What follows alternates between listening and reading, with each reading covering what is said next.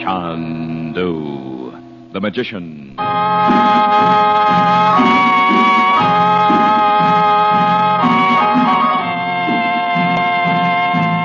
Good evening, ladies and gentlemen. The makers of White King granulated soap present Chandu, the magician. But before our play begins, may we say a word about a century-old tradition. The tradition of Ironing Day. Yes, Tuesday is Ironing Day in most American homes. And more than 3 generations of homemakers here in the West have discovered that clothes washed with White King are wonderfully easy to iron. That's because energetic White King suds not only wash off the surface dirt, the dirt you can actually see, they dig right down and wash out the deeply embedded dirt, the dirt you cannot see. Then they rinse away both suds and soil in your rinse water freely and completely. Yes, free rinsing White King leaves your clothes so clean, your iron glides over the surface with the greatest of ease. Your clothes iron up quickly and slick as you please. So for smoother, speedier ironing, be sure to always wash your clothes with White King. Among all wash day soaps, there is none like White King. That's why you'll say, as thousands of homemakers do, I love White King.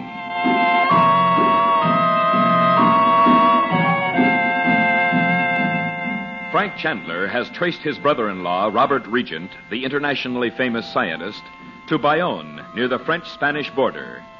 There, in a Spanish cafe, Chandler and the Regent see Natasha, a young Basque dancer whom they had first met months ago in Egypt. With her is Vicente Gomez, a member of the sinister Dakuka Fai, Brothers of Jeopardy. When he sees Chandler, Gomez hastily leaves the cafe. Later, in Dorothy's room at the hotel, she looks with Chandler into the crystal. They are shown a crowded, narrow street in the Silk Bazaar in Cairo. And pushing his way through the turbaned Arabs, an American stops at a doorway beside which hangs a fluttering length of vivid green silk. He hesitates a moment, then goes in. The man is Robert Regent. The present scene opens on the train from Alexandria to Cairo. Chandu, the magician.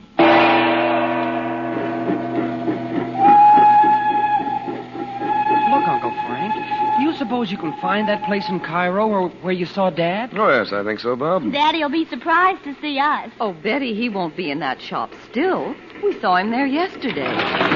I'm sorry, but the train's pretty crowded. Do you mind if I share your compartment? Well, not at all. Thanks.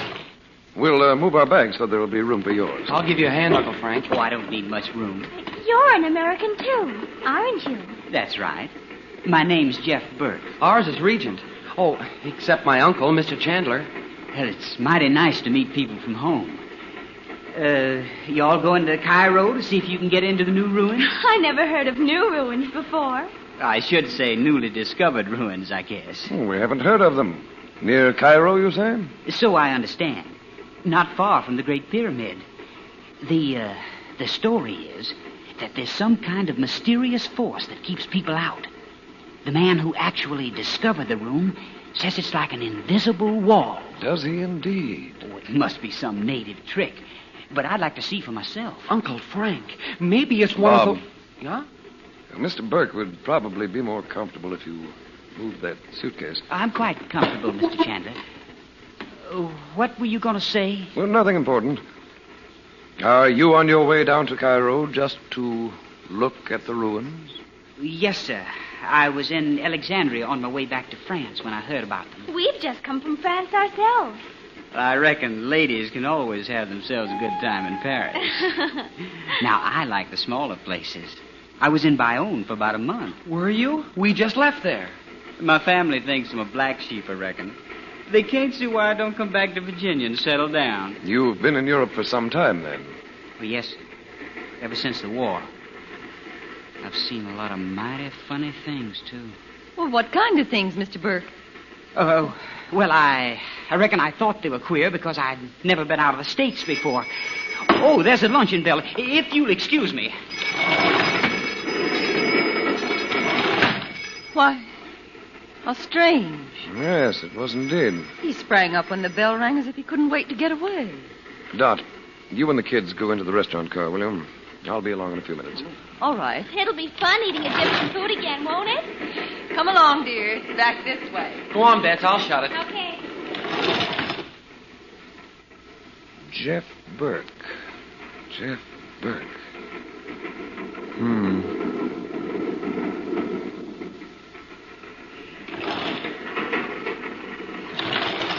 I wondered if you'd be back, Mr. Burke. I stepped into the next compartment. Mr. Chandler, may I ask you a question? Certainly. Are you Frank Chandler? Yes, why? I'm kind of sorry. Oh? I had the impression you were a different kind of a fella. Well, that's interesting. Mr. Chandler, you have a mighty nice family. Your sister's charming, and the little girl's a sweetie pie. I'll pass that along to them. Thank you. I'm violating a confidence, I guess.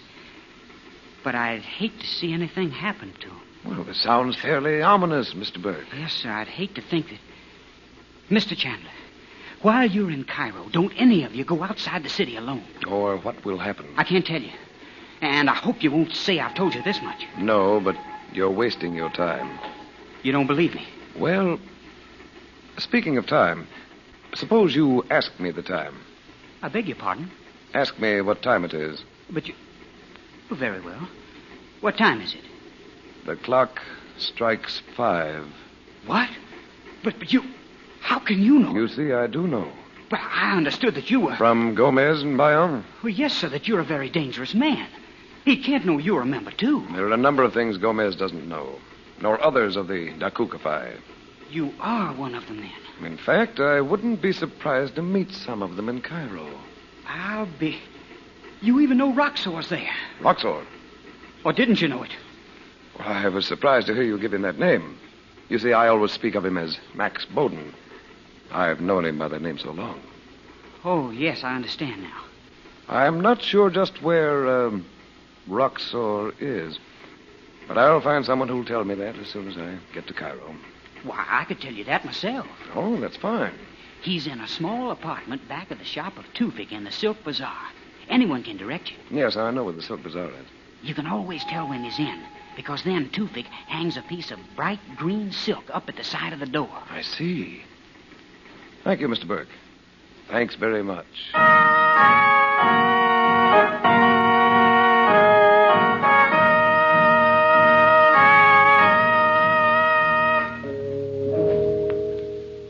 Robert Regent. I cannot believe my own eyes that you would come to me of your own accord, Robert. It wasn't easy, Max. I believe you. I remember how you cowered like a whipped dog each time I came to visit you in the ruin. Don't, Max, don't. In the name of heaven, don't remind me of it again. If I allow myself to think of you standing over me while the guards... I want you to think of it, Robert. Think of me as Roxor, as I am. No, no. You must have taken much trouble to learn where I was so you could come here. And laugh at me. Because Chandler has once more... Max, listen. That's not why I came here. Not at all. So? Why then? I came to remind you of the days when we were friends, working together. Surely, if I can put the years in that ruin out of my mind, you can. You could have saved yourself all the pain if you had given me the formula. But in the end, the formula was lost to both of us. I hope the Arab who stole it has burned it long ago. It will not be destroyed as long as he thinks he will find a man who will buy it. I'd buy it from him myself if I knew where he is. If it took my last cent. You need not fear that I will use it. I do not need it now. I'm glad to hear that, Max. I knew that someday you'd see the folly of trying to set yourself up as a world ruler. What are you saying? Chandler has twice blocked me. But there is another time to come. Oh, Max. Robert, I will tell you this. Like you, I have not forgotten the old days. I was the plodding one, the cautious one, but you... Your mind was like a flame leaping to the end. We worked together, Max. You became like a talisman to me. With you, I could not fail. Robert, it could be so again. Let us destroy the stupid fools who inhabit this earth. Let us create a new civilization. Oh, don't go over that again, Max. What right have you or I to rule this world? Right, wrong. You talk like Chandler. Now, listen to me. You know I've been working on a new series of experiments in Paris. Yes, I know. Laboratory hidden away in the back street over a chemist shop. It doesn't matter that your agents discovered it. All the notes on the new process have been turned over to the Inner Council. I do not believe it. I gave them to Pierre Duval in person. Pierre Duval. So it is done. Yes. These men know all about you, Max. You can't make a move without their knowing. No? It's true. Duval was the one who told me you'd come to Cairo. You can't hope to outwit them.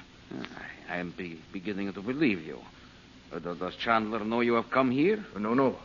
I telephoned my wife from Bayonne, but I knew very well what she'd say if I told her I meant to see you. Women cannot understand these things. Don't take this lightly, Max. The terrible things you've planned are impossible. You have convinced me completely. I will give them up. Max, if you have, perhaps we can work together again someday. If only Chandler can be convinced that I am now nothing more than a plodding scientist once again. Disbanding your organization will convince the world. True. And now I will tell you something more, Robert. You were speaking of the formula, the old one, for which you gave up health and 9 years of your life. What about it? I know where it is. What? Where? Even before the information came, I had decided I would not need it. Where is it, Max? An agent of mine has recovered it in Singapore. But anybody might see it, and no one in the world is safe until I get it back. You could get it, Robert. I will give you identification. Well, of course. Write it. At once, Max. I'll be on the next plane. Yeah, you have only to show this card. I will initial it. R. Yeah. Who knows? This may be the last time I shall make use of that signature. Better take it, my friend. Thank you. I'll have to wire my wife, and then... Goodbye, Max. Where can I get in touch with you again? I will write to you in California. I know the address, you remember. You'll never regret this. I feel as if the weight of the world had rolled off my shoulders. And I. Goodbye, Robert. Goodbye, Max.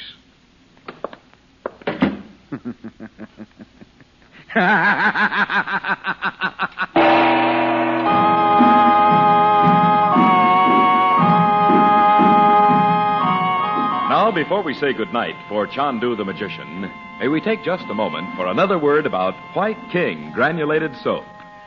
Perhaps you have recently had the pleasure of installing a brand new washing machine in your home. If you have, be sure to take good care of it. And remember that no washing machine can work any better than the soap you use. We hope that your soap is White King, the first soap ever invented for washing machine use. Always a good soap, today White King is better than ever. That's why we say there is no better soap for any washer, new or old. Today, White King's creamy suds wash your clothes cleaner than ever, faster than ever. Wash off surface dirt and wash out hidden dirt. So no matter what type or brand of a washing machine you choose, may we remind you that nothing washes like soap. And there is no soap quite like White King. That's why we know you'll love White King.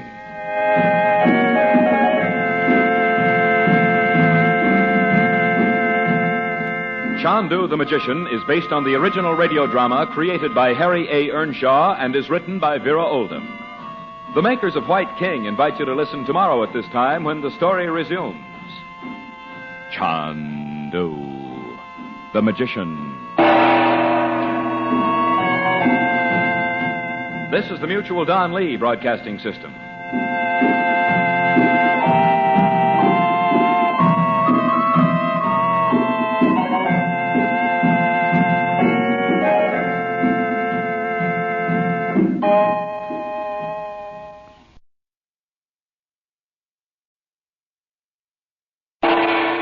Chandu the Magician.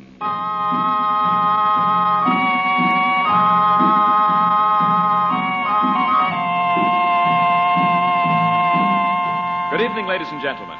Wednesday and every weekday evening, the makers of White King Granulated Soap bring you the thrilling story of Chandu, the magician.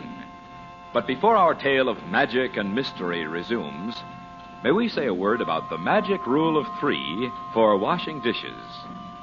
If you believe, as many thousands of homemakers do, that nothing equals rich, thick, sudsy soap suds for washing dishes 3 times a day, remember these 3 things. First, you want a soap that makes plenty of rich, thick suds. White King is the soap for suds. Every tiny granule of soap goes to work making suds. And those White King suds stand up in water that feels comfortable to your hands. Second, you want a soap that washes dishes sparkling bright. When you follow a White King dishwashing with a hot water rinse, your dishes are left so very clean, so very bright, you can dry them in a jiffy. And third, you want a soap that is easy on your hands. Those gentle White King suds are wonderfully kind to pretty hands. For washing clothes or dishes, we know you'll love the soap we make. Yes, you'll love White King soap.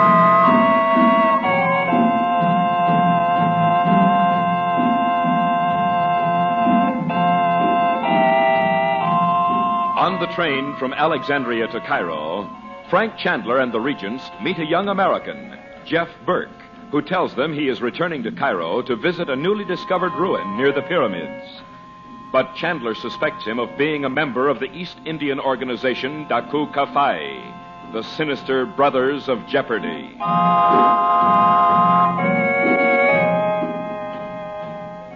By giving the countersign, the clock strikes 5, Chandler convinces Burke that he too is a member, and Burke reveals that not only is Roxor himself in Cairo, but also that he has secret rooms in the native quarter.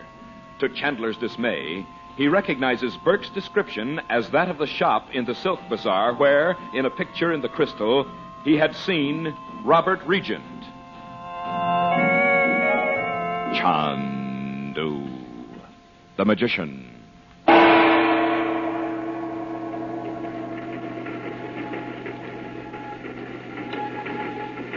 What happened to you, Uncle Frank? Why didn't you come into lunch? I was busy.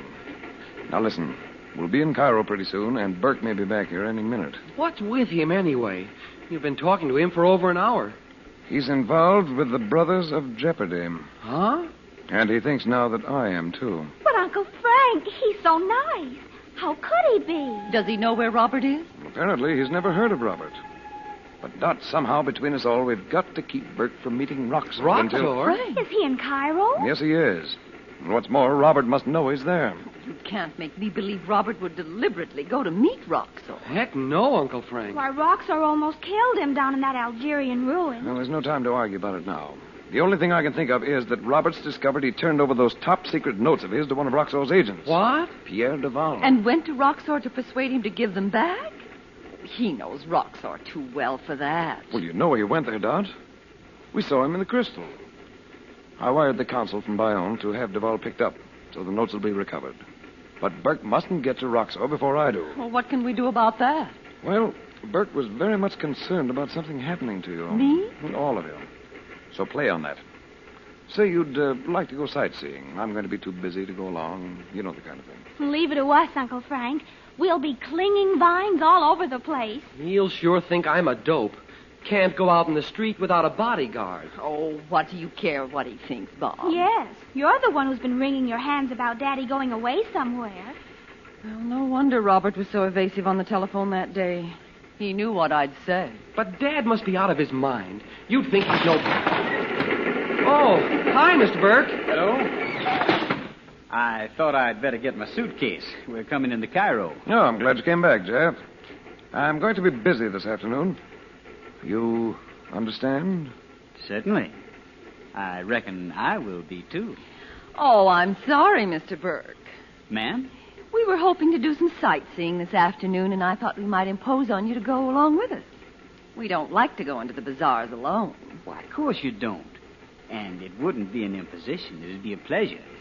But you We see, might even go out to those mysterious ruins you were talking about, Mr. Burke. But I guess we won't get to go after all. I'm mighty sorry, Miss Betty, but I have some business to tend to. Tomorrow, maybe Now, look here, Jeff.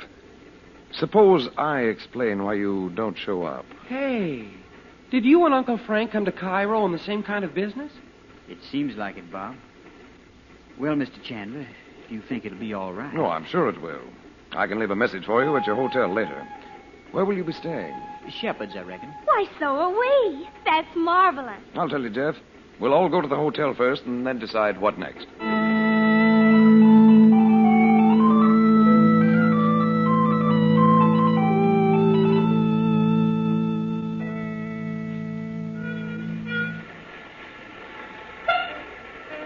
I'll go up to my room while you look over your mail. Shall I, Mr. Chandler? Why don't you? We'll meet you here on the lounge in a few minutes. Very well, Mr. Chandler. Oh, Frank, is that all the mail they forwarded from Paris? Nothing from Robert? Go back and ask again. That's no use, Dot. This letter from Nodgy's the only one they had. Nodgy'll be surprised when she finds out we're right here in town, won't she? She's not here, Betty.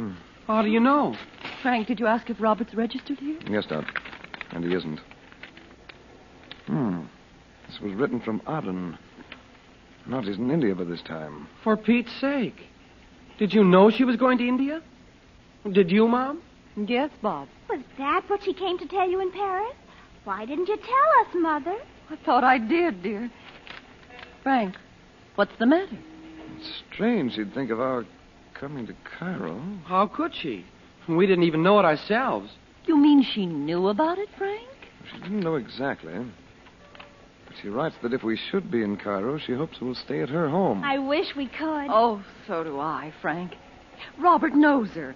He might call her or go to see her. Let's do it. Well, it would be a good idea in more ways than one. At least we'd have privacy. And if we have to stay here any length of time, we'll need it. I don't get it, Uncle Frank. Did Nodgy just have a hunch we'd be coming here, or what? You might call it that, I suppose. Dot, you'll have to tell Burke we're going to stay at Nodgy's. Oh, that's right. Well, I'll just say we're old friends. As long as he doesn't get a chance to talk to Roxor, he'll believe it, I hope. He's just getting out of the elevator. I'll have the luggage taken to Nodgy's and meet you there by dinner time. Dot, you don't look much like a woman starting out on a sightseeing trip. I'm sure I don't. For heaven's sake, if you do see Roxor, be careful, Frank. Mother. Oh, Mr. Burke. We're just ready. Don't you all want to go up to your rooms first? I don't mind waiting. No, our plans have changed. We'll tell you about it. Oh. Mr. Chandler, you'll be sure to explain why I'm not with you. I'm supposed to check in this afternoon. Don't worry, Jeff. I'll explain everything. And I'll see all of you later.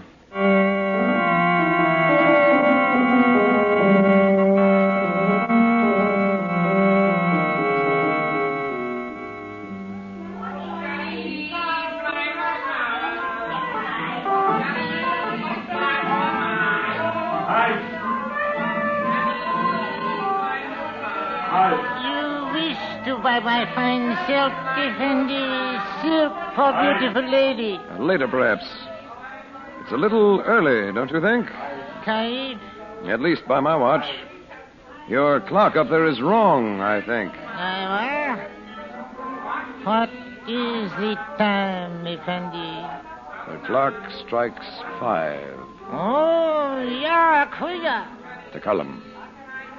Where is Roxor? You should know he is not here. Because the green silk is not hanging beside the doorway. Kuya. Sometimes when he does not wish to speak with anyone, he orders you to remove the silk. Awalam. But he is not in the inner room now. I have come a long distance to see him. He did not tell me when to hang the silk again. I do not know. Tell me this. Has he had an American visitor today? A tall man with hair almost gray, a thin face. Kuya, white and thin with sickness and dark eyes with the look of a soldier who has seen too much killing. That's the man. Is he in the inner room now? No, Effendi. Did he see Roxor? I will not soon forget the face of Roxor when he saw him. Roxor is not a man easy to... What is your word? Surprise. What happened? Did the American come out with Roxor? Oh, no, Effendi. They talked long together. Roxor was most happy. He laughed as I have not heard him before. Laughed? The American must be a very amusing man. I wish to listen, but... Wait. Did you hear anything that might tell me where the American went when he left here? No, Yakuya. Is this American one of us? No, I'm looking for him for another reason. Think. I can only ask you if Roxor knows he is not of the Kulka. Yes, he knows it. Why? Roxor has sent him to the village. Do you think that's possible? The American would not be the first, as you know. And you don't know when Roxor will be back? Who am I to question him? True. Well, then perhaps I'd better go to the village myself and speak to the American. Oh, Kaldi, Yakuya. But it's very important that I see him. You speak of going to the village of the lost, Malantom. Oh. Well, you see... You have so little in your life that you would do this. Why not? I have no wife, no children. Bismillah. But not one of the Dakul Kafai has offered for this. Not even for the great Roxor? Not even to get important information from the American? It would be useless, Yakuya.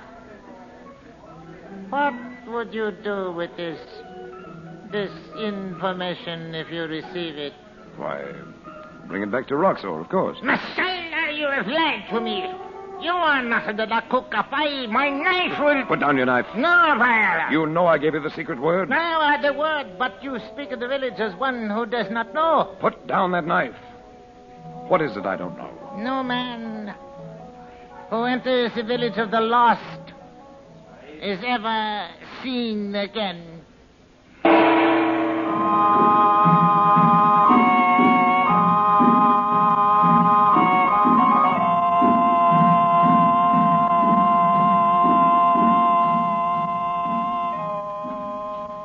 Now, before we say goodnight, we pause to suggest that you and every member of your family join us every weekday night to hear Chandu, the magician. And we suggest that you try the soap we make, White King Granulated Soap. You will discover that there is no better soap for your washing machine than White King. White King makes plenty of good, rich, foaming soap suds. Long-lasting suds that do not fizzle out on you when your wash water cools down. And White King suds really roll the dirt right out of your clothes. You'll be so proud of your washing. The white things so very white. The colored things kept so fresh and bright. The washing time shortened so considerably, it saves you effort and saves wear on your clothes as well. So may we remind you, nothing washes like soap. And there is no soap like White King. You'll love White King. And when you buy a box, be sure to save the box top, won't you?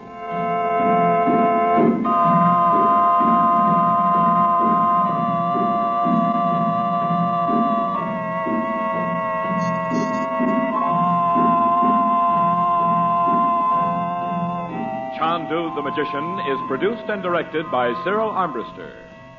The makers of White King invite you to listen tomorrow at this time when the story resumes. Chandu the Magician. This is the Mutual Don Lee Broadcasting System.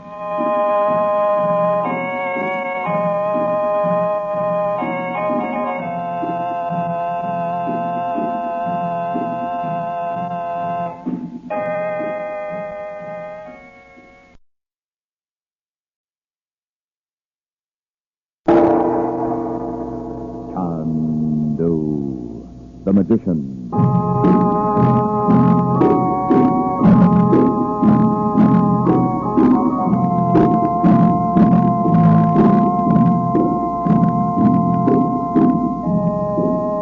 Good evening, ladies and gentlemen. Once Once again, this Thursday evening, the makers of White King Granulated Soap bring you more adventures of Chandu, the magician. But before we begin our play, may we say a special word to you newcomers here in the West. If you have never tried White King soap in your washing machine, be sure you buy a box of this splendid wash day soap at once.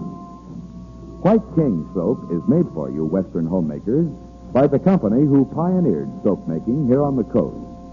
They invented White King as a washing machine soap. This famous granulated soap has been a good soap for more than 3 decades, and today it is better than ever, actually improved in quality. We invite you to try White King soap in your own washing machine. See for yourself how quickly it dissolves in your wash water, how those rich, thick White King suds wash off surface dirt, wash out hidden dirt. Remember, nothing washes like soap, and there is no soap like White King. You'll love White King soap for your washing machine.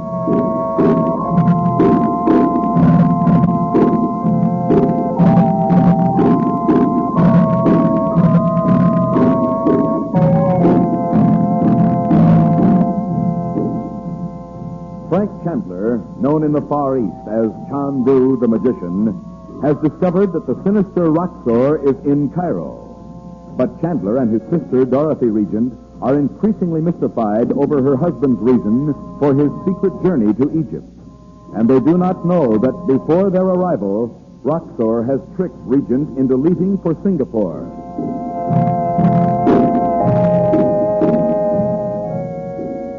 Meanwhile, posing as a member of the Daku Kapai, a group of Roxor's agents, Chandler learns from Jeff Burke where Roxor is. But the Arab whose shop conceals Roxor's quarters says Roxor has sent Regent to the desert village of the Lost, from which no man has ever returned.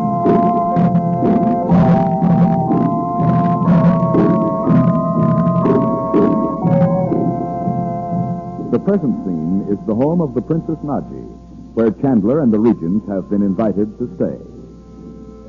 It is early evening. Chandu, the magician. Hello, Abu. You didn't think you'd be seeing us again, did you? My princess told me to make you welcome if you came, sister. Good evening, Abu. You are most welcome, sister of Chandu. Thank you. Is my brother here yet? It is so, sister. In here, Dot. Brother, did we walk Jeff's legs off? And our own, too, almost. Are you dead, Mother? Oh, no. Frank, what did you find out? Robert wasn't there, Dot. Nor Roxor. Oh, now what? We kept Mr. Burke out until we couldn't think of another excuse. Give me your hat and stuff, Mom. Oh, thank you, son. Doesn't make much difference now, Dot, if Burke does get to Roxor. Robert's gone anyway. Are you sure Dad wasn't around there someplace, Uncle Frank? Yes, I am. Oh. Dot, where was Burke going, did he say? Back to the hotel? He said he was expecting a message from somebody. Roxor, of course. No. No, he'd already been ordered to report to Roxor. I thought it might be the guy Dad gave the notes to on his experiment. Pierre Duval. Well, he'd go direct to Roxor, too. He wouldn't call Burke. Maybe you can find out from Jeff tonight, Uncle Frank. How? Mother invited him to dinner. You'd better tell Abu, Mother. If Mr. Burke sees Roxor, he certainly won't come. No, I only asked him as a last resort. I certainly don't feel like entertaining a guest. And what a guest. Well, except that if we didn't know about him, I'd like him a lot. I may as well tell you, Doc. I wouldn't, if I could help it. Until I find out if it's true. You do know where Robert is? I only know what Roxor's man said. He thinks Roxor sent Robert off to a place in the desert called the Village of the Lost. The Village of the Lost? Uncle Frank, that sounds like the things Dimitri said. I know it does. I couldn't ask the fellow where it is or anything about it, Doc. He thought, of course, I knew. You'd think Dad would know better than to walk right into Roxor. It sounds like the kind of dopey thing I do. But Dad's not dumb. I can't understand it, Bob. There's one thing certain, though. No matter why your father went to the desert, he couldn't go alone. Why not? Well, he'd have to get camels and so on. And someone to bring the camels back. Frank, do you mean that literally? People go to that village and don't come back? So we said. But if it actually exists, why have I never heard of it before? Well, someone must know how to get there. Burke might even know, although... Well, we'll see. But if there is such a place, I'll go out there myself. Oh, what is it, Abu? The Assembly Burke is at the door, Chandu. Well, ask him to come in here, will you? And remember, don't call me that while Mr. Burke's here. As you say, Assembly. And children, be careful what you say, too. Won't be as easy as it was this afternoon. You know, Jeff really has a lot of charm. Oh, why must he be such a snake? In this room, if you will, Assembly. Well, Jeff, you seem to have survived the afternoon. Oh, yes, sir. Good evening, Mrs. Regent. Good evening. Evening, Miss Betty. Hello, Jeff. Mr. Chandler, how'd you happen to get in here? Come over here and sit down. Excuse me, Mrs. Regent. Oh, it's quite all right. I know you and Frank have business to talk over. Oh, Abu, just a minute. What do you mean, Jeff? I mean the princess. I'm surprised you bring your family here, even if you were willing to take the chance yourself. Well, didn't my sister tell you? We've known the princess for years. You can't know her very well. She's one of the most dangerous women in the world. Oh, come now. I'm serious. Why, I've been told she's connected with a regular gang of international spies. Oh? You're trying to put me off. You must know all this. I know. You've come here to find out what she's up to now. Why, I've even heard that she claims to be a sorceress. Did you know that? Yes, I've heard it. If you don't mind my asking, Mr. Chandler, why did you bring your family with you? What did you have to get out in a hurry? Oh, we'll manage. I don't know about that. Oh, man. You know, all of a sudden I'm beginning to feel as if I'm in over my head. I don't wonder. I certainly admire your nerve. Who does this princess think you are? She knows who I am. I hope not. Or you'll be picked up dead someday in one of the native dens, and no one will know what happened to you. Look here, Jeff. Let me ask you something. You haven't been with Roxor long, have you? Well, no. No, I didn't even know we were working for him at first. When I joined, I thought Dimitri was the head man. You did say it was right after the war when you became a member of the Dakuku. Chandler, you think we ought to mention the name of it here? Well, let's not. Well, anyway, it wasn't right after the war. I'd been fooling around in Paris. I just couldn't face going home and sitting around in my little old hometown. You thought you'd be going to India. I sure did. You know, there's something about the Far East. Jungles and weird native rites. You had a good fight now and then to keep a man from stagnating. And then someone introduced you to Dimitri. Yeah, that's right. It was a newspaper man I met in Bistro. A newspaper man? And you've never seen him since? How'd you know? I know how these things are done. Oh, yeah. Well, you know, it was right funny. He just didn't show up one day, and I never knew what had become of him. I'll tell you. You even know who I'm talking about? Well, I thought nobody knew who the others were. It was Masters, wasn't it?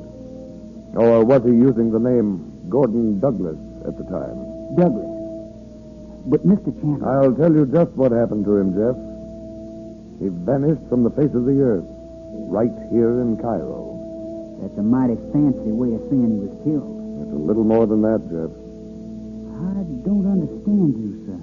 I think you do. Douglas was one of the lost ones. You mean he was sent to that village in the desert? Well, figure it out for yourself. I don't mind saying I want no part of that private little devil's island. I don't blame you. Still, I'd rather like to see that village. I thought I might go out there while I'm here this time. Don't you do it. Why not? But don't you know you'd never come back?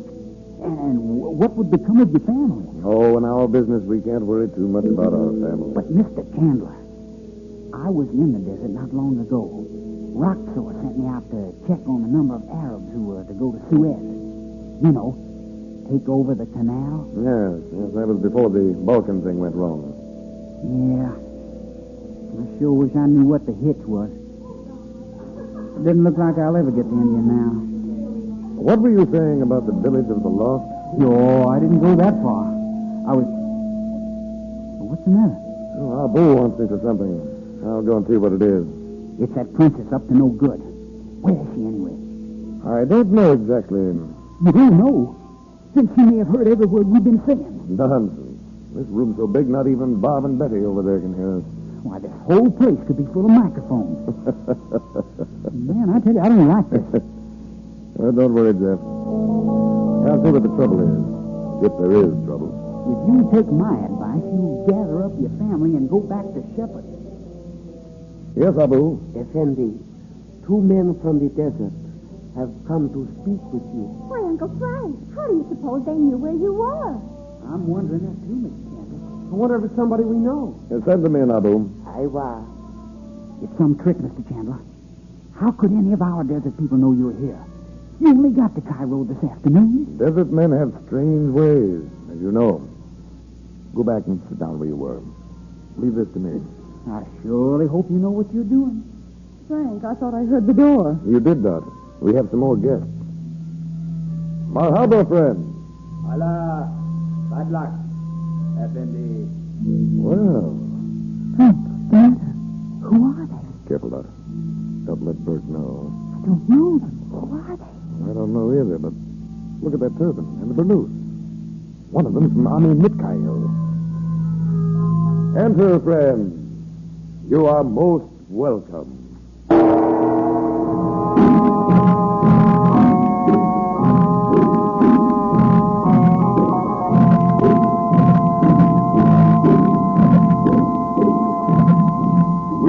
Before we say good evening, to suggest that you and your family listen to Chandu every weekday evening at this time. And for your family wash, we'd like to have you try the soap we make, White King Granulated Soap. If you think that a washing machine soap should make suds, plenty of rich, thick, energetic suds, then you'll love White King. For White King makes plenty of suds. Suds that stay up even when your wash water cools down. And White King suds are never lazy suds. They are so full of wash day energy, they wash your clothes clean and wash them fast.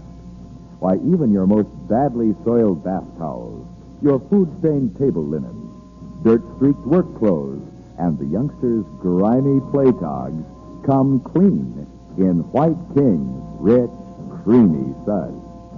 So on your radio for thrills and adventure, remember to listen to Chandu the Magician every weekday evening. And in your weekly wash, remember to use White King Granulated Soap. Nothing washes like soap. And there is no soap like White King for your washing machine.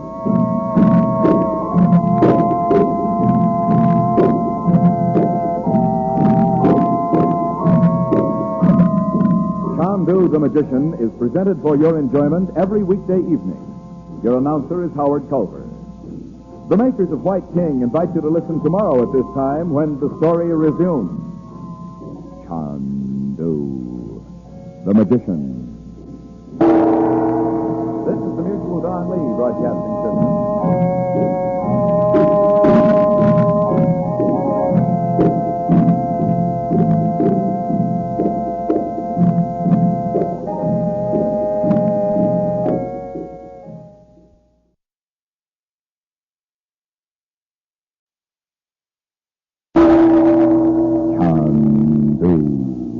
The Magician.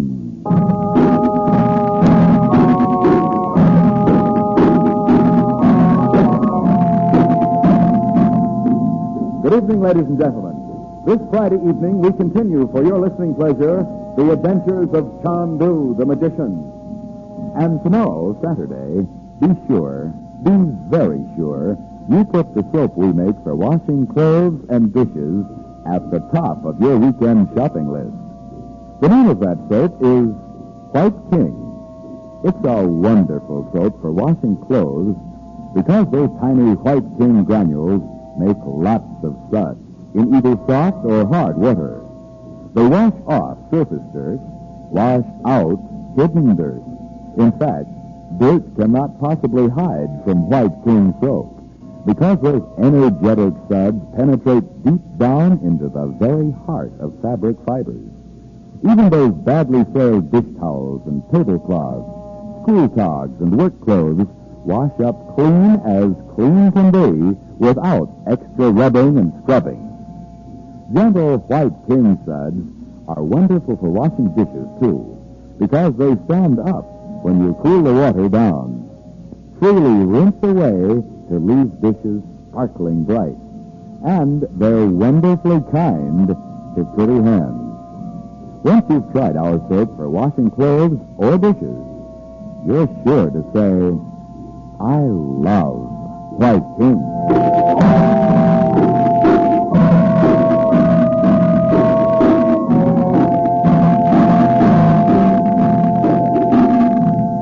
Frank Chandler, still unaware that Robert Regent has left Cairo for Singapore, is anxiously trying to discover the location of the mysterious, haunted Village of the Lost. Chandler has been told by an agent of Roxor's that Regent has gone to this village from which no man is ever known to return. From Jeff Burke, a young American who is a member of the sinister Daku Kapai, and who believes Chandler is also, he learns that the stories about the village are true. But at Naji's home, they are interrupted by the arrival of a man from the desert, asking for Chandler. Burke is instantly suspicious, and Chandler knows that one sign of recognition will destroy his careful plan. Chandu, the magician. Peace be upon this house. And upon thee, friend. Marhaba. Your uncle's very much at ease with Arabs, isn't he? Oh, sure, Jeff. He's been over here a lot. Uncle Frank has loads of Arab friends. Well, I don't trust them, any of them. But you know what? What, Bob? See that gold clasp on the big guy's beneath? Uh-huh. Abdallah's father told me all the men in his tribe wore them. Does Mr. Chandler always carry y'all around with him? Oh, no. He did the other time because we were... Oh, Mother, I didn't see you. What do you suppose they want? Oh, I don't know, dear. I thought I'd sit over here with you until Uncle Frank finds out. If Andy, it is always so. Very well, then. Tell us the story. You can't be just a storyteller like those guys in the bazaars. They're up to no good. Let's throw them out, Bob. No. What is it they want, Frank? Oh, the big fellow's a desert storyteller. But why should he come here asking for you? Oh, you know how these Arabs are, Jeff. Yeah, that's just the trouble. When I was out in the desert, He just happened to be in Cairo, and one of my Arab friends told him I was here. All right, Miss Hopper, tell us the story. Well, he even brought a musician. What did I tell you, Jeff?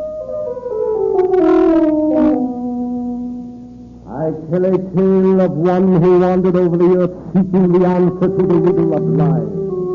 His name was Ben Qasim, and where he began, no man knows. That's a help. There came a night when he reached a great oasis in the desert, and as he passed through the gates of a moonlit garden, he heard a strange whispering in the cypress trees. Cypress trees? How about it, Jeff? Then Qasim turned from the path, and before him stood a silent figure in a great hooded cloak, black as the heart of Arimah. I know that. Wait. And then Qasim asked, "Who art thou?" The figure spoke not, but moved before him down the path between the cypress trees to the heart of the garden, where the fountain was silver under the desert moon. Bob, he sounds kind of like Abdallah. He does, it does. Who is this Abdallah? There the figure stood still, and from it dropped the cloak, and Ben Cassim's soul. It was a maiden, and about her white throat was a gown in the desert blossoms, red as blood. Dimitri, Mr. Chandler. No, Dot. I told you who he is. And the maiden spoke. When a stone is dropped into the fountain pool, the water receives it, and in one moment even the ripples that make it fall are full. Thus will it be when a man permits himself to fall into a pool of treachery. Does this mean something to you, Mr. Chandler? Not yet. Well, then, as the maiden turned, the fragrance of 1,000 blossoms filled the air about Ben Cassim, so that his soul fainted with their sweetness. Oh, for Pete's sake. Keep still. I think he's marvelous. Trembling, Ben Cassim closed his eyes as if he had beheld a vision of paradise. And when he opened them once more, he saw not. And for a moment, silence fell upon the moonlit garden. And then he heard her voice, faint as the echo of a dream, and filled with the sadness of tears. And the words she spoke was, beware. Mr. Chandler, this is no good. I'm sure he will. Burke, I want to hear it all. Beware, Ben Cassim, she said. One comes from over the sea whose ways are evil, for he has fallen among evil men. You can't tell me this is just a story. And when ill fortune comes to the one from over the sea, his shadows will fall upon those who trust him, and the name of the shadow is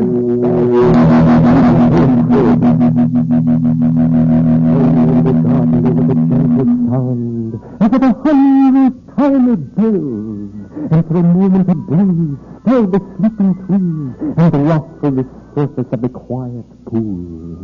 And again the fragrance made Ben Cassim when he lifted his head, there was silence, and the sweetness was no more. And Ben Cassim was alone.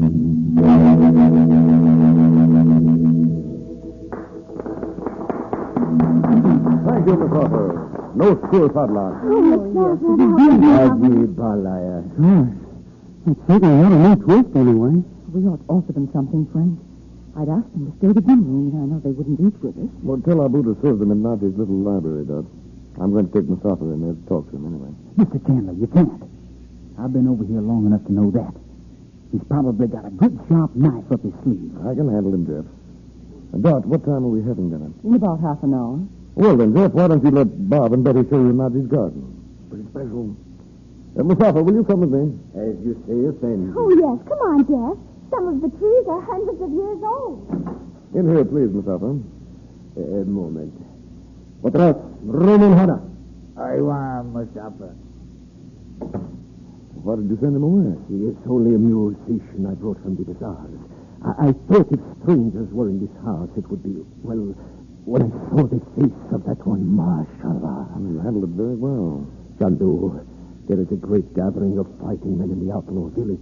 This stranger was with them, Chandu. Yes, I know. Burke's in the service of Roxor. Aish Thakur. Tell me, did you ever hear of an oasis called the Village of the Lost? Aiwa. It is said to be a place of evil. Oh, you don't know where it is. Place, Chandu. There is a narrow road which breaks from the caravan route. But you do not seem to go to the evil place. I'll have to. My sister's husband is believed to have started for that village today. Mashallah. You will not see him again. And if you go, you will be numbered among the lost ones. Not if you could get me fast camels so I could overtake him. Can you do that for me, Miss Arthur? My camels run faster than any in the whole Sahara, but... How soon would you be ready to start? Tonight, if it must be. I'm not asking you to go all the way, you understand. just to show me where the road turns off. Bismillah. Good. Abu will bring you your dinner. And when you've finished, come into the drawing room and we'll go. But you have forgotten the stranger, Chandu. First, I'll think of something to tell him. You're a good friend, Mustafa. Frank, why did you really come here? To warn me against Jeff. Is he still outside? Here. Does he know where the village is? Oh, here they are. So you see, Jeff, Uncle Frank found us, and it was all right after all. It was funny after it was all over. Mom, isn't it almost time for dinner? I could eat a camel. By the time you changed, it will be. I'll go up, too. It won't take me long, I'll tell you that. Where's that Arab, Mr. Chandler? Still in there. Don't worry about him. Well, the little fella slipped out.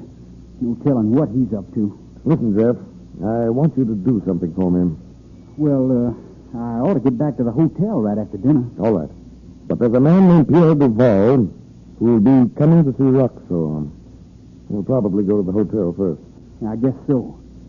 You know, he's the weirdest character I ever saw. Oh, you know him then? Well, yeah, he came to the meeting at Bayonne's. Mr. Chandler, how come you weren't there? Oh, I was doing something else at the time. I couldn't make it. You know, that was the first time I began to wonder what I'd got myself into. Listen to me, Jeff. Roxor's out of Cairo temporarily, you know. But Duval has some very important papers I have to see him. Oh, but... Now, wait.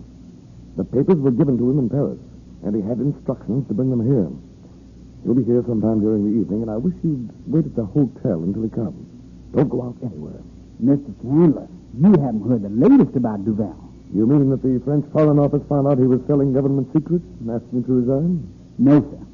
I mean he was arrested in Bayonne. Oh. Well, no, I hadn't heard that. Well. But it's all right about those papers he was carrying. It was a report on some important chemical experiment. I know. Well, he was arrested on some minor charge. You know, just an excuse. But he went into his bathroom at the hotel and burned up every paper he had before they took him away. What? Yes, sir. Every single one. So you see, Mr. Chandler, it's all right.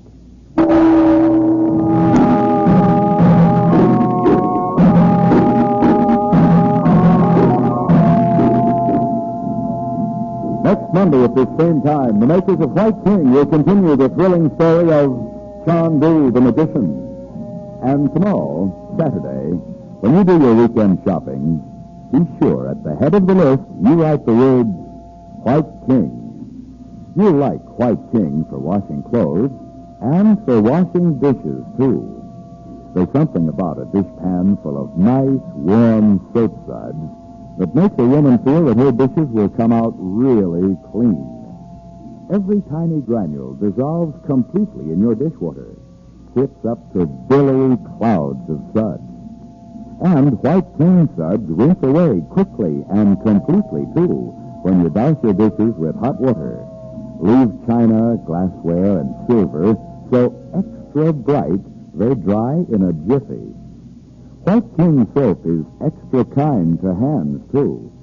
It is so easy on lovely hands that thousands and thousands of ladies who use it say, I love White King. Yes, indeed, for washing clothes or dishes, you'll love White King.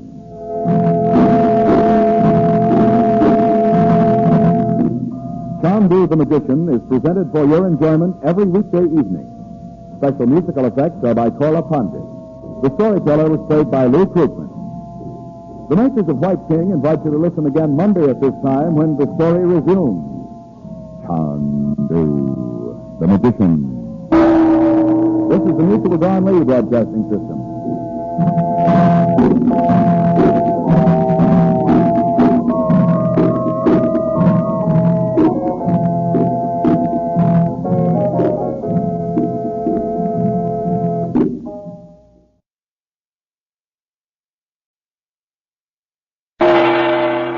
Chandu, the magician.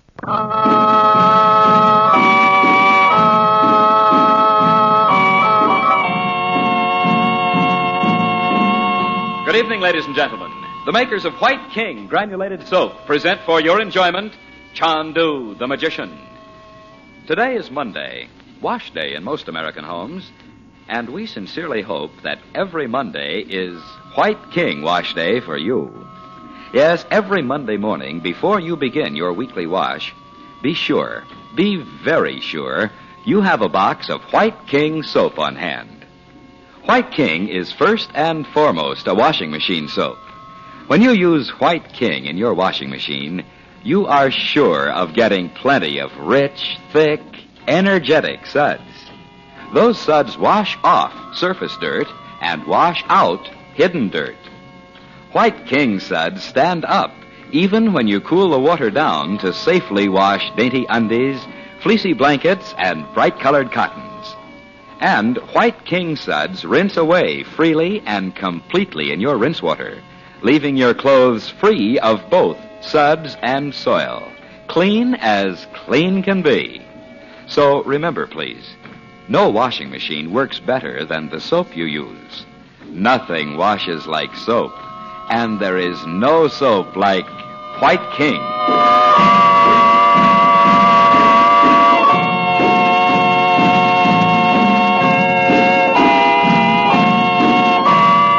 At the home of Princess Naji in Cairo, where Frank Chandler and the regents are staying, Musafir, a desert Arab, poses as a wandering storyteller in order to convey a grim warning of death to Chandler at the hands of Jeff Burke, their guest. But Chandler already knows that Burke is an agent of the dreaded Daku Kafai, a sinister organization which has spread to the Near East from India. Chandler engages Musafir as a guide on an expedition into the desert, hoping to overtake Robert Regent before he reaches the legendary oasis known as the Village of the Lost. Chandler is risking his life to make the trip, not knowing that Regent has, in reality, been tricked by Roxor into leaving for Singapore.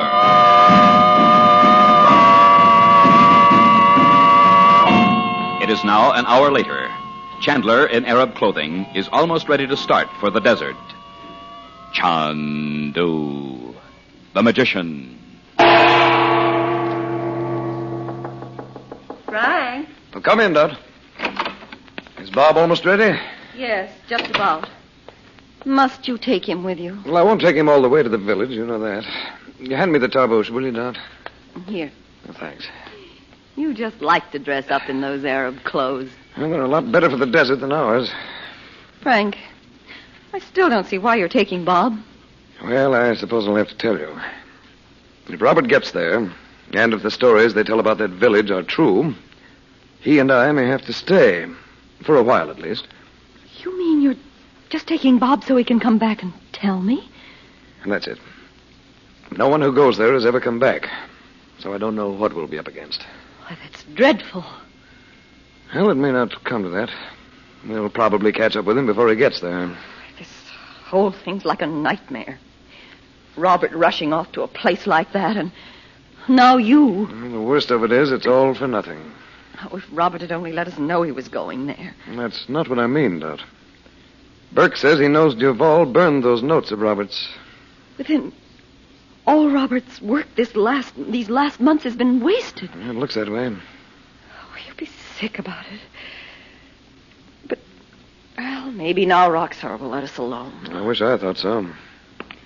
Well, I'll call Bob and we'll go. Wait, Frank. There's something else on your mind, isn't there? All right. Yes, there is. Now are you satisfied? Tell me. Good heavens, you're going out to that ghastly place, and you say yourself we may never see you again. You act as if you were going somewhere to tea. Well, I'll tell you that. But it's nothing more than a feeling. Ordinarily, I wouldn't make this trip at all. What? No, I wouldn't. It's almost as if I were forcing myself to go on, like walking through deep sand. There's some reason why I shouldn't go. And yet, as long as Robert's headed for that village, I can't take the risk of staying here. You're worried about Jeff Burke? No, I've done all I can about him now. I'll tell you, Bob and I'll go out by the river gate so Burke won't see us. And tell him I was called away. Anything. I will. You'd better go downstairs, Dot. Betty tries, but if Burke starts asking questions...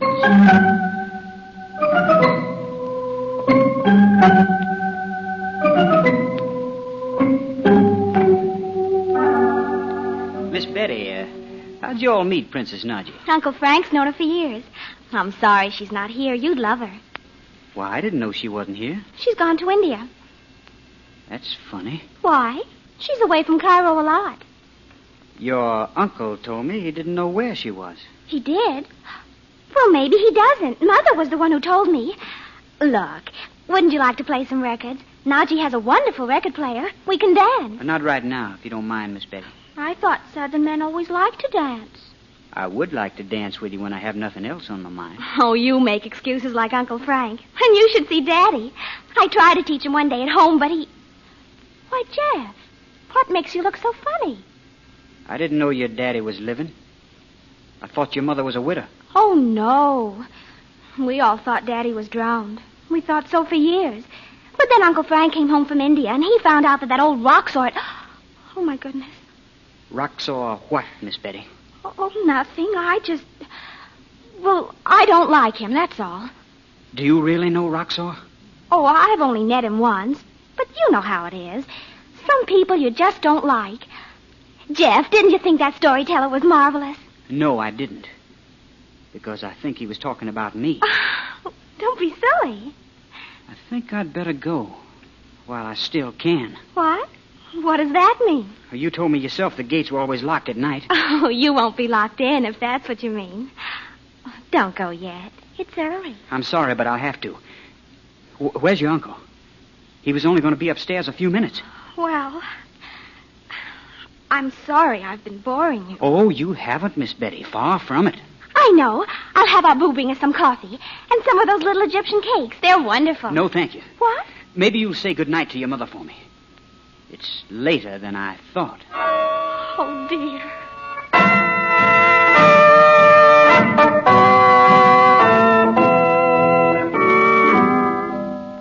Burke, I do not tolerate excuses.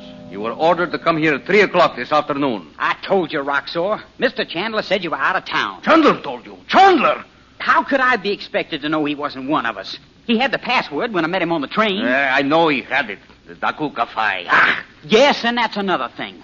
When I joined this outfit, I was told I'd be sent to India as soon as we'd cleaned up for you in the Balkans. I'm getting mighty tired of being just an errand boy. Why, you impertinent young puppy! If the men of the Daku Kafai had not failed me in Montebania, the Middle East would be in my hands today. You tell that to the big boys that run the outfit. They ordered us out of the Balkans overnight. You will speak to me with more respect. Look, I came here to tell you what I found out about Mr. Chandler. If you're not interested, okay. Sit down, Burke. Sit down. Well, all right. But I'm not going to Listen to me, you young idiot. It was Chandler who brought to nothing my invasion of the Balkans. For years he has stood in my way. You think you can tell me anything I do not know of him? You didn't know he had the countersign, did you? Yes, I knew it. He came here today and fooled Khalil with it. But as it happened, that was well. Khalil told him Robert Regent had gone to the village of the lost. Chandler will follow him. I know his mind. Now, I reckon he will, Roxor. He was asking me if I knew where it was. You see?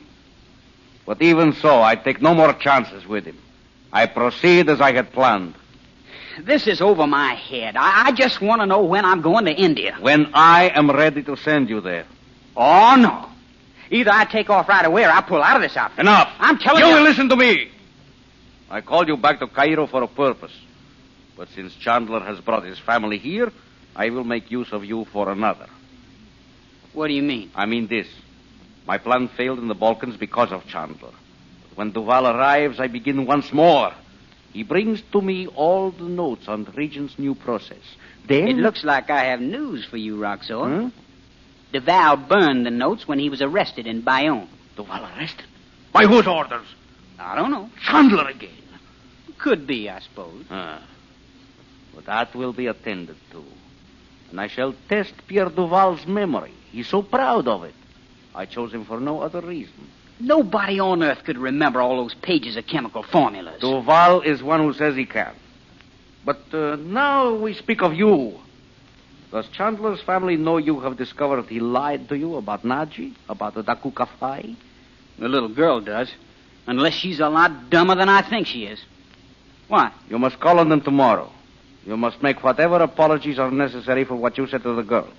And then... Now, look here, Roxor. You will do exactly as I say. I didn't join the outfit to do this kind of dirty work. So. The prisons of Egypt are not pleasant places for even a short stay.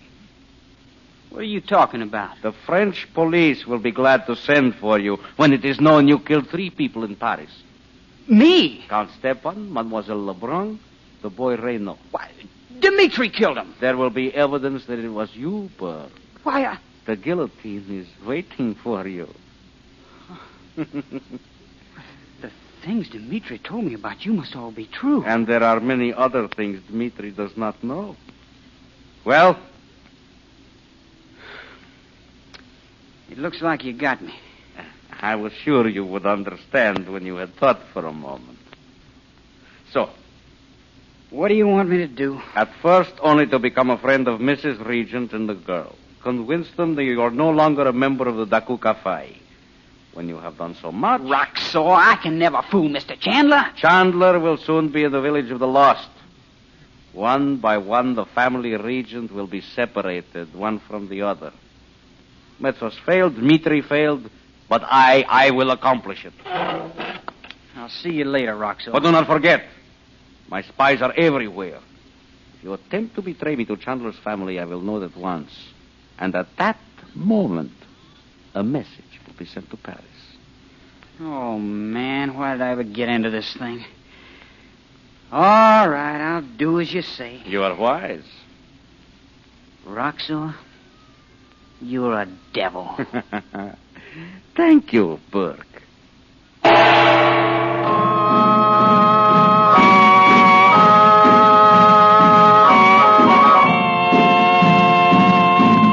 Our drama has come to a close until tomorrow night. But there's drama and maybe magic in millions of homes where White King soap is used. Once upon a time, people thought they should buy 2 or 3 kinds of soap. One for washing machine and dishpan, maybe 1 or 2 for dainty things like lingerie and stockings. But more and more people discovered White King, the one and only one soap you ever need, no matter who you are, where you live, or what you have to wash. Your husband may be an engineer, or he may work in a bank. You may have sheets and pillowcases no end to wash, or you may live in a hotel with no laundering problem other than your nylons. Listen to these wonderful words. White King gets out the stubbornest dirt. White King protects, as with a caress, the daintiest fabrics. Know what you'll say? Do you? You'll say this: I love White King.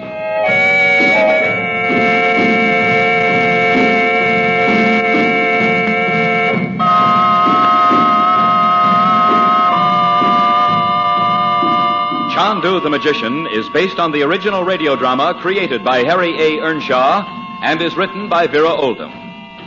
The makers of White King invite you to listen tomorrow at this time when the story resumes. Chandu the Magician. Portions of tonight's program were transcribed. This is the Mutual Don Lee Broadcasting System.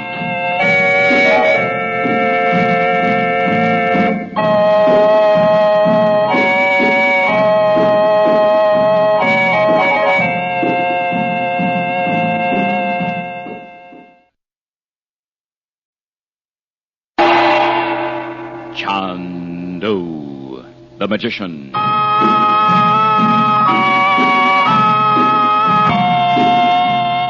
Good evening, ladies and gentlemen. The makers of White King Granulated Soap present Chandu the Magician. But before our play begins, may we say a word about a century-old tradition, the tradition of Ironing Day. Yes, Tuesday is Ironing Day in most American homes. And more than 3 generations of homemakers here in the West have discovered that clothes washed with White King are wonderfully easy to iron.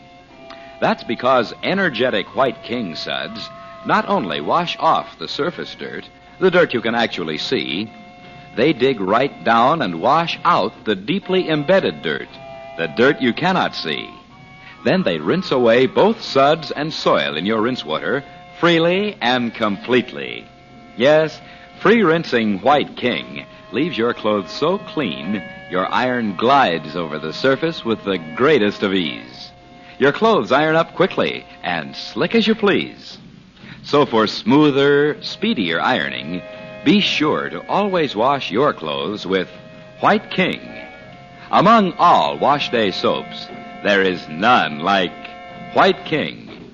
That's why you'll say, as thousands of homemakers do, I love White King.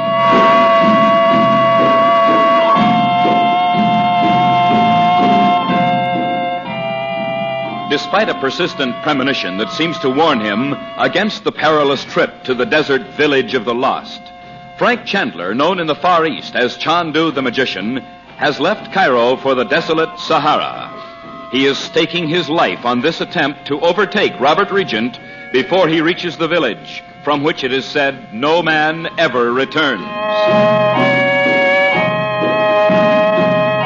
Meanwhile, in Cairo, the sinister Roxor has not only misled Robert Regent into leaving for Singapore, he has also forced Jeff Burke into his scheme to separate and kill the Regents one by one.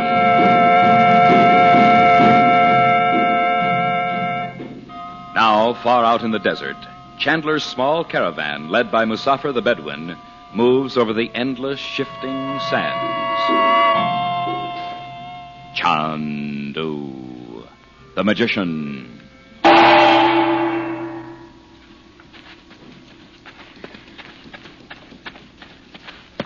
Musafir wasn't kidding when he said he had fast camels, Uncle Frank. No. We should have overtaken your father long before this. And he must be traveling with a caravan. It's sure funny that nobody knows where that village is. Musafir says desert people are careful not to find out. What? Well, where's he going? I thought he said... Hey, maybe he saw somebody when he rode up over the dune. Well, I certainly hope so. Oh, it's another caravan. They've stopped for the night. I don't see anybody down there that looks like Dad. Well, we'll get off here. I never like to ride right into an Arab camp. Yeah. Boy, I'll be glad to get off this camel for a while. Wait until your camel kneels, Bob. Oh.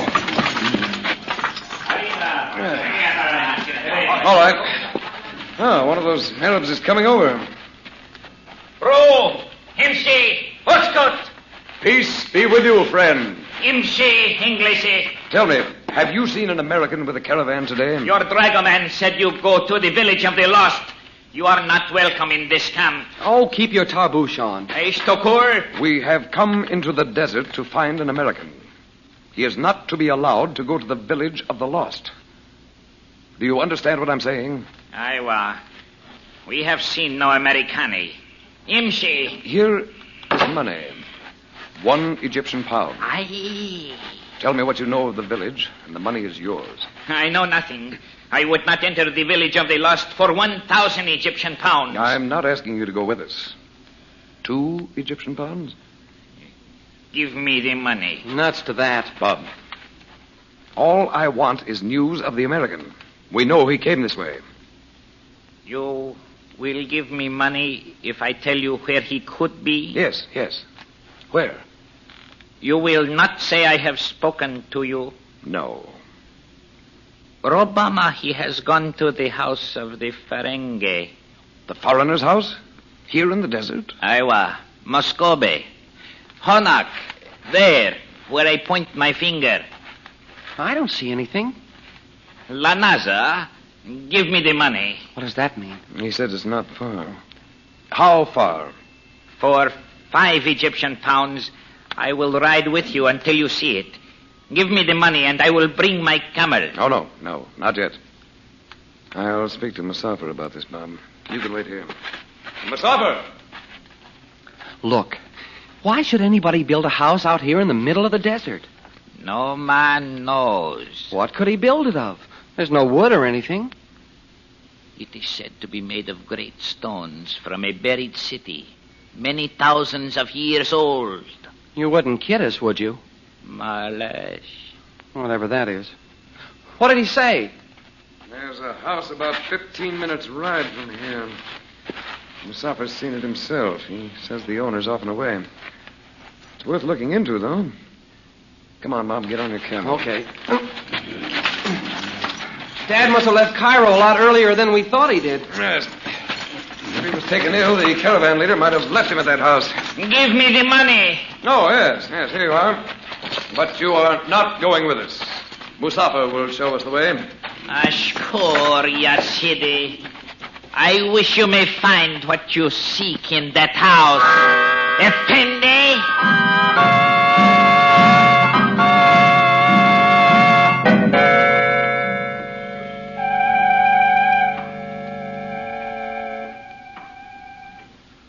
The house is all dark. Gosh, this is a creepy darn place. No wonder Musafir said he'd wait back there for us. I only hope your father isn't here. You hope he isn't? After what that Arab said about the owner. It was not even locked. The owner knew it would be perfectly safe. We'll feel pretty silly if we just walk in and then the guy comes home. Uncle Frank, what's the matter with this house? Wait a minute, Bob. Let's have some light. There were some candles. Yes. Now. Look, Bob. The portrait. The Arab said Muscovy, a Russian. It's Dimitri. Looking straight at us. In the costume of a 16th century Florentine.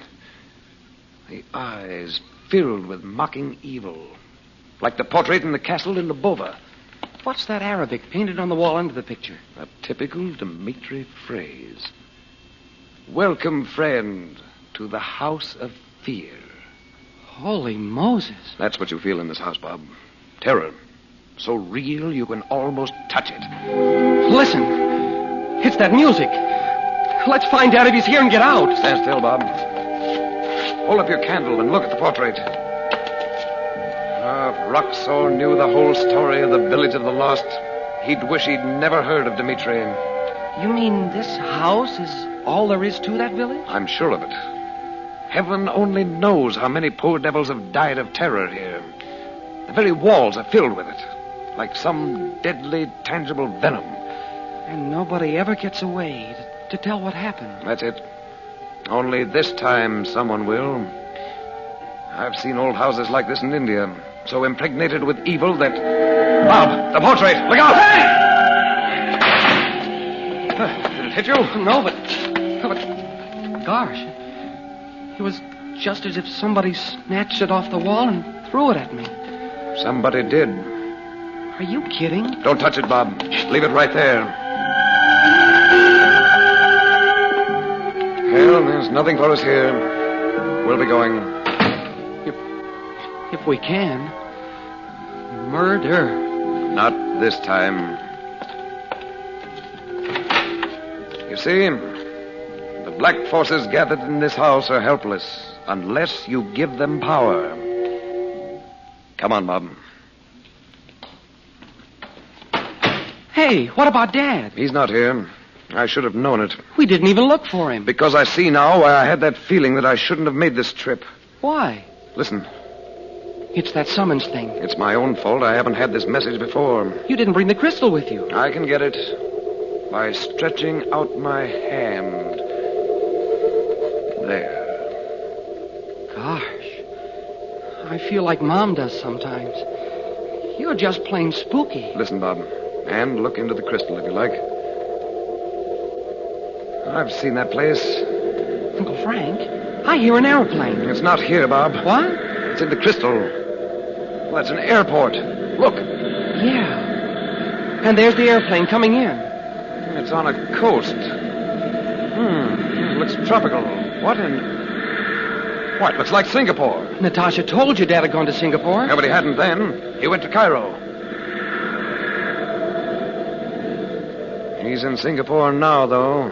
He must be. Oh, great. And here we are in the middle of the Sahara Desert. We won't be long. We'll take our camels to Musafir and go back to Cairo. On foot? You know better than that, Bob. Come on.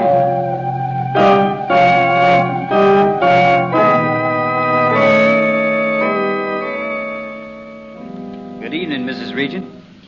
Evening, Miss Betty. Good evening, Mr. Burke. Hello, Jeff. I came to apologize for the way I spoke to Miss Betty last night. It isn't necessary.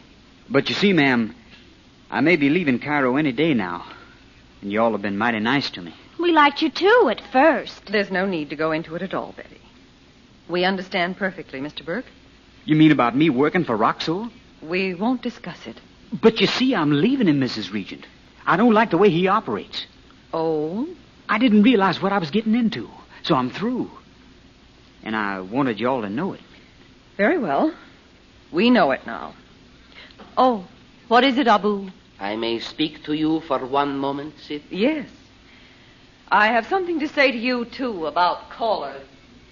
She's mad because Abu let me in, I reckon. Well, how could you bear to work for that old Roxor? I'm not anymore. Look, couldn't we start over and make friends? You can't imagine how lonesome it is for me here. I don't know a soul. Well, I don't know about that. Listen, Miss Betty, I know your uncle's out of town. Wouldn't you like to do some exploring while he's gone? You might never get to Egypt again. It is fascinating, isn't it? Oh, it surely is. I know about a place in the desert, thousands of years old, they say, and haunted. Wouldn't you like to go see it? It sounds like fun, but... I know it would be. We could take a picnic lunch, and it'd be like back home. Besides, who knows? We might discover some old tomb nobody ever saw before. Oh, say you'll go, Miss Betty. Well...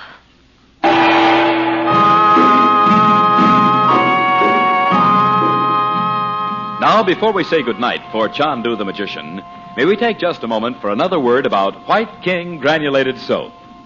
Perhaps you have recently had the pleasure of installing a brand new washing machine in your home. If you have, be sure to take good care of it. But remember that no washing machine can work any better than the soap you use. We hope that your soap is White King, the first soap ever invented for washing machine use. Always a good soap. Today, White King is better than ever. That's why we say there is no better soap for any washer, new or old. Today, White King's creamy suds wash your clothes cleaner than ever, faster than ever. Wash off surface dirt and wash out hidden dirt. So no matter what type or brand of a washing machine you choose, may we remind you that nothing washes like soap, and there is no soap quite like White King. That's why we know you'll love White King.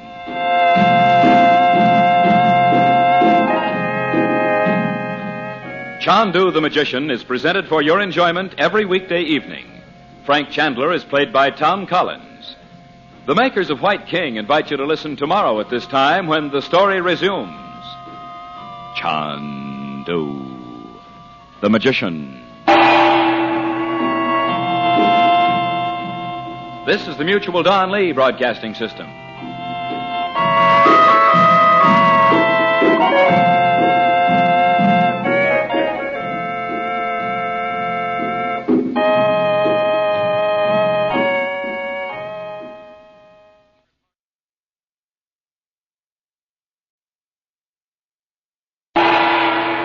Chandu the Magician.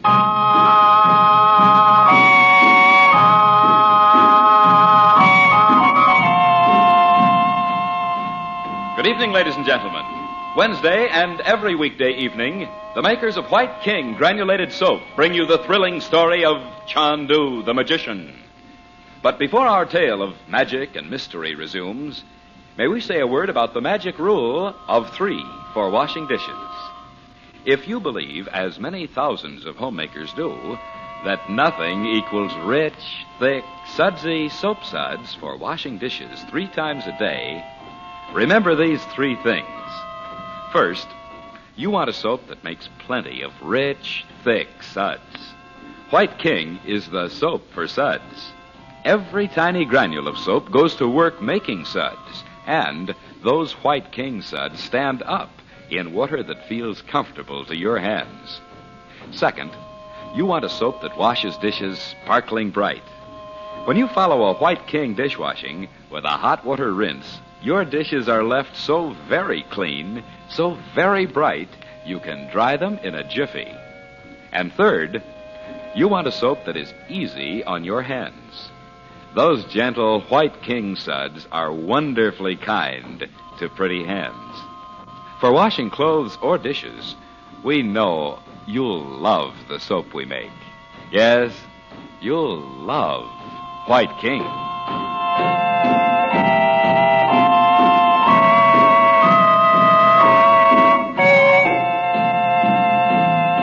Far out in the Egyptian desert, Frank Chandler, known in the Far East as Chandu the Magician, has solved the mystery of the haunted oasis called the Village of the Lost. It proves to be a great stone house built by Prince Dimitri from the ruins of an ancient buried city. There, at this house of fear, the evil forces of black magic have brought death to countless enemies of both Dimitri and the sinister Roxor. By his occult powers, Chandler discovers the futility of his journey into the Sahara when he learns that Robert Regent is not in the desert, but in Singapore. And meanwhile, at Naji's home in Cairo, Jeff Burke, at Roxor's order, is engaged in a scheme to take Betty Regent into the desert and leave her alone at the House of Fear. Chandu, the magician. But, Mother, Jeff says we might even discover some old tomb or something nobody's ever seen. Don't you think it'd be fun? Not now, Betty. When Uncle Frank gets back with Daddy, I want to be here. Maybe you'd let me take Miss Betty then, ma'am. You're not serious, Mr. Burke. You mean she can't go? Don't you suppose I can see this is just another of Roxor's schemes? A trip into the desert. But Jeff says he's quit working for Roxor, Mother. I don't believe it. Please go now, Mr. Burke, and don't come here again. All right. I don't blame you, ma'am. I told Roxor I couldn't fool you. Why, Jeff Burke, did you just make that whole thing up? Mrs. Regent, I wish you'd let me tell you something before I go. I never meant to get mixed up with Roxor at all. It's no use, Mr. Burke. You did tell me that. But it's true. A fellow named Dimitri got me into an outfit that was going to India.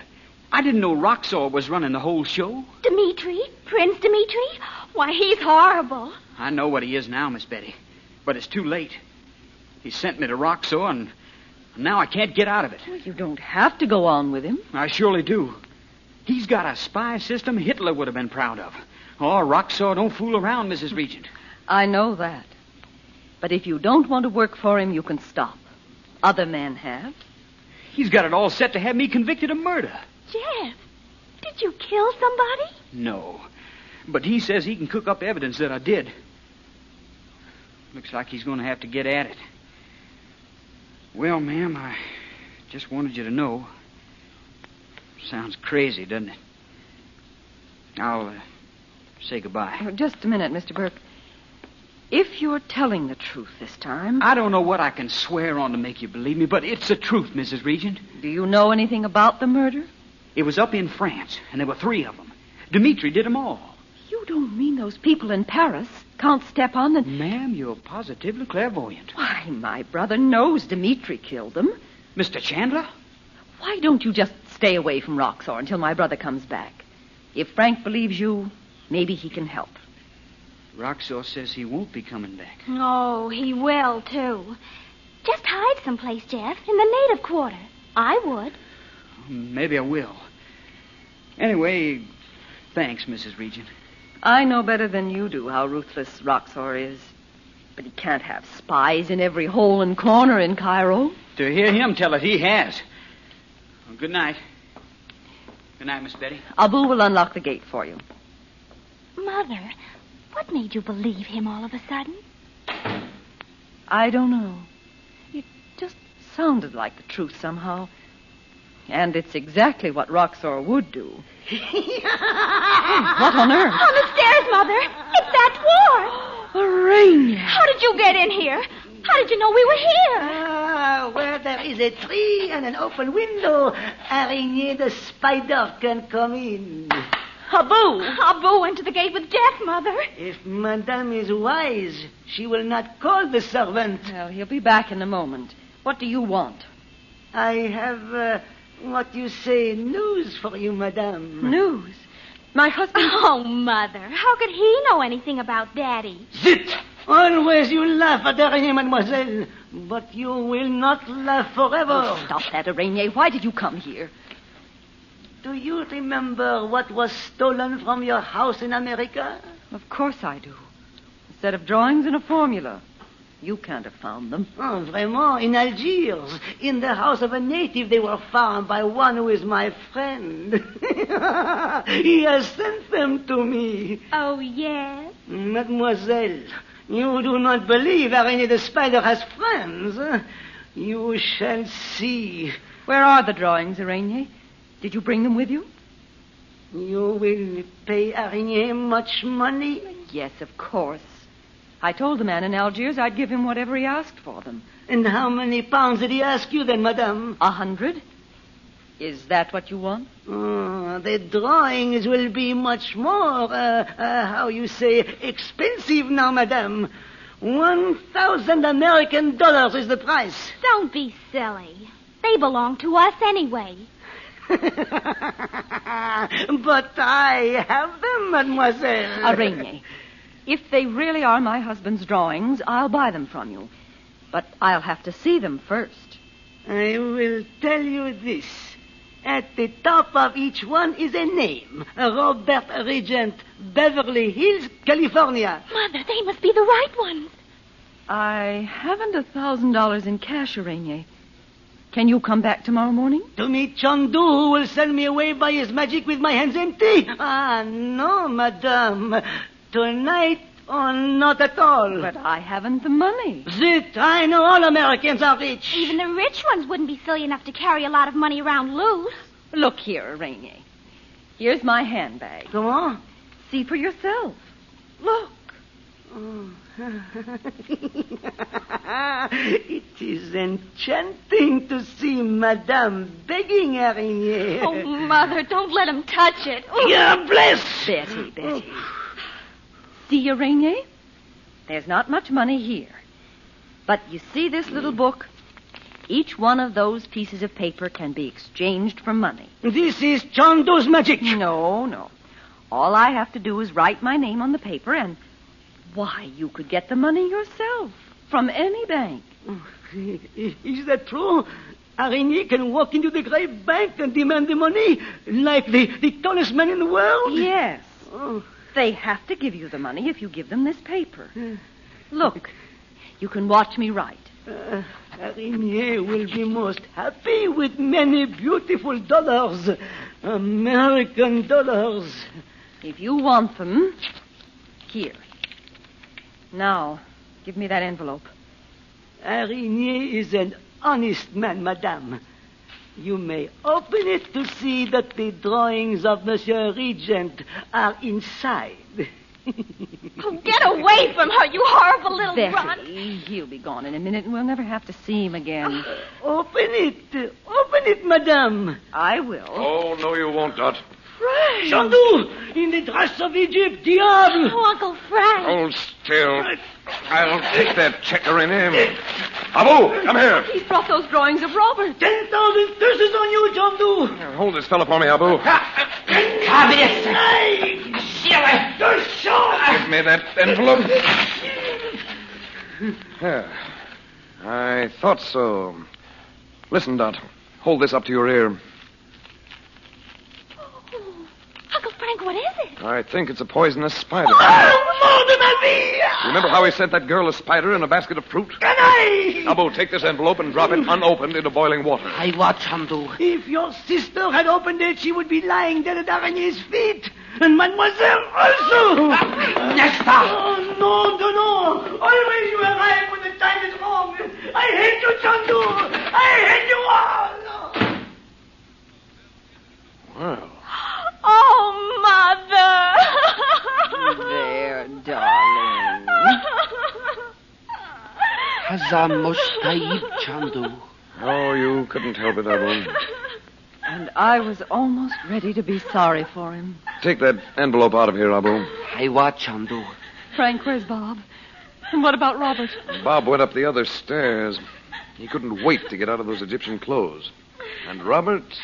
You didn't get there in time. Well, we found the place, Dot, but Robert hadn't been there. What? Dot, heaven knows why. He's in Singapore. Singapore? That's what Natasha said that man told her in Bayonne. I know. But I still don't see how Gomez could have known it. We saw Robert after that, here in Cairo. Do you remember, Dot? Oh, in the Crystal, yes, we did. Frank, you don't suppose he called me or wrote to me in Paris to tell me he was going to Singapore? Well, you know I left word at the hotel where we could be reached. Oh, I don't see why he should be in Singapore at all. Well, we should hear from him in a little while. I sent him a radiogram. I took a chance he'd be at the Raffles Hotel. If that's where he always used to stay. I suppose that's all we can do. Oh, you're worn out. Go up and change, and I'll have Abu get you and Bob something to eat. I'll go up in a minute, Dot. I want to Hey, tell Mom, you... was Jeff Burke here? Oh, for goodness sake, I thought you were so anxious to get out of those clothes. Yes, he was here, Bob. Oh, I knew that's who it was. You're not very polite yelling at Mother like that. Who are you talking about, Bob? A guy down on the street across there by the moss. Oh, Mr. Burke left here 10 minutes ago. He couldn't... I saw him. Those two Arabs jumped him right there in the corner. Bob. They did, too. One of them hit him over the head with something, and they dragged him right into that little alley. Oh, Frank. And I told him he'd be perfectly safe.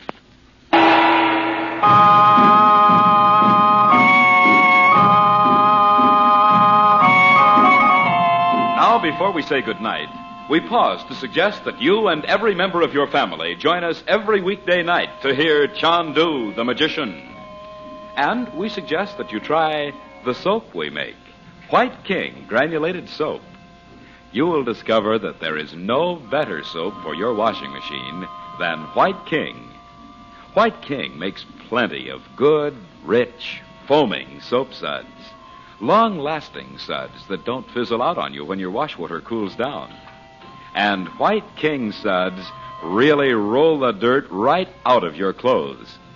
You'll be so proud of your washing. The white things so very white. The colored things kept so fresh and bright. The washing time shortened so considerably it saves you effort and saves wear on your clothes as well. So may we remind you, nothing washes like soap, and there is no soap like White King. You'll love White King. And when you buy a box, be sure to save the box top, won't you?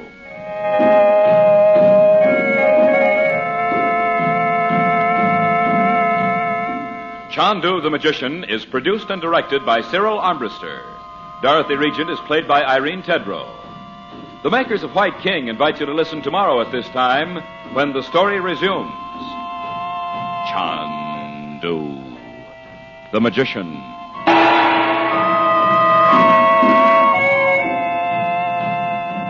This is the Mutual Don Lee Broadcasting System.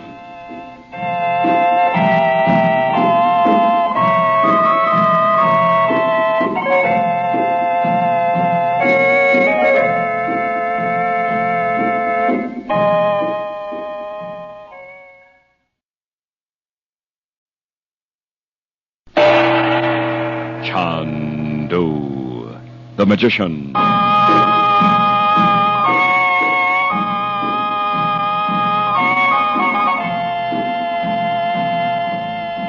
Good evening, ladies and gentlemen.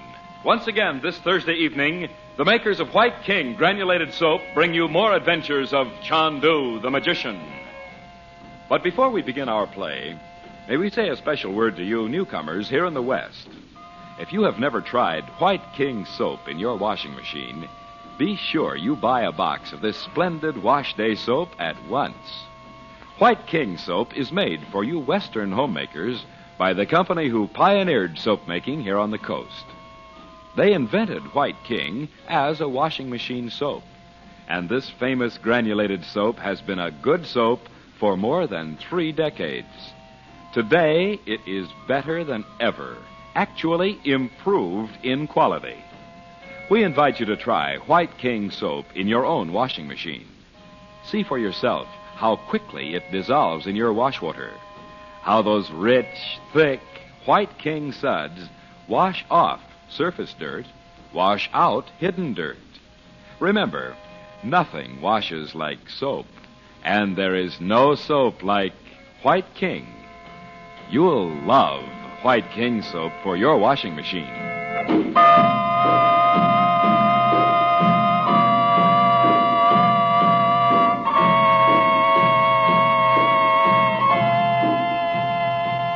While Frank Chandler and his nephew Bob Regent are on their fruitless journey into the Sahara Desert, Jeff Burke, an unwilling agent of Roxor, reveals to Dorothy in Cairo the threat Roxor holds over him: arrest for a Paris murder.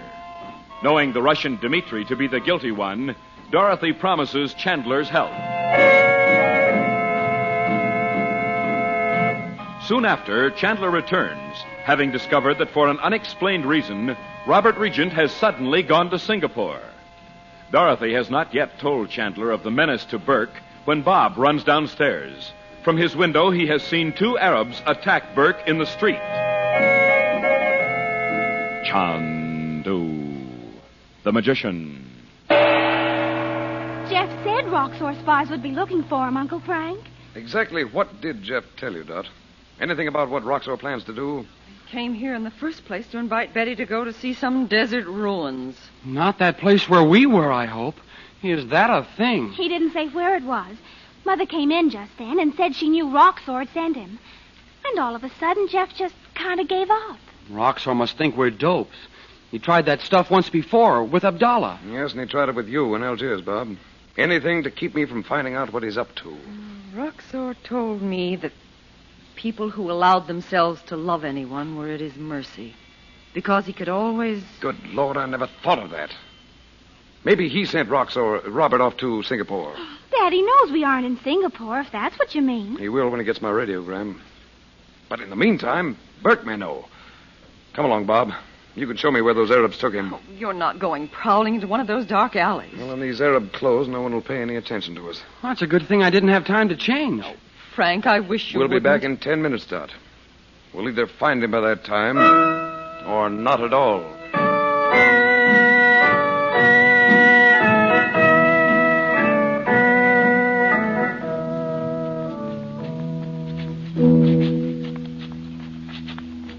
I know this is the way they went. They probably left him in a dark doorway. Nobody would give him a second look. Chandu, What are you doing here, Abu? you came to find the Effendi Burke? Yes, but how did you know what happened to him? When he went from the gate, he did not go away. I watched him. The lady, your sister, had said he was not to be trusted. All right. Tell me what they did with him. As I crossed the street, I saw them carry him into the shop of Johanna. I was coming to tell you. Quickly. Show me which shop. Did you bring your flashlight, Uncle Frank? Yes. Is this the place, Abu? I watch Chandu. Johanna has gone to make his pilgrimage to Mecca. That is why the shutters are down and there are no lights. Abu, did you see the two men come out of here? No, Chandu. But the man does not wait beside the body of one he has killed. Killed? I heard their words as they... Never mind. Let's see if we can get in. The shopkeeper's a trusting soul, or else he gave him a key. It's as dark as the inside of a pyramid.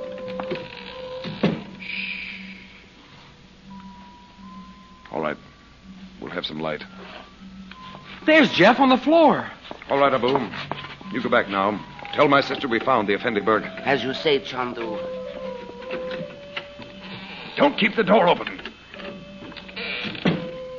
Hold the flashlight, Bob. Okay. Boy, they really slugged him.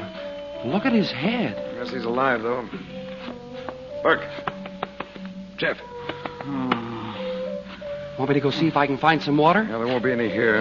Abu said the place had been shut up for days. Mr. Chandler? Yes. You take the light out of his eyes, Bob. No. Roxor. He said he'd know if I... Oh, my head.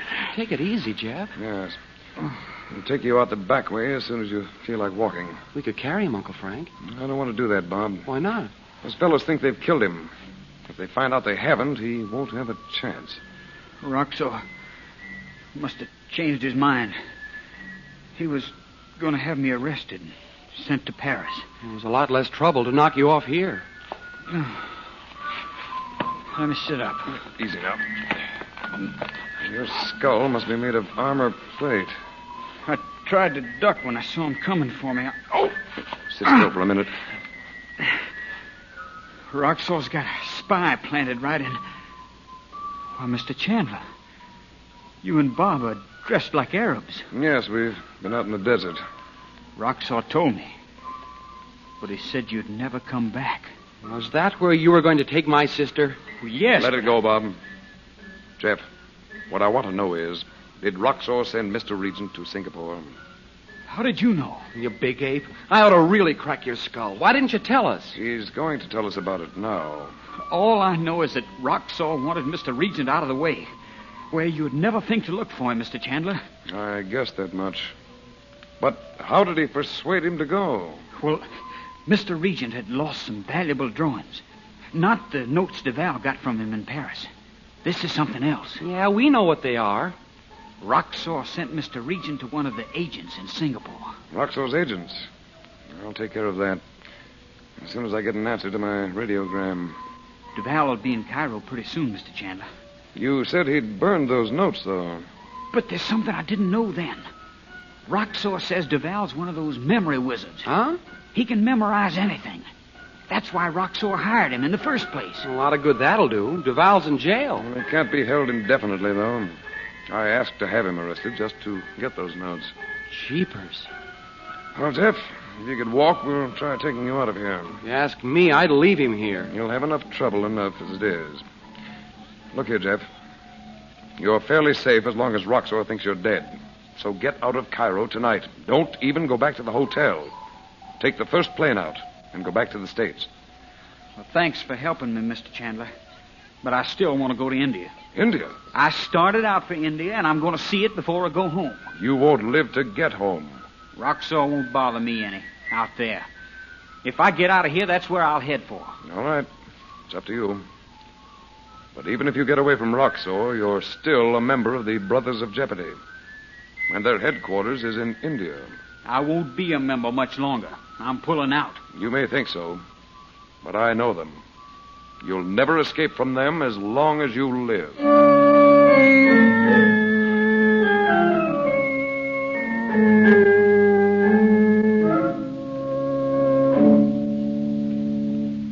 Oh, it'll be all right after all, Frank. Robert will get your radiogram, and we can stay here until he comes back. If it was delivered, we should have had his reply before this, Dot. He might have been away from the hotel when it came. Oh, it's such a relief to know that at least he went to Singapore of his own accord. Mom, Jeff said Roxor sent Dad to see one of his agents. Gosh, anything could happen. And you're always saying I'm thinking up gruesome things. Daddy knows better than to believe anything Roxor's men say. Doesn't he, Uncle Frank? He should, but we don't know what Roxor may have told him. Oh, it's not hard to imagine. What, Mom? Why, that he'd given up his idea of trying to rule the world. That he'd go back to working with Dad as he did years ago. Daddy wouldn't believe that for 1 minute. He went to Singapore, didn't he? He'd go to the North Pole if he thought he could recover those drawings and destroy them. But it takes time to get to Singapore, Frank. He can't move around the world by magic. Still, if he took a plane... Uncle Frank, why can't we do that, too? Oh, wouldn't Daddy be surprised to see us? We could go home from there. Sure, why not? I want to be sure he's really there first. You know he is. We saw him in the crystal. I don't like not hearing from him. We'll just have to take another look to make sure. I'll get you the crystal, Uncle Frank. Hey, you should have seen him just snatch it out of the air out there in the desert. Shall I put it down here? Yes, thank you, Betty. If we actually do see him, perhaps you can make him hear you. Surely if I can... I doubt it. He's not receptive to this as you are, Dot. Even so, sometimes you can't hear me. Bob and I never can. Hey, look. That's not what I thought Singapore looked like. It's not Singapore. A jungle clearing. But it's so dim. Blurred almost. Keep your mind free from fear, Dot. Oh, if I could just see him. I see him, Mom. sitting on the ground by the hut. And a lot of natives standing around. Why, he looks awful, Mother. He is ill, Frank. Careful, Dot. If you break the communication, we may not be able to see him again. I'm trying, Frank. Is it because of me we can't hear what they're saying? Maybe we can hear them. Listen. Tell me where he is. I'll pay you, see? What do you suppose they're making all those motions for? I'm afraid I know. He must be here somewhere. Bring him to me and I'll go away.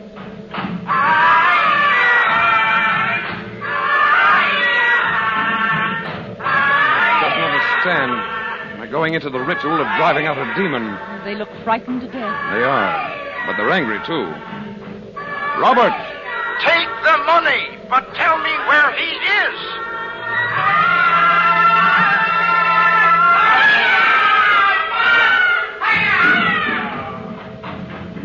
Look at them. They'll kill him. Frank! Now you've done it, Mom. The picture's gone. Do something, Frank. Can't you do something? I hope so. Robert's offended a jungle god. Unless I can reach him again at once, it'll be too late.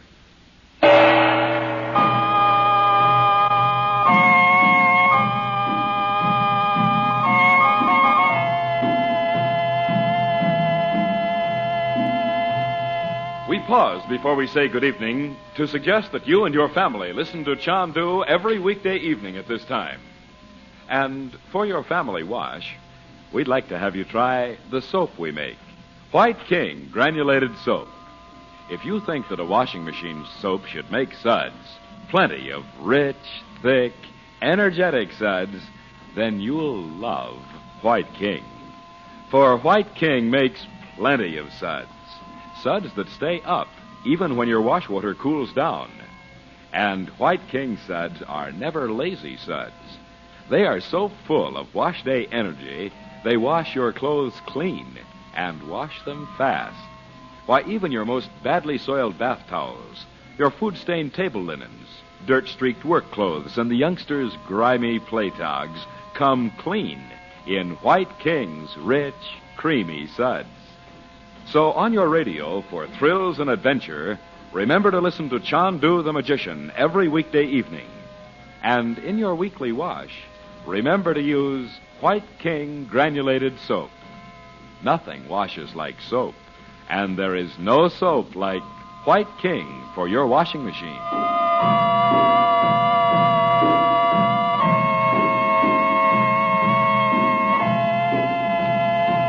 Chandu the Magician is presented for your enjoyment every weekday evening. Special musical effects are by Corla Pandit. Jeff Burke is played by Sam Edwards. The makers of White King invite you to listen again tomorrow at this time when the story resumes.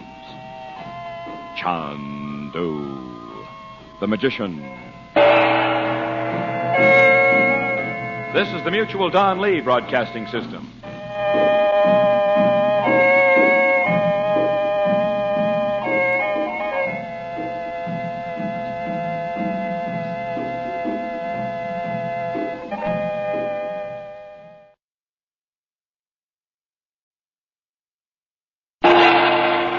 Chandu the Magician.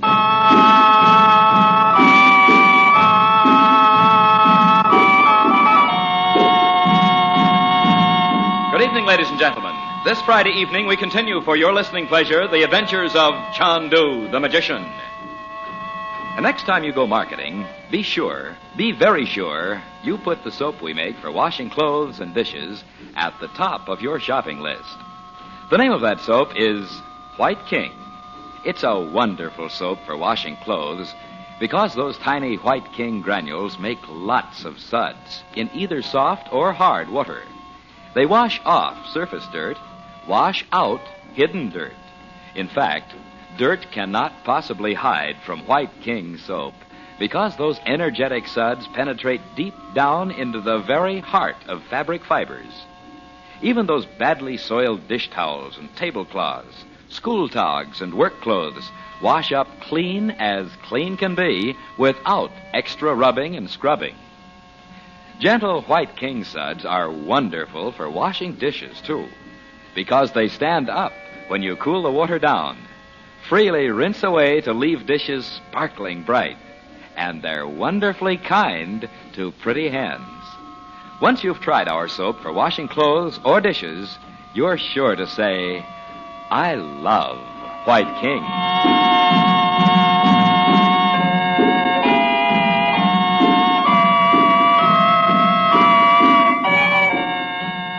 Late at night, in a dark, airless shop in the native quarter of Cairo, Frank Chandler has found Jeff Burke unconscious. Burke, an unwilling agent of the sinister Roxor, had been attacked by two of Roxor's Arab informers after he had disclosed to Dorothy Regent Roxor's secret orders.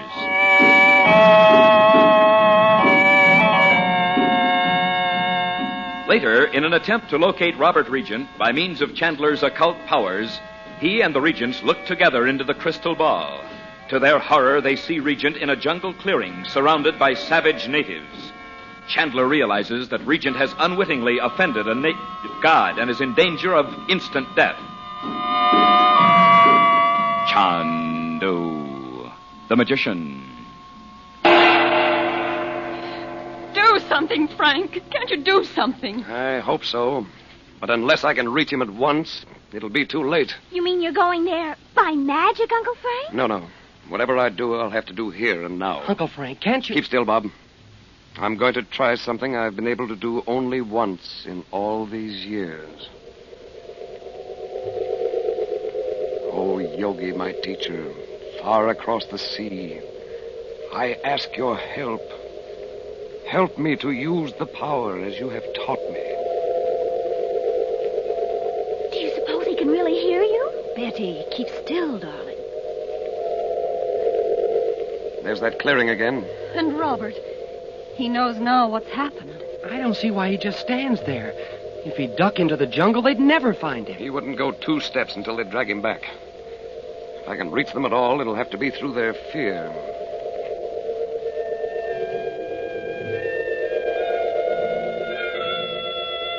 Cobra, king of the jungle, come from your hiding place. Come out, I say, not to kill, but to save a life. Holy Moses, there it is, coming down out of that big tree. Listen.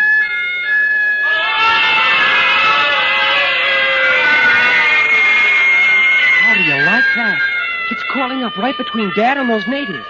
God of the jungle, raise your hooded head. Look upon your worshippers and be still.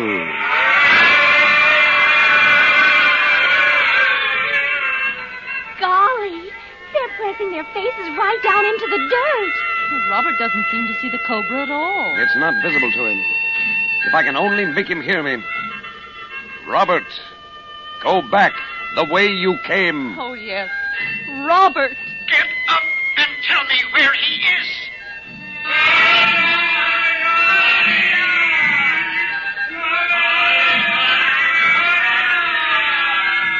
Very well, I'll go up the ladder and see for myself. Oh, dear, I wish he wouldn't go up into that hut. What do you suppose he's looking for? Robert, be careful. Oh, this is maddening. They're flat on their faces. And the cobra's still there, too. Robert, listen to me. Go back to Singapore. Oh, he can't hear you. He's talking to those men. What's the matter with all of you? I know you can understand me. Get up. Stay where you are, King Cobra. Listen to the music and be still.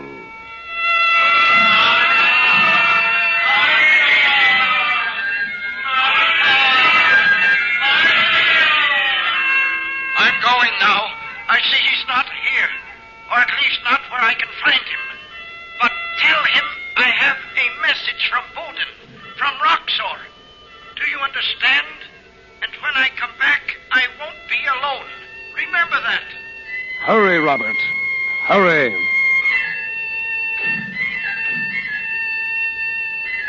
He walked right past the cobra. He's going right down the path. I wonder if he really did hear my voice. I only hope he gets back to his boat before those men start after him. Mom, what makes you think he had a boat? Why, I don't know, Bob. It seemed like an island somehow. I thought so too, Dot. There's certainly no place like that in Singapore. It has a huge harbor and streets full of cars. Oh, Uncle Frank, you make it sound just like New York. Far from it. There are thousands of Chinese and Hindus and Arabs. Arabs? Yes, there's even a street called Arab Street. Looks almost like one of the streets in the native quarter here. Frank, what's the matter?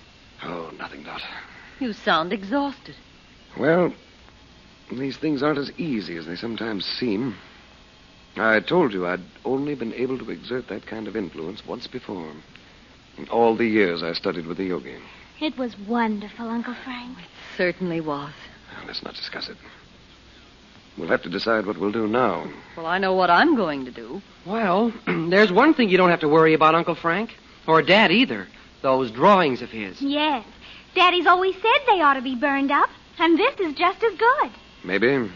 Well, they were in the envelope Aranya gave me. Oh, with a spider or something sealed up inside. If Abu dropped the whole thing into boiling water, as you told him, Frank, the ink would surely dissolve. Well, we'll get Abu in here and see. I am here, Yasidi. You didn't throw away that envelope I gave you. No, Yasidi. Would you bring it to me, please? In one moment. I hope the spider, or whatever it is good and dead. Uncle Frank, do you think Abu's on the level? He's worked here for Naji all his life. Well, somebody sure sicked those Arabs on Jeff, and Abu knew right where they took him. That's true, Frank. We won't be staying here much longer, Dot. Someone heard what Jeff said to me. Or there'd be no reason for the... Mother, here's Abu. Oh, Abu, you look like the stage directions in a play. Enter Abu with spider on silver tray. I did not open it, Chandu. Yes, I see you didn't. Thank you. That's all. Oh, be careful, Frank. We needn't worry about any animal life in this envelope. It's still sopping wet. I bet the papers are all stuck together. Remember the time we had the big rain at home, Mom? And all the old books you'd stored in the basement were flooded? I certainly do. I'll just shake it over the tray. Brother. Oh, don't touch the hideous thing. Where on earth could that dwarf get it? Bob, let it alone. Jeepers. Its body's 2 inches wide. To make a swell specimen for my collection. Well, you're not going to carry that dreadful thing with you to Singapore and across the Pacific Ocean. Mother, are we really going to Singapore? Well, wherever we go, that spider's going to stay here. Frank, call Abu and... Why, what are you doing? Tearing the envelope away from the papers. It's the only way to get at them unless we wait for them to dry. There. Just blank papers. At least the top one is. We'll dry them out, but I'm sure they're all alike. You don't think the drawings ever were on them? I know they weren't. You wouldn't think the printing would boil off, would you? What printing? Renier told us at the top of each sheet was Robert Regent, Beverly Hills, California. That's why Mother said she'd buy them from him. His name must have been on them. Ranier'd never think of such a thing. Oh, I'm glad we're rid of those drawings at last. I only wish we were. And there's another thing, Dot. Look at the paper. Wet as it is, you can see... What? Why, it's like the paper you took out of the little image at the castle. Exactly like it. The paper used by the brothers of Abu. Jeopardy. I didn't see you come in. I am sorry, Sit. Effendi, this has come for you. Oh, thanks. You needn't wait. I want to send an answer. I'll call you. As you say, Chandu. He never used to sneak in and out like that. I told you there was something funny about him. Oh, for heaven's sake, open it, Frank. It must be from Robert. It's much too soon for that, Dot. It's from London. I can imagine what it says without decoding it. Well, you're not going off on some new assignment until we get word from Robert. I don't know that I'll be going anywhere. Duval's on his way to Cairo. For Pete's sake, are you a mind reader, too? Hardly. We have a code word for Duval, and the message begins with it. He must have been released. It's the only reason Blackburn would send me word of him. What difference does it make now? Jeff told you Duval burned those notes he got from Robert. Uncle Frank, Do you honestly think he could remember all that stuff, like Jeff said? What stuff, Bob? What are you talking about? Those notes. Uncle Frank, remembering all those complicated chemical formulas would be like trying to remember the telephone book. Yes, but Duval's one of those memory geniuses. That's what brought him to Roxor's attention. It was made to order. A man in the Foreign Office with an uncanny memory. Like that man in the old movies. The 39 Steps. Remember we saw a revival of it last summer, Bob? That was only a movie. Oh, I don't care if Duval did get every formula Robert worked out. Or even if he gives them to Roxor. You would if you knew what they were, Dot. But you saw how ill Robert looked. And he'll keep going back to that island until the natives kill him. You can imagine what he'd want me to do. Oh, sometimes I think all men are as unfeeling as Roxor. Oh, now, wait a minute, Mom. You don't even know when this Duval will be here. Well, can't be more than a day or so, Dot. A day or so. Well, you can stay here if you like. I'm not going to. Dorothy. I'll get the whole East Indian police force if I have to. I'm going to Singapore myself.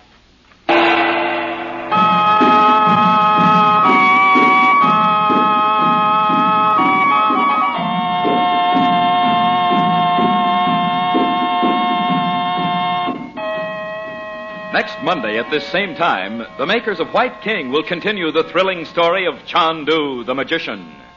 And next Monday, when you go shopping, be sure at the head of the list you write the words White King.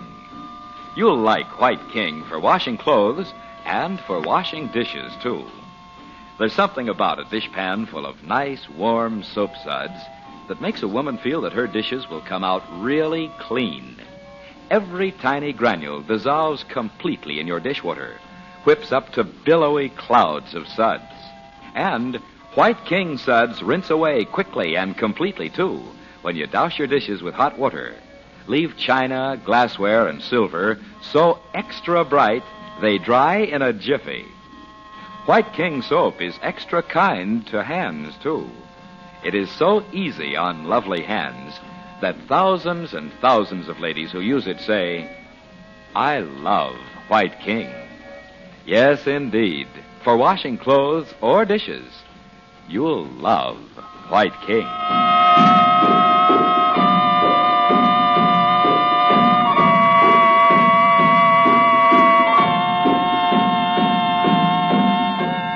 Chandu the Magician is presented for your enjoyment every weekday evening. Your announcer is Howard Culver. The makers of White King invite you to listen Monday at this same time when the story resumes. Chandu the Magician. This is the Mutual Don Lee Broadcasting System.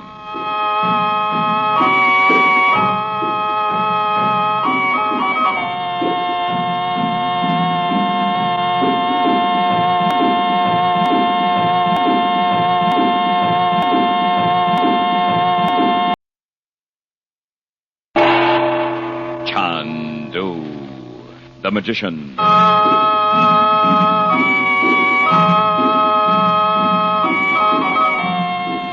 Now here's good news.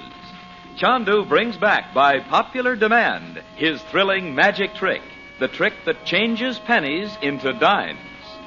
Once again, Chandu will send you his Assyrian money changer for just 25 cents and the box top from a package of White King soap or 3 Sierra Pine toilet soap wrappers. Listen. From your pocket, you take a penny and lay it on a table. Then cover the penny with the mystic ruby block, the money-changing block. Now utter the magic word, so-coot. Then remove the block, and the copper penny has changed to a silver dime. Remember, it's fun to watch a magician, but it's more fun to be one. So send 25 cents in coin, together with a White King soap box top, or 3 Sierra Pine toilet soap wrappers to Chandu, Los Angeles 21, and you'll receive your Assyrian money changer trick postpaid. Remember to print your own name plainly. That address again, Chandu, Los Angeles 21.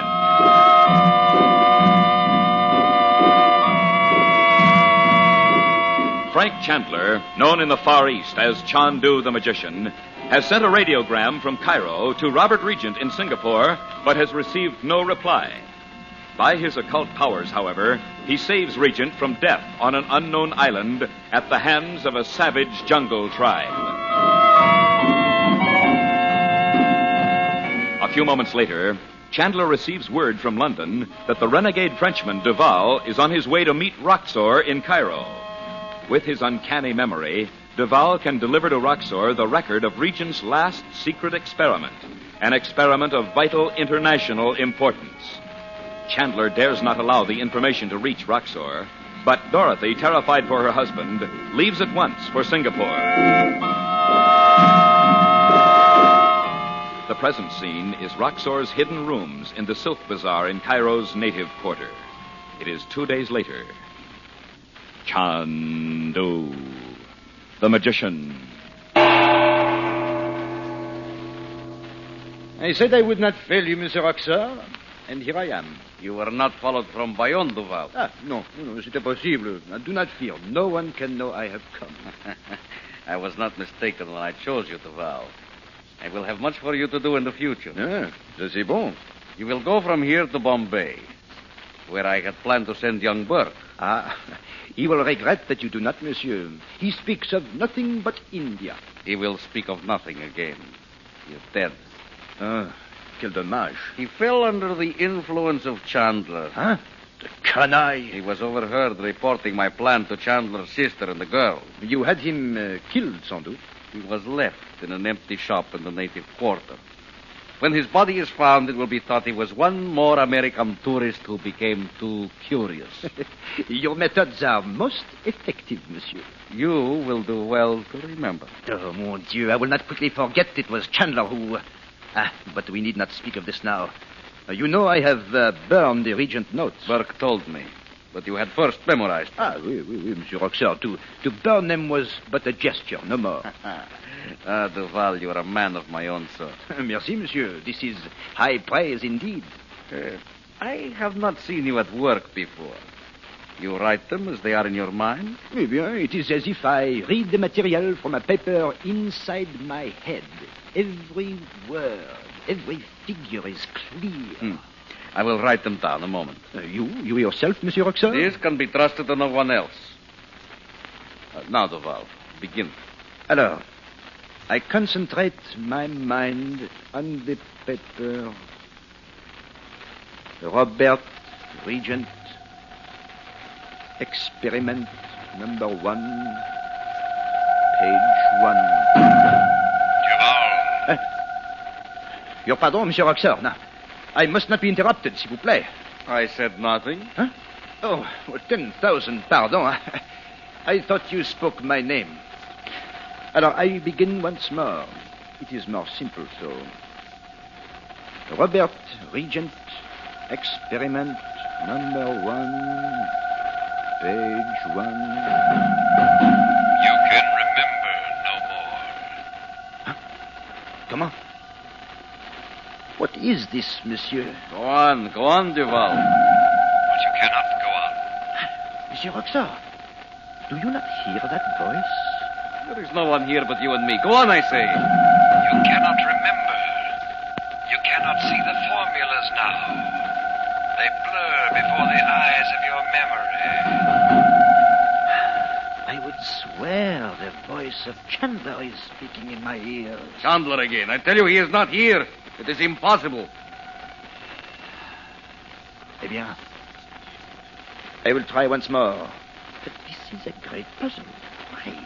Why should I hear his voice? Let the puzzle wait. I want the notes. I came here only to deliver them. And now you can't, Duval. Try to read the notes on the paper in your mind. Mon Dieu!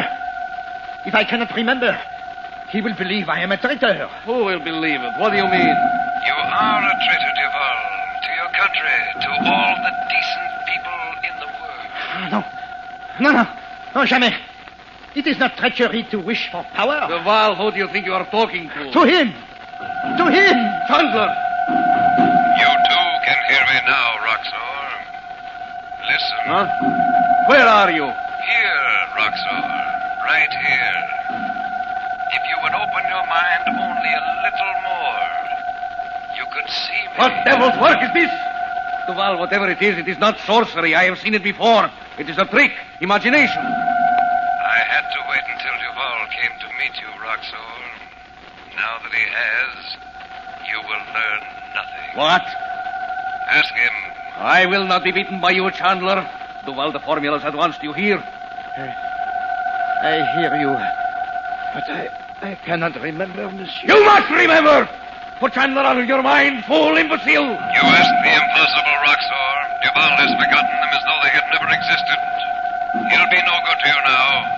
Never. Never again.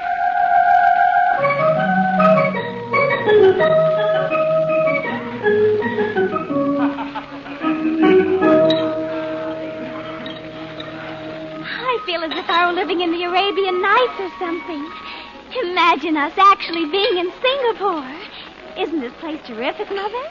I just wish that man would come so we'd know what we're going to do. Well, he'll be here, Mom. I only hope he speaks English.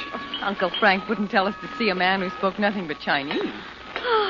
Orchids growing right there in the trees. What of it? I wish they'd bring our dinner. I'm starved. Oh, you have no soul, Bob.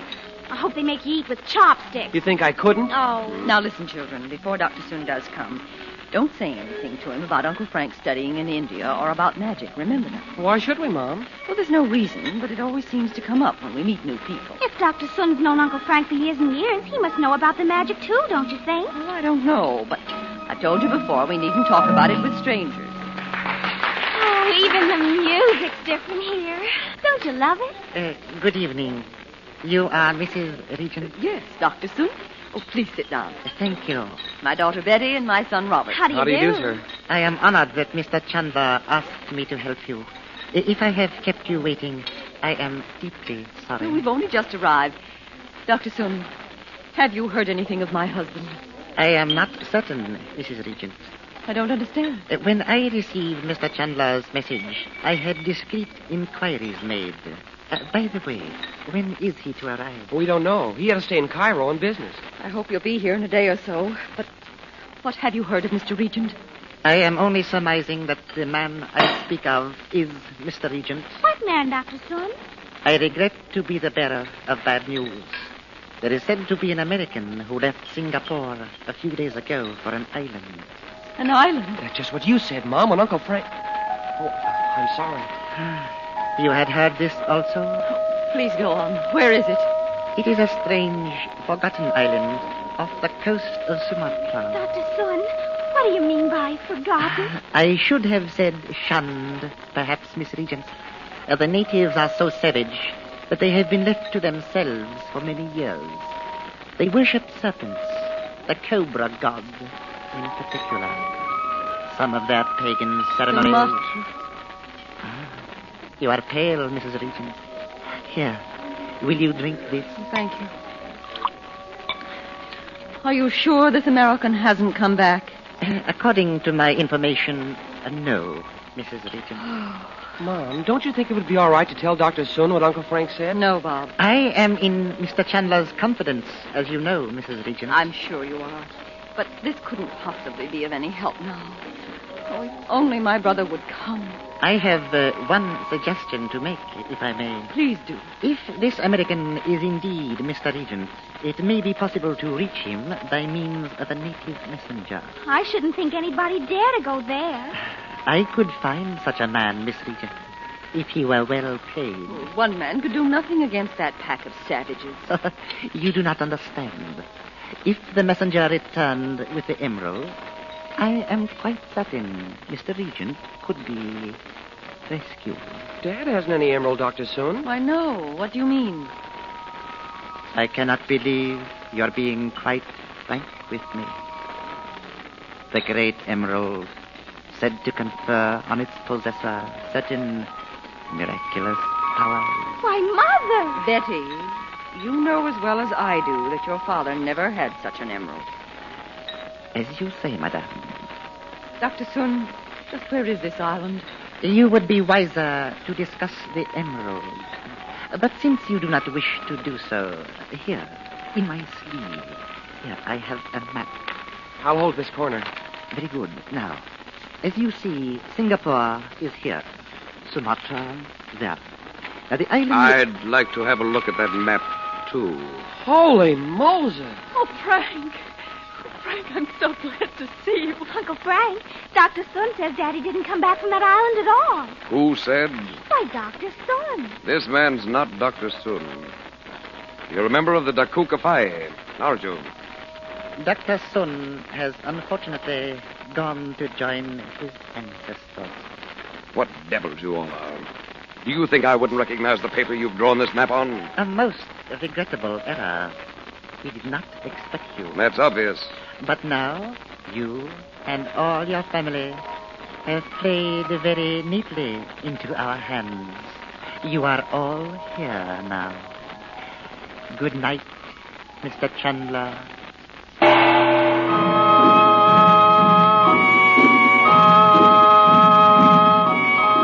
You asked for it again, so here it is. Once again, Chandu brings back to you his thrilling magic trick that changes pennies into dimes. Just send a White King soap box top or 3 Sierra Pine toilet soap wrappers with a quarter straight to Chandu, Los Angeles 21, and receive your Assyrian money changer by return mail. Listen. Place a penny on a table. Cover it with the mystic ruby block. Then utter the magic word, so-coot. Now remove the block, and instead of the penny, there on the table is a silver dime. This Assyrian money changer trick is easy. So easy a child can do it, but it is clever. So clever it is very hard to detect. It is so small you can carry it in your purse or pocket. So much fun it'll make you the life of any party. So send for the Assyrian money changer right away. Just mail 25 cents in coin and a White King soap box top or 3 Sierra Pine toilet soap wrappers to Chandu, Los Angeles 21. You'll receive your magic trick postpaid.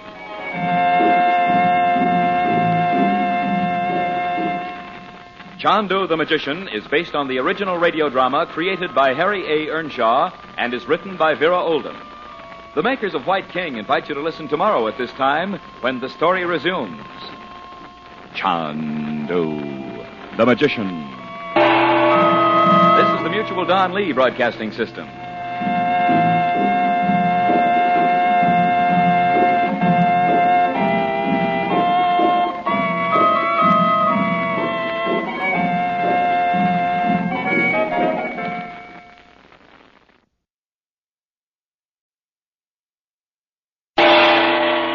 Chandu, the Magician.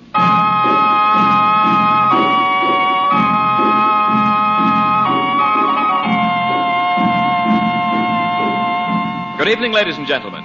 Tonight and every weekday evening at this time, the makers of White King granulated soap and Sierra Pine toilet soap present for your enjoyment Chandu, the Magician. And Chandu has a thrilling new magic offer for you. For just 10 cents, he will send you his mysterious Waters of the Nile magic trick. Just 10 cents and a White King soap box top or 3 Sierra Pine toilet soap wrappers. Listen. With this trick, you can defy the laws of gravity. You can take a bottle filled with water and turn it upside down without spilling a single drop. Why, you can shove a match or toothpick through the mouth of the bottle, and even then, no water will come out. Here is a wonderful pocket trick for you youngsters to spring on your schoolmates, you men to play on your fellow workers, or you ladies to perform at a party or bridge game. And it is yours for just 1 dime. Yes, 10 cents in coin, plus a White King soap box top or 3 Sierra Pine toilet soap wrappers. Mail with your name and address to Chandu, Los Angeles 21. And Chandu will send you the Waters of the Nile magic trick postpaid. Send for several of these tricks tonight.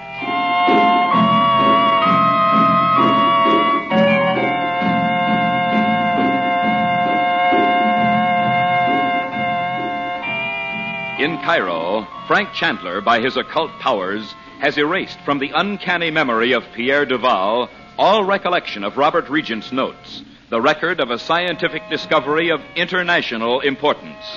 And since the notes themselves were burned by Duval, the process is forever lost, not only to the sinister Roxor, but to the world. Meanwhile, after seeing in the crystal a terrifying picture of Robert Regent facing death in an unknown jungle, the Regent family leaves for Singapore, preceded by a message from Chandler to one of his agents, Dr. Sun. From this man, they learned that Regent is believed to be on a strange, forgotten island off the coast of Sumatra. But Chandler suddenly arrives and realizes the man posing as Dr. Sun is in reality a member of the dreaded Daku Kafai, Brothers of Jeopardy.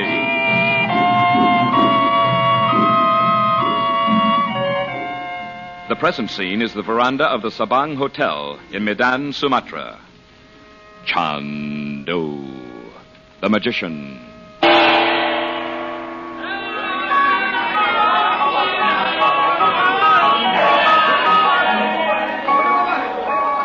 With all that mob going by all the time, we couldn't see Dad if we went right past the place. I could see him. I could too, Mother. I'm disappointed in Sumatra, aren't you? Well, I hadn't thought about it, Betty. You wouldn't even be here, Bets, if Mom hadn't made such a thing about coming with Uncle Frank. You don't blame her, do you? Well, no. Gee, I always thought Sumatra'd be kind of wild and mysterious, with black jungle rivers running through it. Yeah, and everybody carrying those Malay knives. Don't talk about knives. Those savages we saw in the crystal. Ooh, I'll never forget them. Mother, you know Uncle Frank got Daddy away from them. Yes, but for all we know, he's lost in that awful jungle. If only... Mom, there's Uncle Frank. Right there. See him? No, Oh, Robert's not with him. Over here, Uncle Frank. Well, there's some kind of celebration going on here today. It's almost impossible to get through the streets. Robert should be here soon, Dot. Here at the hotel? Yes. I found the boatman who brought him back from the island. Was he all right? Are you sure it was Robert? From the description, it must have been. But where did he go, Uncle Frank? They have no idea. Gee. He wouldn't have told the boatman that, Bob. But he can't leave Sumatra without knowing we're here. I left a message at the steamship office and the airport. You didn't say whether Daddy was sick or not. I don't know, Betty. The boatmen were still terrified over going to the island. They kept looking over their shoulders as if they weren't safe, even now. Oh, I don't wonder. Gosh, I hope he doesn't just collapse somewhere. Then we'll never know where he is. You're not speaking of me in that... Robert! I couldn't believe it when I got your message. What are you all doing in Sumatra? Hello, Frank. Hello, Daddy. All right. Oh, sit down here, Robert. Yeah, no, let's go down to the end of the veranda. Can't talk here without the whole town hearing us.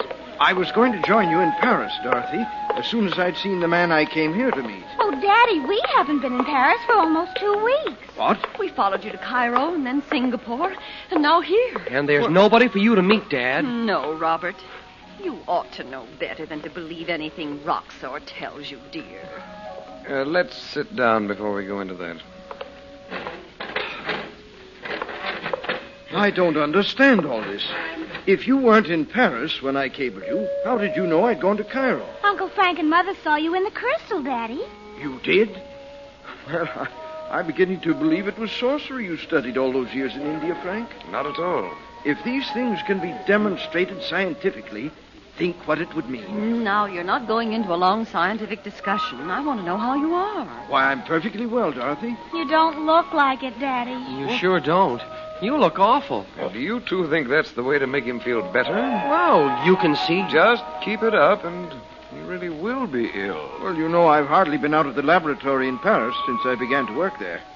It's no wonder I haven't your California tan. Now that we've caught up with you at last, you're going home with us.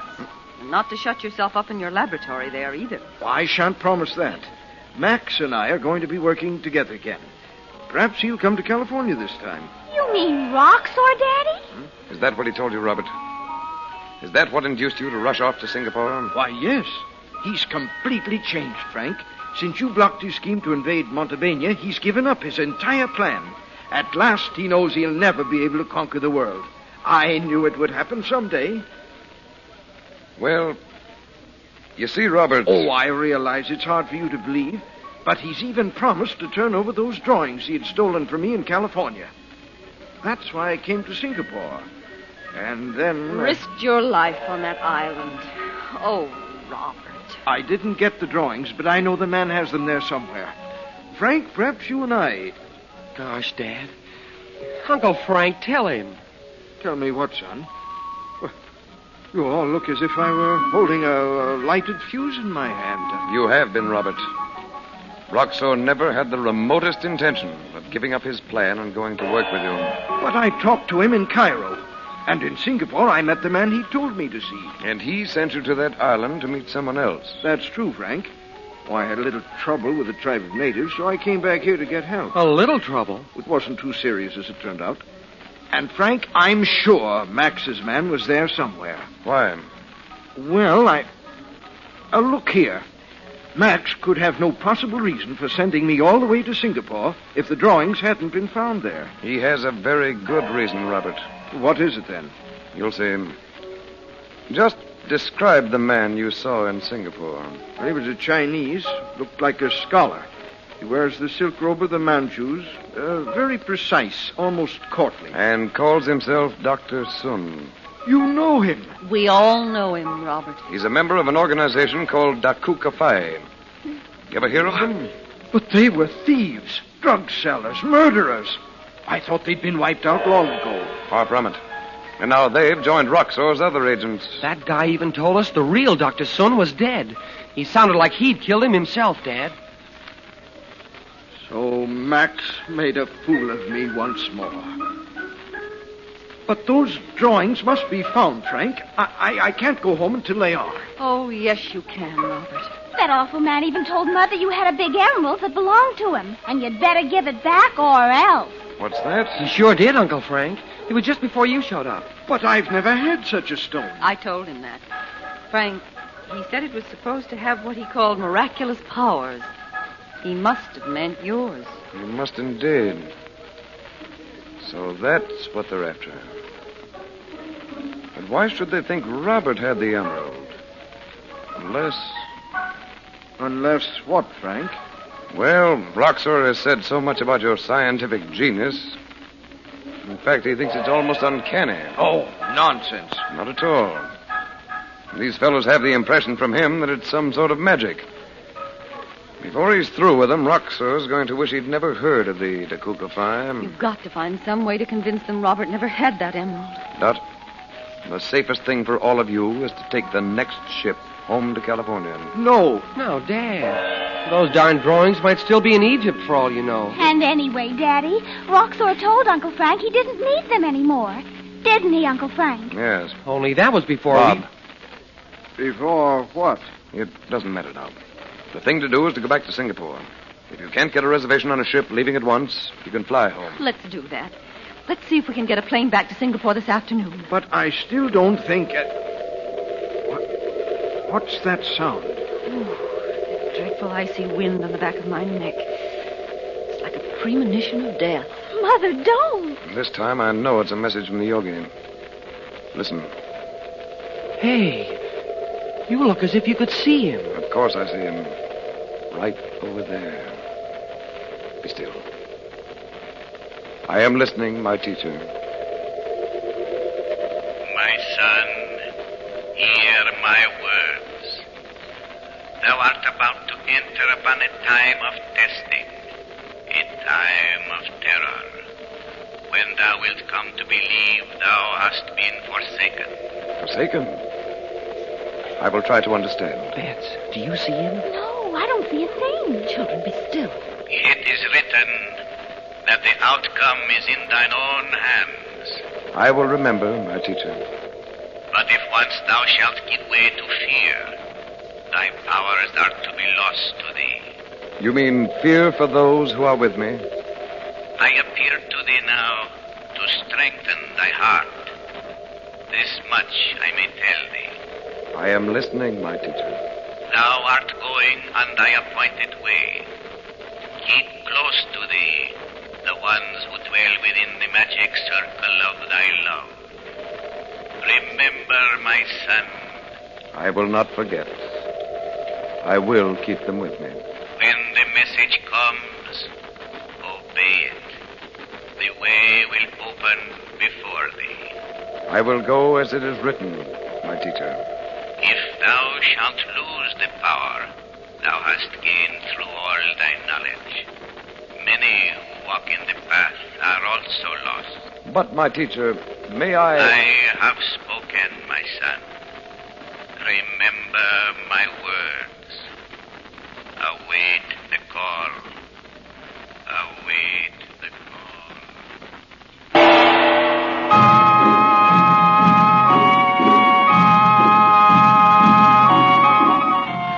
For just $1 and a White King soap box top or 3 Sierra Pine toilet soap wrappers, Chandu will send you his gravity-defying trick, the magic trick he calls the waters of the Nile. Once you know Chandu's secret, you can fill a pop bottle full of water, turn the bottle upside down, and not a single drop will spill out. That's right. In defiance to the natural laws of gravity, the water appears to stay suspended in the bottle. To everyone's complete amazement, you can even insert matches, toothpicks, or even a pencil inside the neck of the bottle. They, too, will be suspended in the water. Here is a magic trick that will entertain and mystify everyone.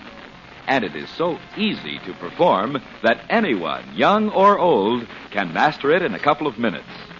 Add this magic trick to your collection right now. Send $1 and a White King soap box top or 3 Sierra Pine toilet soap wrappers to Chandu, Los Angeles 21. Be sure to print your name plainly. That's Chandu, Los Angeles 21.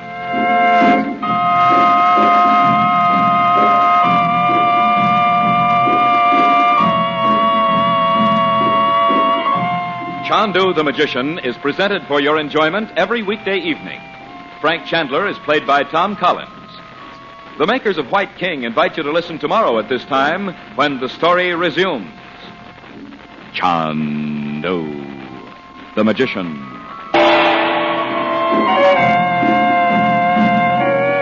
This is the Mutual Don Lee Broadcasting System.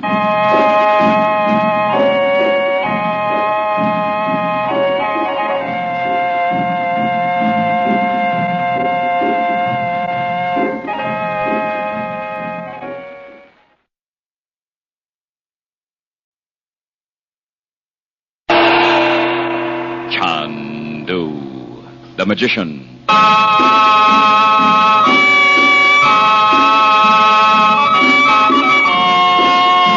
Were you disappointed because you failed to get Chandu's money changer trick when he offered it to you a few weeks ago? Then listen. Chandu brings this magic trick back to you. Once again, you can have Chandu's Assyrian money changer for just 25 cents in coin and 1 White King soap box top or 3 Sierra Pine toilet soap wrappers mailed to Chandu, Los Angeles 21. Listen. Place a penny on a table, then cover it with the mystic ruby block. So coot, you say. Then remove the block. Now the penny is gone. In its place is a silver dime. You can perform this fascinating trick over and over. Your friends will never catch on. Now, to get Chandu's Assyrian money changer, just mail a quarter and a White King soap box top or 3 Sierra Pine toilet soap wrappers to Chandu, Los Angeles 21. Send for your money changer tonight.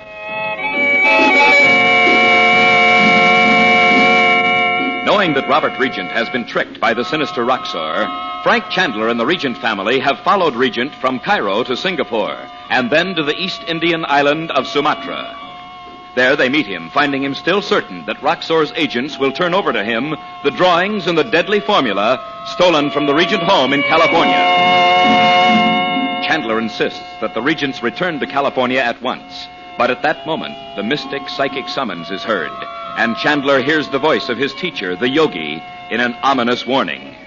Chandler is not to permit his family to leave him. Moreover, a time is at hand when he will be in danger of losing all the occult powers he gained during the long years of study in India. The present scene is a corner of the lounge of the Sabang Hotel in Medan on the island of Sumatra. It is night. Chandu the Magician. What can Dad Daddy and Bob be talking about all this time?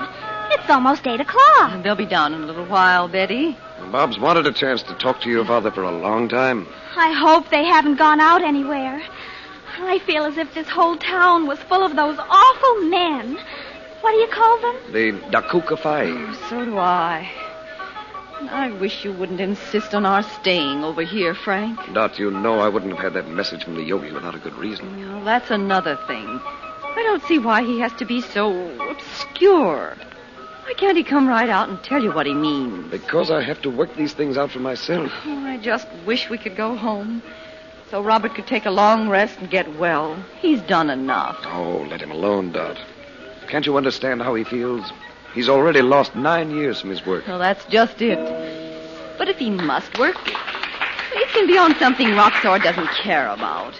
There must be something that won't threaten his life every moment. You know Robert's work is his life, Dot. Oh, Frank. He's not the first man to risk his life for what he's trying to do for the world. Look at the atomic scientists. Oh, I often think of them and their wives. 2 or 3 of those men have died just to gain a little more knowledge for other men to go on with. I know what Mother means. It's not fair. Well, we can't... What's the matter? I don't know. I'm going to see. I'll be right back. What was he looking at, Mother? I don't know, dear. Look here. What's this all about? Tuan? You've been standing here in the shadows for 15 minutes. And now there are half a dozen other police officers stationed here. What's the matter? The crowd, Tuan. On such days as this, we always watch. Don't try to put me off. I know there's something wrong here tonight. How could Tuan know? I lived in this part of the world for years. I know the signs. Now tell me, what is all this? There has been warning of a feud, as Tuan would say. It is expected there may be difficulty tonight. You mean some of the hill people, or what? Tuan, I cannot tell. I only stationed here by Her Majesty's officer. Hmm? Oh, I forgot for a moment this was Dutch territory. What do you expect to happen? It is not known to one. But these people, who have been brought by the hotel to amuse travelers tonight, are thought to be among the men in the difficulty. Difficulty? That's hardly the word to apply to a blood feud that may end in murder. I beg to one will not tell any of other travelers what I have said. Certainly not. And I'll appreciate it if you don't tell your superior officer that I was asking the question. Oh, no, to one. The trouble may not come if we watch. Come and sit down, Uncle Frank. Look over there. He's a singer or something. Doesn't he look fierce? He certainly does, Betty. Who was that man you were talking to? Well, just one of the native police force. The hotel asked for extra police because of the crowds in town for the celebration.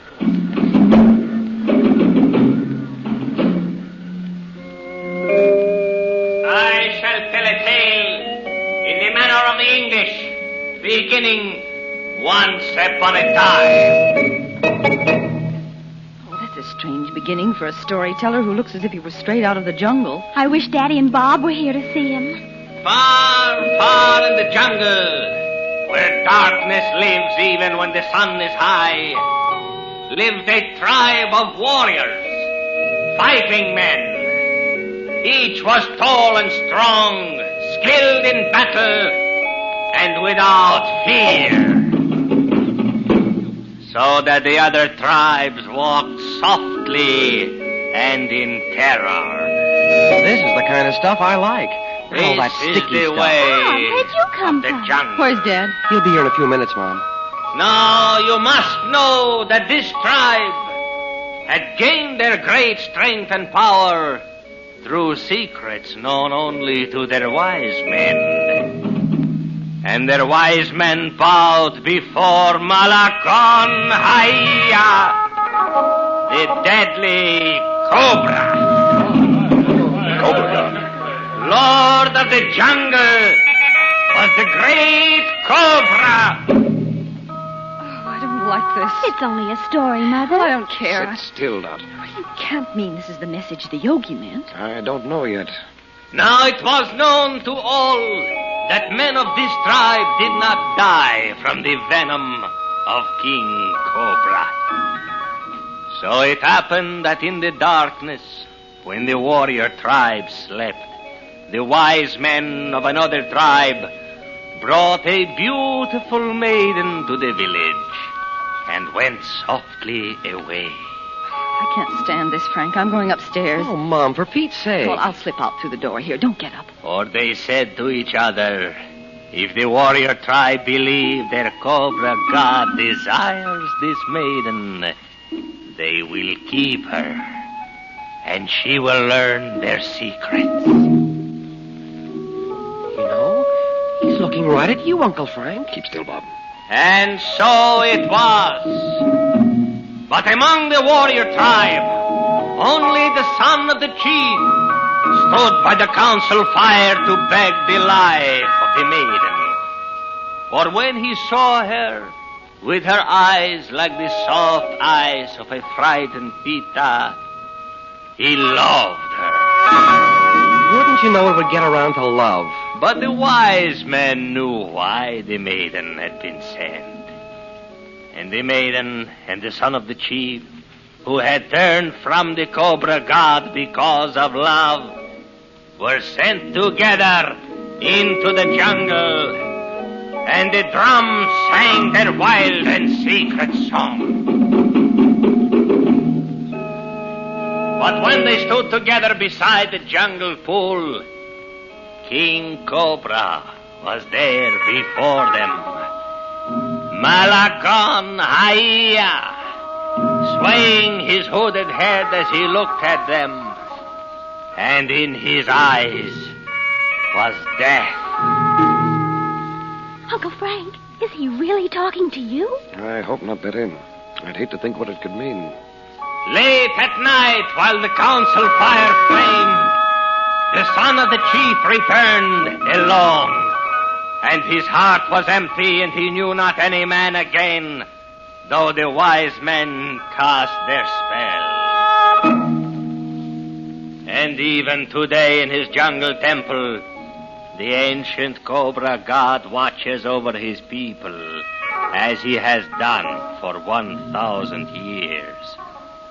And his is the wisdom of the East. Wisdom of the East. He is talking to me. And even today he remembers, and he waits for the story of King Cobra, god of the secret jungle, is without end.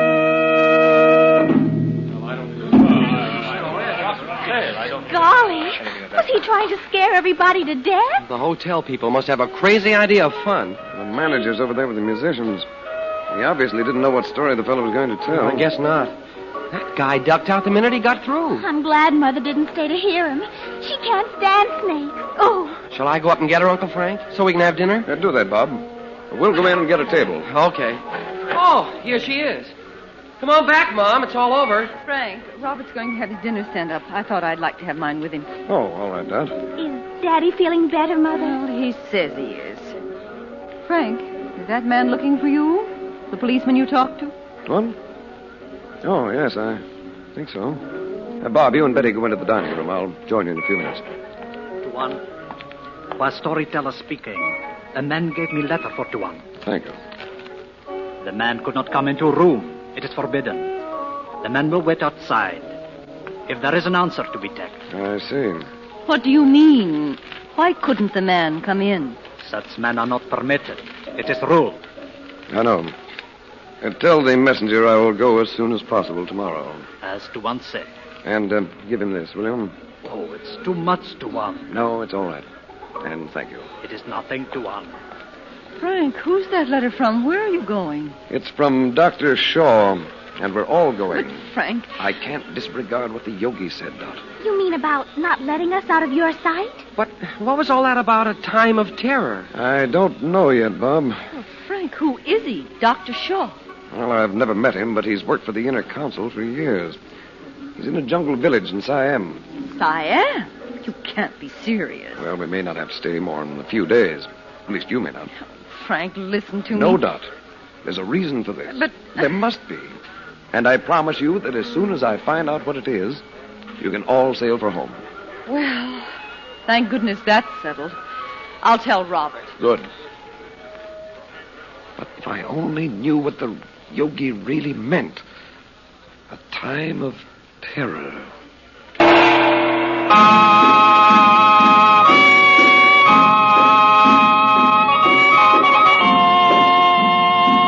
Chandu's Assyrian money changer trick is back once more in a thrilling encore offer.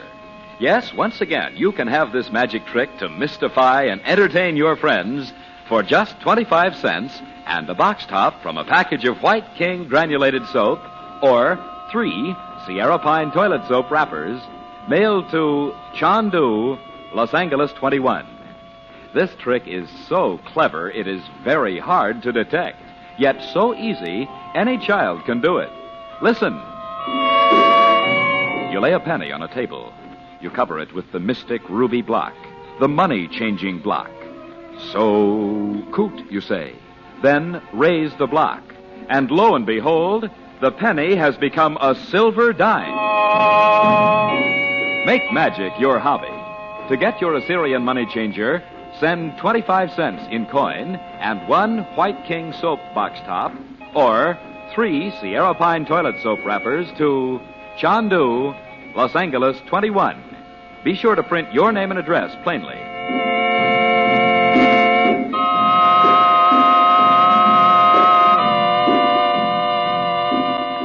Chandu the Magician is produced and directed by Cyril Armbruster. The makers of White King invite you to listen tomorrow at this time when the story resumes. Chandu the Magician. This is the Mutual Don Lee Broadcasting System.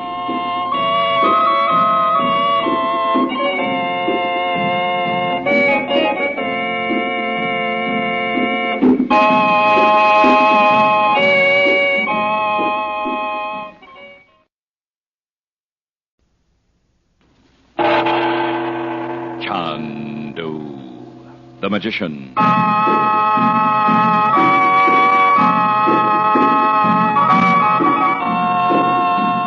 Good evening, ladies and gentlemen. The makers of White King granulated soap and Sierra Pine toilet soap present for your enjoyment Chandu the Magician. Waters of the Nile.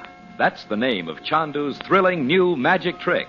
The gravity-defying trick you can get for just 10 cents and a White King soap box top or 3 Sierra Pine toilet soap wrappers. Next time you go to a party, tell everyone that you have learned to overcome the law of gravity. Then, while they watch, fill an ordinary pop bottle full of water. Show everyone that the water pours out in the usual way. Fill the bottle up again. Slowly turn the bottle upside down. And to everyone's amazement, the water remains suspended in defiance of gravity. You can even insert a match, a toothpick, or a pencil, and not a drop of water will spill out once you've mastered this water trick. And all it costs you is a dime, just 10 cents in coin, and a White King soap box top, or 3 Sierra Pine toilet soap wrappers, mailed to Chandu, Los Angeles 21. You'll receive this water trick promptly, post-paid. That's Chandu, Los Angeles 21.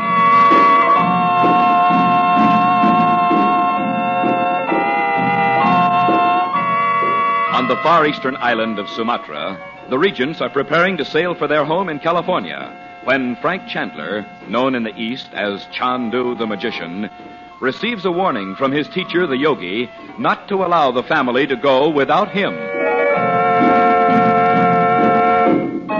Later, in the hotel lounge, a native storyteller relates a tale of pagan jungle vengeance, which seems to Chandler to be directed to him alone. The storyteller disappears, and before Chandler can go in search of him, a messenger arrives with a letter, an urgent request that Chandler come at once to Siam.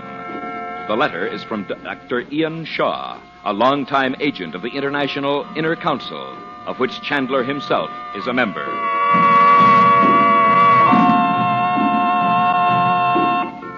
Now, 3 days later, the party has just arrived at a large native bungalow set high on pilings in a Siamese village. Chandu, the Magician.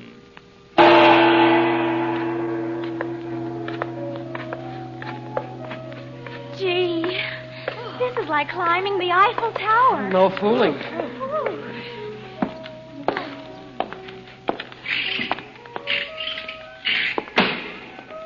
put the bags down there, Wong. Then bring us something cool to drink. Atwat Sahib. Do you live here all by yourself, Dr. Shaw? Yes, I do, Bob. Mrs. Regent, will you sit here? I'll have Wong show you to your rooms as soon as we've had a cold drink. Thank you. I suppose the natives built this house for you? Did you say you were the only guest here, Dr. Shaw? Yes. It isn't much of a place, but then I am the only white man for miles. Well, let's not just sit here, Bob.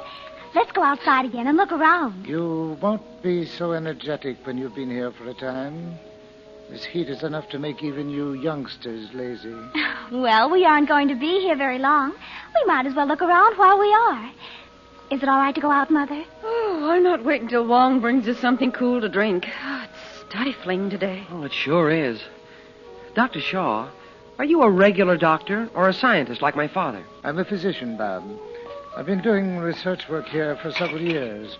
Here is Wong with the drinks. Mem Sahib? Oh, thank you. Isn't this good? Yes. It's made from the juice of the native fruit. Oh. Well, it's very pleasant to have other guests here. Though I was surprised, Mr. Chandler. That I brought the family? I wouldn't have, except for a warning I received in Sumatra. My brother-in-law's joining us in a day or so, too, as I told you. Do you mean you were told your family wouldn't be safe in Sumatra? Well, not exactly. But you've heard the news from Indonesia. Dad was so bushed when we got to Bangkok that Uncle Frank and Mom talked him into staying there for a couple of days and having a doctor look him over. But, my dear Mr. Chandler, I could have done that. Well, I understood you'd retired from practice. Well, that's Dr. quite Shaw. true, but in a case like this, I'd make an exception, of course. Well, that's very kind of you. I'm sorry we didn't know. We'd have stayed in Bangkok with him, except that Frank was so insistent. Dr. Shaw's letter was insistent. I hope I haven't brought you here on a fool's errand. Dr. Shaw, if you and Uncle Frank are going to talk, can't we go out and look around the village? Just a minute, Betty. Dr. Shaw, what about the temple across the clearing? Is it in use? Oh, yes. Yes, indeed. The stone building? Well, they sure took a lot of trouble with it, didn't they? Everything else in the village is built of wood, on stilts at that. These natives expend all their energies on their temples. Pagan rites, you know. Uncle Frank, how funny you look. He knows the kind of thing I mean, Betty. I've seen more than one man go back to England a pitiable, haunted ruin of himself. Good heavens, what a place to spend your life. Yes, I quite agree. Beastly native ceremonials, superstitions. There's something about the jungle that is terrifying. Even the rain is unnatural here. Dr. Shaw, Added suppose to all this, you can go out on any of the jungle trails and find that what seems to be an overhanging branch is a python. Oh! Looking at you with cold, unblinking eyes. For Pete's sake. You sound like you'd been here too long yourself. Bob. Oh, I don't mind, Mrs. Regent. I must seem as if I'd had a touch of the sun. But it's so strange to be talking with people like you again. Have you finished what you came here to do? Yes. That is the reason that I wrote to you. I want to get away from here. I must get away. Back to England where things are sane. Let's go and have a look at your report, shall we? Oh, yes, quite. Dr. Shaw, is it all right for us to go out or not? Certainly, but I must caution you not to seem curious about the natives at first. Oh? They'll become accustomed to you in a few days. You'll find them perfectly friendly. Okay. Just don't pay any attention to them. They'd better not go out at all. Oh, I'm sorry I frightened you, Mrs. Regent. It's really quite safe. Except, of course, the temple. No outsiders are permitted to watch any of the ceremonies. They worship the Cobra. Huh? Uncle Frank, it's just I know. Don't go near the place. Come with us, Mother. You don't want to just sit here. Oh, I'd rather sit here than go out in this heat. But you remember, children, don't go near any of the people or speak to them now. No, the natives won't speak to you no matter how long you've been here. They'll just say, "Namlez-vous," and that ends it. Namlez-vous? That sounds French. I do not know the derivation. It is their stock remark to foreigners. What does it mean? Oh, I don't understand, or I don't know. Out this way, Mr. Chandler. My workshop is completely secluded, though it isn't far away. Oh, he gives me the shivers. I wonder why he doesn't work right here in the house. Oh, I hope we won't have to stay here long. That voice of his. He sounds like a zombie. Well, come on, Bets. Let's see what's with this charming little winter resort. The travel folders overlooked something, didn't they? Don't go far, will you? We won't, Mom. Oh, this house makes me dizzy. Like being up in a Ferris wheel. Yeah, we're on a roller coaster. Oh, this would be a grim place to have to live. Yeah, especially if you spent your life falling on your face before a cobra. I should think Dr. Shaw could have told them better by this time. He said he'd been here for years. He hasn't even bothered to learn their language. He's kind of like Daddy in that way. Buried up to his eyebrows in what he's doing. He wouldn't even know the natives were here. Don't compare Dad with Dr. Shaw. Oh, I don't mean Daddy's spooky like that, Bob. And you'd be kind of offbeat, too, if you'd been stuck here as long as Dr. Shaw has.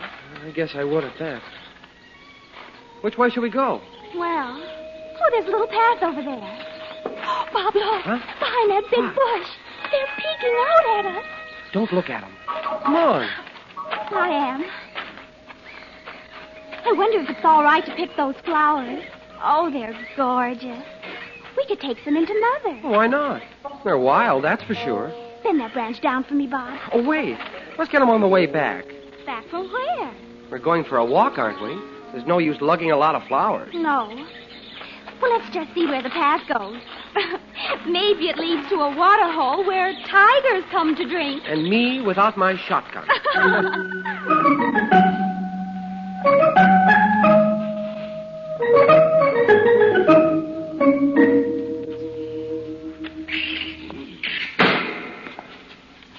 You will see your room now, Mem Sahib. What?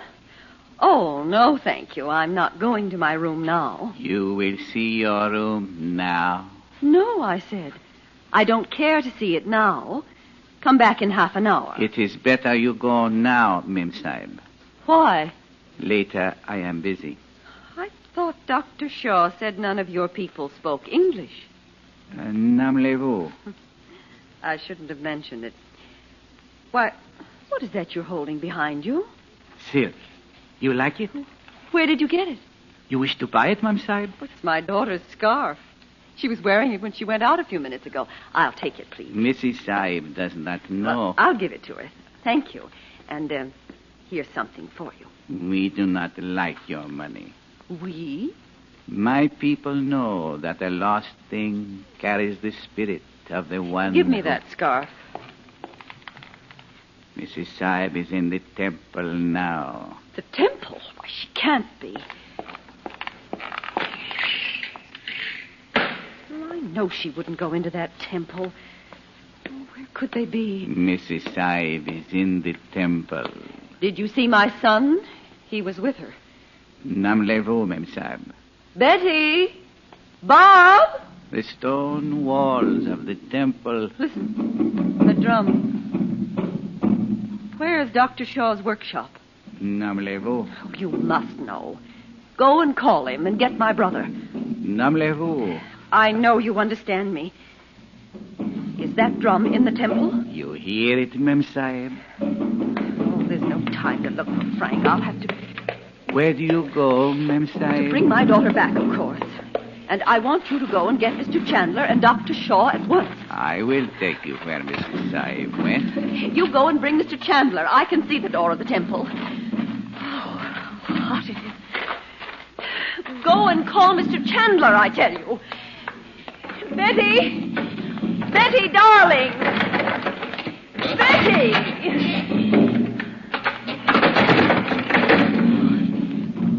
Oh, it's so dark.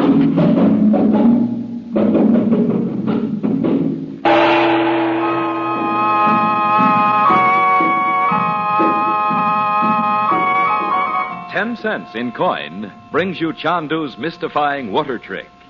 Just mail 10 cents and the White King granulated soap box top or 3 Sierra Pine toilet soap wrappers to Chandu, Los Angeles 21. Chandu will send you this great bargain in magic, the thrilling trick he calls the waters of the Nile. Fill an empty pot bottle full of water. Turn it upside down. a stream of water pours out, of course. But when you have mastered Chandu's mysterious water trick, you can hold the bottle upside down and no water will run out. You can even insert matches or toothpicks through the open mouth. And in apparent defiance of the laws of gravity, the water remains suspended in the bottle. Here is a thrilling trick that will puzzle and entertain everyone, young and old. And you can have it for just 10 cents. Just a dime and a White King soap box top or 3 Sierra Pine toilet soap wrappers.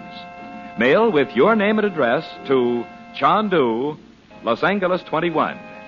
You will receive Chandu's Waters of the Nile magic trick postpaid.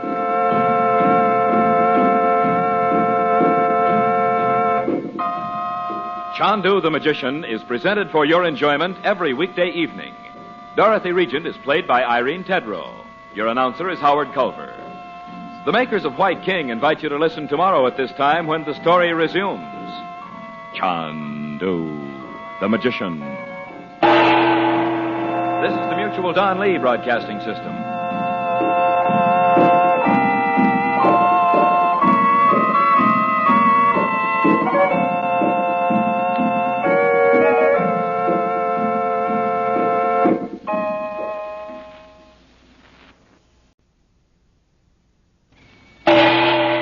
Chandu the Magician.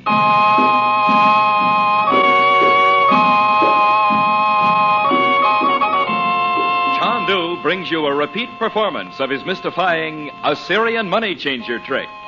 Yes, by popular demand, once more you can get this thrilling magic trick for just 25 cents in coin. 1 quarter and a White King granulated soap box top, or 3 Sierra Pine toilet soap wrappers, mailed to Chandu, Los Angeles 21. Listen. You take a penny from your pocket or handbag and lay it on the table.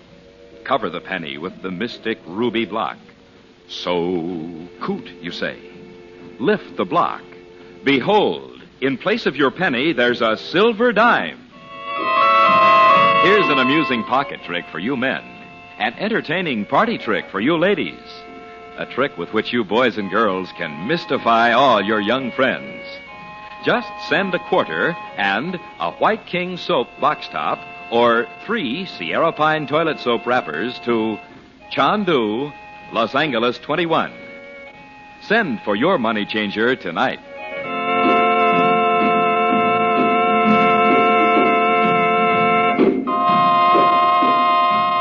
Frank Chandler has come to a remote jungle village in Siam to meet Dr. Ian Shaw, whose research project among the native people conceals his true work. He is an agent of the Inner Council. Dr. Shaw warns Chandler and the regents not to approach the temple of the Cobra god, where strange pagan rites are practiced. While Chandler and Dr. Shaw are in his workshop, Bob and Betty go out of the village by a jungle path, leaving Dorothy alone. A few minutes later, a servant brings her Betty's scarf, saying Betty has gone into the temple. Terrified for Betty's safety, Dorothy forces herself to enter the grotesquely carved doors of the temple, beyond which the jungle drums are beating.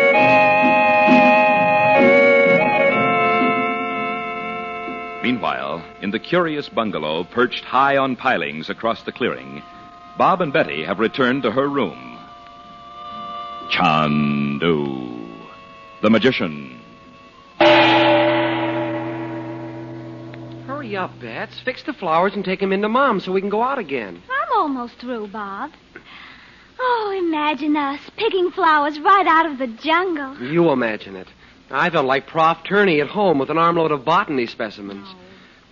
Quit fiddling with them, will you, and come on. Maybe we ought to leave them here. I'd hate to wake Mother if she's asleep. She must be, or she'd have heard us. Well, are you going to leave them or not? Oh, stop heckling me, Bob. I want them to look just right. There's no hurry, is there? I don't like to stay inside this crummy place. It is weird, isn't it? It makes me think of a haunted house. Yeah. No wonder Dr. Shaw wants to get out of here and go back to England. I guess that's why he set for Uncle Frank in such a hurry. He can't take it any longer. Bob, You don't suppose Uncle Frank's going to stay here in his place, do you? If he does, he'll wind up talking to himself.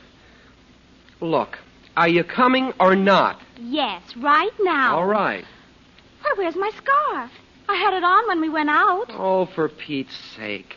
Why do you wear those things anyway? You're always losing them. Like that day in the shop in Lvova. I never did find that one, and I bought it in Cairo. Well, I'm not going to lose another one. I'll look out on the veranda. Don't hold that screen door open. Every bug in Siam will be in here. Oh, I'm sorry. I don't see it. I'll look down the steps. What are you looking for, Betty? My scarf, Uncle Frank. Bob and I went for a walk, and I lost it. Are you coming, Bob? Yeah, I guess so. You can see from here it isn't in the clearing anywhere. It was blue, wasn't it? Yes. Oh, dear. Where's your mother? In her room. She didn't go with us. Uncle Frank, what's that drum? It's coming from the temple over there. Have you ever been in one of those temples, Uncle Frank? No one's allowed in them, Bob. You heard Dr. Shaw, I'm sorry to say. Why are you sorry? There was no reason to tell you anything about the pagan ceremonies.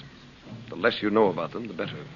How long are we going to be here anyway? Not a moment longer than it takes to finish my business with Dr. Shaw, I promise you. Your father may not have to come up here at all. That darn drum gives me the flying tweaks. I don't wonder. Betty, are you sure your mother's in her room? Where else would she be? We left her in the living room, and she wasn't there when we came back. We looked in. Before you go looking for that scarf, I'll just make sure. I'll try her veranda door. She wouldn't go out anywhere, Uncle Frank. She shouldn't. But I'm a little uneasy about her. Why, Uncle Frank? I don't know. Where did you leave Dr. Shaw? In his bookshop. He'll be along before dinner. Dot? We didn't like to wake her up. She was pretty tired. She's not here. Pull up that shade, Bob. Why, she hasn't been here at all. Her handbag's not here. When none of her things are. She may have left them out in the living room, but... What's this? You mean she left us a note? She didn't leave it. What does it say, Uncle Frank? Nothing. It's just a crude drawing. Of a man. With a snake's head. Oh. Holy Moses. The symbol of the thing they worship. The mark of the Cobra god.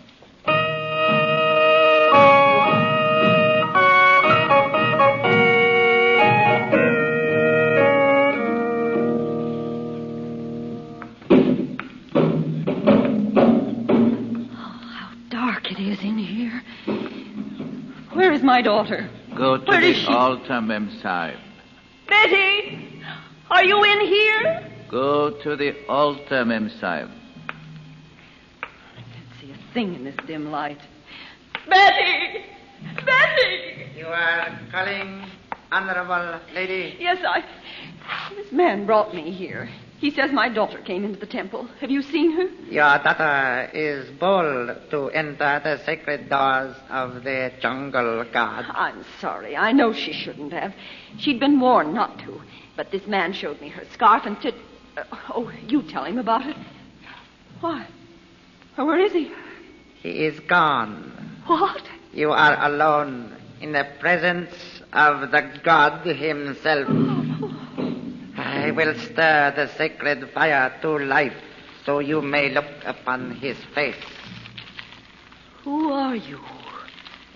I've heard your voice before. Look upon the face of the god. Oh! A man with the head of a cobra. Malakon,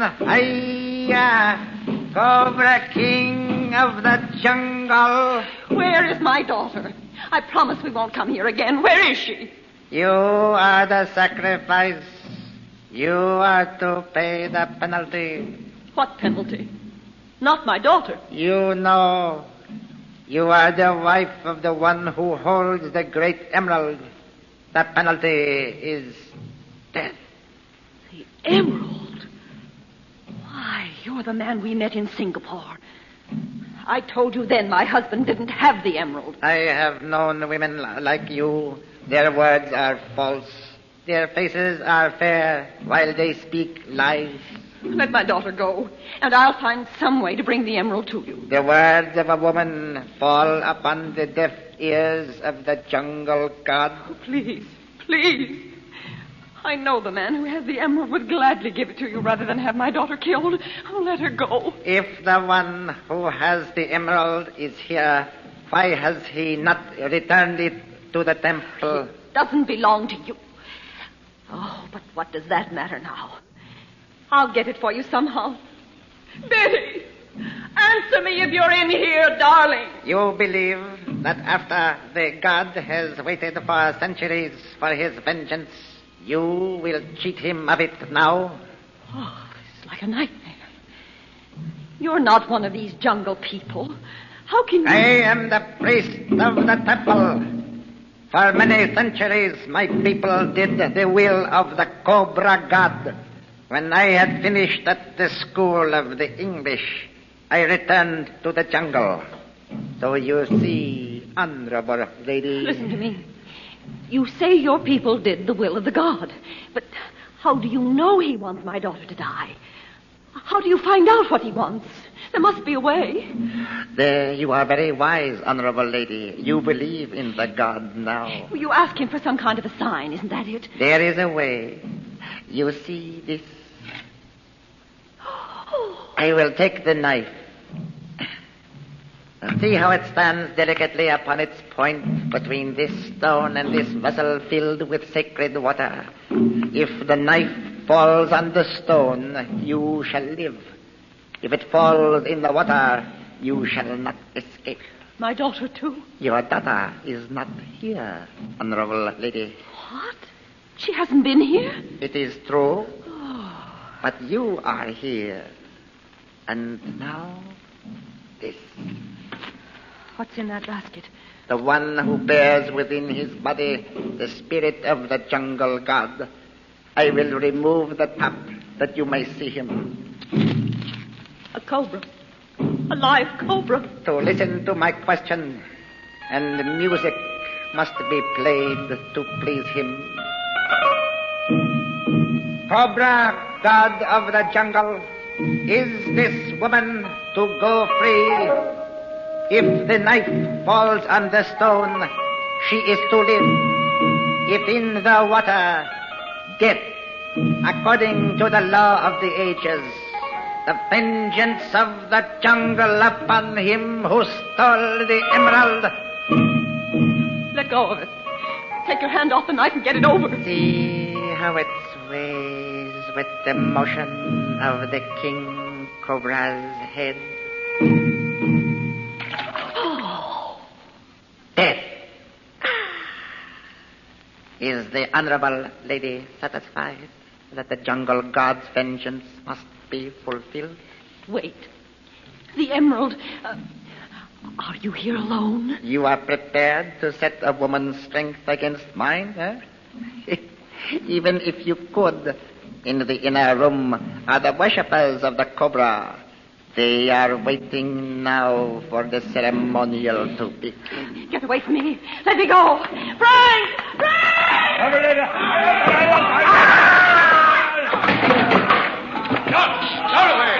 What's going on in this infernal place? Go away, Karen devil! Dorothy! Where are you? Here, Frank! Over here! He has killed the priest. See him lying dead before the altar. Stop, I tell you! No! Let me... God of the jungle has spoken.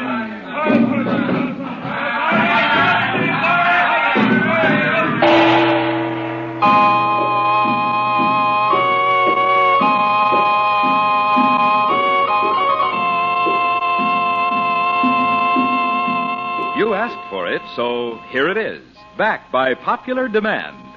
Once more, Chandu offers you his amusing and mystifying magic trick that changes pennies into dimes. Chandu will send you this Assyrian money changer for just 25 cents. Just a quarter and a White King granulated soap box top, or 3 Sierra Pine toilet soap wrappers, mailed to Chandu, Los Angeles 21. Listen. You lay a penny on a table in plain sight.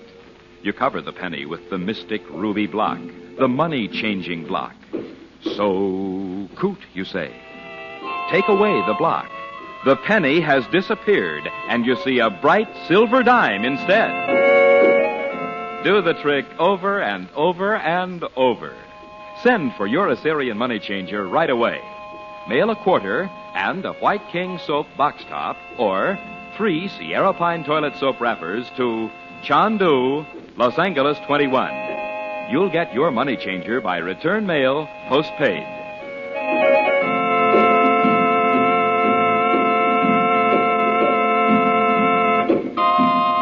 Chandu the Magician is presented for your enjoyment every weekday evening.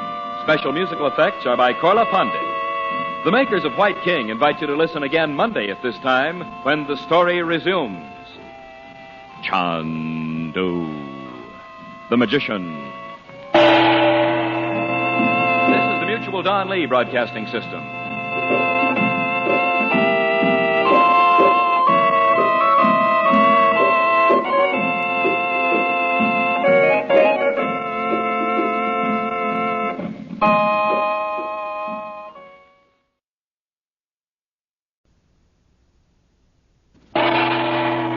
Chandu the Magician.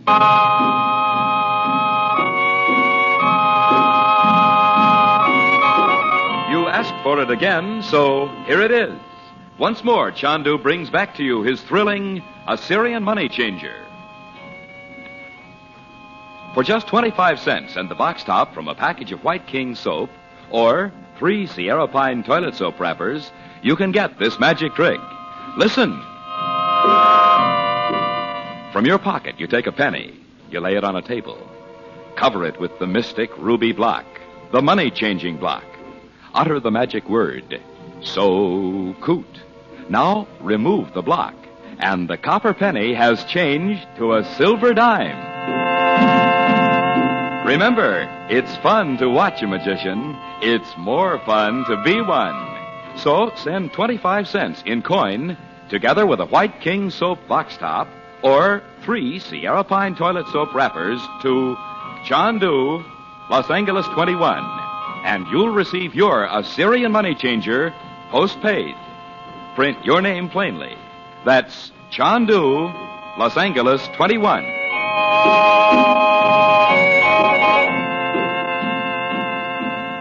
In a tiny Siamese jungle village, Dorothy Regent has entered the forbidden Temple of the Serpent, believing Betty to be inside. The menacing pagan priest proves to be the Chinese the Regent had met in Singapore. He refuses to believe Dorothy's denial that Robert Regent has stolen the great emerald, said to confer miraculous occult powers on its possessor. And as the jungle drums beat out their terrifying rhythm, the priest intones the sentence of sacrifice to the Cobra god. From an inner room pours a pack of shouting natives. Dorothy struggles to break away. In the melee, the priest falls to the floor just as Frank Chandler bursts in. But in spite of all he can do, Dorothy is dragged away, accused of killing the priest.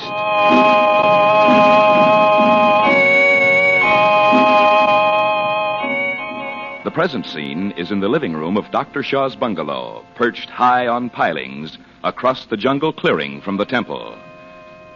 Chandu, the Magician. Oh,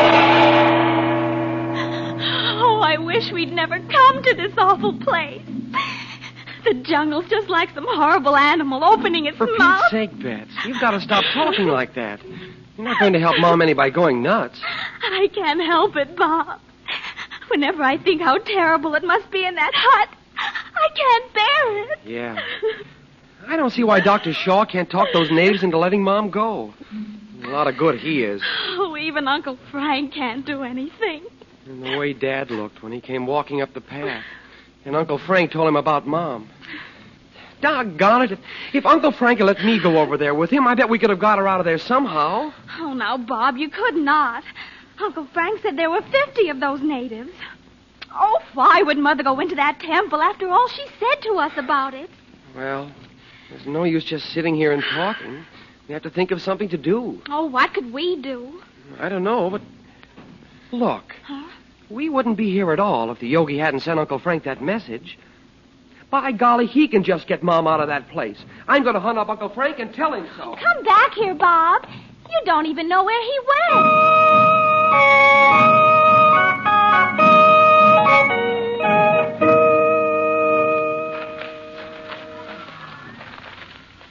It can't be much farther, Robert. Dr. Shaw said the chief's hut was just beyond a bend in the river. You'll have to do the talking, Frank. I'd be sure to say something to offend him. Wait. There's a hut with a fire burning in front of it. There's a man sitting there. See him? Yes. He must be the one. Good Lord. Dorothy's life in the hands of an ignorant savage like that. I'm afraid so. You are Batong, the chief of your people? I am chief of this village. Come closer.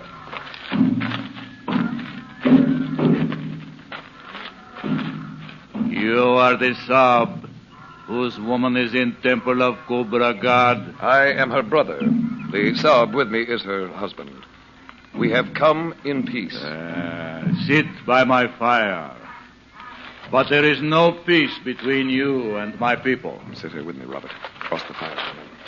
Ask him if he wants money. We want no money. Woman has killed priest of temple.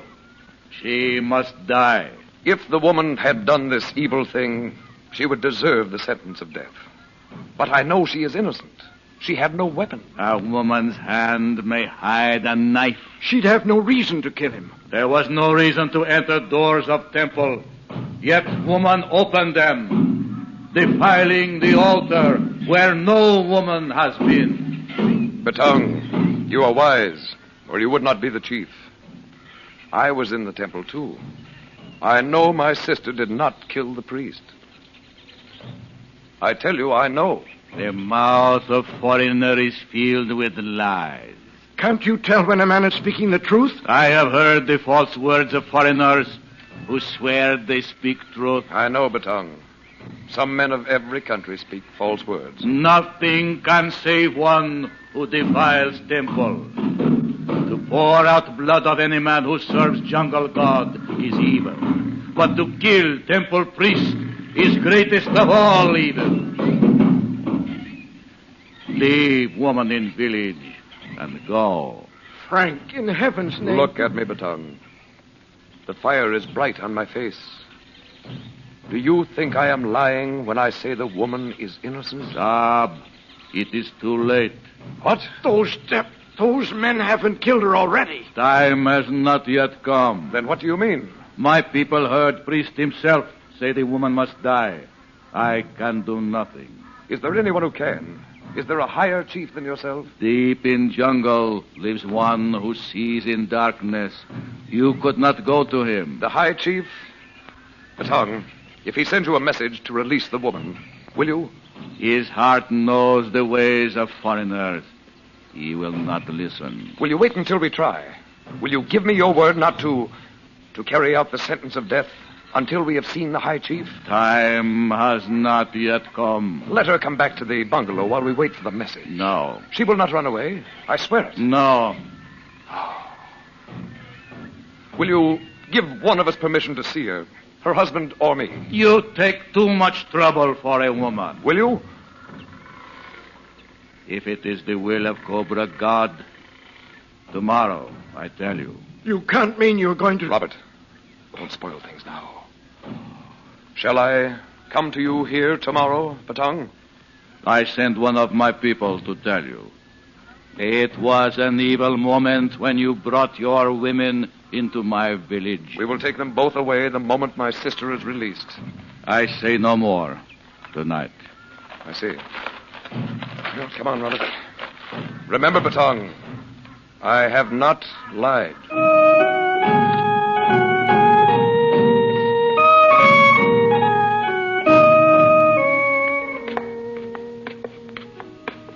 Here they are, Bets. You didn't bring Mother. No, Betty. We talked to the village chief, and he wouldn't let her go. Hey, Dad, sit down here. You look bushed. I can't bear to think Mother's whole life depends on whether some old native says yes or no. Oh, how could anybody think Mother killed that man? Chief Batong believed what the temple attendant told him. I wouldn't be surprised if he killed the priest himself. He had a wicked-looking knife in his hand. You mean the chief? No, the man in the temple who spoke to me. Well, there's one more thing we can do. I'll go and see that jungle chief, Frank. I'll make him listen to me. Who? Where is this guy? Somewhere in the jungle. Dr. Shaw surely knows how to get there. Why don't you just go down to Bangkok and get the police, Uncle Frank? Well, these people would know the minute the police started up the river. But you could... They'd hide your mother in the jungle, Betty, where nobody'd ever find her. Oh, dear. Frank, let's go and bring Dr. Shaw in here. If he knows where the man is, I'll start at once. Dad, you could never find your way through the jungle. I could take one of the natives as a guide. You could if Dr. Shaw knows one you can trust. I'll go and get Dr. Shaw. Straight down the path at the back of the inn. Uncle Frank, you look scared yourself. Don't you really think you can get Mother out of there before... Don't think of that, Betty. Put it out of your mind. Look, Uncle Frank, the Yogi got us into this. You only brought us along because he said not to let us out of your sight. I know, Bob. That wasn't all he said, though. I remember now. It was something about a time of terror being at hand. Hey, Uncle Frank, you haven't even tried magic yet. Why not? Are you afraid, Uncle Frank? Is that what's the matter with you? Yes, Betty. I am horribly afraid. I shouldn't admit it even to myself. Thanks very much, Dr. Shaw. I'll be ready. But if you're afraid, we might as well give up. I met Dr. Shaw just outside. He knows one of these fellows who's going with a message to the chief anyway. When are you leaving, Dad? Well, as soon as it's light enough to see the trail. Even the natives won't risk the jungle trails at night, he said, for fear of pythons. Pythons? Oh. Frank, before I start, isn't there a chance that with the things you learned in India, you suppose I've tried, Robert? I've thought of nothing else. Oh, I wish I knew enough to help. I know enough. The only reason I'm letting you make a trip through the jungle instead of going myself is that I hope somehow I can get Dot out of that place. Bets, don't cry. Listen, all of you. I'm going to try once more. Now, go into the other room and leave me alone. Okay. We can go into my room. Come on, Dad. I know you can do it, Uncle Frank. I just know you can. Close the door, and don't come back until I call you. Well, I can still command the psychic summons, at least. Oh, Yogi, my teacher, I beg you to help me now. It's gone, but I must do this. Dorothy, nothing can keep you in that place of darkness. Leave it and come to this room. I can't do it. I failed. It's true. Oh, Dot, I failed you. And all of you. Just when you need me most.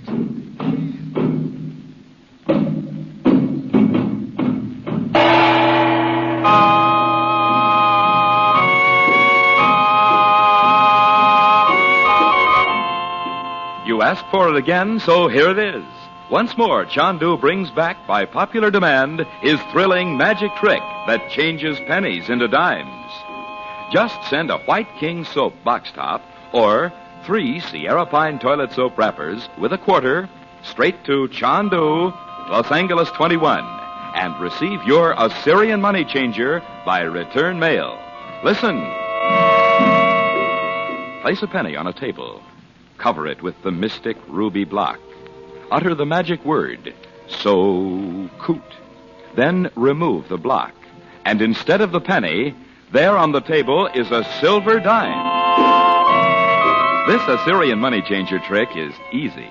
So easy a child can do it. But it is clever. So clever it is very hard to detect. It is so small you can carry it in your purse or pocket. So much fun it will make you the life of any party. Send for the Assyrian money changer right away. Just mail 25 cents in coin and a White King soap box top or 3 Sierra Pine toilet soap wrappers to Chandu, Los Angeles 21. You'll receive your magic trick postpaid.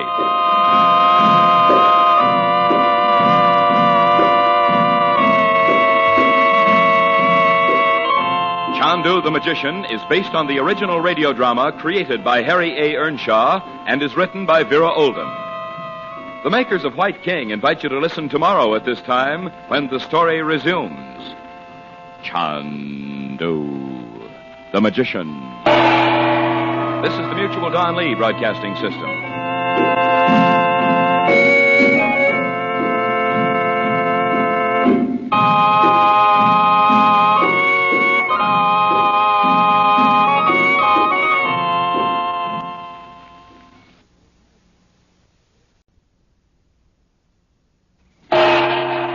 Chandu the Magician.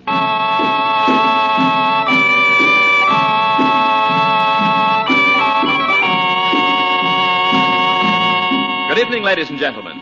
Tonight and every weekday evening at this time, the makers of White King granulated soap and Sierra Pine toilet soap present for your enjoyment Chandu the Magician. And Chandu has a thrilling new magic offer for you. For just 10 cents, he will send you his mysterious Waters of the Nile magic trick. Just 10 cents and a White King soap box top or 3 Sierra Pine toilet soap wrappers. With this trick, you can defy the laws of gravity. You can take a bottle filled with water and turn it upside down without spilling a single drop. Why, you can even shove a match or toothpick through the mouth of the bottle. No water will come out. Here is a wonderful pocket trick for you youngsters to spring on your schoolmates. You men to play on your fellow workers. For you ladies to perform at a party or bridge game. And it is yours for just 1 dime. Yes, 10 cents in coin, plus a White King soap box top or 3 Sierra Pine toilet soap wrappers. Mail with your name and address to Chandu, Los Angeles 21. And Chandu will send you the Waters of the Nile magic trick postpaid. Send for several of these tricks tonight.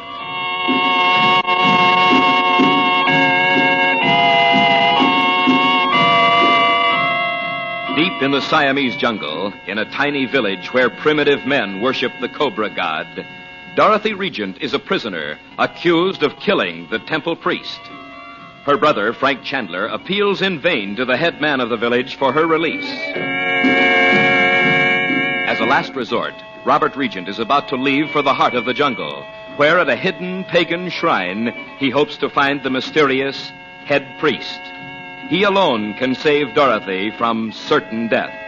For Chandler has tried again and again to make use of his occult powers to save Dorothy, and over has failed.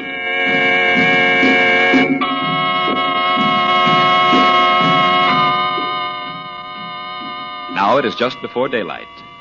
Chandler and Regent come down the steps of the bungalow built high on pilings by the uncanny Dr. Shaw. Chandu the Magician. I'll make all the speed I can, Frank. Well, let the guide set the pace, Robert. You can't hurry once the sun's well up. Uncle Frank! Is Dad gone? I'm just going, Bob. Frank, you didn't speak to Dr. Shaw about sending to Bangkok for help? Why, yes, I did. But he agreed with me it would be useless. The temple guards would whisk Dot off into the jungle and we'd never see her again. What devils they are. Robert, the guide's right over there. Don't let him hear you say such things. I'll try to remember. Well, I'll go now. I sure wish I could go with you, Dad. We've been all over that, Bob. Well, goodbye, Robert. And good luck. I hope I'll remember all the things you told me to say. I'm sure you will. I'll be back as soon as I can. So long, Dad. Gosh, Uncle Frank, you look as if you hadn't closed an eye all night. I haven't. Mom must think it's pretty funny you don't whip her out of there by magic. Do you suppose she knows you can't? I don't know, Bob. I don't know. Look, I'm not just trying to heckle you about it, but is this the first time you've tried to work anything by magic and couldn't? Yes. When it was my own fault. How do you mean? Please, let me alone, Bob. Oh, I'm sorry, Uncle Frank. Oh, hi, Bets. Is Daddy gone? He just left, Betty. Uncle Frank, I got out some clean things for Mother. Do you think they'll let us send them over to her? We'll take them ourselves. Huh? Did that head guy say we could go and see Mom? He sent a man about an hour ago. Can we go right now? All of us? Well, you can go with me, Betty. Not Bob. What's the matter with me? They think you and I might try to get your mother away from them. They must have been reading my mind. Bob, don't you know I'd try it if there were a chance in a million? When are we going, Uncle Frank? As soon as it's broad daylight. I want the natives to see every move we make, so they'll know we aren't going to make any trouble. Poor Mother, shut up in that temple. And maybe Cobra. Bets, for Pete's sake. No, she's not in the temple now, Betty. What? She's in the little hut next to it. Look out there. There's a man on guard, you see? Oh. Hey, you know what? It's the only place outside of the temple that isn't built up on pilings. I wonder why. I don't know. Well, get the things for your mother, Betty. We can go over in a few minutes. It won't take me a second, Uncle Frank. They're all ready. You know what you're doing, I guess. Only, what if they snatch Betty the way they did Mom? They aren't going to, Bob. You don't know they won't. Of course I do. A bunch of guys that worship a cobra? Yes, but the killing of the priest is a matter of tribal law. You sound like this was legal. In their own way, it is, Bob. Whoever killed him saw his opportunity when your mother was in the temple. When she went there, she played right into his hands. Well, for all you know, they'll rig up something on Betty. You were right there when they got Mom, and what could you do? You're right, Bob. Nothing. But they have a victim now. Okay, but I'd sure like to find Listen to me, Bob.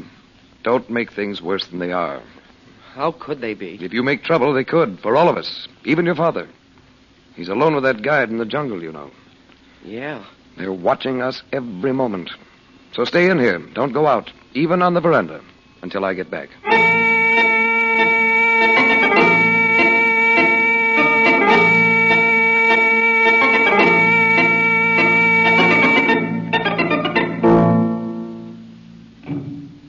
So I brought you some clean things to put on, Mother. Darling, you shouldn't have come here at all.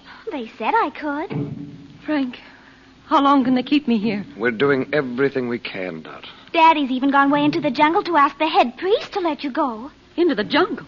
Alone? With a native guide. There was no use in two of us going, and it seemed better for me to stay here. Oh, it's so dark in here. What a loathsome place. Oh, go back to the bungalow, Betty. Oh, no, Mother. You can't do anything for me, dear, and I hate to have you here. How long can you stay, Frank? I didn't say, but it shouldn't be too long or they'll get suspicious. Oh, those drums. Whatever induced you to come into the temple, Dot? You heard what Dr. Shaw said about it? It was that servant at the bungalow, Wong.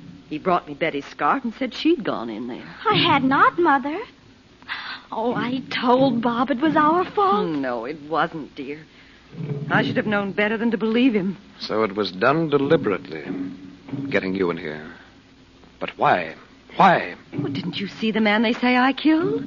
The temple priest? He was the man we met in Singapore. Yes, I saw him. Just a glimpse in the light from the altar. But he's Chinese. He's not one of these natives. Well, he told me... Oh, but what's the use of talking about that? He's dead now. Won't help. Anything might help, Dot. Tell me. Oh, he said he'd been sent to an English school. But his people had been serpent worshippers for generations. So when he finished school, he came back to the jungle. It could be true. But it doesn't explain his being in Singapore, posing as Dr. Sun. Well, didn't I tell you? He wanted that emerald.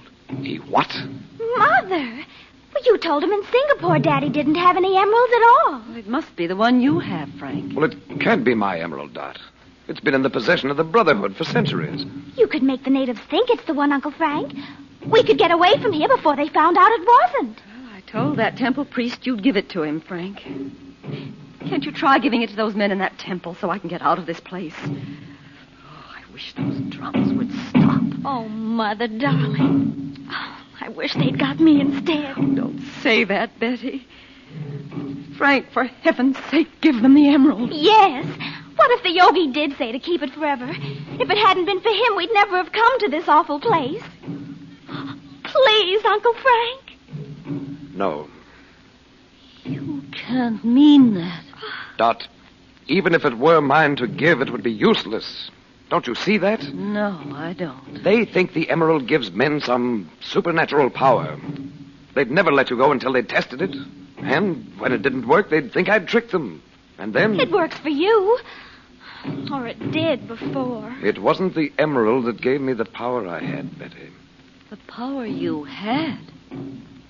So that's why you've left me here. You can't help it. You know I'd have had you out of here, Dot. Out of the village if I could. Why? What's happened to you? I don't want to talk about it. It only makes it worse. And I thought it was because you were waiting for Robert. Well, why don't you talk to the Yogi, Frank? Ask him what to do if you can't do anything yourself. You know they're trying... They're going to talk about killing me? Yes, Dot, yes. I've tried 50 times to reach the Yogi, but I can't. Well, when will Robert be back? Not before tomorrow morning. I told him what to say to the witch doctor. Witch doctor? Oh. Well, they don't call him that, but that's what he is. Frank, as soon as Robert comes back, I want him to take the children and go back to Bangkok. And leave you here? Mother! Don't argue about it, Betty. And tell Bob just what I've said. Dorothy. Well? There's still time. I don't know how much, but a little. Well, how do you know? The village chief said the time hadn't come. So, if Robert doesn't persuade the witch doctor to let you go, I'll go down to Bangkok and see if I can get word to Roxor. Roxor? What for? He's the one who's after the emerald. You know how he's always looking for some kind of sorcery to use against me. But he had the emerald stolen from you once in Cairo. But I got it back before it reached him. Now he's got this infernal Dakuka fire working for him. And he's trying again. Oh, but what's the use of asking Roxor for anything? He'll never let Mother go. If I can reach him in time, there must be some way... What's that? Oh, it's just the guard. He's always talking to someone out there.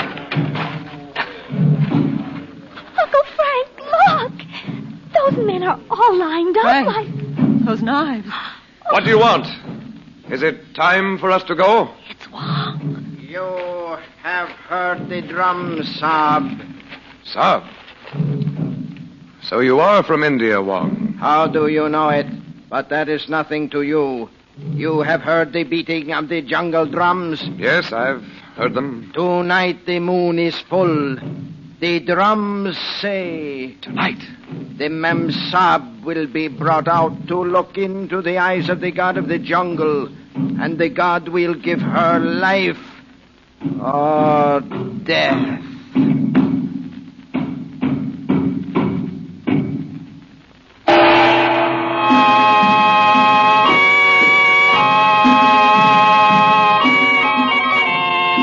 For just $1 and a White King soap box top, or 3 Sierra Pine toilet soap wrappers, Chandu will send you his gravity-defying trick, the magic trick he calls the Waters of the Nile. Once you know Chandu's secret, you can fill a pop bottle full of water, turn the bottle upside down, and not a single drop will spill out. That's right. In defiance of the natural laws of gravity, the water appears to stay suspended in the bottle. Then, to everyone's complete amazement, you can even insert matches, toothpicks, or even a pencil inside the neck of the bottle. And they, too, will be suspended in the water. Here is a magic trick that will entertain and mystify everyone. And it is so easy to perform that anyone, young or old, can master it in a couple of minutes. Add this magic trick to your collection right now. Send $1 and a White King soap box top, or 3 Sierra Pine toilet soap wrappers to Chandu, Los Angeles 21. Be sure to print your name plainly. That's Chandu, Los Angeles 21.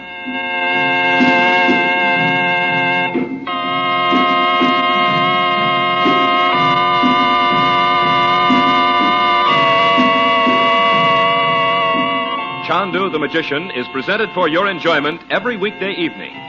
Frank Chandler is played by Tom Collins. The makers of White King invite you to listen tomorrow at this time when the story resumes. Chandu the Magician. This is the Mutual Don Lee Broadcasting System.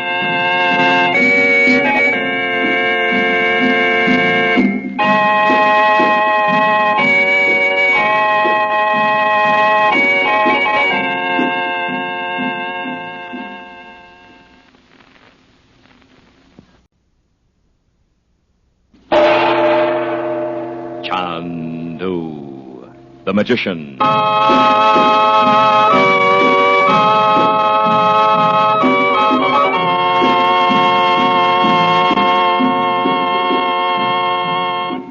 Were you disappointed because you failed to get Chandu's money changer trick when he offered it to you a few weeks ago? Then listen. Chandu brings this magic trick back to you.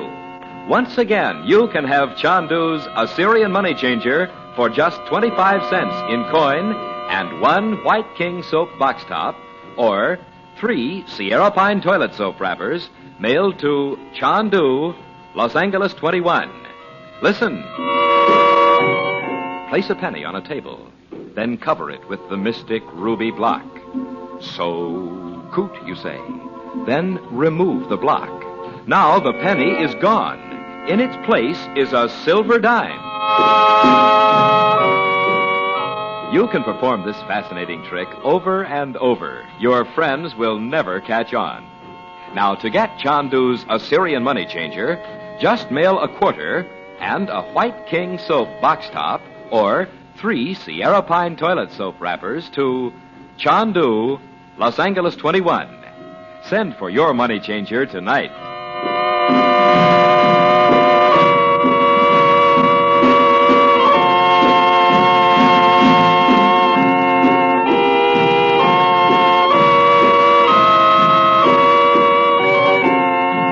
For the first time since Frank Chandler's long years of study in the Far East, the occult powers he gained there have failed him. He can do nothing to release his sister, Dorothy Regent, held prisoner in a hut in a remote Siamese jungle village, accused of killing the priest of the pagan Temple of the Serpent. Permitted to see her, Chandler learns of the vicious priest's demand for the great emerald and realizes that he was acting on orders from the sinister Roxor. Believing there is still time, Chandler plans to leave for Bangkok to find Roxor. But at that moment, a native brings an appalling message. The barbaric ceremony of judgment is to be held within a few hours.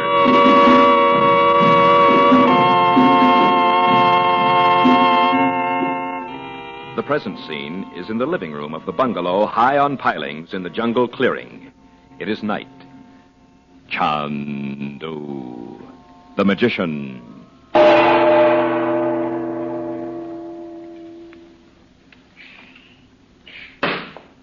Didn't you find Dr. Shaw, Uncle Frank? No, Bob. He's not in his workshop, and I don't know where else to look for him. Besides, there's no time. I don't see why he just vanished. If anybody could do anything with those natives, I should think he could. I did try, Betty, but they wouldn't listen to him, in spite of all the years he spent here. Well, that makes it just great for us. When are we going to know about Mom? I'm going over to the ceremonial. We'll know when it begins. They light a great fire in front of the temple. Will they let you go? Yes. The chief said as long as I made no trouble, I could sit there and look on. Maybe Daddy will be back before they begin, and then... Oh, but I don't really believe he will. Oh, Uncle Frank. Don't cry, dear. This thing tonight isn't the last word, you know. Everything keeps getting worse and worse. Every minute. There must be some way out, though. Even if the judgment's against your mother tonight, we aren't going to give up. I still say we ought to take Dr. Shaw's boat and get out of here. Without Mother? Bob Regent. Don't be a dope. I mean, make a big racket when they get in the middle of the hoopla. And then, while they're all milling around... Oh, Bob. Well, what's the matter with trying it? They have boats, too, you know. And they know every inch of the river.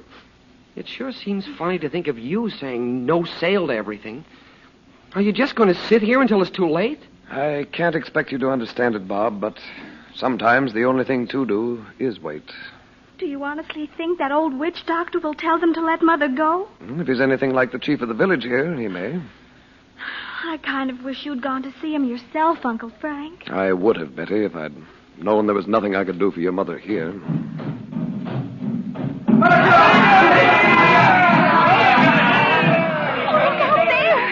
They've lighted the fire. Oh, look at those men all painted up like Indians. It's the ceremonial procession. Don't stand here and watch it, Betty. Why not? Go into your room. Go with it, Bob. Okay. I'll come and tell you as soon as it's over.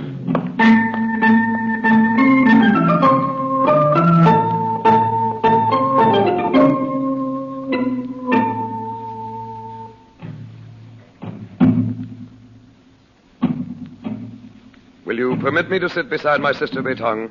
Sit by the woman, and remember the knives of my people. I come here in peace. Frank, where are the children? At the bungalow, Dot, and they'll stay there. No word from Robert? It's too soon to expect it. Now listen, Dot. This whole ritual's based on terror. I've seen men actually die of it. I can believe it. Those horrible painted faces. The chief's the worst of all. Now, no matter what they say or do, try not to let them know you're afraid. That's easy to say. I know it's not easy to do, but try. Just remember that one of these men really did kill the priest. I'll try to find out which one. Oh, don't let them take me back into the temple, whatever they do. That idol, a man with a cobra's head. I can't go in there again, Frank. They're ready to begin. My people, I speak in the tongue of the foreign woman, learned by our tongues from him you know. I draw about me the circle of fire. From him you know. He must mean that temple priest. The signs are right, my people. I call upon the god of the jungle to hear my words. The cobra. It was in that same basket in the temple. Sit still, Dot. Remember what I said? This woman has entered the temple of the serpent. Malikan Haiya.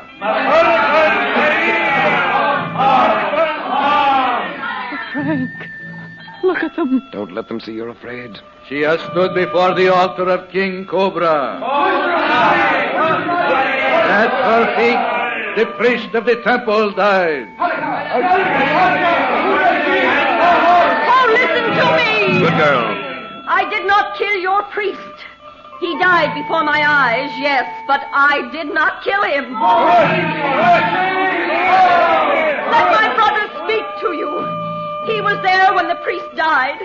Listen to him, Batong.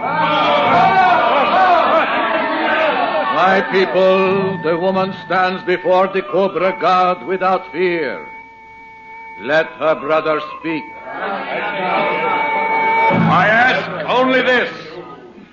Let me see the body of the priest my sister is accused of killing. The body of the priest is not to be looked upon by the foreigner. Have you yourself examined his body? For a poisoned dart? For knife wounds? The body of the priest is not here. You mean it's been burned, Betong? It is not for you to question the way of these people. It may be that one of your own people killed the priest. Betong, I ask you to look at the body of the priest yourself. If he was killed by one of your own people, that man is still in the village, and others may die. The mouth of the foreigner is filled with lies. Let the ritual wait until you've done as I ask.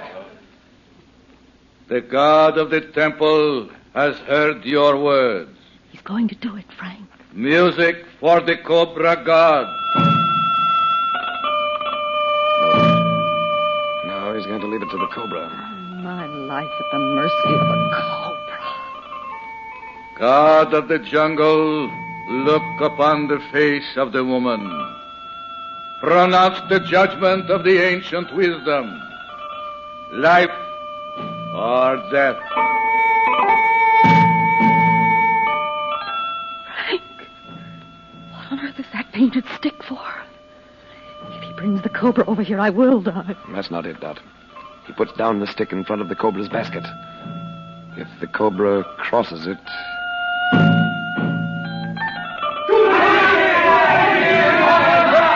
The god of the jungle has spoken. The woman is to die. At the feast of the darkened moon, when 7 times the sun has risen and set, she will die, and the jungle god will be avenged.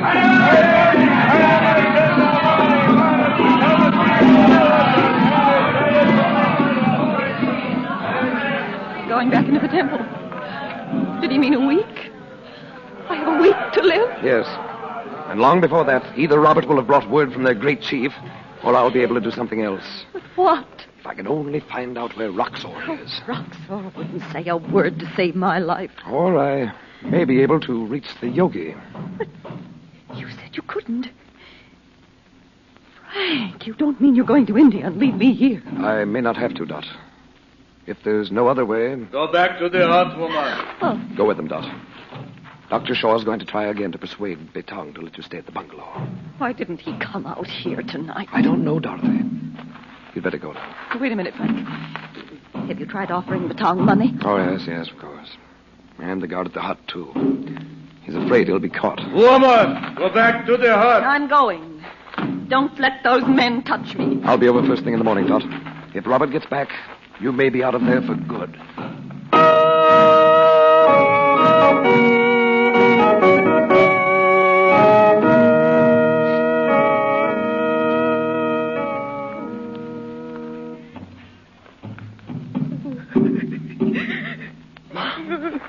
Mom, can you hear me? Oh, Bob, where are you? I'm just outside. This hut's made out of dried palm leaves or something. Go away, son. No. I'm going to cut a hole in the wall. I have it big enough for you to get out for another 5 minutes. Go away, I tell you, Bob. Come over here, Mom. See, I'm right here. You know there's a guard just outside the door. Not now, there isn't. What have you done? I sneaked up behind him and knocked him out. Bob, stop that and listen. We could never get away from the village even if I were out of this hut. Go away. Not a chance. I'm going to get you out of here tonight. Listen to me. If we have to swim the whole Pacific Ocean to get you away from these guys, we will. Uncle Frank told me what they said. But you'll be killed if you're caught. I'm not going to get caught. Oh, that's loud enough to be heard all over the village. Oh, Bob, please. I don't care what Uncle Frank says or anybody else. I'm not going to leave you in this dump another night.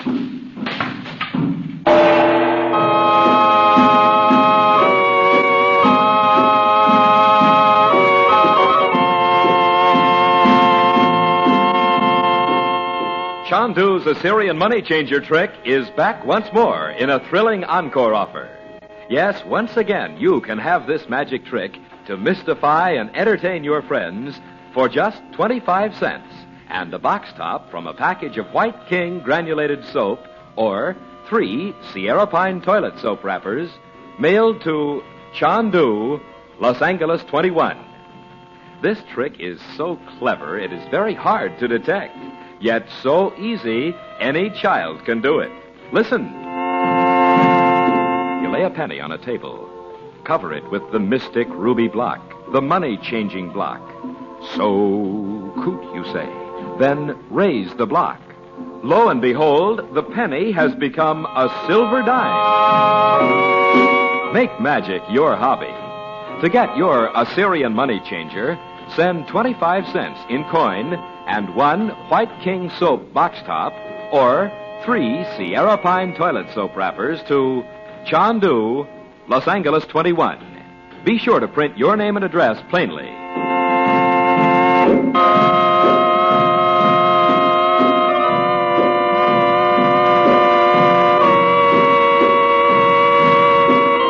Chandu the Magician is produced and directed by Cyril Armbruster. Dorothy Regent is played by Irene Tedrow. The makers of White King invite you to listen tomorrow at this time when the story resumes. Chandu the Magician. This is the Mutual Don Lee Broadcasting System.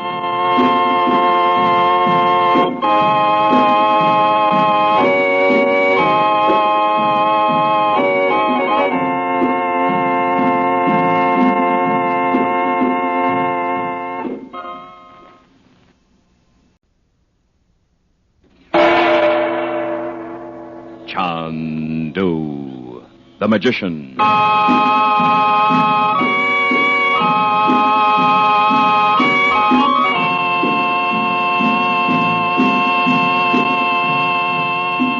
Good evening, ladies and gentlemen. The makers of White King Granulated Soap and Sierra Pine Toilet Soap present for your enjoyment Chandu, the Magician. Waters of the Nile. That's the name of Chandu's thrilling new magic trick. The gravity-defying trick you can get for just 10 cents and a White King soap box top or 3 Sierra Pine toilet soap wrappers. Next time you go to a party, tell everyone that you have learned to overcome the law of gravity. Then, while they watch, fill an ordinary pop bottle full of water. Show everyone that the water pours out in the usual way. Then fill up the bottle again. And slowly turn the bottle upside down. And to everyone's amazement, the water remains suspended in defiance of gravity.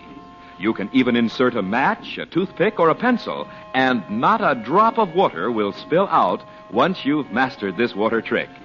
And all it costs you is a dime, just 10 cents in coin, and a White King soap box top, or 3 Sierra Pine toilet soap wrappers, mailed to Chandu, Los Angeles 21. You'll receive this water trick promptly, post-paid. That's Chandu, Los Angeles 21.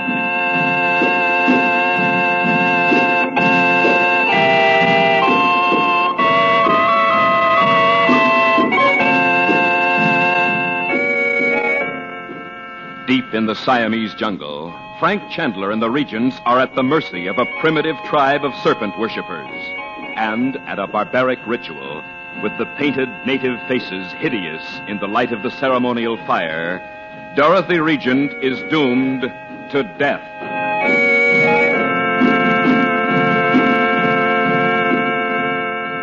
Even Chandler can do nothing to save her, for, as the Yogi had warned, he is powerless to make use of the occult forces he had mastered in India.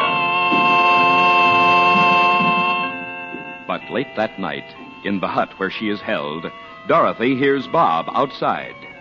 Despite her frantic insistence that he will bring disaster to them all, Bob refuses to return to the bungalow. Chandu, the Magician.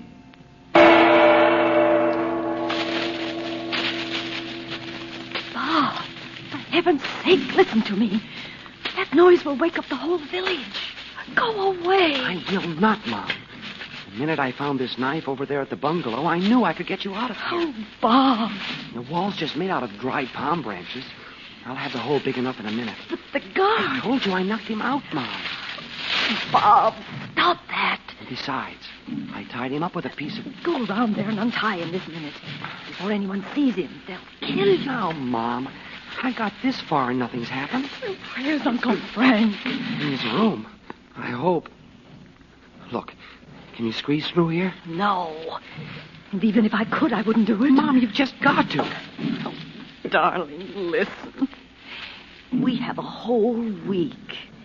Nothing will happen to me before that. But if you interfere, they might... No sale. Uncle Frank can sit around and do nothing if he wants to. And Dr. Shaw, too. Not me. Well, Uncle Frank's not just sitting around doing nothing. He's trying everything he can. Yeah. Well, doggone it, Mom. You don't know how it feels to think of you shut up in this dump. I can't stand it any longer. It makes me sick. Oh, darling, I know, but... And that's not the worst of it. Oh, jeepers, I didn't mean to remind you of that, but... You know what I mean. I'm not going to leave you in here until it... Well, I'm just not going to do it. There. Now. That noise will wake every man in the village. Come on, Mom. You've got to now. When they find this hole in the wall, they'll think you did it. Holy Moses. What is it, Bob? What is it? There's a fellow standing over there in the path. Oh, I told you they'd hear all that noise. I don't think he's seen me yet. Oh, get away from here, Bob. Go on. He'll spot me in a minute.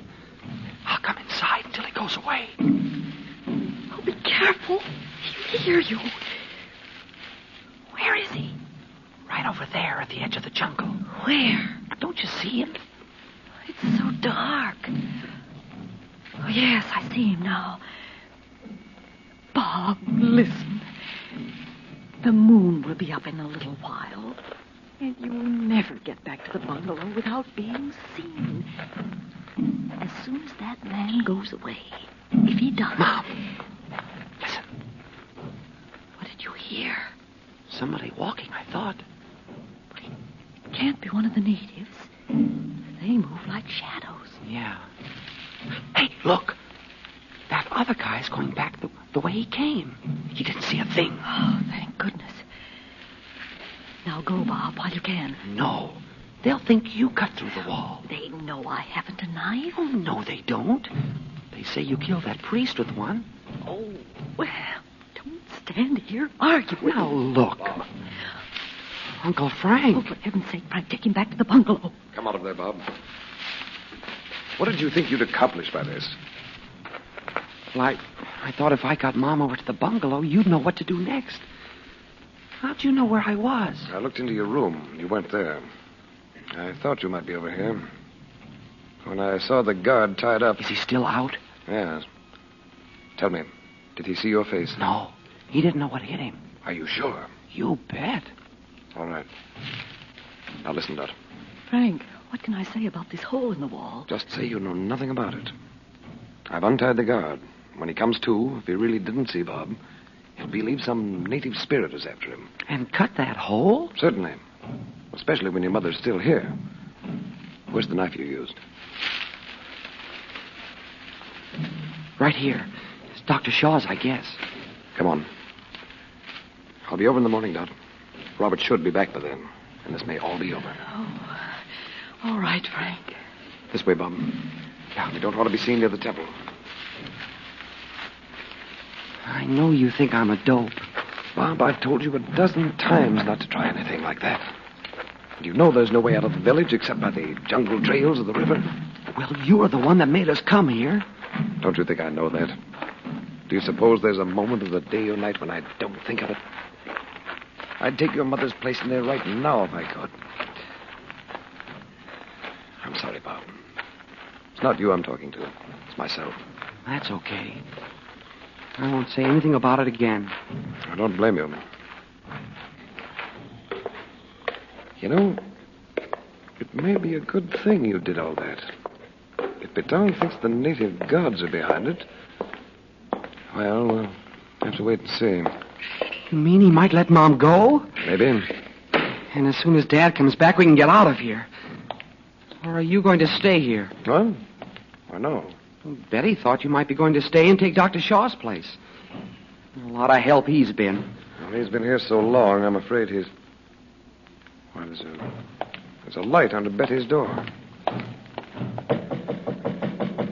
Betty? Oh, dear. Haven't you been to bed?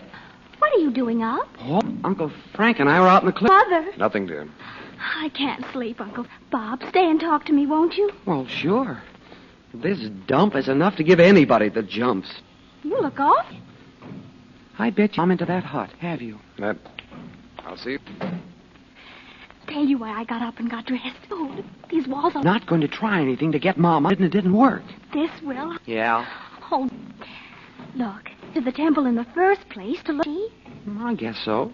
Sure she did. Well, what if I went over there and told them I killed that temple priest? They'd let Mother go, wouldn't they? Are you crazy? No, I'm not. If you and I hadn't gotten into such a lot of trouble in Cairo and everywhere, she'd never have believed I'd go into the temple. Maybe not. Listen. Huh? What's that noise? Blow out the candle, quick. I'll peek out and see. Oh, it's only Dr. Shaw. What's he doing? Just going down the steps. I wonder if he heard what we said. He couldn't. Unless he was right outside the window. Maybe not even then. Anyway, he's gone now. What a creep. I hope he didn't hear us. He might tell Uncle Frank. Bob, don't light the candle again. Okay. You can't do it, Betty. Mom wouldn't let you. You know she wouldn't. She won't know anything about it until it's too late. I've thought just exactly how I could do it. Well, how? Not that I'm going along with it. You must think You know what'll happen to Mother if somebody doesn't do something. Uncle Frank's magic doesn't work anymore. I know that. Well, go on. I thought I could really go over to the temple this time and just knock on the door. And when one of those temple attendants come, I could tell him Oh, Bob. Well, I have to hand it to you, Bets. I never thought of doing that. I can hardly bear to think of it. But it's no worse for me than it is for Mother. It's not even as bad. The only thing is, well, how would we know they'd let Mom go if you... We? Oh, you're not going with me. I sure am. You think you're going in there alone? We're talking too loud. Uncle Frank will hear us. I've got to do it tonight, Bob, or I'll be too scared to do it at all. I know what you mean. But look, Bets, there's no use starting anything unless we can figure out some way to be sure they'll let Mom go. Well, help me think of something. If we aren't smarter than a lot of people that think a cobra's a god, we're pretty dumb. Well, they've outsmarted us up to now. Even Uncle Frank. I tell you Wait what. a minute. I've got it. Bets, are you sure you want to do it? After all, it's... I'm scared to death, Bob, but I'm going to. Oh, poor Mother. Okay, let's go. We can go out this door onto the veranda. And Uncle Frank won't know where we are until it's too late.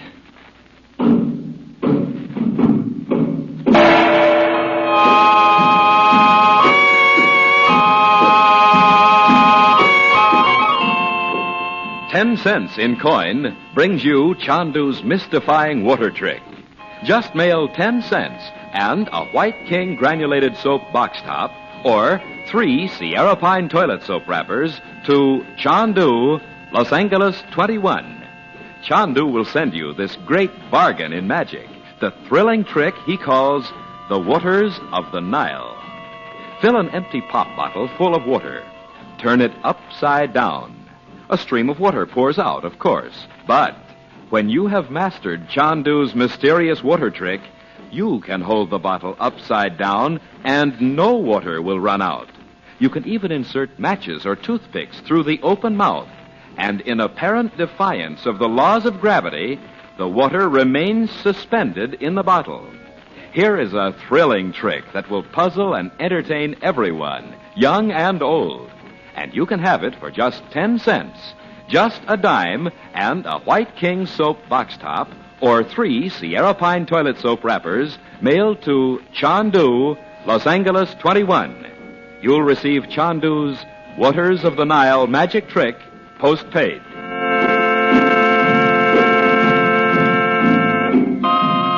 Chandu the Magician is presented for your enjoyment every weekday evening.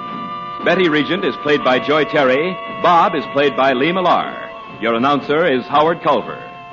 The makers of White King invite you to listen tomorrow at this time when the story resumes. Chandu the Magician. This is the Mutual Don Lee Broadcasting System.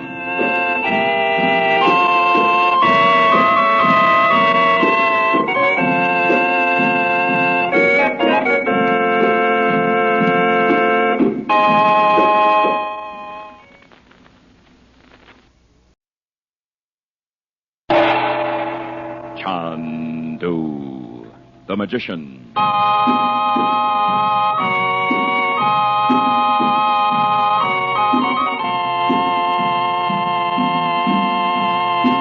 Chandu brings you a repeat performance of his mystifying Assyrian money changer trick. Yes, by popular demand, once more you can get this thrilling magic trick for just 25 cents in coin. 1 quarter and the White King granulated soap box top, or 3 Sierra Pine toilet soap wrappers, mailed to Chandu, Los Angeles 21. Listen. You take a penny from your pocket or handbag and lay it on a table. Cover the penny with the mystic ruby block. So coot, you say. Now lift the block, and behold, in place of your penny, there's a silver dime. Here's an amusing pocket trick for you men, an entertaining party trick for you ladies, and a trick with which you boys and girls can mystify all your young friends. Just send a quarter and a White King soap box top or 3 Sierra Pine toilet soap wrappers to Chandu, Los Angeles 21. Send for your money changer tonight.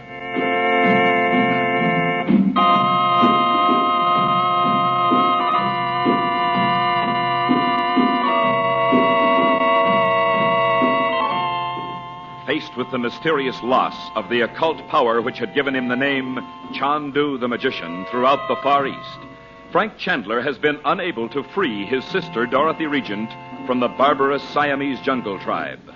Moreover, he has discovered just in time Bob's reckless attempt to release his mother, a plan which Chandler knows would have meant the death of all of them. But Chandler does not know, as he goes into his room at the primitive bungalow, that Betty has determined to offer herself as a sacrifice to the Cobra god in Dorothy's place. Silently, Betty and Bob have slipped out into the blackness of the jungle night.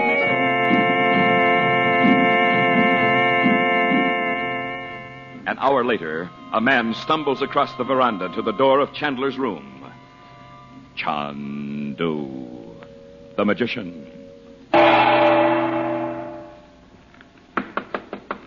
Yes?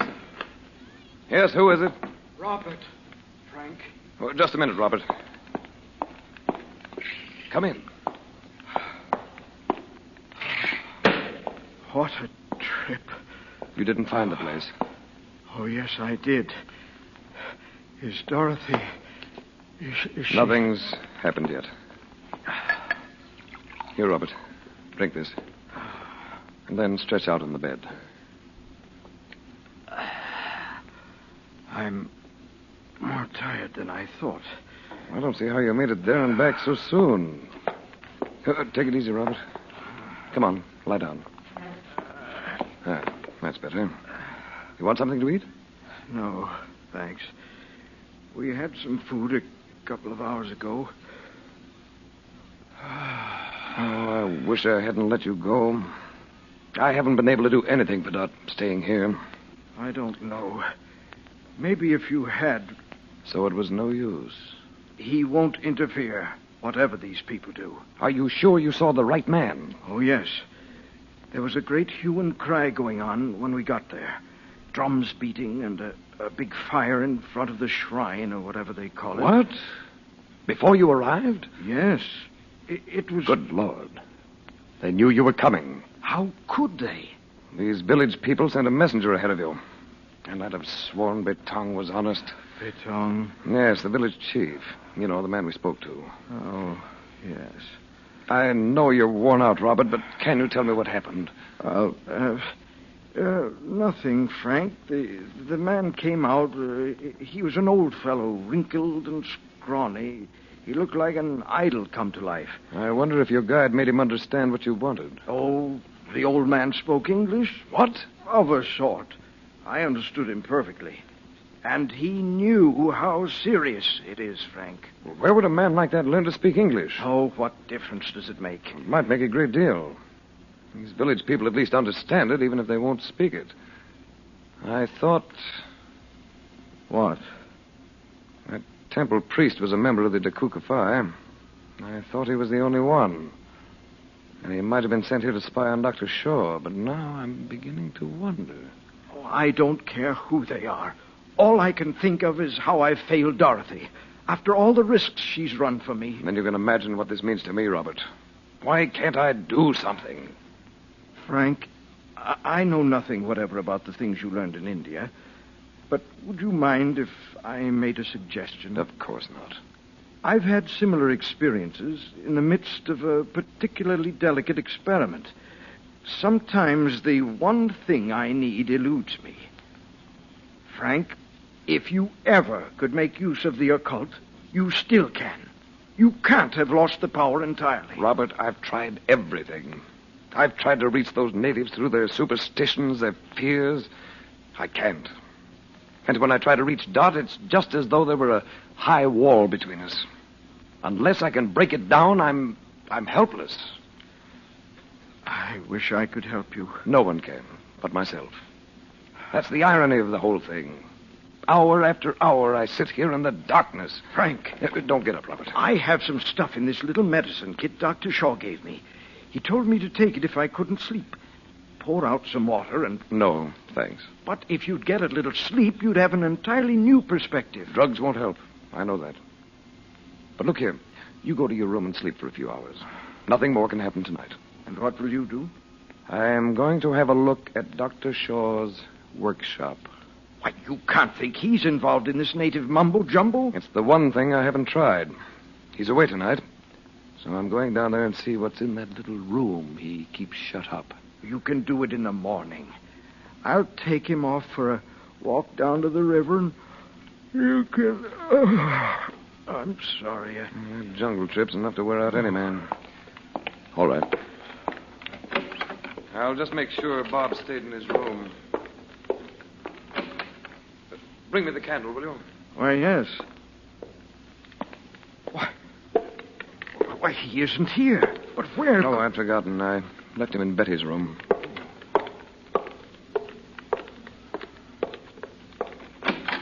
Bob? Well, they're both gone. Listen. You'd better stay here, Robert. Not at all. Where are you going? Over where that drum's beating. Out this way.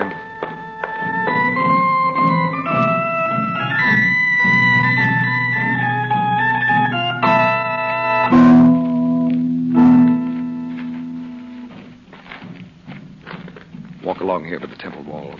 There's a path here somewhere. Yes, here it is. Go ahead. I'll follow you. Why would the children come out here at this hour? Heaven only knows. I thought after what I said to Bob... Listen. I'm just an animal, I guess. Why, there's a fire somewhere ahead. See the reflection? Yes. Yeah, stop a minute. The path turns here. Confound these white clothes. If we're not careful, we'll burst out of the jungle and then... Shh. We almost did just that. Yeah, look through the branches. Here. See the fire? But the children aren't there. Not yet, at least. There's a tribal council. There's Betong. Frank, the fellow standing next to him. It's that guide of mine. The man Dr. Shaw sent to take you through the jungle. Well. You have heard the words of Betong. Now I will tell you what I have seen and heard. Through the jungle, I led the man whose woman is to die. Why, it seems strange Dr. Shaw would send me with a guide who couldn't be trusted. I'm beginning to understand a lot of things. For his death. Because it was forbidden, I could not kill him myself.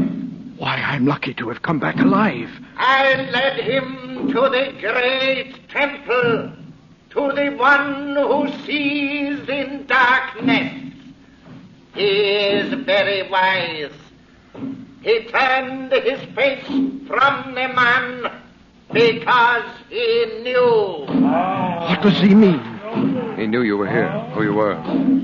I told you they knew you were coming. These are the words of the one who sees in darkness. Return the man to the village alive. For the way of the foreigner is not our way. When the woman dies, he will bring to the temple the great emerald. Why, there never was a chance of his releasing Dorothy. Wait a minute. He's not through. And the warning came to my ears from him who sees in darkness. Let the woman die. See it done. For her brother is Chandu. Quick, Robert. Let's get on there. They must have from this path. You go first. Your eyes are better than mine. Frank, that emerald business. It is your emerald they want. Hurry. The council will break up in a few minutes. But, Frank, surely you'll give them the emerald. It means Dorothy's life. You heard what he said? They have no intention of letting her go. You can at least try it. Around here, we'll come out at the temple steps. If Bob and Betty are anywhere in the clearing, we should see them. They're both wearing white clothes. Yes. Come on. Somebody in this village beside the temple priest knew Roxor wanted that emerald. Accusing Dot of killing him is just an excuse now, I'm sure of it. If they kill her, what difference does it make why they do it? None. They do. But don't you see, Robert? The emerald has nothing to do with their superstitions or their Cobra worship. What of it? Somebody's holding them in what you might call almost a bondage of fear. And it's an outsider, a foreigner. The temple priest was Chinese. That's why he was killed. But they're still afraid. So... And while you theorize Dorothy will be killed. I'm not just... Wait. Here's the temple. Are we going in? No. I can't believe Bob and Betty'd go in there after all that's happened. I don't see him anywhere in the clearing, do you? No. I'll go up the steps and see if I can hear anything inside. They keep attendance at the altar of the Cobra day and night. The children are probably back in their rooms by this time. Why not? Robert, there's something up there. Right in front of the door. My word. You have eyes like a cat. See the shadow? Stay here. I'll go up and see. If it's a guard. If it is and he's seen us, the harm's done anyway. Good Lord.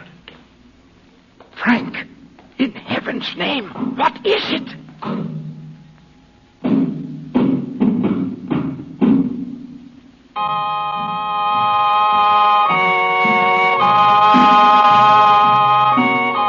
You asked for it, so here it is. Back by popular demand. Once more, Chandu offers you his amusing and mystifying magic trick that changes pennies into dimes. Chandu will send you this Assyrian money changer for just 25 cents. Just a quarter and a White King granulated soap box top or 3 Sierra Pine toilet soap wrappers mailed to Chandu, Los Angeles 21. Listen. You lay a penny on a table in plain sight. Cover the penny with the mystic ruby block, the money-changing block. So coot, you say. Now take away the block. The penny has disappeared, and you see a bright silver dime instead. Do the trick over and over and over. Send for your Assyrian money changer right away. Mail a quarter and a White King soap box top or 3 Sierra Pine toilet soap wrappers to Chandu, Los Angeles 21. You'll get your money changer by return mail, postpaid.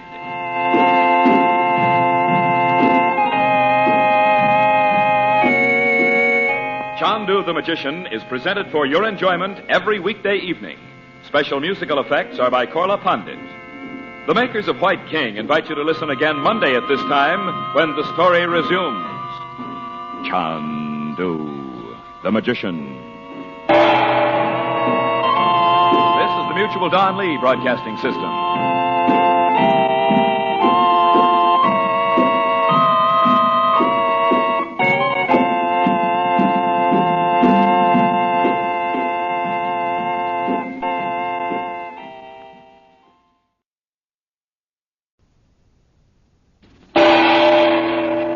Chandu the Magician.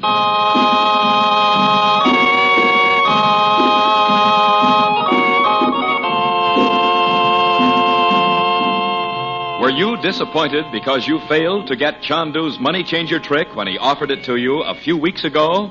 Then listen. Chandu brings this magic trick back to you. Once again, you can have Chandu's money changer for just 25 cents in coin and 1 White King soap box top or 3 Sierra Pine toilet soap wrappers mailed to Chandu, Los Angeles 21. Listen. Place a penny on a table. Cover it with the mystic ruby block. So coot, you say. Then remove the block. The penny is gone, and in its place is a silver dime. You can perform this fascinating trick over and over. Your friends will never catch on. Now, to get Chandu's Assyrian money changer, just mail a quarter and a White King soap box top or 3 Sierra Pine toilet soap wrappers to Chandu, Los Angeles 21. Send for your money changer tonight.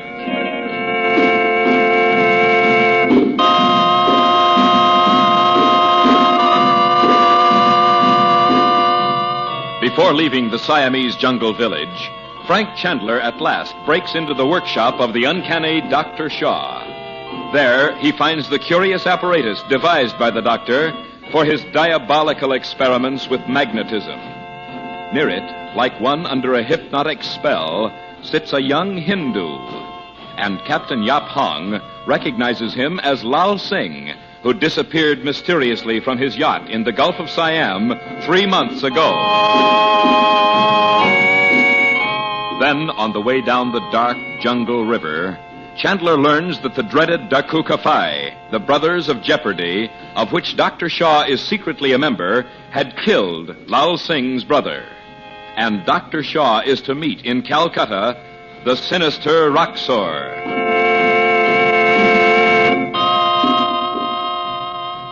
It is days later, aboard Lao Singh's yacht nearing the Calcutta docks. The regents still do not know that the sinister Roxor is in India. Chandu, the magician.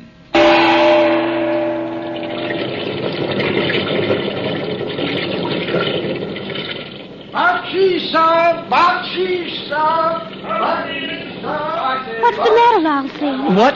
Oh, I am sorry. You were standing by the rail like a statue. You don't look very glad to be going home. But of course I am. You don't think your father will blame you? You couldn't help what happened to you. Oh, no, it's not that. It's nothing at all. Shall I go away and let you think your dark thoughts? Oh, please don't. I don't like my thoughts this morning. I knew there was something the matter. You're not still worrying about that old Dr. Shaw, I hope. Well, not in the way you mean. I'd like to have seen his face when he came back to the bungalow and found out we'd gone. You know what I think? What? No, Betty. How could I? Oh, I didn't mean I thought you could read my mind. That's just a thing we say. I've noticed your father doesn't always seem to understand you and Bob. I find that quite encouraging. Well, Daddy's always miles away figuring something out scientifically. Half the time he doesn't hear what we say at all. Besides... Now, you look sad. No, I was just going to say, he was gone for years. And all that time, he hardly heard any English.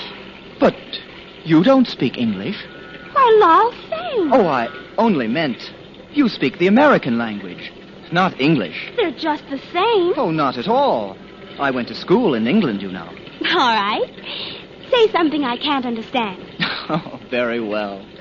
But won't you tell me, first, what you were thinking about Dr. Shaw? Well, I was going to say, I think those beads he tried to give me were strung on that same kind of metal the tiger's collar was made of. And that... Metal? I should have waited there and killed him. Lao Singh. In 1,000 lifetimes, he can never atone for what he's doing now. Oh, I wish I hadn't said anything about it. You look positively blood-curdling.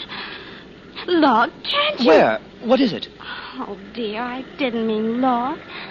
I guess I meant listen. Can't you forget about Dr. Shaw for 5 minutes?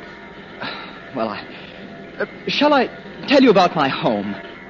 I'm so sorry you couldn't see it for yourself. I am, too, when we're so near. Perhaps you'll be in India again one day. Maybe. Lao Singh, did you know Uncle Frank when he was in India before? Well, I'd heard of him, of course, but I'd never met him. He's extraordinary. Well, you two look very serious. We were talking about you, Uncle Frank. With Calcutta spread out on both sides of the river for you to see. I've been looking at it. And, speaking of secrets, I know now what's the matter, Lao Singh. You know? I can tell by the way you look. Uncle Frank's told you something we don't know. Now, hasn't he? We'll be in a few minutes, Betty. Don't you think you'd better go below and make sure your packing's done? It is. But I'll go. This has happened to me before. Don't say anything like that to your mother, will you? Of course not. And I wouldn't think of asking what it is. See you. You haven't remembered anything more, Lao Singh? Where Roxor was to meet Dr. Shaw, for instance? I'm sorry, Mr. Chandler. If the message mentioned a meeting place, I've forgotten it. Well, there'll be some way to locate it. I must find out what Roxor is doing in India. Oh, we're tying up. I'll send a man to tell... Thing. Yes, Back what? here, quick. But... You mustn't see me. Who is it? Dr. Shaw, on the dock there. He can't have reached Calcutta so soon. He has, though. I'll have to ask you to take the others to the hotel, Lalsing. I'll join you as soon as I can. What shall I say to Mrs. Regent? Tell her I've met an acquaintance. You don't know who it is. I'll just give him time to walk away, and then... Ah, there he goes. I'll meet you at the hotel.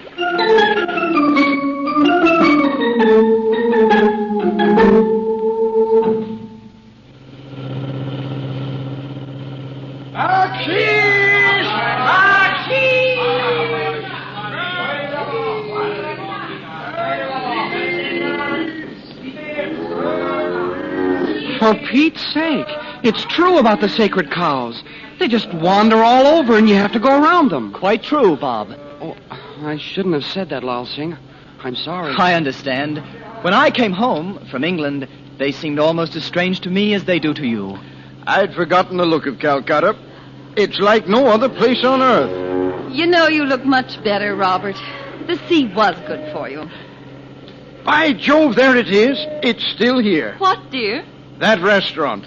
I must have dropped in there 100 times when I was here with the British, when I was here last. Would you like to stop now, sir? We'll have plenty of time before we're to meet Mr. Chandler. Oh, let's do, Robert. Dookie Ram, stop when you can find a place. Is this the place you wrote me about, where they had such superlative tea? How can you remember that all these years, my dear? Oh, I don't know. She has elephant blood. Well, you know, you haven't written me so many letters I can't remember what was in them. Oh, I hope this will be like those marvelous cafes in Cairo, with weird music and Egyptian singers. Is it Lalsing? Oh, but on the contrary, it might almost be a restaurant in England. Oh. The orchestra sometimes plays our music, but the last time I was here, the singer was actually an American. Well, that's a switch. Come on, Bets. All right. Robert, do you realize this is the very first time we've all gone into a restaurant together? It's a real occasion. We've lost so many years. We'll make up for them, darling. Your Highness, please come this way. Why, you're new here, aren't you? That is true. You have seen me at the Chodamanzil Club. Does this table please, Your Highness? Yes, thank you. Mrs. Regent? It's very nice. Hasn't changed in the least. What were you doing here, Dad? Or shouldn't I ask that? Well, let's order tea first. Would you like to order for us, Lalsing? Oh, wait. That must be the singer. He looks like somebody out of the movies. I wonder who he is. Well, I don't know his name. There is a garden in my heart, all sweet and fresh with dew. Its blossoms are my tenderest thoughts, its fragrance love for you. There is a cloister in my heart of calm and holy air. I place your image in this shrine and sweetly worship there. There is a singing in my heart that ever seems to me of lovely tone and cadences in unison with thee. Oh, dear and secret garden and cloister set apart, oh, sweetly mystic harmony, you glorify my heart. Oh, what a charming song. I've never heard it before. He sounded kind of homesick, didn't he? ask him to come over here, shall we? Well, I'll speak to the waiter. Hold it. There's Uncle Frank. Oh, he sees us. Oh, Frank. How did you know where we were? I saw your luggage in the car outside. Get our plane reservations? No, Dot. There isn't a thing until day after tomorrow. Well, that's not too bad, Frank. Well, I know you're anxious to get started for home. I don't know. Dorothy and I were just saying we'd spend so little time with the children. We can be complete tourists for a day or so. There may be something I can do, Mr. Chandler. I wish you'd try. Are you kidding? The minute we get home, we'll have to go back to school. Lal Singh, suppose you come with me now. Well, we'll go on to the hotel then after tea. All right, Dot. I've engaged rooms at the Rajputana. Huh? Lal Singh said that... I know, but the Rajputana's more convenient. I know what you mean.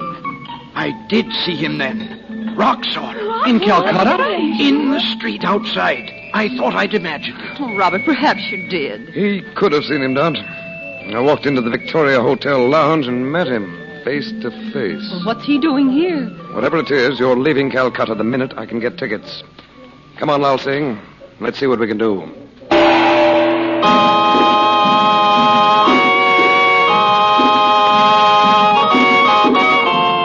Chandu's money changer trick is back once more in a thrilling encore offer. Yes, once again you can have this magic trick to mystify and entertain your friends for just 25 cents and a box top from a package of White King granulated soap or 3 Sierra Pine toilet soap wrappers mailed to Chandu, Los Angeles 21. This trick is so clever, it is very hard to detect, yet so easy, any child can do it. Listen. You lay a penny on a table. Cover it with the mystic ruby block, the money-changing block. So coot, you say. Then raise the block. Lo and behold, the penny has become a silver dime. Make magic your hobby. To get your Assyrian money changer, send 25 cents in coin and 1 White King soap box top or 3 Sierra Pine toilet soap wrappers to Chandu, Los Angeles 21. Be sure to print your name and address plainly.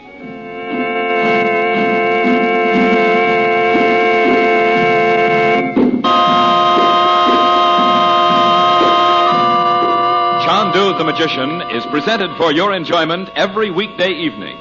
Your announcer is Howard Culver.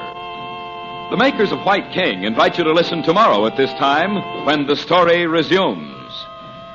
Chandu the Magician. This is the Mutual Don Lee Broadcasting System.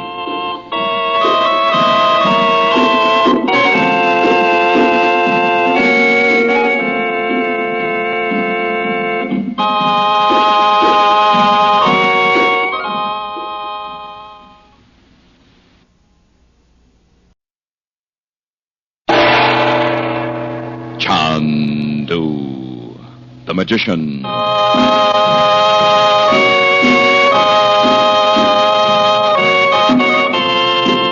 Good evening, ladies and gentlemen.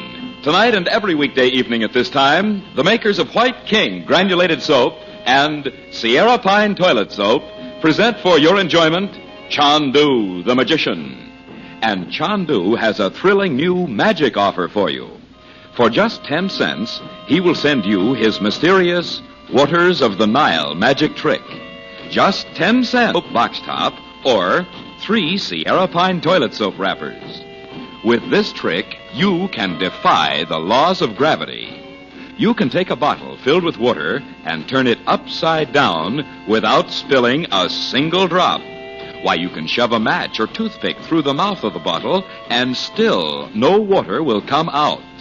Here is a wonderful pocket trick for you youngsters to spring on your schoolmates, for you men to play on your fellow workers, and you ladies to perform at a party or bridge game.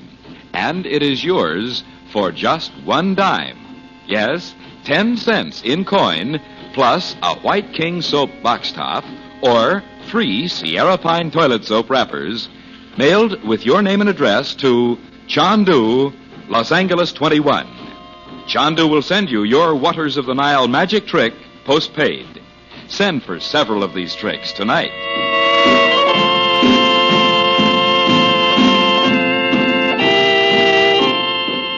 Frank Chandler has become increasingly suspicious of Dr. Shaw, an agent of the Inner Council, although it was his urgent message which brought Chandler to the remote Siamese village. But in a final attempt to find a means of releasing his sister from the barbarous natives, Chandler goes to Dr. Shaw's small workshop at the edge of the jungle. Oddly excited, the doctor boasts of his research into primitive pagan beliefs, and Chandler discovers they are mysteriously connected with the black magic of the sinister Prince Dimitri. Then suddenly, for the first time in days, Chandler hears the mystic psychic summons. Terrified, Dr. Shaw threatens his life for invoking ancient forces of evil.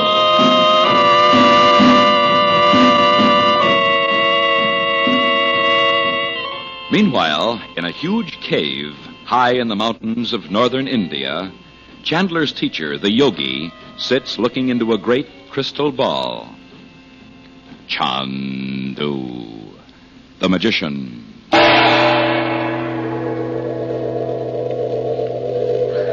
Great teacher, Enter, my daughter. Thou art Naji. You are the teacher of Chandu. A man in the village at the foot of the mountain said I would find you here. Thou art welcome, my daughter. Rest now and be at peace. But you were looking into the crystal. I ask your pardon. There is time for all which must be done. Naji, thy mind is clouded with fear. I know it should not be, great teacher. Fear not for thyself, but for him I have called Chandu. It is true. You know the secret I carry in my heart. The secret of ancient Egypt. I know it, my daughter. 10 years ago, as men count time, when Chandu came to study with you, I was strong enough to send him away. But now I'm no longer strong. I'm only a woman. Put fear far from thee, and strength will come. Oh, I have tried to do this. Thou hast come to me, hoping to hear me tell thee the penalty has been paid. Yes. But that is not written, my daughter. When the time is right, thou shalt know it beyond doubting. Oh, but the years are so long. Thou knowest the sense of time is only illusion, Naji. Yes, I know. Love is not to be held within the bounds of what men call years. And thy fear for Chandu may bring destruction. You know this, my daughter? No. At this moment, his sister is facing death at the hands of men who hate the name of Chandu. Dorothy? But why does Chandu not set her free? By the secrets you have taught him. Not because of my fear for him. Thy fear and his own. And the peril is greater than the loss of his sister's life. For if Chandu fails now, the work of his life is lost. What can I do to help him? Tell me. Cease to fear. Thy love bears within itself its own fulfillment. What can I do? Listen. Am I to see Chandu now? If he will listen to my voice. He will listen, Master. Since his sister has been in peril, he has shut me out. Oh, no. Fix thy mind upon the crystal. Yes, Master. Naji, I know thy secret is almost too much for thee to bear. A weaker one would long ago have turned from the path. Thank you, Master. Look now, my daughter. Tell me what thou seest.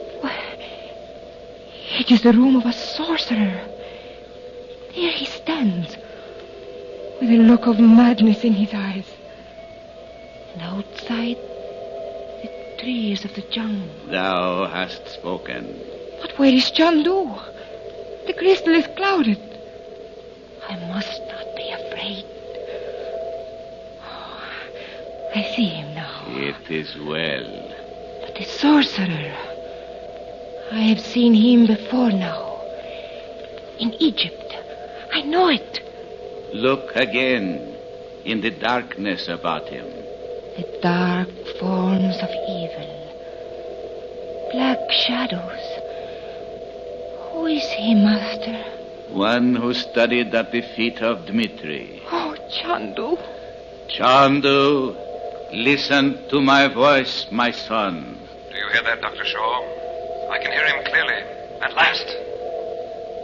I am listening, my teacher. What is it that has kept thy sister beyond the magic circle of thy protection? I don't know. Dr. Shaw, stay where you are. If I break this thread of communication, I may not be able to hear him again. Why do we not hear the voice of the sorcerer? See how the clouds darken about his head.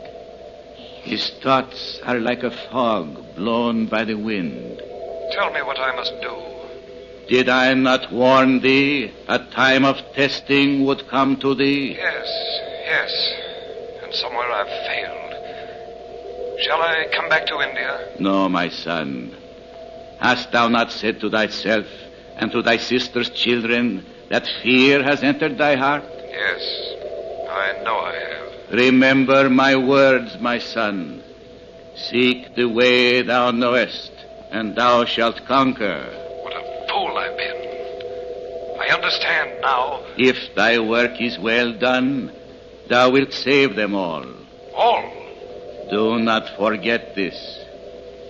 Farewell, my son. Await the call. Await the call. He did not see me. Go back to Egypt, my daughter. Thy place is there. Yes. Yes, I must go back. Thank you, Master. Goodbye.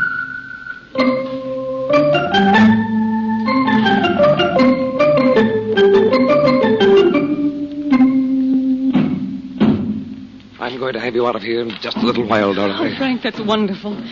I'd just about given up hoping I'd ever get out of this hut until... Keep your voice down, Dot. But if you can take me away, why don't we just walk out? Because I hate to ask this of you, Dot. You've been in here too long now. But would you be willing to stay just one more hour? Oh, for heaven's sake, why? The Yogi said I was to save them all. You mean Betty? Bob? Yes, Robert. And besides... Oh, is Robert here? Well, why hasn't he been over to see me? Because the moment he arrived from Bangkok, he found out what had happened to you. And he went on a 2-day trip into the jungle to appeal to the head priest of the tribe there. You let him go on a trip like that? Frank, you know how ill he's been. Well, it seemed to be the only thing to do at the time. I kept hoping that in the meantime I could reach the Yogi somehow. But that's all over, Dot. Oh, no, it isn't. If Robert's all right, he'd have come to see me. He was worn out when he came back from the jungle. He'd been asleep all day. A trip like that's enough to kill him. Oh, but it hasn't, Dot. You'll be over at the bungalow in a little while. You can see for yourself just how he is. Oh, take me out of here now. Listen, Dorothy. There's a great deal more to all this than I could believe.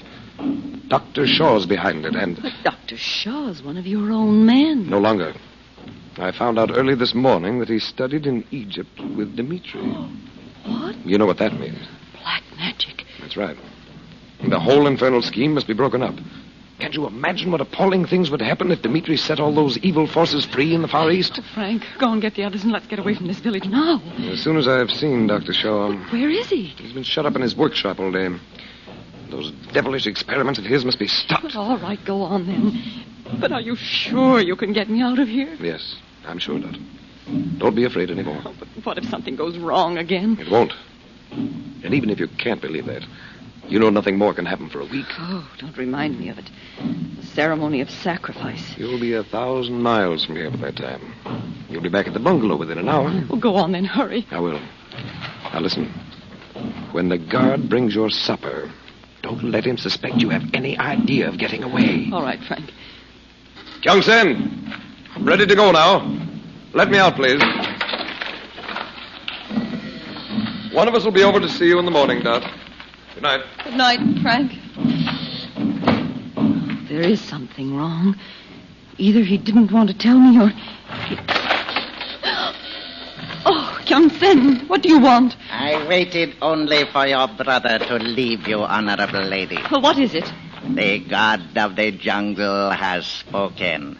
The Cobra god has lifted his hooded head. What do you mean? He is angry with his people because of you. Oh, go away. I've heard all this. Because of you, the rain does not fall in the jungle, nor in the village. Today, the priests of the Temple of the Serpent spoke to him again. He told them to let me go. No, honorable lady. Because of you, your brother has cast an evil spell on the village. What? When you die, the rain will fall again. It will fall tonight. Oh, not tonight. You can't. Your Cobra God said in a week. In a week, your brother's evil spell might not be broken. The ceremony of sacrifice is tonight. No! Honorable lady, come with me now.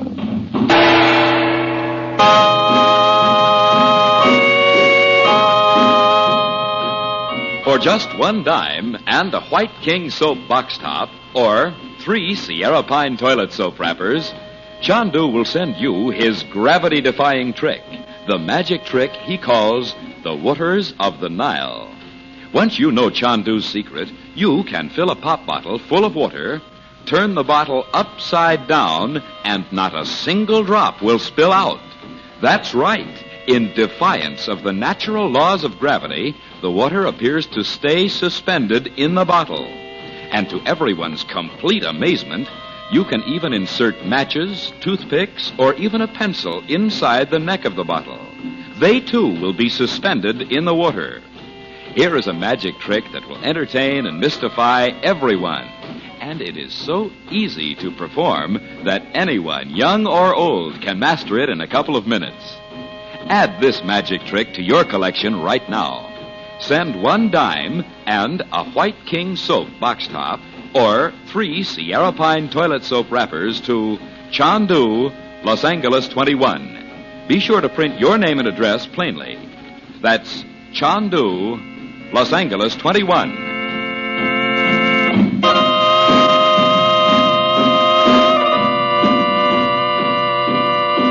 Chandu the Magician is based on the original radio drama created by Harry A. Earnshaw and is written by Vera Oldham. The makers of White King invite you to listen tomorrow at this time when the story resumes. Chandu the Magician. This is the Mutual Don Lee Broadcasting System.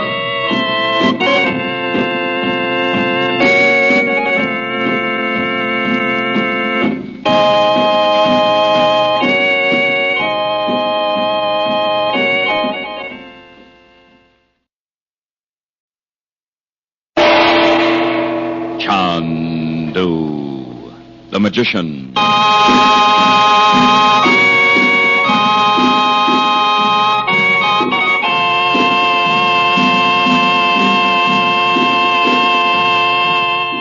Were you disappointed because you failed to get Chandu's money changer trick when he offered it to you a few weeks ago? Then listen. Chandu brings this magic trick back to you. Once again, you can have Chandu's Assyrian money changer for just 25 cents in coin and 1 White King soap box top or 3 Sierra Pine toilet soap wrappers. Mailed to Chandu 1. Listen. Place a penny on a table. Cover it with the mystic ruby block. So coot, you say. Then remove the block. Now the penny is gone. In its place is a silver dime. You can perform this fascinating trick over and over. Your friends will never catch on. Now, to get Chandu's Assyrian money changer, just mail a quarter and a White King soap box top or 3 Sierra Pine toilet soap wrappers to Chandu, Los Angeles 21. Send for your money changer tonight.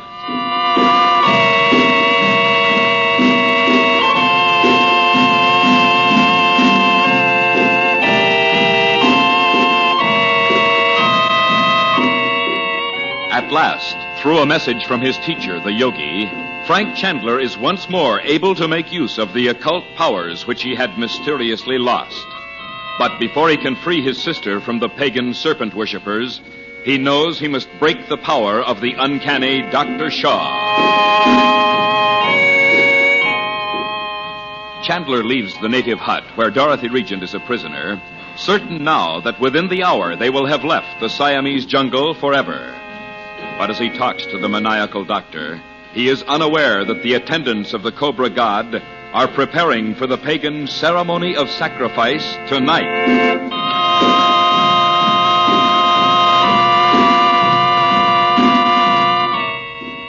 Now, as darkness falls, Bob and Betty sit tensely in the bungalow perched high on pilings across the clearing. They are uneasy as they hear the menacing throb of the jungle drums. Chandu, the magician.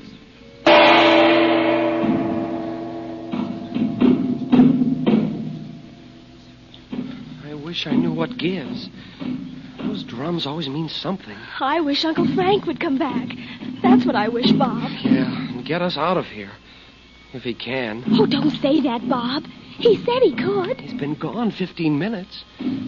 You wouldn't think it'd take that long to put the works on Dr. Shaw. Bob, do you think he's going to work his magic on Dr. Shaw? I sure hope so. That guy's a zombie if there ever was one. Yeah. Hey, let's go and bring Dad out here. He just sits in his room with his head in his hands. Oh, look out there by the temple. They're lighting a big fire. He's safe. Every man in the village must be over there. Oh, why, look at them. They're all painted up just like... I'm going out on the veranda and watch. Wait, I'm coming with you. Keep back here by the wall, Bob. You don't know what they might do if they saw us watching them. If there was anything secret about it, they wouldn't build a fire you could see for a mile. Look. Huh? There's what's his name? The chief, Patong. Oh, yes. And Bob, that old man with him has a snake wrapped around his arm. I've never seen him around here before. He looks 190. Could he be the jungle chief? Who? The one Daddy went to see. Daddy said he was like a wrinkled old idol.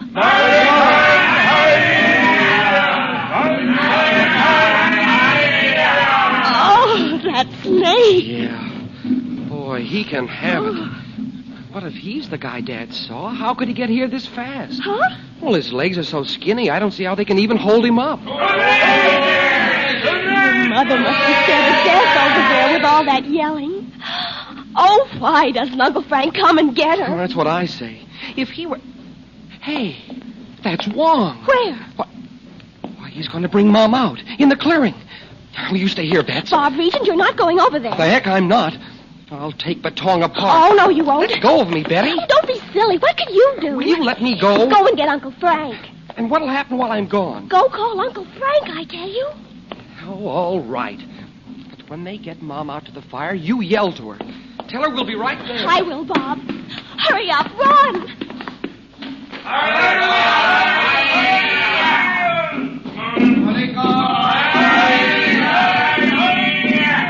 Oh, how awful. Mother! Mother! Betty! Go back inside the bungalow and stay there. Bob's gone to get Uncle Frank. Don't come over here, Betty. Go back inside, I tell you. Sit before the fire of judgment, woman. Betty, did you hear me? Yes, Mother. But I'm not going just the same. Sit, woman. Look into the eyes of the priest of the jungle. He who sees in darkness. Oh, don't let that cobra touch me. The god of the jungle knows his own. Look, woman. Look at the face of the jungle priest. See how it is marked with the fangs of the Cobra god. Oh. Yet he has not died. Why, I know who you are, Batong. You're the man who told us that story in Sumatra. The story of the tribe immune to cobra venom. Why, you knew then we were coming here. Let the woman speak. When the Cobra god is ready, she will not speak again. Oh, Mother. Speak, woman. No. I see now it's no use. This was all planned before we left Sumatra. My people, he who sees in darkness has spoken. Tonight is the rite of sacrifice. You have heard how the woman struck with a knife at the heart of the temple priest. Tonight the Cobra god whose temple the woman defiled will take her life. Bets, for Pete's sake, don't stand out here. Music for King Cobra. Music.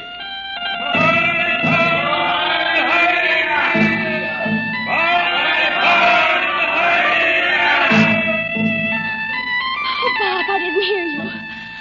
I told Mother Uncle Frank would be here in a minute. Where is he? I couldn't find him. Oh, Bob. Dr. Shaw wasn't there either. Are you sure Uncle isn't out here somewhere? Oh, I don't know. What should we do? I know what I'm going to do, and you can help. Quick, what is it? You know how those guys all fell on their faces when they saw the Cobra that time? Yes. Well, what about it? They're not doing it now. They're just sitting there. I have a hunch they will. Uncle Frank said it was part of their stuff. The old guy will hold the Cobra up on his arm. There's our chance. Chance to what? I'm going to sneak over to the other side of the fire, near the temple. The minute they're all crouched over, you yell like a fiend. They'll look over here and... Yes, but... Don't argue.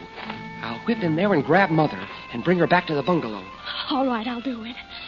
But then what? We'll just have to hope Uncle Frank shows up. Oh, dear, where can he be? Skip it. Watch these guys now. And when you yell, give it all you've got. I will. It'll take me a while to get around there without them seeing me. And you get back inside afterwards as fast as you can. Go on, Bob. I'll do it. I know you will, Beth. Now, woman. I did not kill the priest. I've told you. The Cobra knows the woman's mouth is filled with lies. By the fire and by the water he has spoken. The life of the woman is yours, King Cobra. Strike!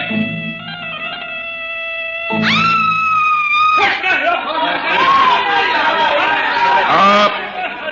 King Cobra, stop, I say. Oh, Uncle Frank! Men of this village, be still. Until I release you, you are powerless to move or speak. All of you. Cobra, king of the jungle. Life is here tonight, not death. Yes. Where'd he come from? I don't know. The time has come to know the truth. Let the man who killed the temple priest and him alone stand before the Cobra, whose idol you serve. If he can do this, he's really on the beam again. Oh, I don't care about that. Just look at Mother. She's fainted. Come out, I say. Look into the eyes of your jungle god. Malikan, Hiya! Betong, you! God of the jungle, I am the man. I am the man. Strike me down. You would have let a woman die in your place. Yet from this moment, you are free to go. How do you like that? But the penalty must be paid. Escape it if you can. Malikan! Hiya! Oh, Malikan! Hiya! Come on, Bob. Let's go over and get Mother. Uncle Frank, here we are. We'll take your mother back to the bungalow. Oh, I thought you'd never come. It might have been too late, but it just wasn't meant to be. Don't be afraid of these fellows, Betty. They can't harm anyone now. Let me help you carry her. Yeah, I can manage, Bob. Mother. Mother. Holy Moses. Maybe the Cobra did bite her. No. Look out, Bob. But she's so white.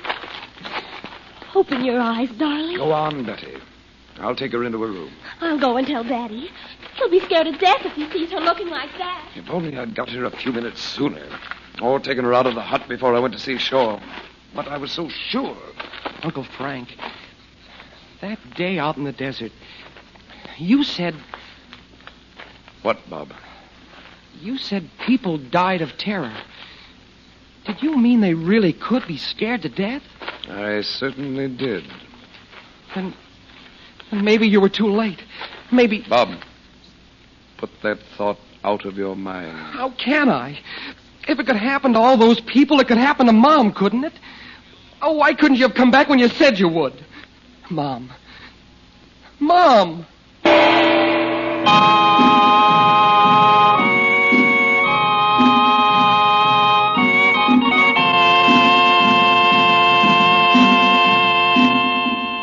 Chandu's Assyrian money changer trick is back once more in a thrilling encore offer. Yes, once again, you can have this magic trick to mystify and entertain your friends for just 25 cents and a box top from a package of White King granulated soap or 3 Sierra Pine toilet soap wrappers mailed to Chandu, Los Angeles 21. This trick is so clever, it is very hard to detect. Yet so easy, any child can do it. Listen. You lay a penny on a table. Cover it with the mystic ruby block, the money-changing block. So coot, you say. Then raise the block. Lo and behold, the penny has become a silver dime. Make magic your hobby.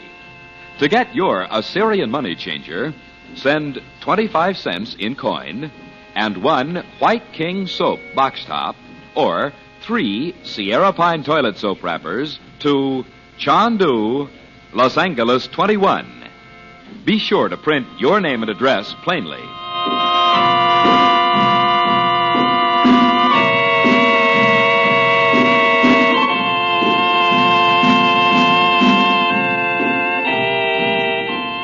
Chandu the Magician is produced and directed by Cyril Armbruster.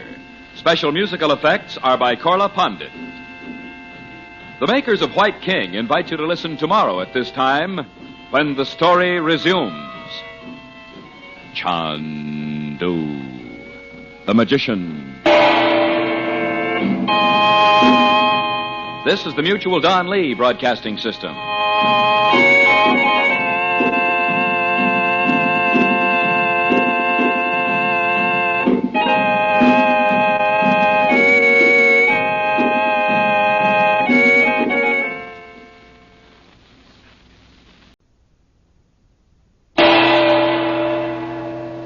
Chandu the Magician.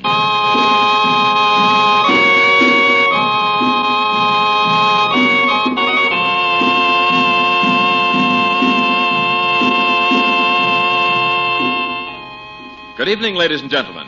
The makers of White King granulated soap and Sierra Pine toilet soap present for your enjoyment Chandu the Magician. Waters of the Nile. That's the name of Chandu's thrilling new magic trick. The gravity-defying trick you can get for just 10 cents and a White King soap box top or 3 Sierra Pine toilet soap wrappers. Listen. Next time you go to a party, tell everyone that you have learned to overcome the law of gravity. Then, while they watch, fill an ordinary pop bottle full of water. Show everyone that the water pours out in the usual way. Then fill up the bottle again. Now, slowly turn the bottle upside down. To everyone's amazement, the water remains suspended in defiance of gravity. You can even insert a match, a toothpick, or a pencil, and not a drop of water will spill out once you've mastered this water trick. And all it costs you is a dime. Just 10 cents in coin and a White King soap box top or 3 Sierra Pine toilet soap wrappers mailed to Chandu, Los Angeles 21. You'll receive this water trick promptly post-paid. That's Chandu, Los Angeles 21.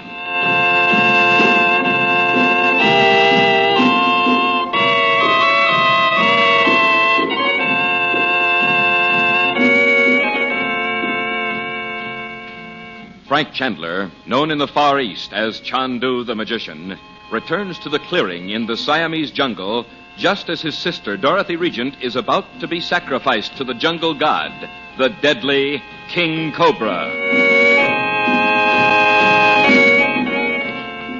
By his occult powers, Chandler saves her life and learns that the man who killed the temple priest is Betong, the village chief. Knowing he is doomed, Betong turns from the ceremonial fire and vanishes screaming into the jungle night.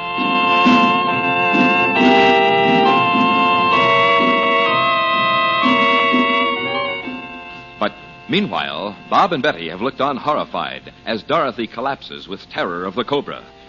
She is apparently lifeless as Chandler carries her back to the bungalow. It is now half an hour later. In her room, Dorothy is still unconscious.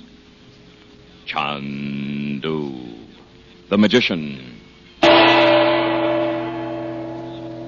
Uncle Frank, why don't you look for Dr. Shaw again?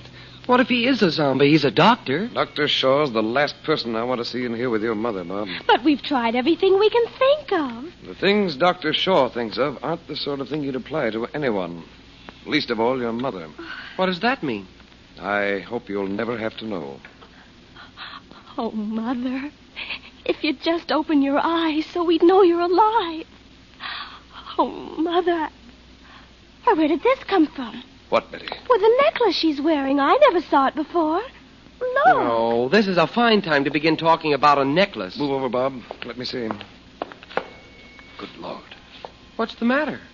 What difference does a necklace make? Lift her head a little so I can get at the fastening. Don't touch it, either of you. What is it, Uncle Frank? How they managed to put it on her. Yeah, that's it. All right, Bob.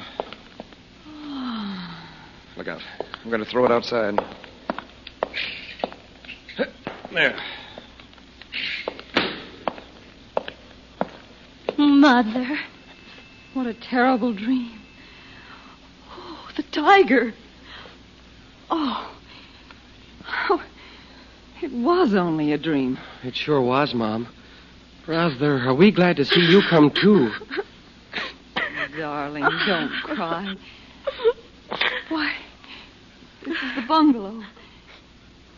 Frank, is it really over? All over, Dot. But don't you remember, Mother? The big fire out there in front of the temple? And that awful cobra. Pipe down, Bats. But I didn't think the tiger was there. Dot, there was no tiger. Oh, of course not. I only dreamed it. Oh, I can't believe I'm really out of that hut. Oh, let me get up. Sure you're okay? Oh, I'm fine. Oh, you look better already. You really do. As soon as I've had a shower, I'll... Why, Frank, you look so strange. No wonder, Mom. He hasn't had any sleep since you went into that temple. Well, it's more than that, isn't it, Frank? What on earth is the matter, Frank? I didn't want to tell any of you. You've been through too much as it is. Oh, now what? There'll be a boat here in the morning to take us out. But in the meantime, I want none of you to leave the bungalow. For any reason. You just told Mom everything was okay. As far as the natives are concerned, it is. And you saw me throw that necklace away, so... What necklace? Dot, didn't you even know they'd put it around your neck? Why, no. Was I wearing a necklace? I was so frightened. We just noticed it a minute ago, Mother. Made out of a kind of greenish metal. I haven't anything like that. Oh, Frank. Do you suppose it was part of that ceremony of sacrifice? I'm pretty sure it wasn't, Dot. Oh, but then... I think Dr. Shaw ordered them to see that you wore it. What? Why, he wasn't anywhere near here. You couldn't even find him. I know. I still don't know where he went. Well? But I have a feeling he'll be back here this morning. I know quite a lot about him now. Uncle Frank. Dr. Shaw's been here in the jungle for years. You all noticed how queerly he behaved the day we came. I told you he acted like he'd been here too long. Well, this is more than just going to seed in the jungle. His medical research that he speaks so much about isn't that at all. What? That back room in his workshop's full of weird-looking instruments. What on earth are you getting at? He forgot himself yesterday, Dorothy.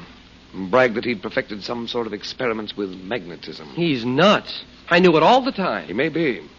But he said he'd tried it out on animals, and that it had worked.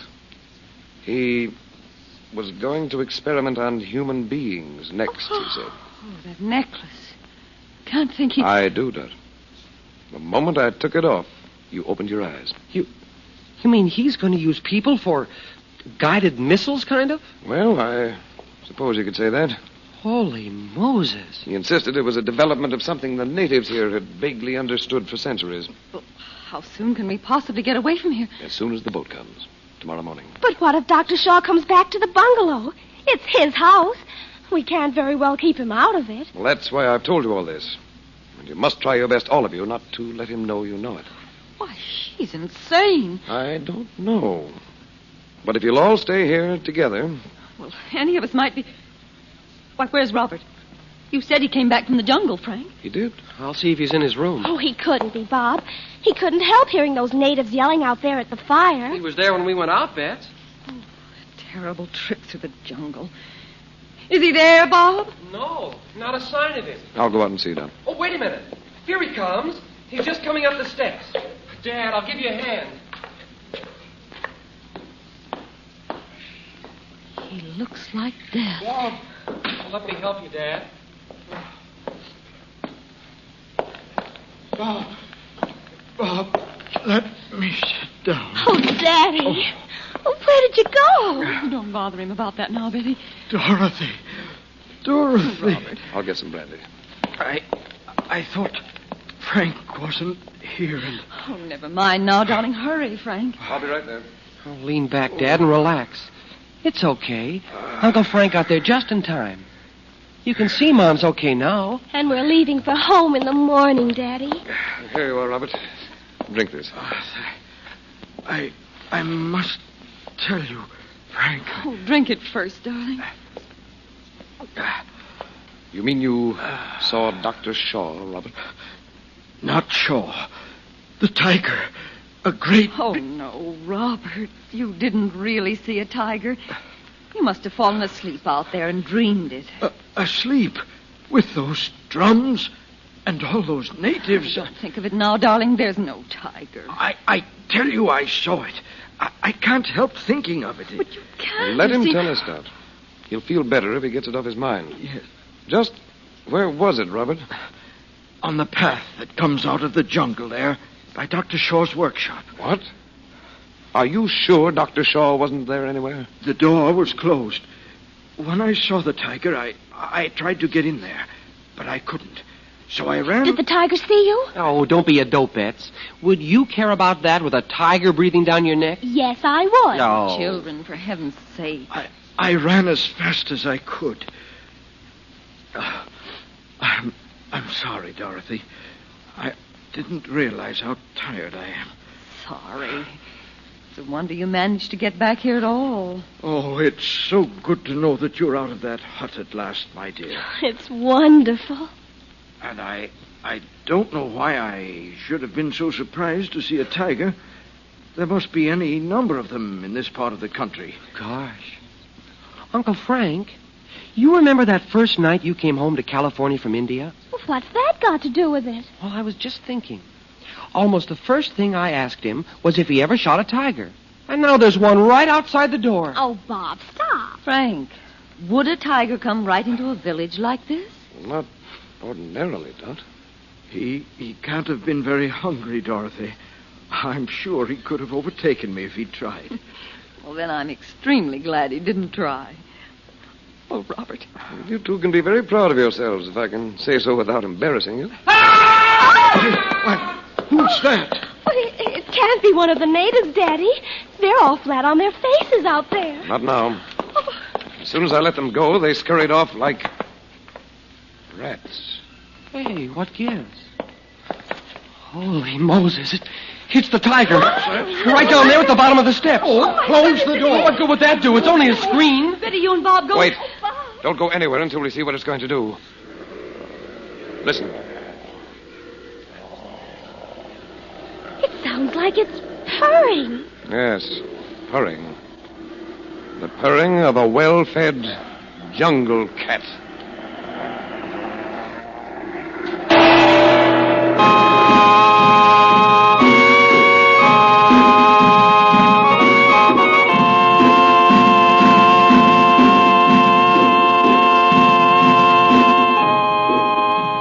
10 cents in coin brings you Chandu's mystifying water trick. Just mail 10 cents and a White King granulated soap box top or 3 Sierra Pine toilet soap wrappers to Chandu, Los Angeles 21. Chandu will send you this great bargain in magic, the thrilling trick he calls the Waters of the Nile.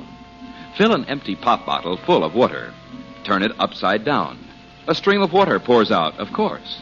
But when you have mastered Chandu's mysterious water trick, you can hold the bottle upside down and no water will run out. You can even insert matches or toothpicks through the open mouth, and in apparent defiance of the laws of gravity, the water remains suspended in the bottle.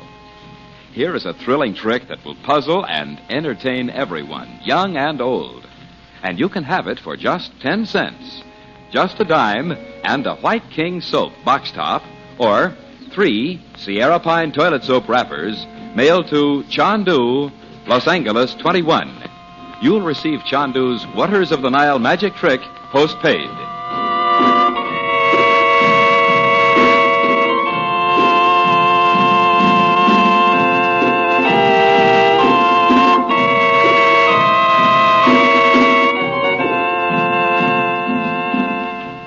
Chandu the Magician is presented for your enjoyment every weekday evening. Dorothy Regent is played by Irene Tedrow. Robert Regent, played by Stanley Farrar.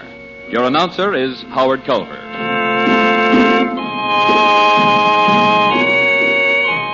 The makers of White King invite you to listen tomorrow at this time when the story resumes.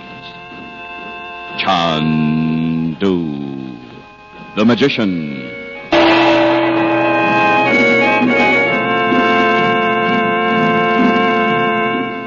This is the Mutual Don Lee Broadcasting System.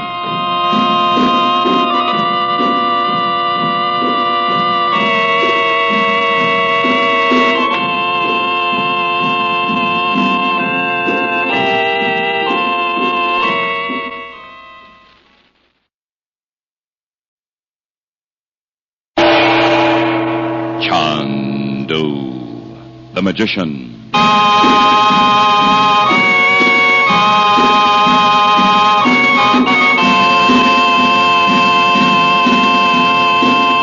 Chandu brings you a repeat performance of his mystifying Assyrian money changer trick. Yes, by popular demand, once more you can get this thrilling magic trick for just 25 cents in coin. 1 quarter and a White King granulated soap box top or 3 Sierra Pine toilet soap wrappers mailed to Chandu, Los Angeles 21. Listen. You take a penny from your pocket or handbag and lay it on the table. Cover the penny with the mystic ruby block. So, coot, you say. Then lift the block, and behold, in place of your penny, there's a silver dime. Here's an amusing pocket trick for you men, an entertaining party trick for you ladies, and a trick with which you boys and girls can mystify all your young friends. Just send a quarter and a White King soap box top or 3 Sierra Pine toilet soap wrappers to Chandu, Los Angeles 21. Send for your money changer trick tonight.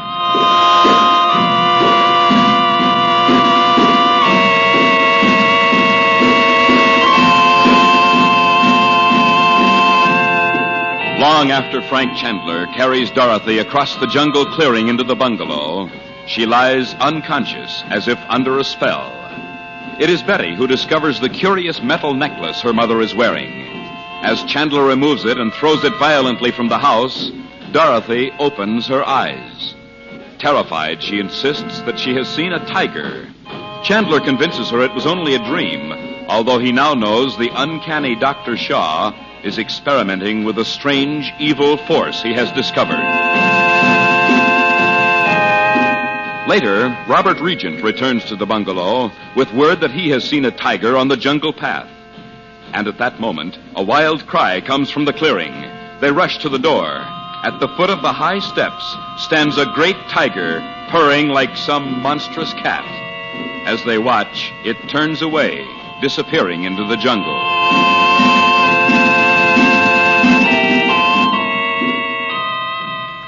Now, the following morning, Chandler stops in the hall just outside Regent's room. Chandu, the magician. Dot. Just a moment, Frank. How is he? Let's not talk here. He says he's all right, but he looks dreadful. He's asleep again now. I wish now he'd stayed in the hospital in Bangkok, not come here at all. Oh, Frank, there's somebody in the kitchen. I know there is. He's getting us some breakfast. Who is? His name's Tao. Where did he come from? You haven't been out. Oh, yes, I have. With that tiger running loose? It hasn't been seen since last night. I spoke to 3 or 4 of them natives. You spoke to them?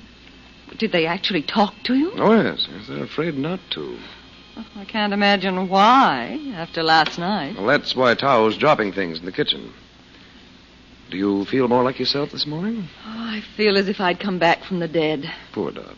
Oh, don't say that. It's a wonderful feeling. If it weren't for Robert being... Bob, for heaven's sake, Dad's asleep. Oh, I'm sorry, Mom. Uncle Frank, I saw you out in the clearing. Did you see the tiger again? No, or Dr. Shaw. You don't think we were all dreaming last night? Hardly. Every native in the village knew the tiger was here. Good morning, Mother. Morning, Uncle Frank. Morning, darling. Oh, it's so nice to have you back. Where's Daddy? Asleep. Oh. Frank, you don't think Dr. Shaw could possibly have that tiger shut up in there? In his workshop? Oh, Mom, for Pete's sake. Dr. Shaw's not there, Dot. But wherever he is, the tiger must be found and killed. Well, not by you, I Oh, but hope. Uncle Frank. Brother, that's for me. Well, the natives will help. As far as they're concerned, this is just a tiger like any other. Well, isn't it? No.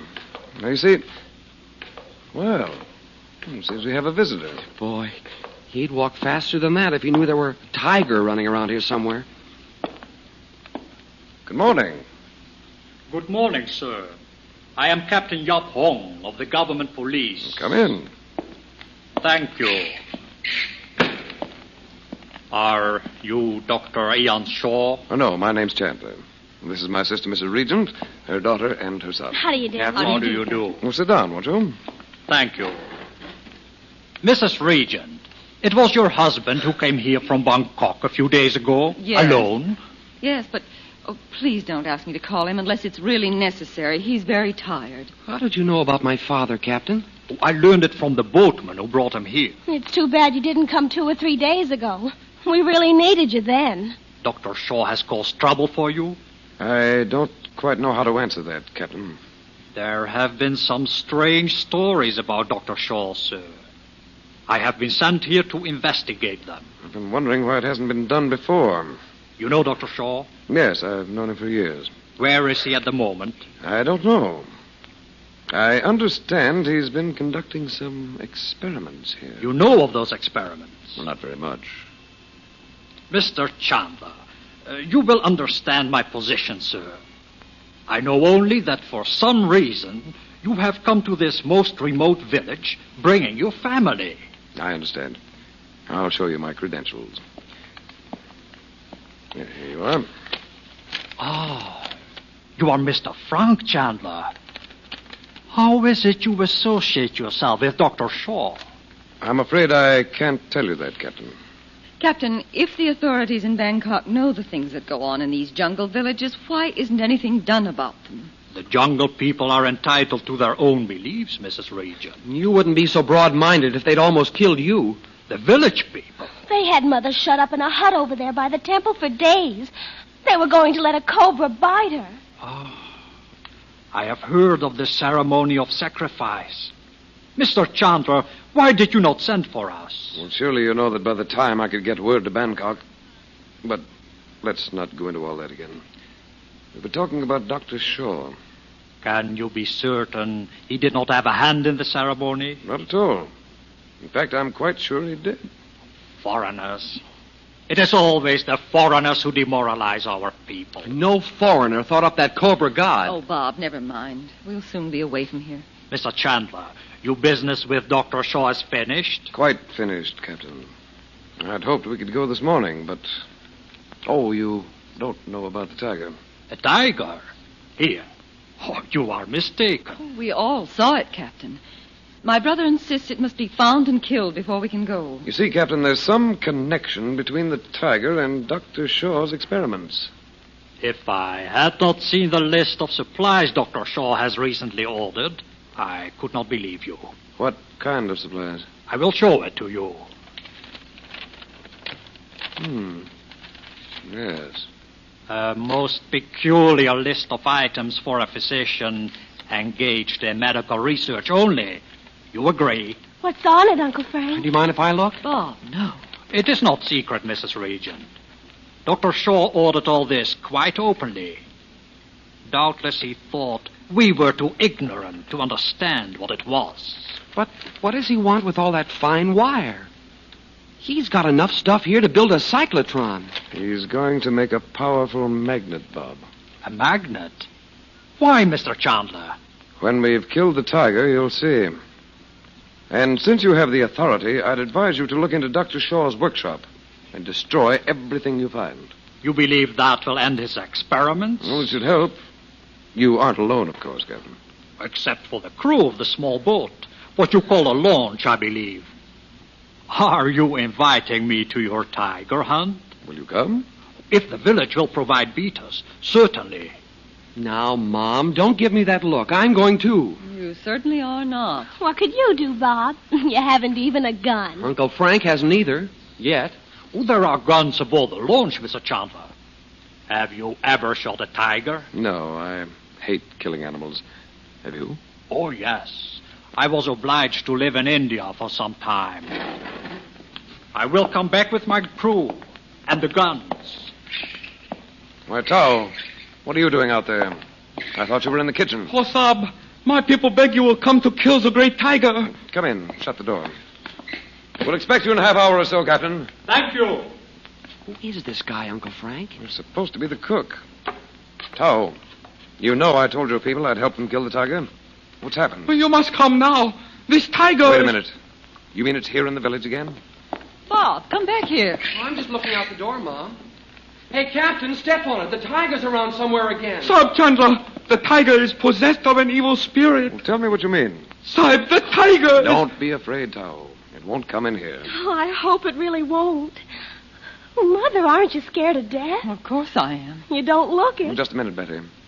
I want to know what Tao means. He is a great tiger.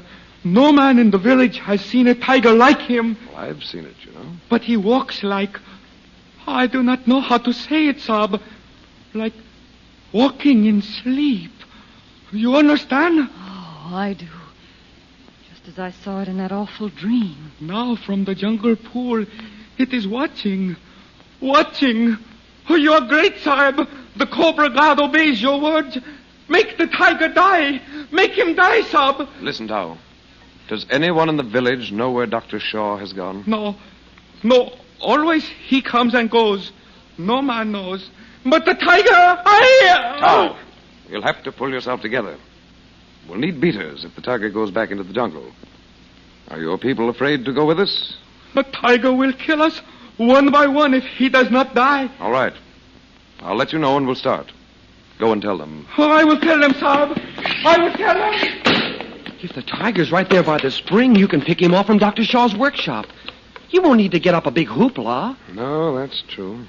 What can Dr. Shaw have done to make the tiger act that way? I could just see it as Tao spoke. Yes, so could I. Is Dr. Shaw trying to hypnotize all the animals in the jungle, or what? That may be just what he's doing. To begin, What? I knew of another man who tried to do that once. Uncle Frank, do what? Just imagine what would happen if every animal on Earth turned against man. Oh. Household pets, rabbits, sheep, horses. Oh, stop, Frank. What are you saying? It's appalling. But that may be exactly what Dr. Shaw is trying to do. And he's begun with the animals at hand. A tiger.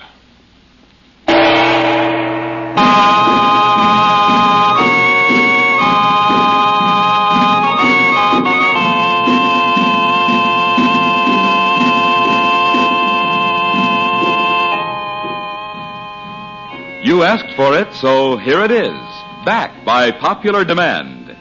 Once more, Chandu offers you his amusing and mystifying magic trick that changes pennies into dimes. Chandu will send you this Assyrian money changer for just 25 cents. Just a quarter and a White King granulated soap box top, or 3 Sierra Pine toilet soap wrappers, mailed to Chandu, Los Angeles 21. Listen. You lay a penny on a table in plain sight. Cover the penny with the mystic ruby block, the money-changing block. So, coot, you say. Now, take away the block. The penny has disappeared, and you see a bright silver dime instead. Do the trick over and over and over. Send for your Assyrian money changer right away. Just mail a quarter and a White King soap box top, or 3 Sierra Pine toilet soap wrappers to Chandu, Los Angeles 21.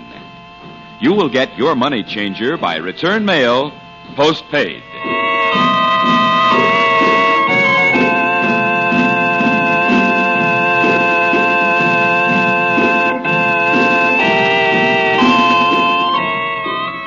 The makers of White King invite you to listen tomorrow at this time when the story resumes.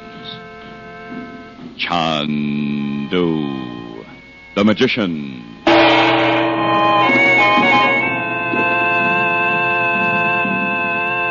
This is the Mutual Don Lee Broadcasting System.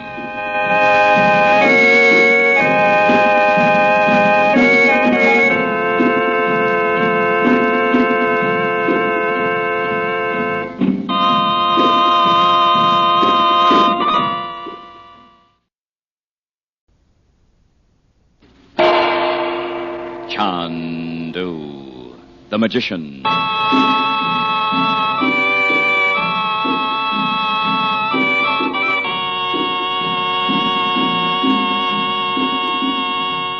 Now, Chandu brings back, by popular demand, his thrilling magic trick, the trick that changes pennies into dimes.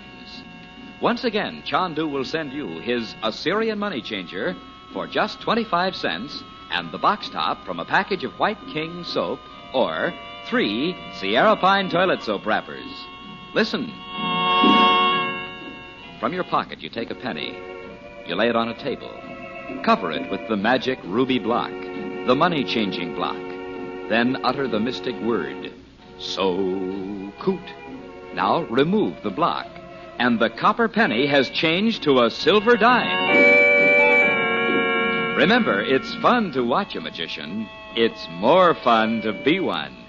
So send 25 cents in coin, together with a White King soap box top, or 3 Sierra Pine toilet soap wrappers to Chandu, Los Angeles 21.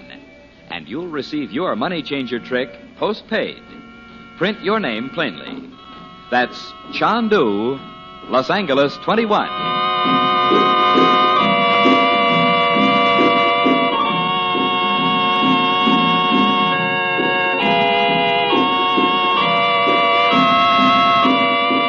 In the Siamese jungle village, the sudden appearance of a great tiger has delayed the departure of Frank Chandler and the regents. The terrified natives believe its curious, hypnotic actions are caused by an evil spirit. But Chandler insists the animal is somehow connected with the uncanny Dr. Shaw, and that it must be tracked and killed. That morning, Captain Yap Hong of the government police arrives to investigate the rumors about Dr. Shaw which have filtered through the jungle to Bangkok. But the doctor cannot be found. His workshop on the jungle path is empty.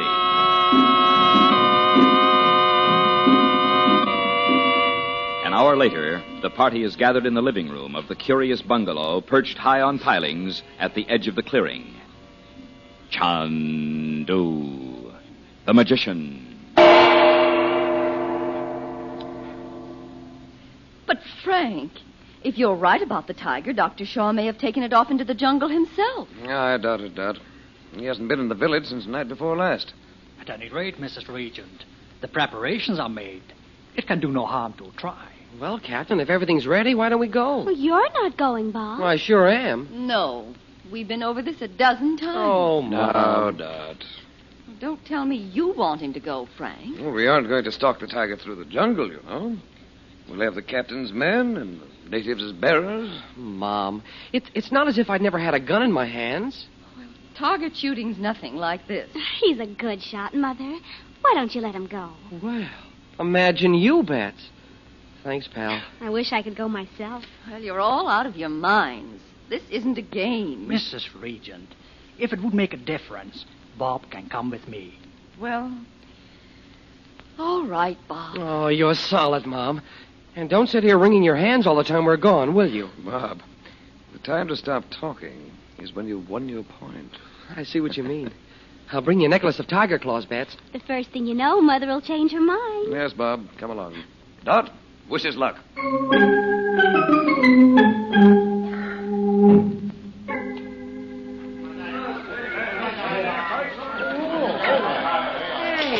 That's real sharp. I want Bob to get the tiger himself if we can manage it, Captain. I'll tell the man, Mr. Chandler. Tungu! Here. I'm sure glad I'm not one of those natives. How do you suppose they know they won't walk right into the tiger? Well, some of them are out scouting for it now, Bob. We better get into our positions, Mr. Chandler. The tiger's been seen. All right, Captain. Where? Exactly where we thought he'd be. He's lying asleep, just beyond the pool. Will you go with Tungu? Where? I thought you could go to the Machan, there, to the left. The what? It's a rough platform, Bob, built in a tree. Look up there. Oh. Hey, your men are sure fast workers, Captain. Oh, the village people did the work. Here's your gun, Mr. Chandler. All right, thanks. Now do exactly as the captain says, Bob. Well, don't worry, I will. Pull yourself up by the vines, Bob. Okay. Sure slippery. Phew. Okay, Captain. Hand me up the guns. Yes. Now we're mine. Got it. Shall I load the gun now? Yes. Now, in a moment, Tungu will signal the beaters. There'll be a great deal of noise. If they do their work well, the tiger will cross between this tree and the one over there, where your uncle sits. I wish they'd get going. Which way's the tiger from here? Through the trees there. See the pool? I don't see anything but jungle. Captain, look. There he comes. But the beaters haven't begun. For Pete's sake. He's coming this way, Bob. Get ready.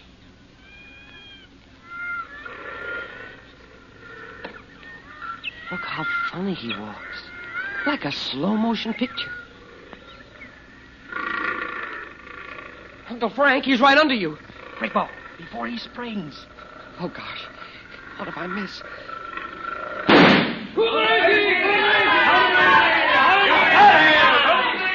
How do you like that? I did.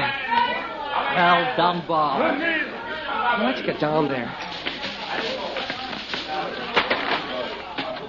Why didn't you shoot, Uncle Frank? He was right under me. Well, good shot, Bob. He was walking so slow, how could I miss? Hey, do you see what I see? Captain, keep the men away. The beaters, everyone. Tungu, keep them all away from the tiger. Mr. Chandler. A tiger with a collar on. So I shot somebody's tame tiger. Oh, that's just dandy. It's not tame, Bob. Look at the collar. I have never seen matter like that before. Now, look. How could Dr. Shaw get close enough to a tiger to put a collar on it? That's what you think he did, isn't it? I know it is. What? Captain, can you have the tiger carried back to the village?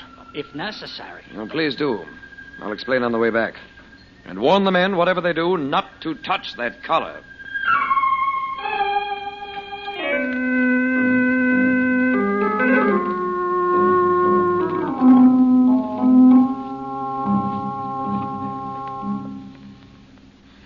Oh, Mother, doesn't it feel funny to be here in the village all alone? What time is it, Betty? Have you your watch on? Oh, it's almost 4 o'clock.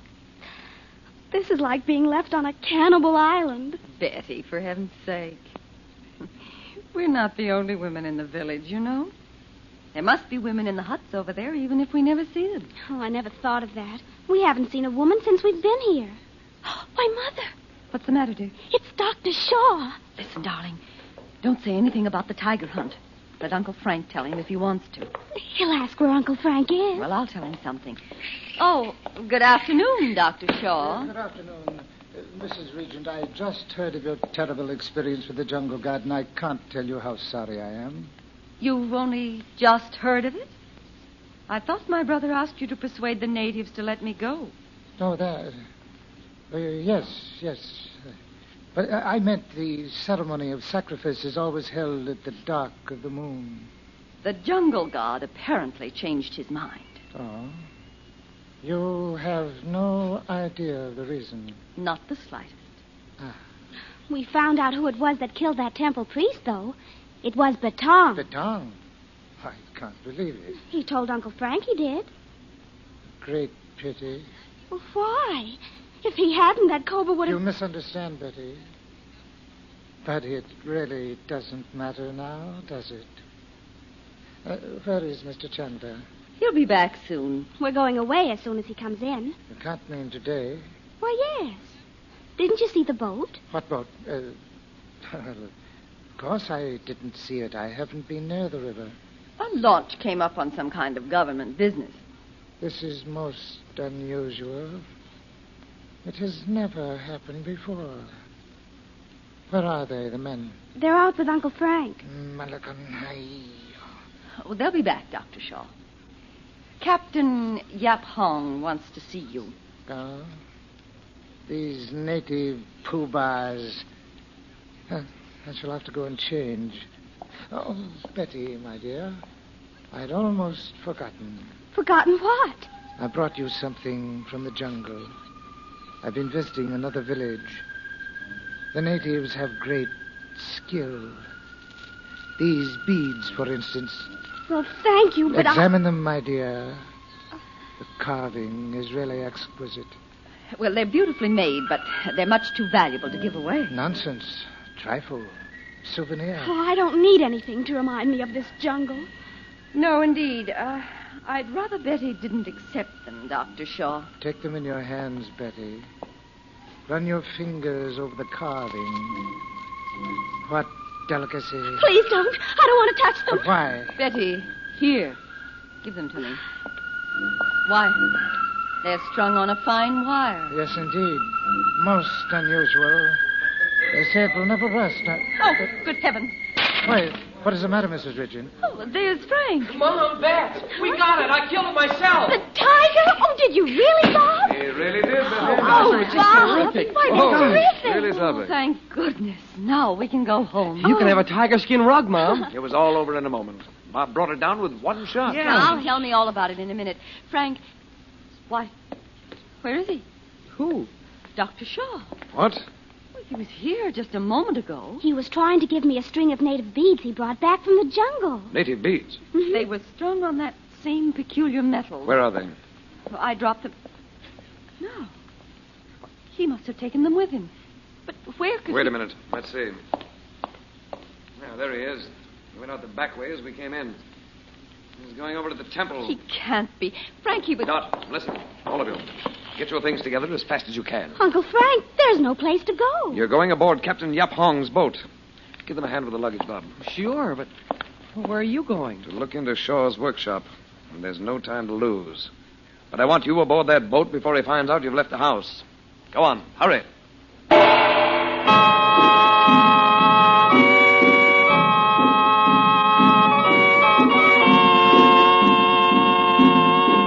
You asked for it again, so here it is.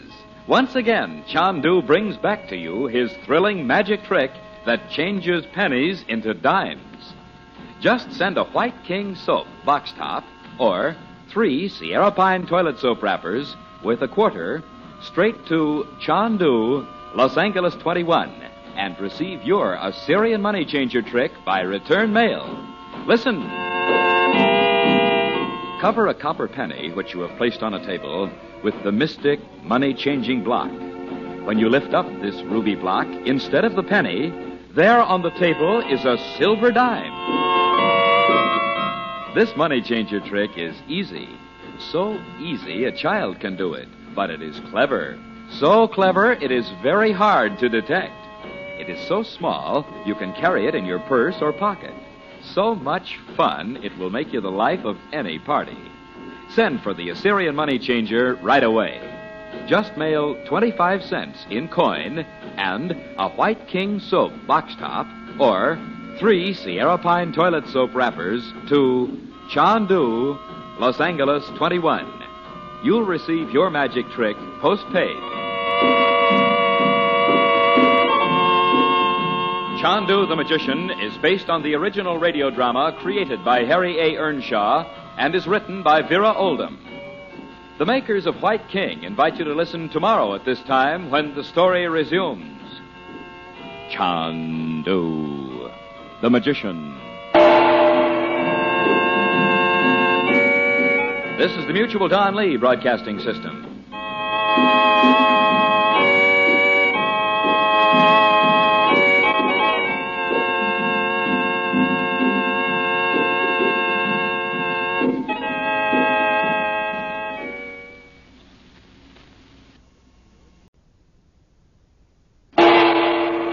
Chandu the Magician.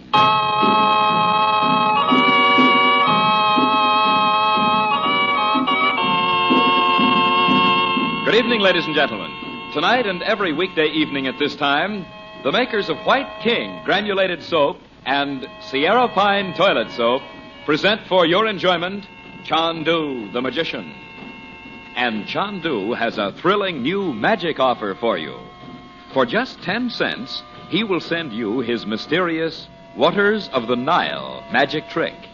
Just 10 cents and a White King soap box top or 3 Sierra Pine toilet soap wrappers. Listen. With this trick, you can defy the laws of gravity. You can take a bottle filled with water and turn it upside down without spilling a single drop. Why, you can even shove a match or toothpick through the mouth of the bottle, and no water will come out. Here is a wonderful pocket trick for you youngsters to spring on your schoolmates, for you men to play on your fellow workers, you ladies to perform at a party or bridge game.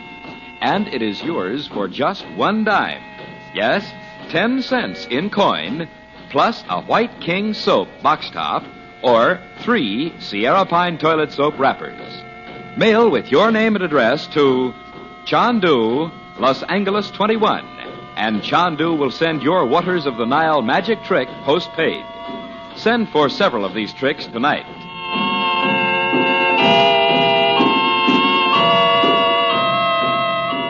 While Frank, Chandler, and Bob are away from the jungle village on the hunt for the mysterious great tiger, Dr. Shaw suddenly appears at the bungalow.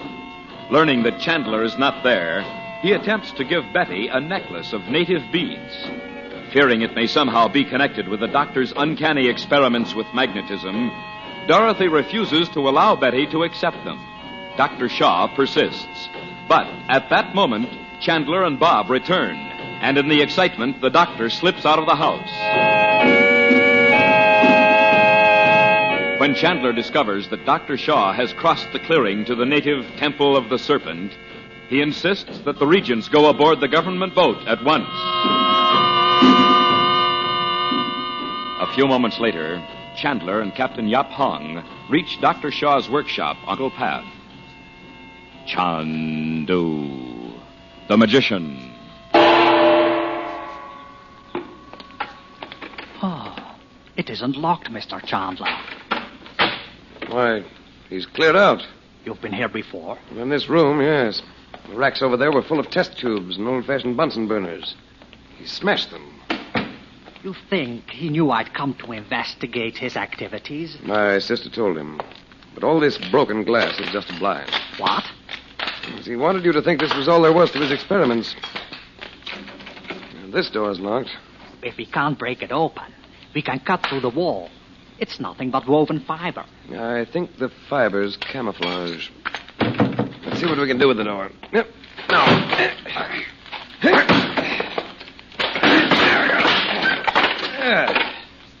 Yeah, wait. Let me get out my flashlight. Good Lord. It looks like a private temple. Serpent carvings. But Dr. Shaw can't be a Cobra worshipper. He's even worse. What do you mean? The image above the altar. It's Satan. The man must be insane. Too bad you people didn't hear of Shaw's experiments long ago. Well, there's another door over here. Heaven only knows what's inside. Well. Now you know where those mysterious supplies came. What has he been doing here? He's built a small radio transmitter, for one thing. And look at this apparatus. Sorcery up to date. He must be deported. Captain, look down here. What? Oh, the poor devil. A Hindu, seated like a Buddha. If Dr. Shaw has killed a Hindu prince with his devil worship... Hold the flashlight, will you? It's not that bad. You can see by his clothing what he is. The ruby in his turban must be worth a fortune. I mean, he's not dead. See the metal band on his wristwatch? That same metal. He's one of Dr. Shaw's subjects. The man reduced to... Yes. A staring, mindless thing. As soon as I get this band off, we'll find out who he is. I know who he is. His name is Lal Singh. Lal Singh? Yeah.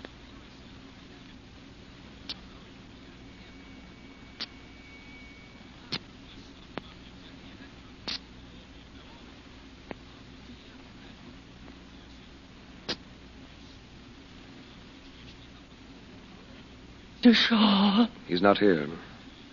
He told me yesterday, I think it was. Others are to be brought here. Men, women, not animals in the future. So he thought. Here, take his arm, Captain. But the machines, Mr. Chandler, they should be destroyed. Yeah, let that wait. But someone else might be brought in. You know you can't stay here alone, Captain. Stop. Please. The image. I must kneel before it. Oh, good heavens. No, Lal Singh. Come away. The great physician. He has discovered secrets of magnetism. Lost to the world. Don't look at that image. Turn your eyes away from it.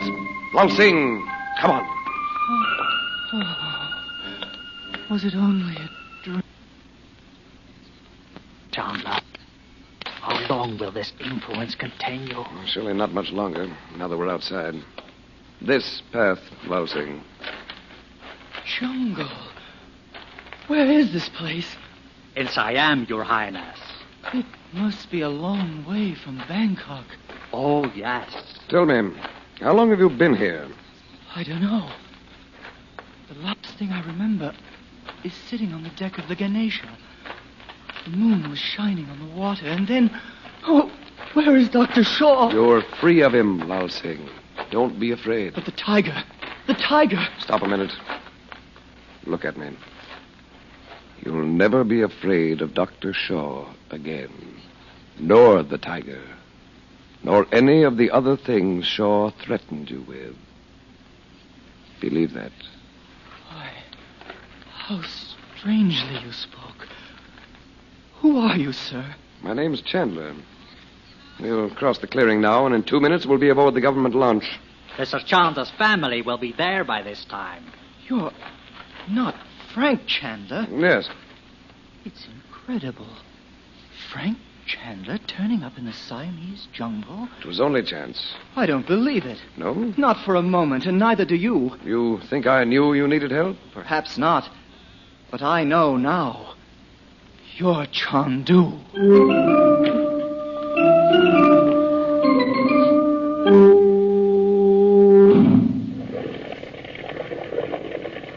Was it like being hypnotized, Lal Singh?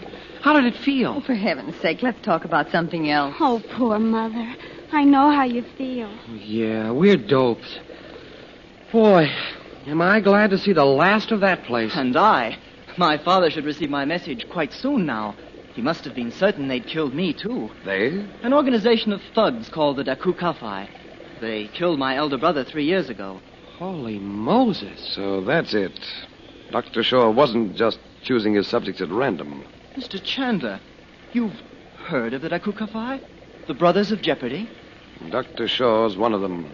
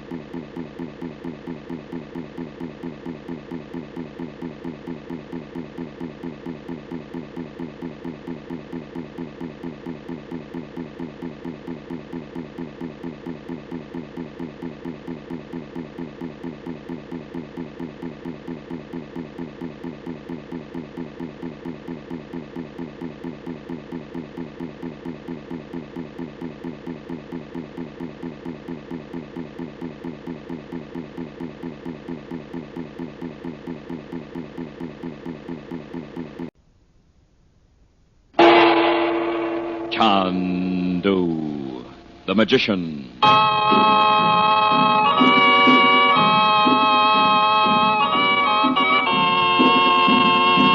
Good evening, ladies and gentlemen. Tonight and every weekday evening at this time, the makers of White King granulated soap and Sierra Pine toilet soap present for your enjoyment Chandu, the magician. And Chandu has a thrilling new magic offer for you. For just 10 cents, he will send you his mysterious Waters of the Nile magic trick. Just 10 cents and a White King soap box top or 3 Sierra Pine toilet soap wrappers. Listen. With this trick, you can defy the laws of gravity. You can take a bottle filled with water and turn it upside down without spilling a single drop. Why, you can even shove a match or toothpick through the mouth of the bottle and no water will come out. Here is a wonderful pocket trick for you youngsters to spring on your schoolmates, for you men to play on your fellow workers, you ladies to perform at a party or bridge game. And it is yours for just 1 dime. Yes, 10 cents in coin, plus a White King soap box top or 3 Sierra Pine toilet soap wrappers. Mail with your name and address to Chandu, Los Angeles 21, and Chandu will send your Waters of the Nile magic trick postpaid. Send for several of these tricks tonight.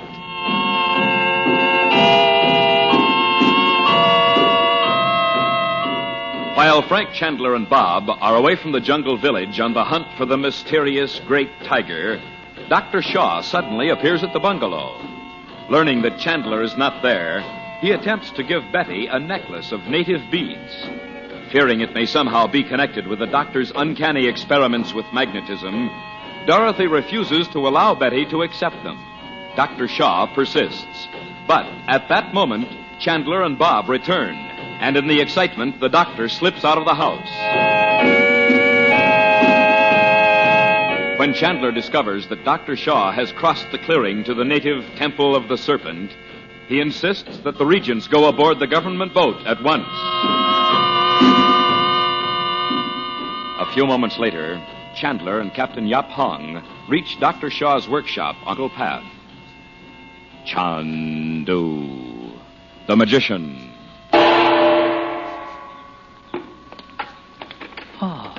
It isn't locked, Mr. Chandler. Why, he's cleared out. You've been here before? In this room, yes. The racks over there were full of test tubes and old-fashioned Bunsen burners. He smashed them.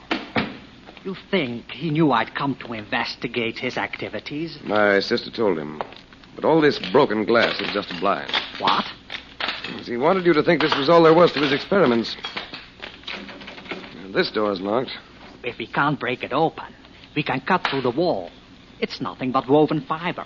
I think the fiber's camouflage. Let's see what we can do with the door. Yep. Now.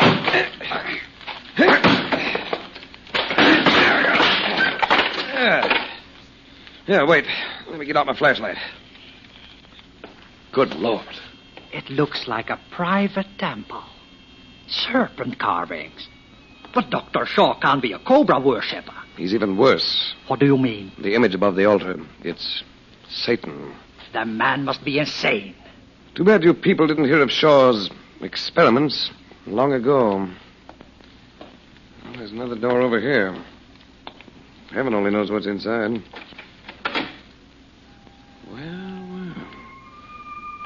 Now you know where those mysterious supplies came. What has he been doing here? He's built a small radio transmitter, for one thing. And look at this apparatus. Sorcery up to date. He must be deported. Captain, look down here. What? Oh, the poor devil. A Hindu, seated like a Buddha. If Dr. Shaw has killed a Hindu prince with his devil worship... Hold the flashlight, will you? It's not that bad.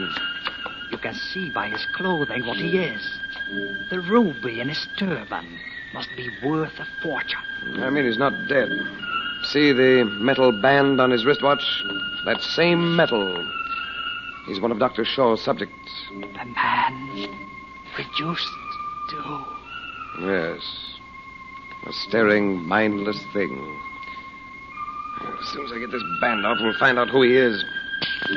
I know who he is. His name is Lal Singh. Lal Singh? Yeah.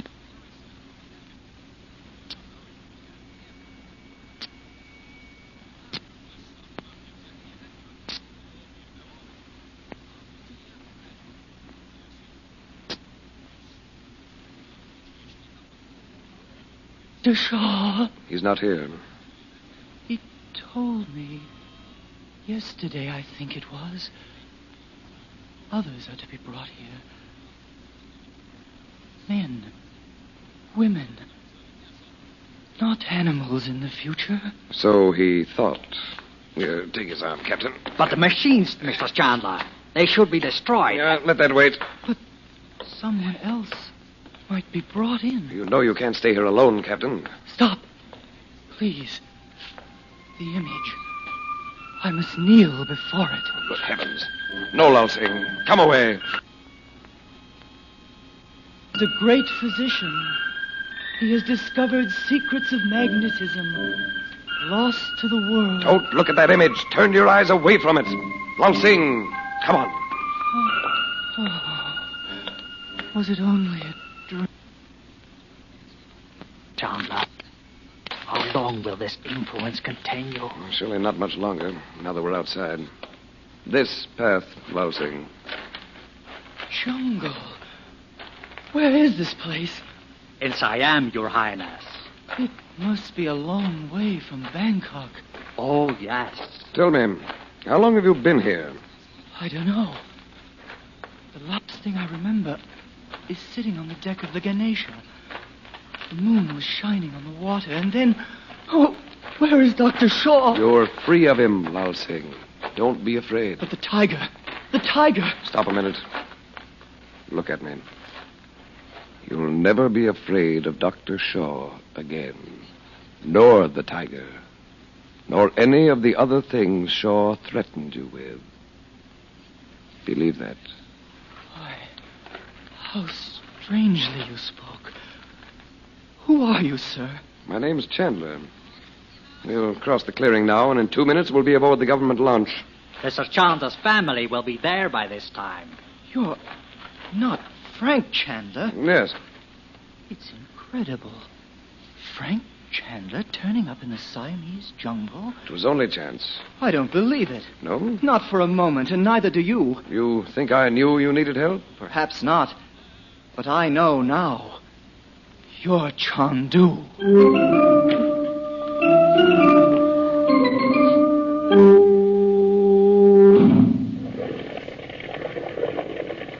Was it like being hypnotized, Lal Singh? How did it feel? Oh, for heaven's sake, let's talk about something else. Oh, poor Mother. I know how you feel. Yeah, we're doped. Boy, am I glad to see the last of that place. And I. My father should receive my message quite soon now. He must have been certain they'd killed me, too. They? An organization of thugs called the Daku Kafai. They killed my elder brother 3 years ago. Holy Moses. So that's it. Dr. Shaw wasn't just choosing his subjects at random. Mr. Chandler, you've heard of the Daku Kafai? The Brothers of Jeopardy? Dr. Shaw's one of them. Is that true? Yes. Lal Singh, tell me. Frank, not now. All right, now. Tell us about India, Lal Singh. It must be marvelous. Oh, it is, in spite of everything. My home's in Lucknow. Has there been a lot of fighting there? Bob, will you stop bringing everything around to killing? Oh, I'm sorry, Mom. Go ahead, Lal Singh. I was just thinking. Mr. Chandler, my father will want to express his thanks to you. Won't you all come home with me for a few weeks? Well, wouldn't that be terrific? Well, I'd like it very much, but I'm afraid it's out of the question. Oh, Uncle Frank. Oh, darling, you know Daddy's too ill. I want to get him home. He's not really sick, Mom. He's just bushed. Bushed? Exhausted. He needs a long rest. Oh, I see. Mrs. Regent, how are you planning to go? By air. I hope we can get a plane out of Bangkok. But don't those airplanes go by way of Indonesia? Why, I don't know. Do they, Frank? Well, I suppose so, ordinarily. We may have to go the other way, Dot. From Calcutta. Thinking. At least as far as Calcutta. I'm sure you'd be comfortable, and Mr. Regent... Oh, Dad's nuts about the ocean. Even if he did almost get drowned in it once. Let's...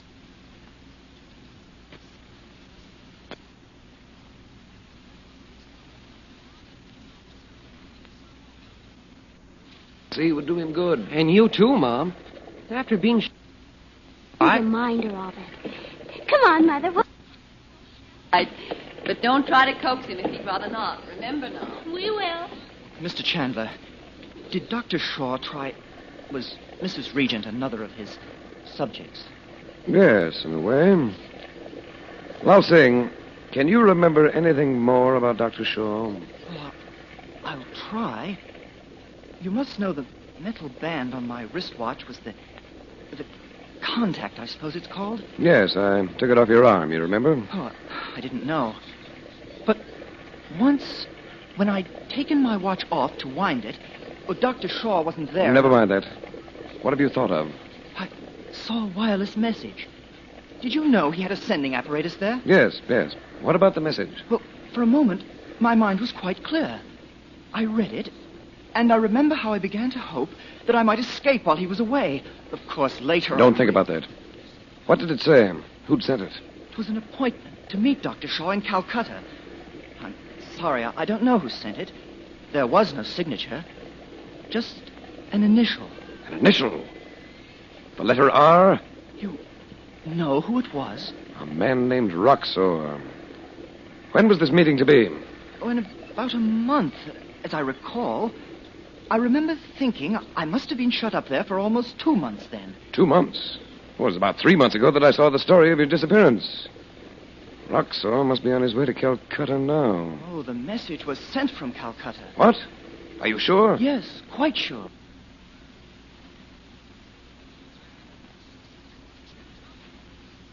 Great, we'll go to Calcutta with you, Lao Sing. I'll persuade Mr. Regent somehow. Well, is there anything I can do to help you, Mr. Chandler? No, thanks.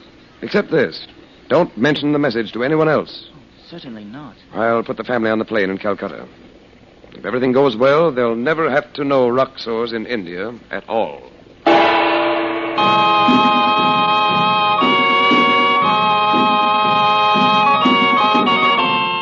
For just $1 and a White King soap box top, or 3 Sierra Pine toilet soap wrappers, Chandu will send you his gravity-defying trick, the magic trick he calls the waters of the Nile.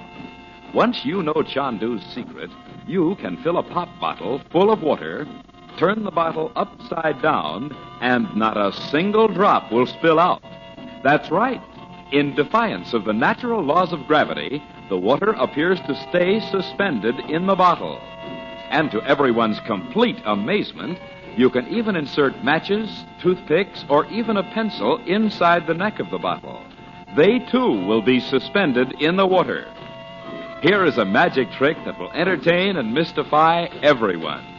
And it is so easy to perform that anyone, young or old, can master it in a couple of minutes.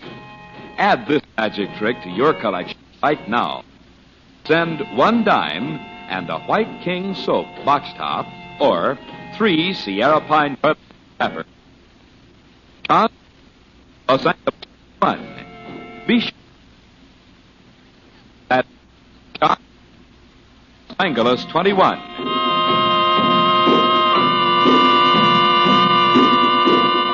Chandu the Magician is presented for your enjoyment every weekday evening. Frank Chandler is played by Tom Collins. The makers of White King invite you to listen tomorrow at this time when the story resumes. Chandu the Magician. This is the Mutual Don Lee Broadcasting System.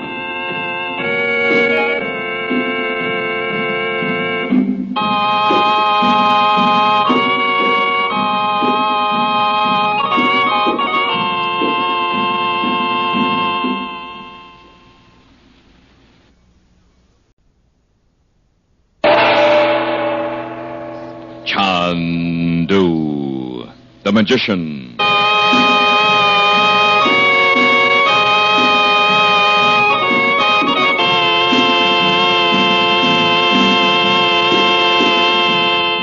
Good evening, ladies and gentlemen.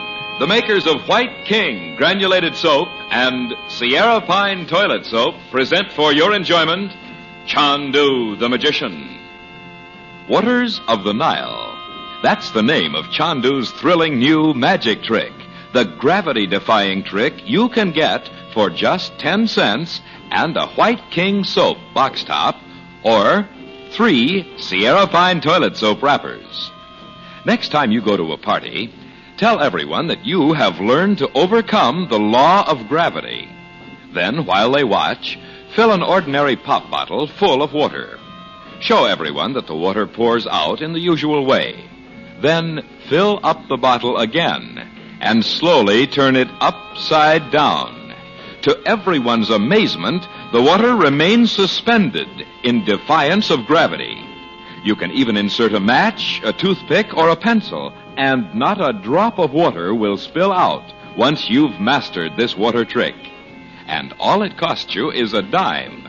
Just 10 cents in coin and a White King soap box top or 3 Sierra Pine toilet soap wrappers mailed to Chandu, Los Angeles 21. You'll receive this water trick promptly, post-paid. That's Chandu, Chandu, Los Angeles 21.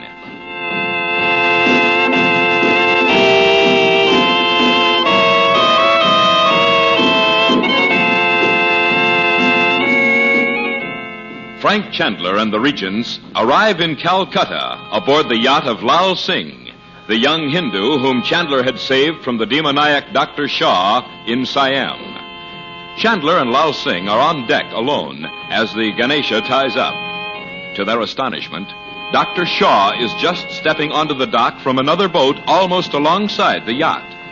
Knowing the doctor has come to meet the sinister Roxor, Chandler follows him.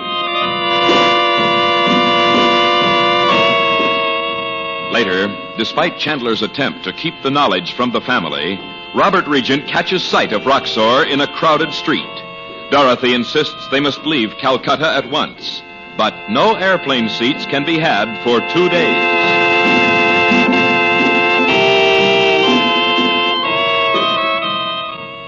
It is an hour later. The Regents are in their suite, but Chandler still had not returned to the hotel. Chandu, the magician.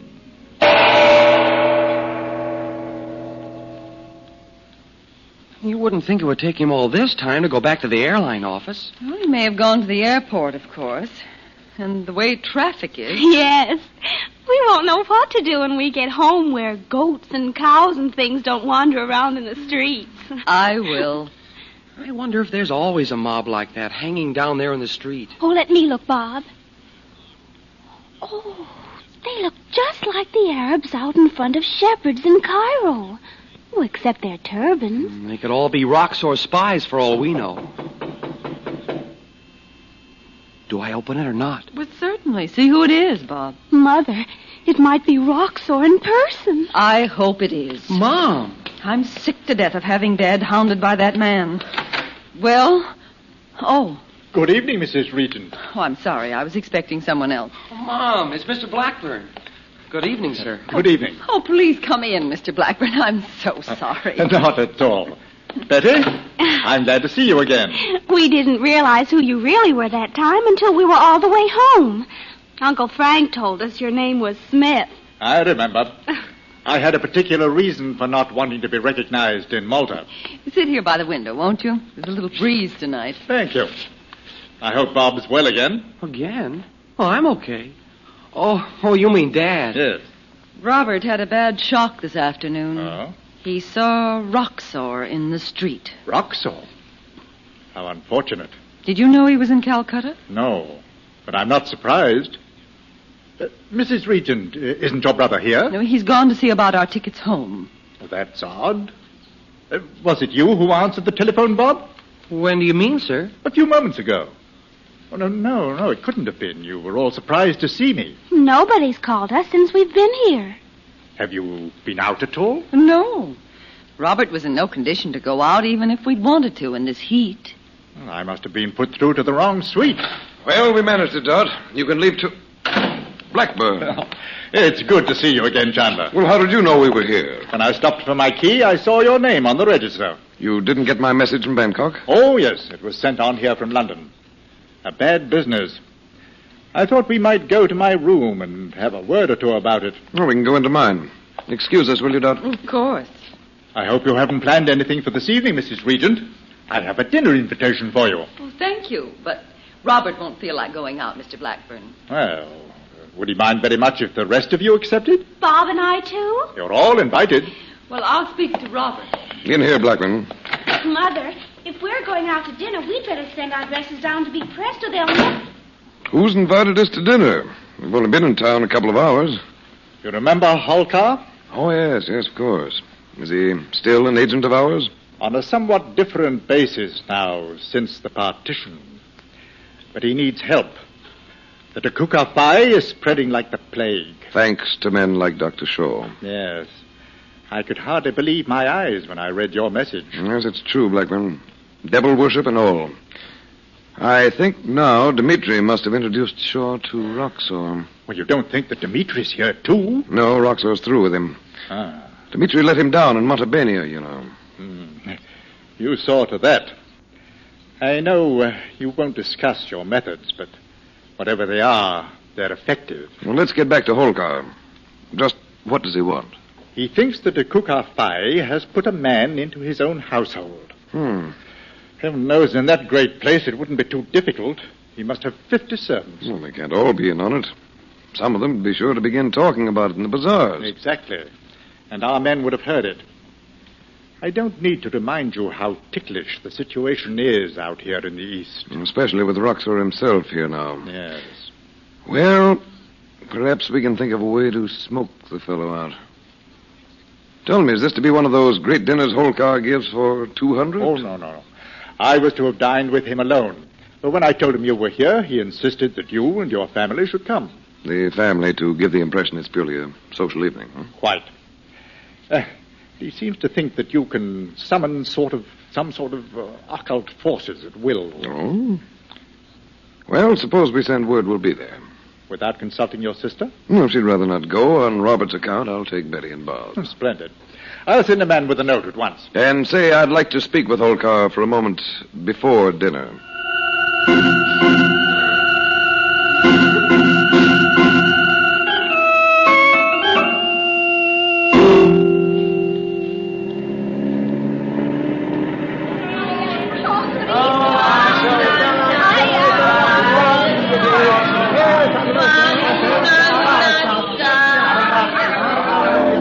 We'll never get there at this rate, Uncle Frank.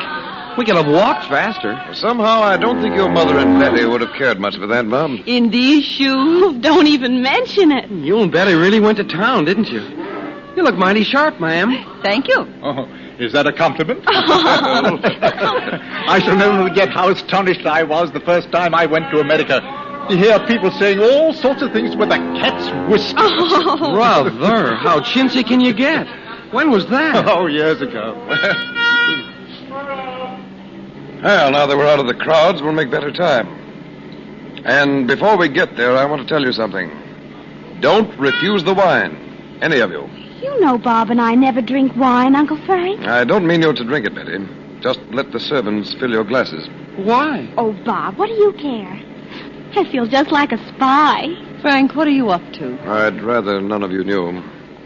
We'll be closely watched. You mean if we don't know, we can't spill it? Well... You better prepare them for Holcar dining at a table alone, hadn't you? Oh, we're quite used to that. Lots of Mohammedans did that in Egypt, Mr. Blackburn. We thought nothing of it after a while. That's all right, then. Frank, is this the house? Why, yes. Oh, it looks like a palace. Remember now, no matter what happens, no comments.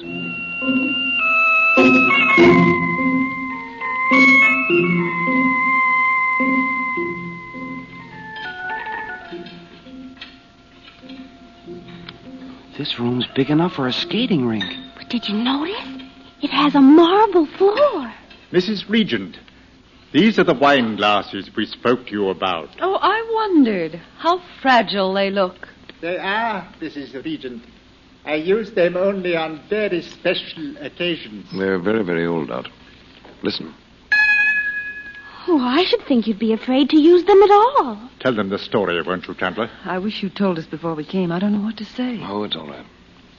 You see, the glasses were made for a ruler who was very much afraid of being poisoned. They're said to explode if poison is poured into them. Too bad Dad's not here. He debunked that for you. The glasses have saved the lives of several ruling princes. Okay, I'll go along with it. But if it's true, why are there any glasses left? There are only these few. Permit me to fill your glass, Miss Let him fill it, Betty. We're going to drink a toast. Oh, yes. Uncle Frank, listen. You know what they're playing? Yes, I know, Betty. Betty, remember? Yes. But isn't it funny they'd know an American song? Why? That singer in the cafe this afternoon did. I bet Uncle Frank asked them to play it. Ready, Bob? Sure. I propose a toast.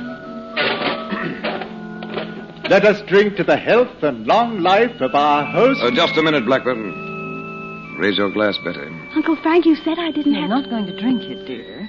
What's Uncle Frank stalling for? Well, I don't know, Bob. Perhaps there's something wrong. I don't get it. I'm sorry to have interrupted you, Blackburn, but now is the moment. Oh, Uncle Frank, it's true! Frank, your glass is broken. And mine. Big Lug tried to poison you. Bob, it wasn't the servant. He poured the wine, didn't he?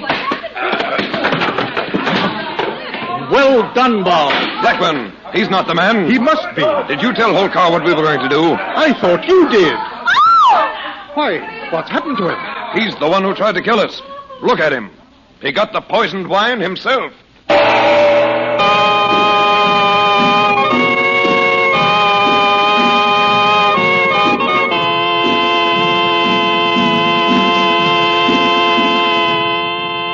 Just 10 cents in coin brings you Chandu's mystifying water trick. Just mail 10 cents and a White King granulated soap box top or 3 Sierra Pine toilet soap wrappers to Chandu, Los Angeles 21. Chandu will send you this great bargain in magic, the thrilling trick he calls the waters of the Nile. Fill an empty pop bottle full of water. Turn it upside down. A stream of water pours out, of course. But when you have mastered Chandu's mysterious water trick, you can hold the bottle upside down and no water will run out. You can even insert matches or toothpicks through the open mouth. And in apparent defiance of the laws of gravity, the water remains suspended in the bottle. Here is a thrilling trick that will puzzle and entertain everyone, young and old. And you can have it for just 10 cents, just a dime, and a White King soap box top, or 3 Sierra Pine toilet soap wrappers. Mailed to Chandu, Chandu, Los Angeles 21. You'll receive Chandu's Waters of the Nile magic trick, postpaid.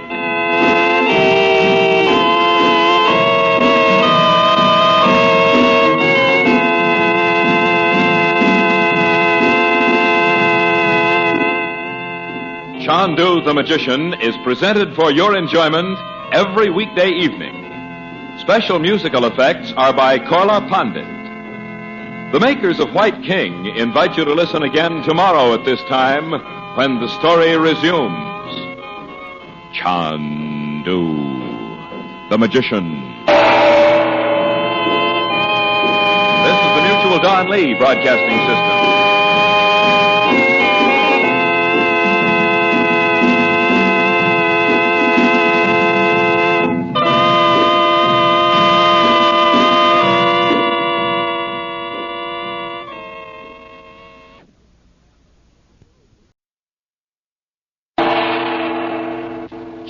Chandu the Magician.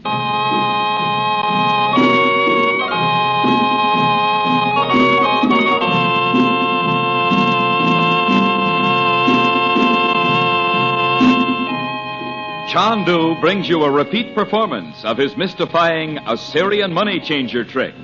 Yes, by popular demand, Once more, you can get this thrilling magic trick for just 25 cents in coin. 1/4 and a White King granulated soap box top, or 3 Sierra Pine toilet soap wrappers, mailed to Chandu, Los Angeles 21. Listen.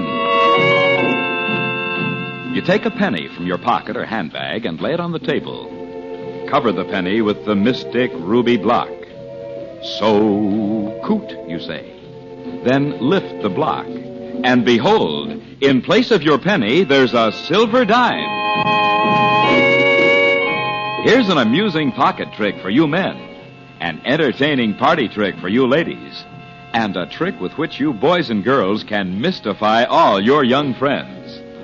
Just send a 1/4 and a White King soap box top, or 3 Sierra Pine toilet soap wrappers to Chandu, Chandu,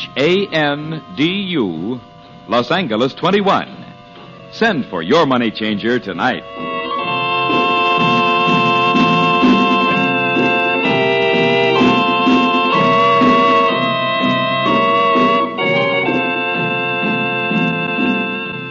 At the hotel in Calcutta, Frank Chandler receives an unexpected visitor, Stuart Blackburn, the British member of the Inner Council. Blackburn has flown out from London at the urgent request of Holkar, an important secret agent who insists that the dreaded organization Dakuka Phi has unknown spies in his own household.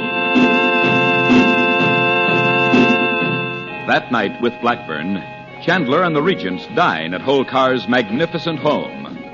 Using a set of delicate old wine glasses and with a medieval tale of poisoning, Chandler sets a trap for the spies. But the man he traps is the treacherous Holkar himself.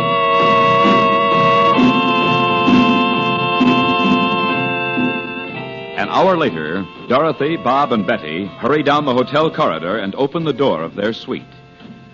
Chandu, the magician.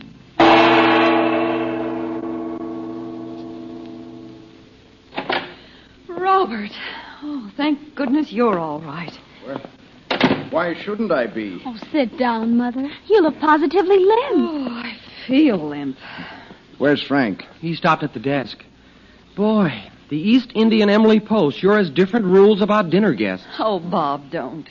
If any of us had tasted that wine... Well, Mother, Uncle Frank knew there wasn't any poison in our glasses.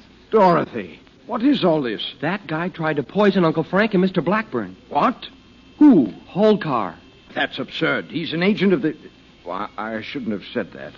Well, it can't make any difference now. He's dead. Nevertheless, And you know what, Daddy? Uncle Frank knew all the time it was going to happen. Yeah, that was pretty sharp. Rigging it up with the orchestra to play a note high enough to break the glasses. He scared those guys right out of their turbans. Well, I'm surprised at that. It must be the oldest trick in the world. Well, it was the story he told that frightened them so. He said the glasses had been made for a ruler who was afraid of being poisoned, and they exploded whenever poison was put in them. Oh, what nonsense. But can you imagine how those guys felt? Uncle Frank kept stalling and stalling about drinking the toast. And then that high note, and bingo! Wine all over, servants running. You should have been there. The strangest thing about it was that only those 2 glasses broke. Well, you see, Dorothy, Robert, did Lal Singh come back? Come back? Well, he hasn't been here at all, Frank. It must have been when you were out. If you'd stopped at the desk, you'd have got his message. I haven't been out. The desk clerk said Lal Singh came up here and found no one in. Well, he must have had the wrong room number. Why, that's the second time it's happened today. I didn't know that, Dot. Well, that's right, you weren't here. Well, Mr. Blackburn telephoned after he saw our names on the register. He thought he was talking to you, Uncle Frank. But Blackburn knows my voice. Frank, if he had the wrong room number when he telephoned, why should he come to the right door? He didn't have the wrong number, Robert. He was connected with the wrong room. And someone said he was you? I think so. Well, why? Even if Mr. Blackburn thought he was talking to you, he wouldn't say anything confidential over the telephone. It'd be worth trying. I don't get it. If it didn't happen today, it might happen another time, Bob. It sounds precisely like Max Bowden. Roxor? Dad, he's got an accent you could slice off and fry. Frank, who knows your voice well enough to fool a man you've known for years? I wonder. If you weren't leaving Calcutta tomorrow, we'd move to another hotel. What for, Uncle Frank? Someone on the hotel staff's in on this. How do you like that? I'll just run up and tell Blackman so it can't happen again. His room's on the next floor. But if the man's that convincing, what's to prevent him calling London or even Washington and pretending he's you? Nothing, Dot. Until I find out who he is. And I haven't had much time to do that. He must be one of Roxor's men, Frank. I don't know. It may be someone who doesn't even know what he's doing. You sound like he was a guy Dr. Shaw to put the hex on. I'm beginning to think it's Lal Singh. Frank, his voice isn't in the least like yours. And anyway, he said you told him he didn't have to be afraid of Dr. Shaw anymore. He was under Dr. Shaw's influence for a long time. If he happened to meet him, well... You think he came here to ask you for help and someone told him we were all away? Yes, I think so. Oh, that's dreadful. Uncle Frank, Dr. Shaw's in jail in Siam. No, he's here. What? Really? I saw him this afternoon. And before I speak to Blackburn, I'll just find out where Dr. Shaw is now. You knew before we left Siam that Dr. Shaw was coming to Calcutta, didn't you? Well, yes, Dot, but I had to come here. I was going to put you on a plane as soon as we arrived. Oh, if we'd got a plane in Bangkok, we could have been home by this time. Or you might have been grounded somewhere in Indonesia. Well, I'd rather be there than here with Dr. Shaw and Roxor and poisoners. At least you could have told us. Now, what good would that have done? Hey, Babs, they sound the way you and I do when we get into a hassle, don't they? They do, kind of. I'd forgotten what a little spitfire you used to be, Dorothy. Oh, I always lose my temper at the wrong time. You know, the thing that astonishes me is that you have any temper to lose. Astonishes you? What does that mean? Well, after what you went through in Siam, you might be crouching in corners, screaming. Oh, that would be a great contribution to family life. You see what I mean, Robert? Very well. She's a marvel. Thank you both. Well, now that you've made me feel thoroughly ashamed of myself, what about Dr. Shaw? All I said was that I'm going to see where he is. Well, but how can you? He may be staying with friends. If that or... guy's got friends, I bet they've all got 3 heads. Uncle Frank could start with the museums. Well, I hope it won't come to that. Oh, Daddy's never seen you work the crystal. Seriously, Frank, can you locate Dr. Shaw by looking into a crystal ball? I hope so. You can look with me if you like. Well, then it's a scientific fact. Just wait till you see, Dad. Frank, what am I to do? Concentrate my mind on Dr. Shaw? No, Robert. Nothing. Just watch. Why, it seems incredible. That uncanny sound. I did hear that in Sumatra. Remember? Can you see the picture beginning to form? By George, yes. An East Indian house. Frank, isn't it Holkar's house? Yes. I thought we didn't get all those fellows, and this proves it. There's Roxor. What? Sitting next to that Hindu. See him, Daddy? What? Yes. I can't believe it, but... Oh, there's Dr. Shaw. That Hindu must have reported to Shaw as soon as the police were out of the house. Well, there's one good thing. That guy's not Lal Singh. No, he's a bearer, a servant. Shaw's put one of those metal bands on his arm. Oh, look at Roxor's face. Of all the... Oh, his eyes. This is why he came to Calcutta. For a demonstration of Shaw's experiments. Listen. Before 1 hour, I going Hotel Great Eastern, room of Regent Saab. He said Regent. Not climbing tree before Saab sleeping. Going in at window. Making bracelet tight on Saab's arm. For Pete's sake. Leaving knife on table. Going from window without sound. Salam, Saabs. Well, that's that. Hey, that guy's coming here. The crystal's dark. I still can't believe it. Oh, Robert. I mean, it's unbelievable that Frank can control such a force. But, Daddy, weren't you listening to what that man said? Yes. But, Frank, if this ability can be acquired by scientists, for instance, it could change the course of history. Yes, except that... Oh, for heaven's sake, Robert. Don't you realize what will happen if that man fastens one of those metal contacts to your arm? Yeah, Dad. You'll just walk around like a zombie. Oh, nonsense. It's obviously a form of hypnosis, and no one can be hypnotized without his consent. It's more than hypnotism, Robert.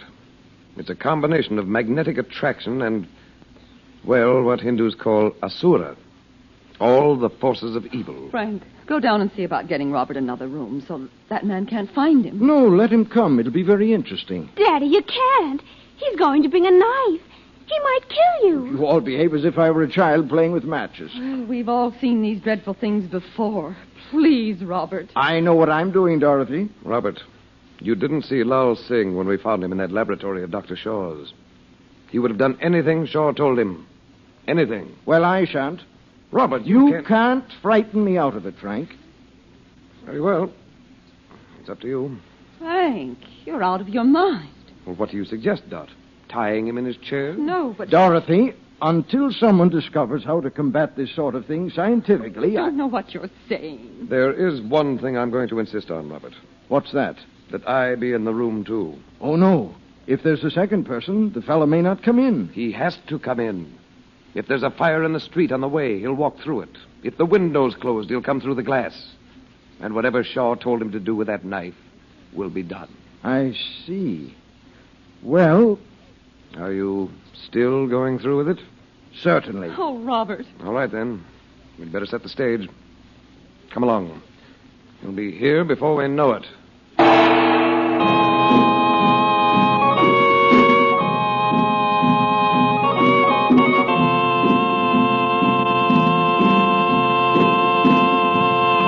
You asked for it, so here it is. Back by popular demand. Once more, Chandu offers you his amusing and mystifying magic trick that changes pennies into dimes. Chandu will send you this Assyrian money changer for just 25 cents. Just a quarter and a White King granulated soap box top or 3 Sierra Pine toilet soap wrappers mailed to Chandu, Los Angeles 21. Listen. You lay a penny on a table in plain sight. You cover the penny with the mystic ruby block, the money-changing block. So, coot, you say. Now, take away the block. The penny has disappeared, and you see a bright silver dime instead. Do the trick over and over and over. Your friends will never catch on. Send for your money-changer trick right away. Mail a quarter and a White King soap box top, or 3 Sierra Pine toilet soap wrappers to Chandu, Chandu, Los Angeles 21. You'll get your money changer by return mail, postpaid.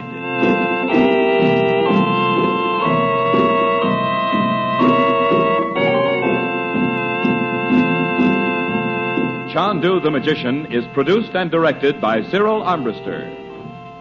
The makers of White King invite you to listen Monday at this time when the story resumes. Chandu the Magician.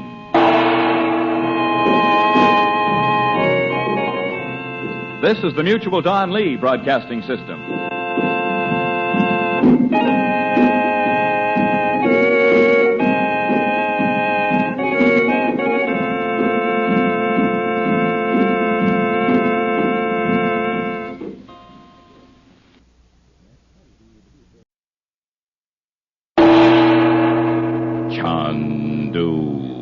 The Magician.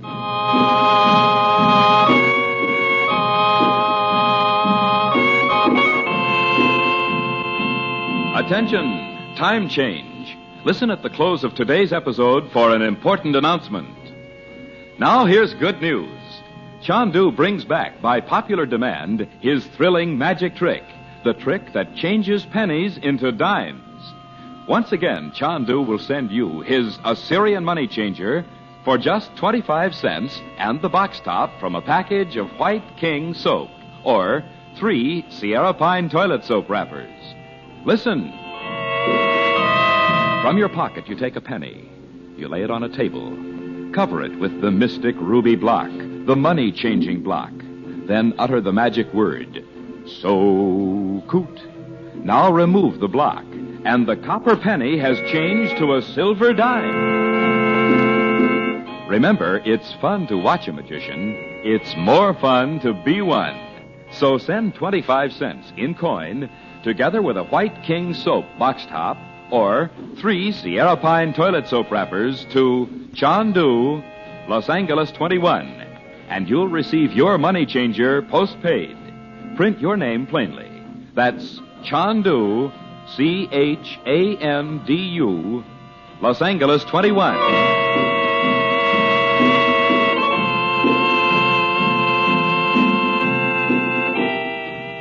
In Calcutta, Frank Chandler returns to the hotel after the death of his renegade agent Holkar to learn that an unknown man has twice identified himself over the telephone as Chandler. Believing the man may be Lal Singh, once again under the influence of the uncanny Dr. Shaw, Chandler makes use of his occult powers to locate the doctor. In the glowing crystal, Chandler and the Regent see not only Dr. Shaw, but Roxor as well, in the fabulous home of Holkar. Moreover, Dr. Shaw is about to demonstrate the success of his experiments by sending a Hindu, controlled by hypnotism and armed with a knife, to the room of Robert Regent. Fascinated by the scientific possibilities involved, and over the protests of Dorothy and the others, Regent goes into his room with Chandler to await his midnight visitor. The moments pass. Chandu, the magician. Frank, how far is Holkar's house from here? Well, not very far. That Hindu may be down in the garden now. I'll sit over here in the corner, out of his way. Well, he'll see you. Or shall I turn out the lights? It won't matter. The lights won't rouse him. How do you know? Well, you forget I found Lal Singh in Shaw's laboratory. I turned my flashlight directly in his eyes. He didn't even blink. Frank, why are you so opposed to my going through with this? Because I know what Shaw wants you to do. You're in for a bad shock, Robert. Why, what do you mean? Dr. Shaw can't force me to do anything I wouldn't do under normal circumstances. I've read a great deal about hypnotism. I've told you this is more than that. Well, if you're nervous about it, why don't you wait in the sitting room with Dorothy? Good Lord, it's not nerves. Once the Hindu fastens the metal band on your arm, you'll be completely under Dr. Shaw's control until it's taken off. Nonsense. If he... Shh. Listen. There he is. He's climbing the tree outside the window. What? I don't hear anything. I do. And he's been told he'll find you asleep. Lie down on the bed. Do you suppose he'll say anything? We'll know in a moment. Here he is.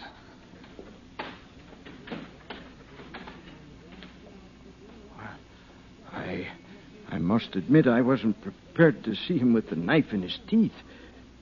But, of course, he needed both hands to climb the tree. Shh. Speak lower. Why? In spite of Shaw, he can sense there's something wrong. Hold out your arm so he can touch it at once. I've never seen metal like this before.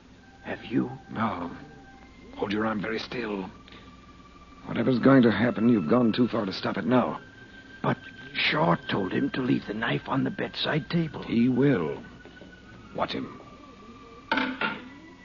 You will hear the voice of our master. Salam, sir. Take a good look at that knife, Robert. Well, it's a wicked-looking thing, isn't it? Yes, it's a crease. The blade is designed to imitate the motion of a crawling snake. It's not hard to see why Shaw chose it. Robert, what is it? I'm trying to analyze the sensation produced by the metal. It feels surprisingly cool, Cold, almost. Don't you get a mental reaction? No, unless the humming could be called a reaction. Humming? Well, it's rather as if a weak electric current were flowing through my body. All right, now you know. Take it off before it's too late. Why, certainly not. And if by any chance I shouldn't remember exactly what happened, you must help me. You must write Lift the knife and kill him. Kill him, Dr. Shaw? Kill Chandler. Kill him. Take the knife. Yes. The knife. Shaw learned that from Dimitri. Put down the knife. I am your master. Strike him down. I cannot. He is my brother. Kill him, I say. Listen to me, Robert. You must listen. I hear you, Frank, but I have no choice. Drop the knife, Robert. Go away, or I'll kill you. Don't you understand? I can't help it. Take that band off your arm. I can't. Then I'll take it off. Strike now. His throat. Strike. The knife. But I cut it off. Robert, put down the knife. Put it down. Frank. Oh, blood. What have I done?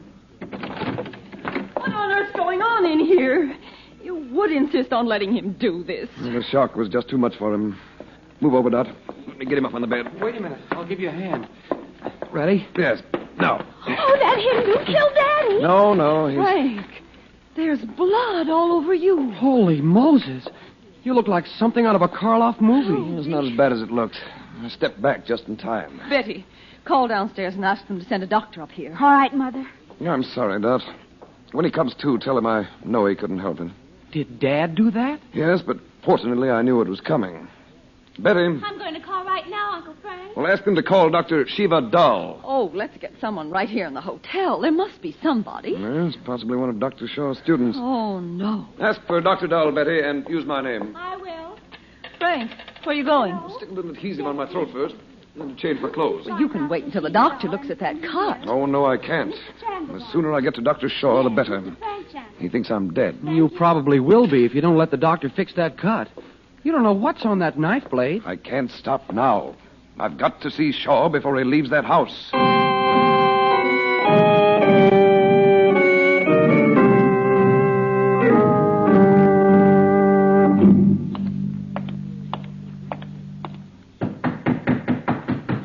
Go away, whoever you are. I can see no one now. Surely you can see me. Chandler. What's the matter? Aren't you accustomed to having your victims come back to haunt you? Brockens Gates. Roxor was here with you when you sent that Hindu out with the knife. Stop. Where is he now? I don't know. Come now, Doctor. Aren't you going to ask me to sit down? Leave me alone. But I have some questions to ask you. You evil spirit. Why did I have to wait until tonight to kill you?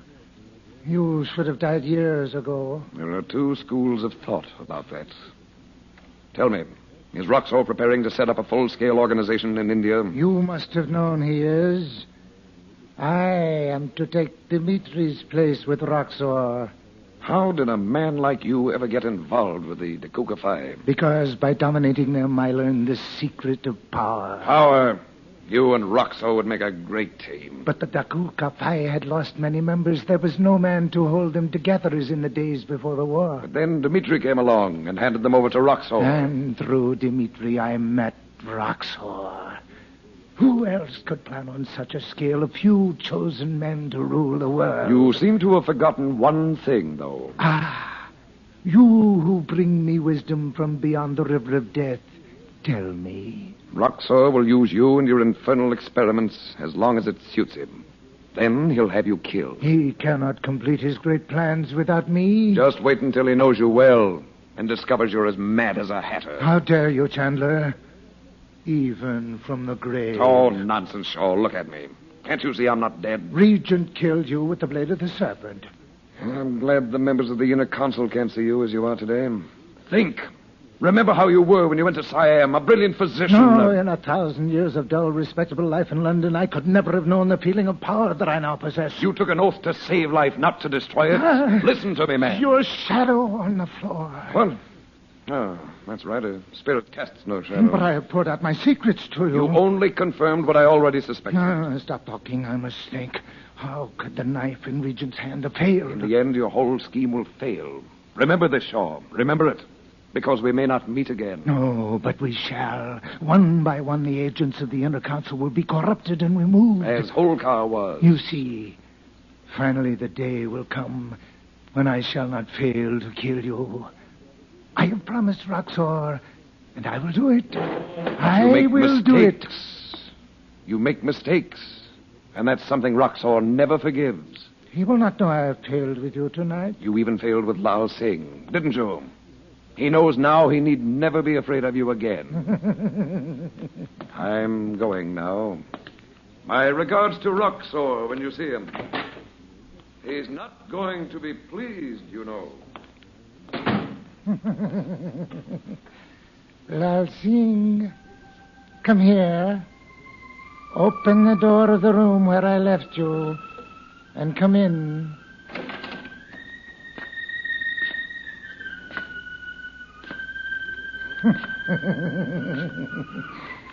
Twice tonight, I have tried to kill Chandler and failed. Now you will see that it is done. You understand me, Lal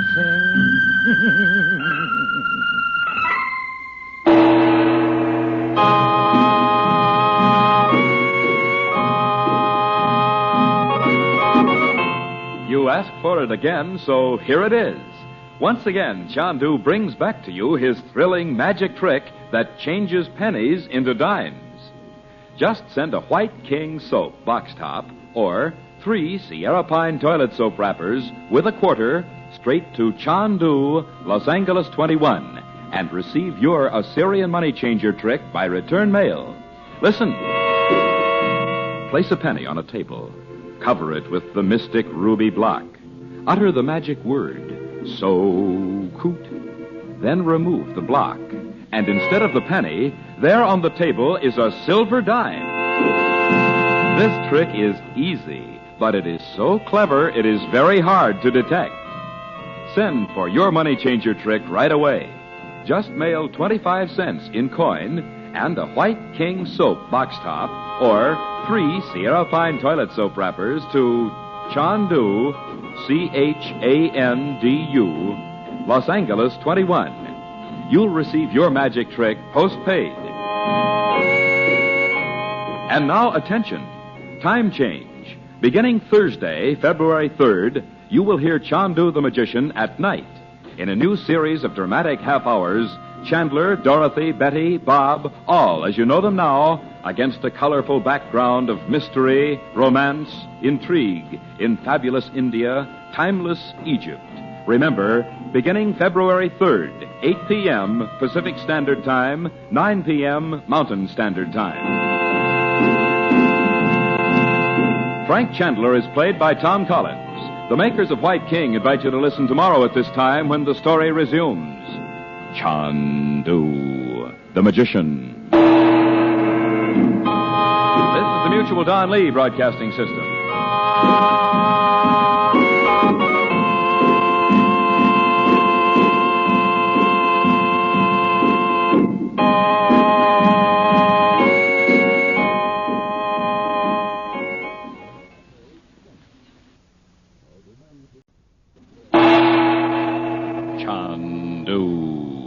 The Magician.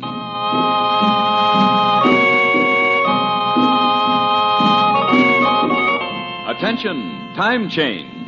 Listen at the close of today's episode for an important announcement.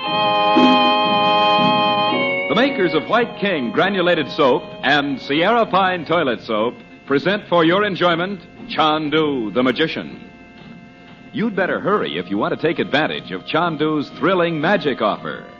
For just 10 cents, he will send you his mysterious Waters of the Nile magic trick. Just 10 cents, and a White King soap box top, or 3 Sierra Pine toilet soap wrappers. With this trick, you can defy the laws of gravity.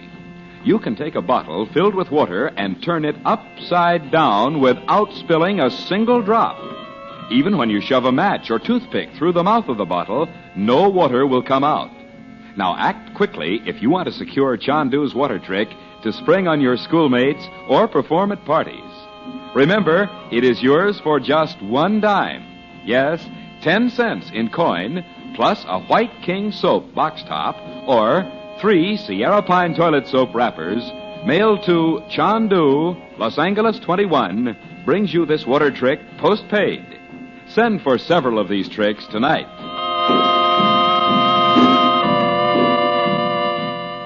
In Calcutta, Dr. Shaw has demonstrated to Roxor the success of his diabolical magnetic experiments and attempts to bring about the death of Frank Chandler at the hands of his brother-in-law, Robert Regent. Unaware that Chandler has discovered and defeated the scheme, Dr. Shaw and Roxor believe Chandler is dead. A few moments later, relying on the shock of his appearance to terrify Dr. Shaw into disclosing Roxor's reason for coming to India, Chandler walks into the home of Holkar, where Dr. Shaw is staying. But as Chandler leaves, Lal Singh, whom he had saved from Dr. Shaw's hypnotic powers in the Siamese jungle, has once more been summoned by the demoniac doctor. Chandu, the magician. Twice today I have tried to kill Chandler and failed, Lal Singh. Tonight you will see that it is done. Now, let me hear you speak again in Chandler's voice. Master, what shall I say? Splendid, you have not forgotten. No, Master. If Chandler had only known when he sat here that you were in the next room helpless to overcome the force of magnetism. Yes, Master. I wonder Chandler did not take steps to prevent it. Now, Lal Singh, you will tell me exactly what happened. Dookie Ram came aboard my yacht, saying he brought a letter from my father. You were alone? Yes, in my cabin. I extended my hand for the letter. Dookie Ram fastened the metal band on my wrist. There was no letter. Lal Singh, it is useless to struggle against the force. You will speak to me only in Chandler's voice. As you say, Master. Now, does Chandler know Dookie Ram came to you with the letter? I tried to tell him. I could not find him at the hotel. Stop pulling at the band on your arm. It is a wristwatch. A wristwatch, Lal Singh. A wristwatch. I will remember. Good. Now, this is what you are to do. Chandler cannot reach the hotel in less than half an hour. In the meantime, you will telephone to his sister, Mrs. Regent. Mrs. Regent. The telephone number I must Dr. Shaw, you have lied to me. You told me Regent had killed Chandler. Ah, you heard Chandler's voice, Roxor. It is only Lal Singh. Speak to him, Lal Singh. My name is Frank Chandler. Devil. Is that what you were going to say to Mrs. Regent? Well, Shaw, what do you think you are doing? The imitation of the voice is perfect. And Mrs. Regent will be completely convinced, even though her brother is lying dead at her feet. Oh. You knew he was not dead. Roxor, Dookie Ram has not yet come back, but I have every reason to believe Chandler is dead. You're lying. Chandler has been here. Oh, Roxor, you heard Lal Singh's voice. And how do you account for the gold pencil on the table? It is marked with the initials FLC. Ah, he left it purposely. He must have known I would come back here and find it. Why did you lie to me? I hoped you would not need to learn that somehow I had failed with Regent. You believe Chandler could live anywhere in the world and I would not know it? I only meant that he is to die tonight in any case. You cannot kill him. He has a charmed life. You, Roxor, forget that I have not... And I do not forget that a dozen times before I have set men to kill him in a narrow street in a Russian village. in the Cairo bazaars, in a cul-de-sac in Paris, in the Balkan Mountains, and now here. Always at the last moment he This escapes. time he will not. You will listen to me. This necromancy of yours will do for the Dakukafai, or for this man here, but not for Chandler. I am convinced the secret of his sorcery lies in the emerald. He must lose it. It is much easier to knife him and have done with it. Dr. Shaw, I want that emerald. I will turn his own sorcery against him. Oh, Roxor, please sit down and let me explain to you. No. While you talk, Chandler will return to the hotel, and the time to strike will have passed. Well, this will take only a moment. You speak as if this emerald were a charm, a talisman. But if so, why should Chandler have spent 10 years studying in India? I do not know and I do not care. For years I believed it was trickery.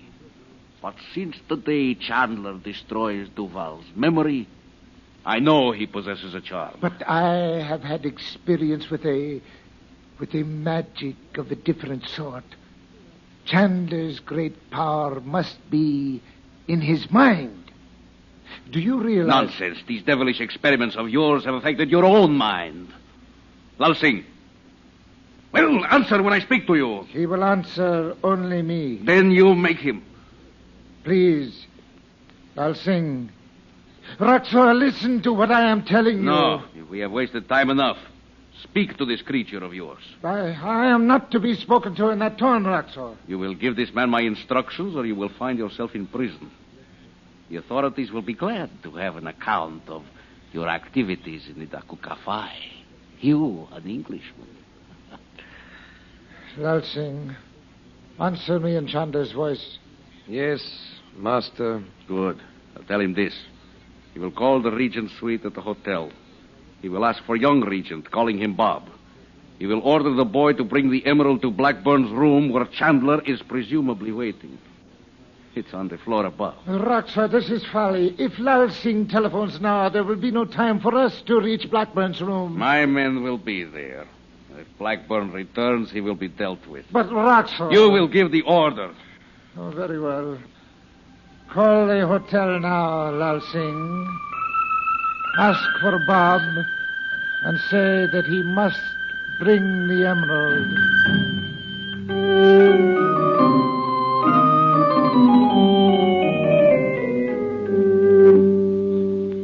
Mother, it's almost 1 o'clock. Why don't you go to bed? Yeah, Mom. I'll go in and sit with Dad if you'd feel better about it. Oh, no, dear. The doctor said he'd sleep until morning. But I'd rather stay up until Uncle Frank comes back. You look so tired. And you're almost asleep in your chair. Go to bed, darling. You too, Bob. And leave you sitting here alone? I don't mind, really. Well, we do. Mom, did you have to tell Dr. Dahl what happened to Dad? No. No, I just said he hadn't been well for some time and that he'd had a severe shock tonight. But, you know, he seemed to know it was something extraordinary. I can't imagine how. Why, Mother? What did he say? Well, nothing. But he saw that knife lying on the floor. Ooh. Oh, I should have taken it out before the doctor went in. Oh, Bob, how could you bear to touch it? Well, he won't need to. Dr. Dahl picked it up and that metal band, too, and dropped them both out the window. Oh. I heard them splash in the pool. How about that? But, Mother, he couldn't know anything about Dr. Shaw, could he? Well, I don't see how. Maybe he belongs to those, what do you call them, Dakukafai. Oh, don't be silly. He's an old friend of Uncle Frank. So was Holkar. Oh, Bob. Sorry, Mom. I'm always opening my big mouth.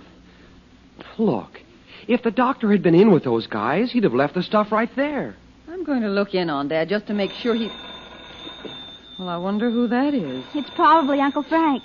He knows you'd wonder what kept him so long. Hello? This Bob? Oh, now, Uncle Frank. East Indian telephones can't be that bad. What's so funny? It's Uncle Frank. He asked if I was you. Just a minute. He's right here. Hi, Uncle Frank. How's the throat by now? The doctor said for you to come into his office tomorrow and let him look at it. Hey, are you still there? I want you to bring the emerald up to Mr. Blackburn's room, Bob. The emerald? Bring the emerald up to Mr. Blackburn's room. At once. You mean the one the Yogi gave you? What on earth? Bob! Just a minute. He says for me to come up to Mr. Blackburn's room and bring the emerald. He can't mean that one. He must mean my emerald ring. Why would he want that? Well, maybe Mr. Blackburn wants to have one made for his wife while he's out here.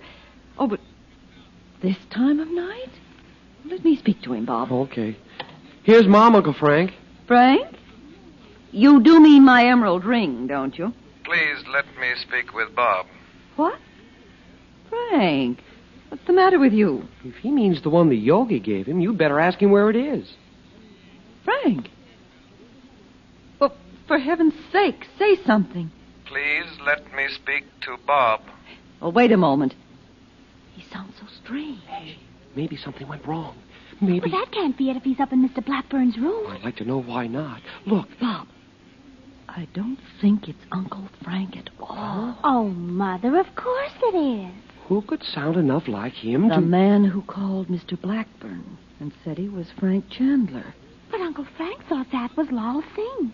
He can't be up in Mr. Blackburn's room, can he? Well, I'll have to tell him something. Hello? I'm sorry, Frank. Stall him, Mom. I'll go up there and see what gives. No. Sure. Keep on talking. It'll only take a few minutes. Frank, what do Bring the emerald to Mr. Blackburn's room at once.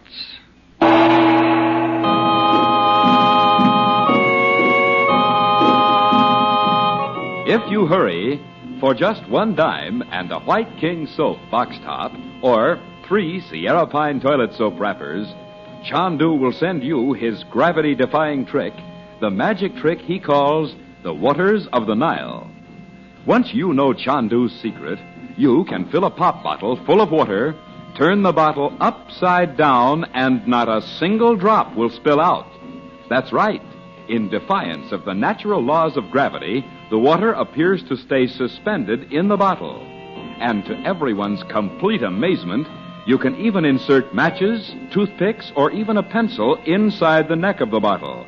They, too, will be suspended in the water. Here is a magic trick that will entertain and mystify everyone. And it is so easy to perform that anyone, young or old, can master it in a couple of minutes. But don't delay. Send for this water trick right away, tonight. Send $1 and a White King soap box top, or 3 Sierra Pine toilet soap wrappers to Chandu, Chandu, Los Angeles 21. Be sure to print your name plainly. That's Chandu, Los Angeles 21. And now, attention. Time change. Beginning Thursday, February 3rd, you will hear Chandu the Magician at night. In a new series of dramatic half hours, Chandler, Dorothy, Betty, Bob, all as you know them now, against a colorful background of mystery, romance, intrigue, fabulous India, timeless Egypt. Remember, beginning February 3rd, 8 p.m. Pacific Standard Time, 9 p.m. Mountain Standard Time. Chandu the Magician is based on the original radio drama created by Harry A. Earnshaw and is written by Vera Oldham. The makers of White King invite you to listen tomorrow at this time when the story resumes. Chandu the Magician. This is the Mutual Don Lee Broadcasting System.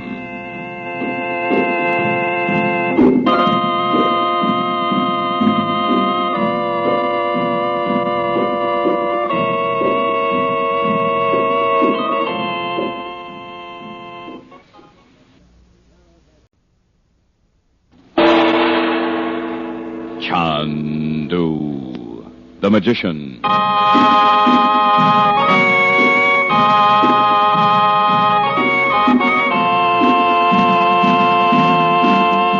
Attention, time change. Listen at the close of today's episode for an important announcement.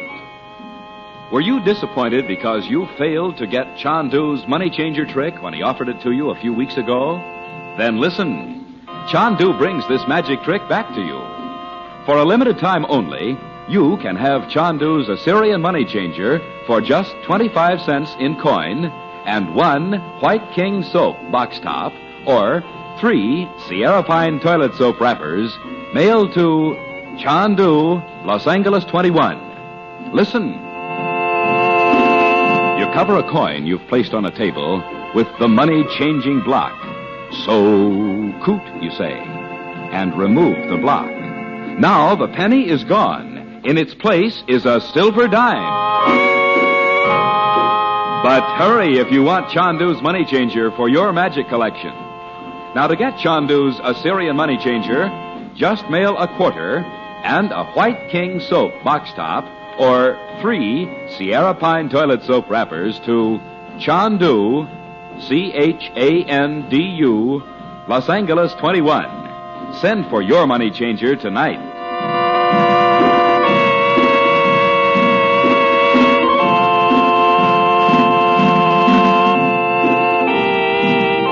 In Calcutta, Lal Singh's hero worship of Frank Chandler, who had saved him from Dr. Shaw in the Siamese jungle, has been transformed by the demoniac doctor into an uncanny ability to impersonate Chandler.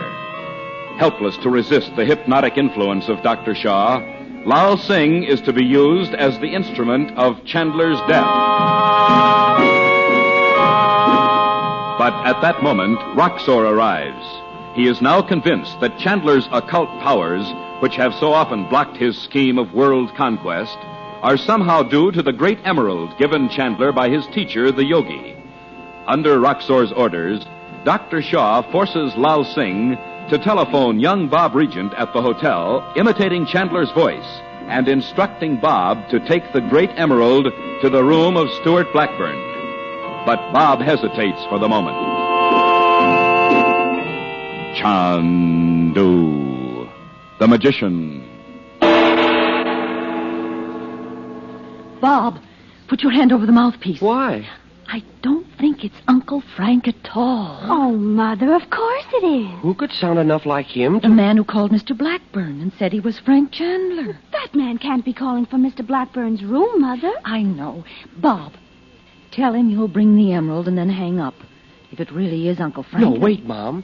You take the phone and stall him. I'll go up there and see. No, Bob. Sure. Keep him talking while I run up the stairs. If it isn't Uncle Frank, maybe you can find out who it is, Mother. Hello, Frank. I'm sorry to keep you waiting.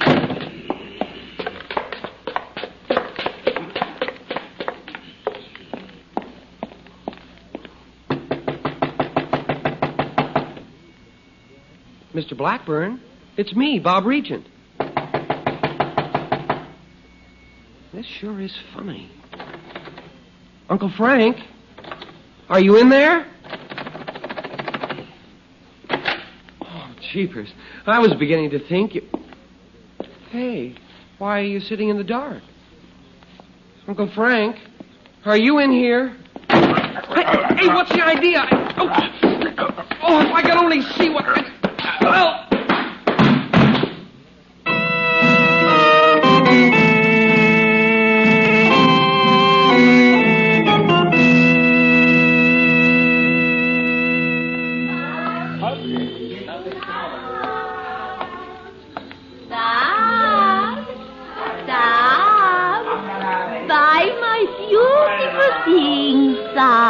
No, thanks.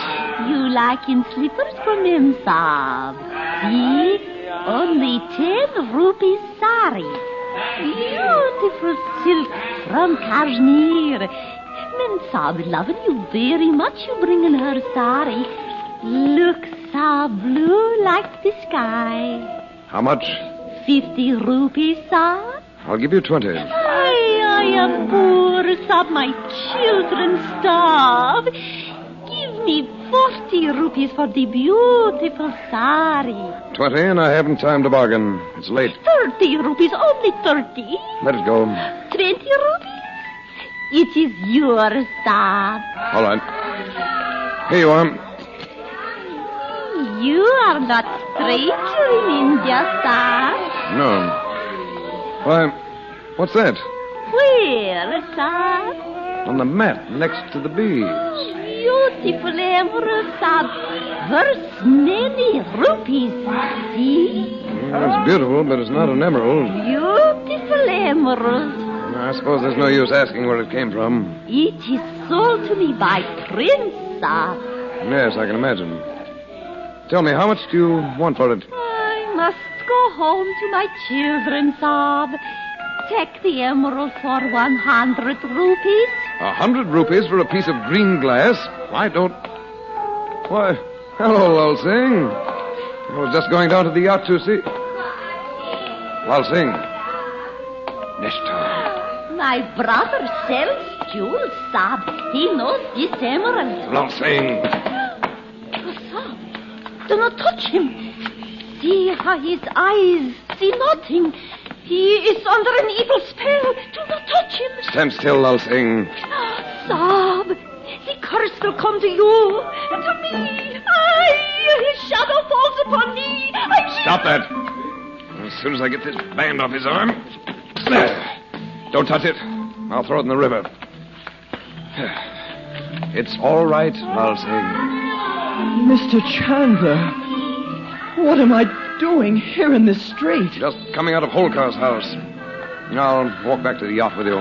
Sab, the emerald. Take it for 10 rupees. Oh, it's worth more than that. Here. I would not walk beside him for a laugh. It must be very late. Yes, it's after 1 o'clock. What can I have been doing since this afternoon? Don't you know? Well, I left you at the hotel. Came back along this street and went aboard. That's all I can remember. Oh, Mr. Chandler, can't you help me? I think so.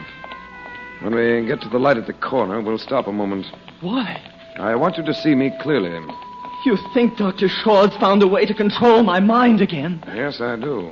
Oh, no. Look at me, Lal Singh. Hidden in your mind are the things Dr. Shaw has told you to forget. Remember them. Now. Don't look away. One by one. Remember. Let's walk on. You know now. Yes. I was to imitate your voice so perfectly that no one could tell which of us spoke. I didn't believe it was possible. But when I spoke, it was with your voice. I'm glad to know it was you. Do you mean you knew of this? I knew it was being done, and I thought it might be you. If I'm to be controlled, like a puppet by Dr. Shaw for the rest of my life, I'll end it tonight. Lal Singh, put that thought out of your mind. But, Mr. Chandler, how can Forget I... it. How did Dr. Shaw reach you this time? Why, he... Oh, yes, I remember. A man named Dukiram came aboard. He said he brought a letter from my father. Before I realized what he was doing, he'd fastened the metal band on my arm. Dukiram, isn't that the fellow who drove the car for you the day we arrived? Well, yes, he's well known in Calcutta.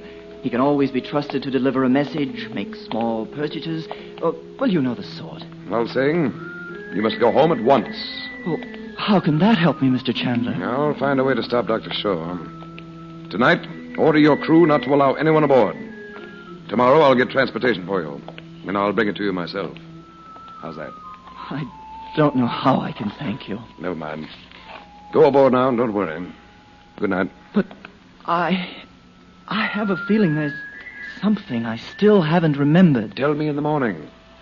Oh, by the way, would you like to go out to the airport with me? I'm seeing the family off for home. Oh, yes, very much. Oh, Mr. Chandler, it's Bob. What's that?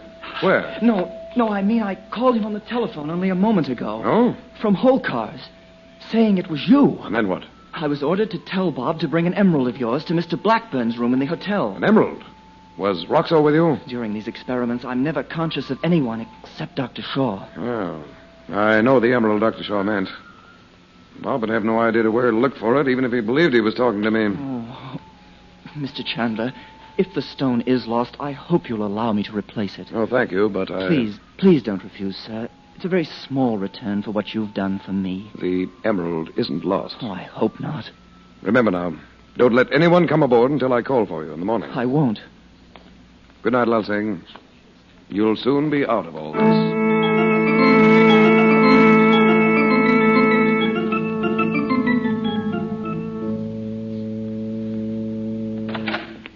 Well, night owls, don't you know what time it is? Oh, Uncle Frank, we were just... I brought you something, Betty.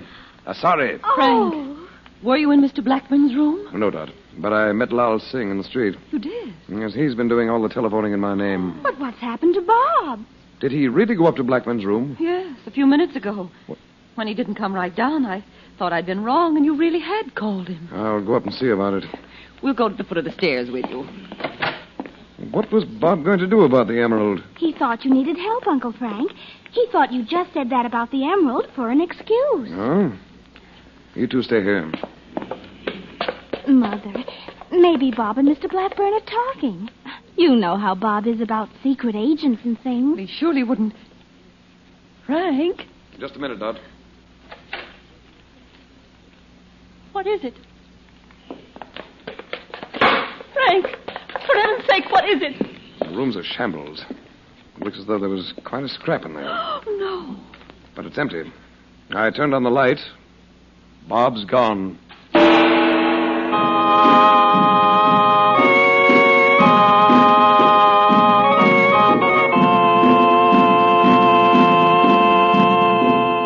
For a limited time only, Chandu's Assyrian money changer trick is back in a thrilling encore offer.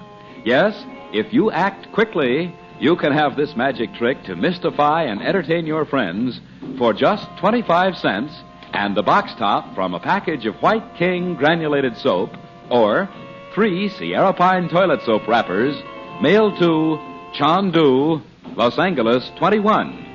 This trick is so clever it is very hard to detect, yet so easy any child can do it. Listen. You lay a penny on a table. Cover it with the mystic ruby block, the money-changing block. So coot, you say, and raise the block. Lo and behold, the penny has become a silver dime. Make magic your hobby. To get your Assyrian money changer, send 25 cents in coin and 1 White King soap box top or 3 Sierra Pine toilet soap wrappers to Chandu, Chandu, Los Angeles 21. Don't delay. Send for your money changer tonight.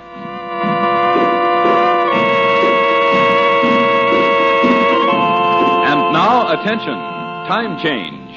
Beginning Thursday, February 3rd, you will hear Chandu the Magician at night. In a new series of dramatic half hours, Chandler, Dorothy, Betty, Bob, all as you know them now, against a colorful background of mystery, romance, intrigue in fabulous India, timeless Egypt.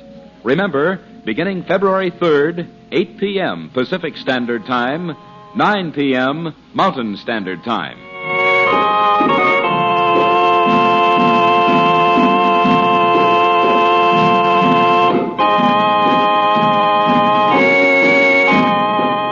Special musical effects are by Korla Pandit. Your announcer is Howard Culver. The makers of White King invite you to listen tomorrow at this time when the story resumes. Chandu, the Magician.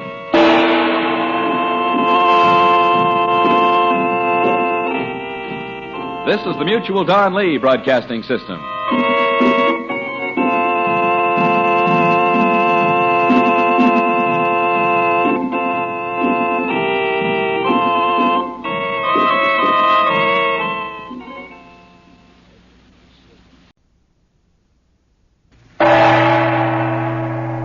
Chandu, the Magician.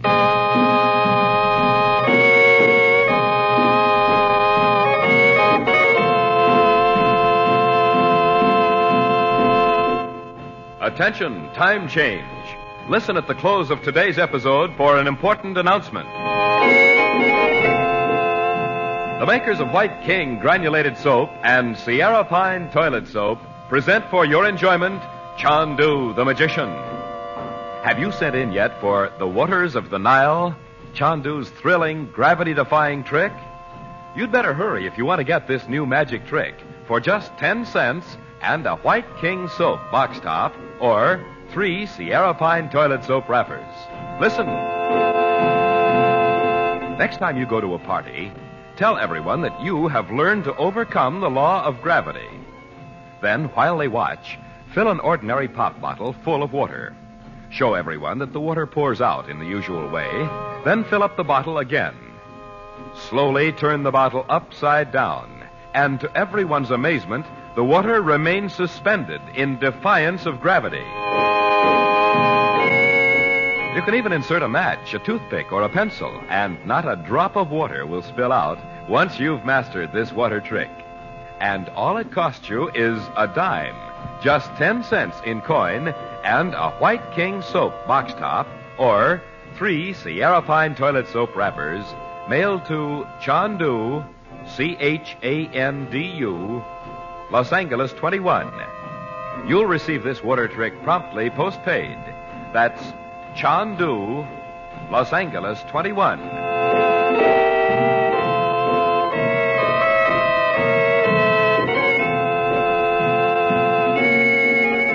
Late at night in a Calcutta street, Frank Chandler encounters the young Hindu Lal Singh, finding him again under the hypnotic influence of Dr. Shaw. Chandler tears the metal band from Lal Singh's arm and walks with him to the yacht. Suddenly, Lal Singh remembers having been forced by Dr. Shaw to imitate Chandler's voice, to summon Bob Regent from the hotel suite to Stuart Blackburn's room on the floor above, bringing Chandler's great emerald, the gift of his teacher, the Yogi. Returning to the hotel, Chandler learns that Bob has been gone only a few moments. Blackburn's room shows signs of a desperate struggle, but it is empty.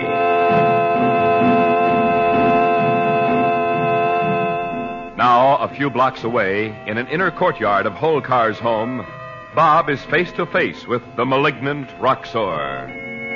Chandu, the magician. Well, young Regent, I'm waiting. I just want to know one thing. Is my uncle here or not? He is not. You will receive no help from him. That's not what I meant, but okay. Also, the doors into the courtyard are locked. These East Indian houses are well designed for privacy. The emerald, where is it? I told you 50 times I don't know. And those guys of yours went through my pockets, too. What was left of them after the scrap. Yes, I'm certain now you did not take it to Blackburn's room. Then what's the idea of this jam session? You will tell me where Chandler keeps the stone. I can't tell you if I don't know. You expect me to believe you have traveled with your uncle for more than a year and still you do not know where it is hidden? That's right. So you might as well let me out of here. An emerald which he protects with his life, the very source of his necromancy. Necromancy? I don't know what you're talking about. Sorcery, call it what you will. Well, for Pete's sake. You see at last that I know. You guys that think you're going to run the world must all have the same flat wheel. What is this? Well, look at Hitler. He was always fiddling around with fortune tellers. You insolent young puppy, how dare you compare me with that lunatic? Well, haven't you been sicking guys on us to get that emerald ever since we were in Sumatra? How in heck could an emerald have anything to do with Uncle Frank's magic? I see Chandler has prepared you well. But I've had enough of this. Look here, Ram, here. Bring in the men. Yes, master. Huh? Look, I don't know what you're going to do, but you can't get anything out of me about that emerald. I don't know anything to tell you. I offer you one final opportunity. You know the emerald was a gift to Chandler from a teacher of sorcery in northern India. It wasn't sorcery. Hey, how did you know that? You know he was instructed to guard it with his life. Well, yes, but Your information stops conveniently at that point. Sure. The water of the river may refresh your memory. Take him to Giram. Get away from me. The river is just beyond the door at the end of the courtyard. It is not only deep, but it is also filled with whirlpools to pull you down into the muck of centuries. You will vanish without a trace. Well? I tell you, I don't know. Bob, don't be afraid. Uncle Frank. What is this? Chandler is not here? That's what you think. Uncle Frank, where are you? Don't be afraid, Bob. Roxor, listen to my voice. Where are you, Chandler?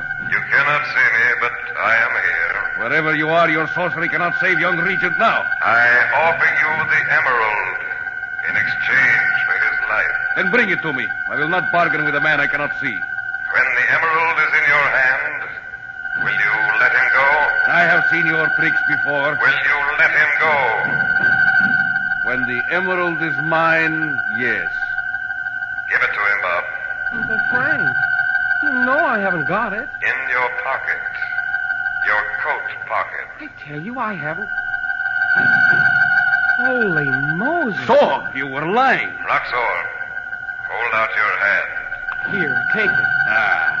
Now, how do I get out of here? Open the door behind you, Bob. Walk out. He can't stop you. What a weakling you are, Chandler, to exchange the secret of such power for the life of a boy. Open the door, Bob. It is locked. You are powerless now. Open the door. Thanks, pal. Cookie, run, you fool. You didn't lock it. Right there.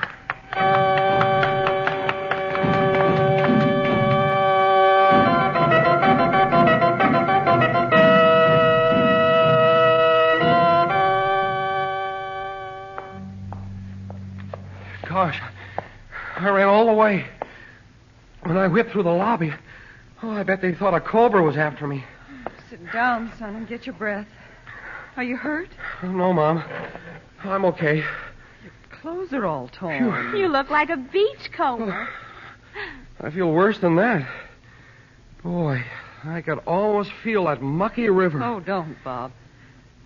I'm sorry about the emerald, Uncle Frank. Oh, you needn't be.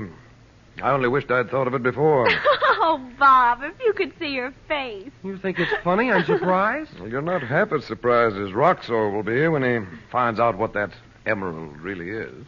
What do you mean, what it is? It's a well-cut piece of green glass. I bought it in a native shop tonight. Then how did it get into my pocket? Well... Holy Moses. I'm sorry I had to put you through all that, Bob. You didn't do it. I walked right into it myself. I mean, I could have got you out of Holkar's house before. But I had to convince Roxor I thought he'd kill you unless I gave him the emerald. Frank, how could you? If I'd known that's what you were doing when you shut yourself into your room. Well, it's a good thing I didn't know it, or I'd have been more scared than I was. Oh, he was never in real danger, Dot. You know I wouldn't let anything happen to him. And it may save you all a lot of unpleasantness from now on. But sooner or later, Roxor will know.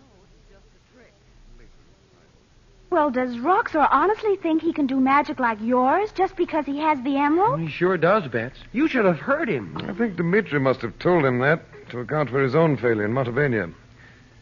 Well... Why do you keep looking at your watch, Uncle Frank? Are you going out again tonight? No. I hope not. I'm expecting a phone call. At this hour? It's almost 2:00. Yes, I know. I left word for Blackburn to call me when he came in. I'll muffle the bell so it won't wake any of them. Oh, I thought I'd never be sleepy again. Well, good night. Hey, who was that guy who called me up and said it was you? It was Lal Singh, and we'll tell you about it in the morning. Good night, dear. Good night. What time does the plane leave in the morning? 11:15. And you could sleep all the way to Aden, if you like. Good night, Betty. Night. Mother, you aren't going to sit up just in case Daddy wakes up, are you? No, Dr. Dahl said Daddy'd sleep all night. Good night, darling. Good night. Oh, thank heaven we'll be out of all this tomorrow. If I'd known Roxor would be in Calcutta. Yeah, well, there's no use thinking of that now.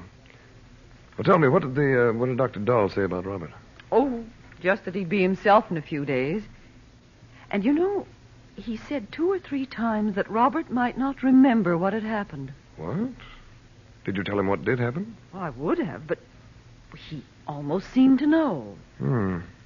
He picked up that knife and dropped it out the window. Well, that's it then. He does know.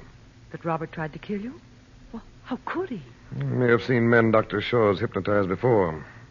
And when you didn't volunteer any information about what sort of a shock it was Robert got... Frank, do you think it's possible Robert won't remember what he did? I doubt it. He was certainly conscious when he dropped the knife. No, but don't worry about it, Dot. When he sees how little damage he did, he'll be all right. Now, you go and get some sleep. I think I will. I'm going to... Wait a minute. The adhesive's come off of that cut. My collar rubs on it, I suppose. I'll put on some more tape. Nothing, anyway. You turn around here. Come over to the light. Oh, it's nothing, Dot. It's just a little nick. Oh, it's more than that. Did you look at it when you put on that tape? Well, I didn't examine it with a magnifying glass. Oh, stop fussing, Dot. You just... Now, stand still. I'll get the mirror from my handbag. Oh, Dot. You won't think I'm making a fuss about nothing when you see it. Here. Look. Now, does that look like a harmless little cut? It does look a little peculiar. But... Peculiar? Don't tell me you don't see what it is. Well, that's your imagination.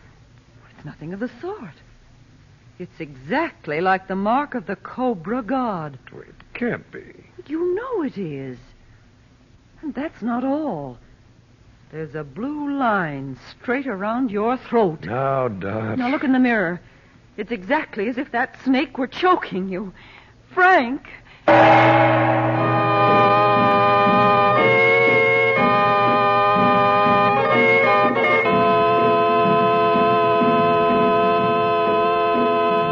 For just a limited time only, Chandu makes you this offer.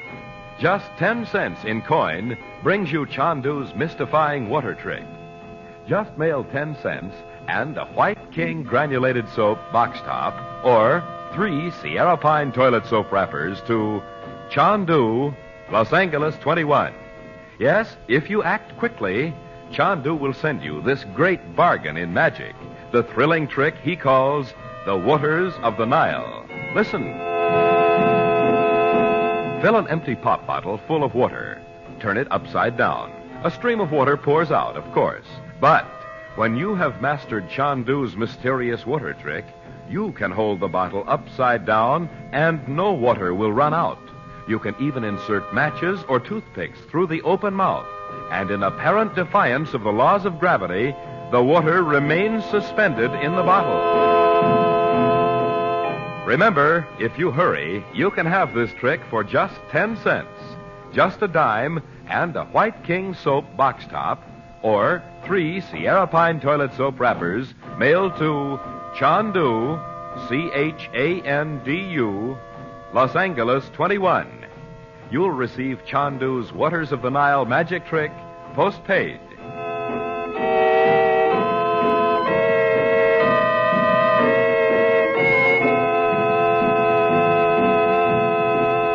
And now, attention, time change. Beginning Thursday, February 3rd, you will hear Chandu the Magician at night.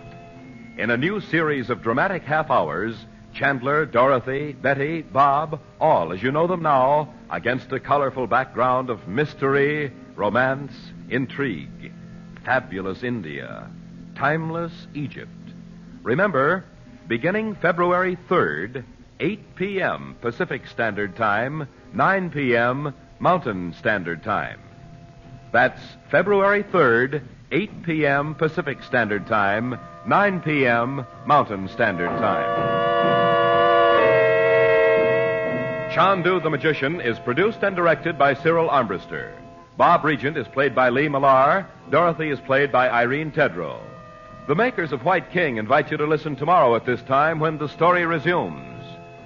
Chandu the Magician. This is the Mutual Don Lee Broadcasting System.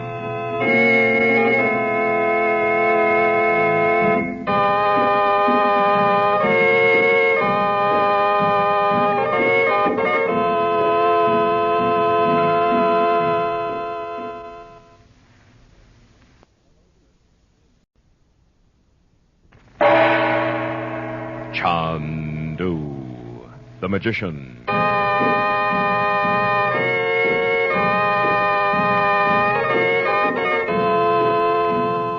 Attention, time change. Listen at the close of today's episode for an important announcement of our new time. You'd better act quickly if you want to get Chandu's mystifying Assyrian money changer trick. Yes, if you send right away, tonight, you can get this thrilling magic trick for just 25 cents in coin. 1 quarter and a White King granulated soap box top or 3 Sierra Pine toilet soap wrappers mailed to Chandu, Los Angeles 21. Listen. You take a penny from your pocket or handbag and lay it on the table. Cover the penny with the mystic ruby block. So coot, you say. Now lift the block, and behold, in place of your penny, there's a silver dime. Here's an amusing pocket trick for you men, an entertaining party trick for you ladies, and a trick with which you boys and girls can mystify all your young friends. Just send a quarter and a White King soap box top or 3 Sierra Pine toilet soap wrappers to Chandu, Chandu, Los Angeles 21. Be sure to send for your money changer tonight.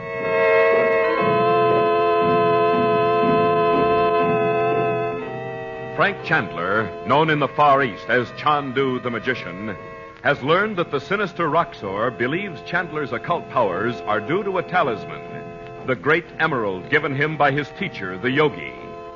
Knowing of Roxor's obsession with sorcery, Chandler tricks him by giving him a replica of the emerald, bought for a few rupees in a Calcutta bazaar. Later, at the hotel, Dorothy examines the wound in Chandler's throat inflicted by Robert Regent after he had allowed himself to come under the hypnotic influence of the uncanny Dr. Shaw. The wound has taken the form of a cobra's head, and about Chandler's throat is a curious mark, like the outline of a serpent.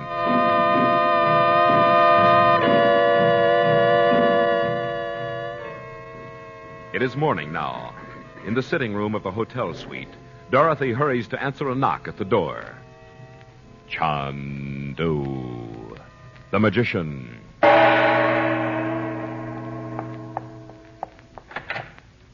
Oh, come in, Dr. Dahl. Good morning, Mrs. Regent.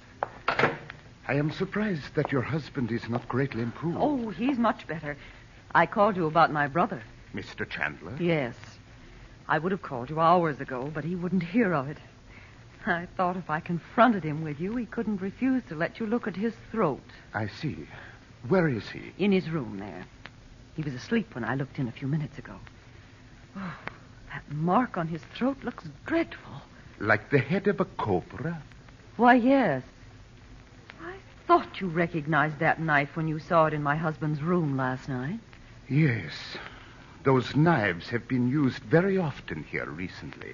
By the Dakukapai? You know of the Brothers of Jeopardy? Oh. They almost killed me in Siam not long ago. Oh, no. How could a knife make a mark like that? Mrs. Regent, the forces of evil take many forms. In this case, you would be wise not to try to understand. You mean it's something like black magic? I beg you to... do not question me. For your own sake. Oh, never mind about me. Can you do anything for Frank? Mrs. Regent, I knew your brother long ago when he arrived in India for the first time. Yes, he told me that when he asked me to call you for my husband. I am sure he has the power to turn this evil from him, if he will. But he won't do anything about it. He insists it's nothing. Wait until you see his throat. It's the most frightening looking... Frank, are you awake? Come in, Doc. I asked Dr. Dahl to come and see you. Good morning, Mr. Chandler. This is a great pleasure. Well, very glad to see you. Not as a doctor, as an old friend. Sit down there by the bed, Dr. Dahl. I'll tuck up the netting so you could... Frank, that mark's worse than it was an hour ago. Nonsense, Dot. You're going to let the doctor look at it.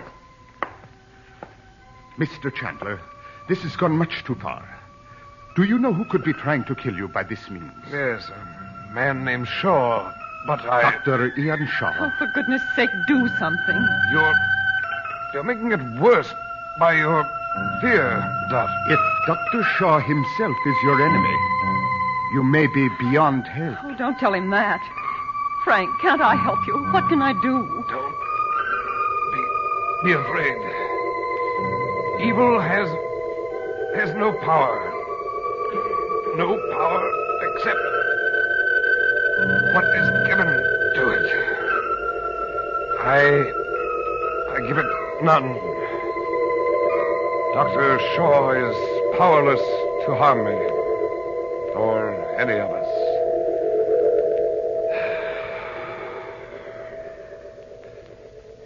See, Dot? It's all right. Frank, are you sure? Quite sure. I ask your pardon, Mr. Chandler. If you had died, the blame would be mine. Not at all. If I'd realized sooner what Shaw was up to, it needn't have happened. For Pete's sake, what's going on? Oh, good morning, Dr. Dahl. Is Uncle Frank sick? No, Betty, this is just a social call. At 7 o'clock in the morning? Your uncle and I are very old friends, Miss Betty. Uncle Frank, are you really okay? Certainly. Well, I thought maybe that cut. Hey, the mark's gone. What? You can't even see it. No, I told you last night it was nothing. Mr. Chandler, if this influence is to continue here, we shall need your help. Oh, he won't be here, Dr. Dahl. We're going home to California. Oh, I regret that very much. I suppose this is as good a time as any to tell you, Dot. I'm not going with you. Oh, no, wait a minute. He doesn't mean it. Do you, Uncle Frank? Yes, I'll have to stay in India for a while. Oh, Frank. We were going to pick up Naji in Cairo and take her home with us. Well, she won't care about going if you are not there, Uncle Frank. We can decide that later, Betty. Let's go down and have breakfast as soon as Uncle Frank's ready. Won't you join us, Dr. Dahl? I am sorry, Mrs. Regent. When I have spoken for a time with your brother, I must go. Well, we can have something set up here if you like, Dr. Dahl. I'll see about it, Frank. I was going to have a tray sent up for Robert anyway. Come along, children.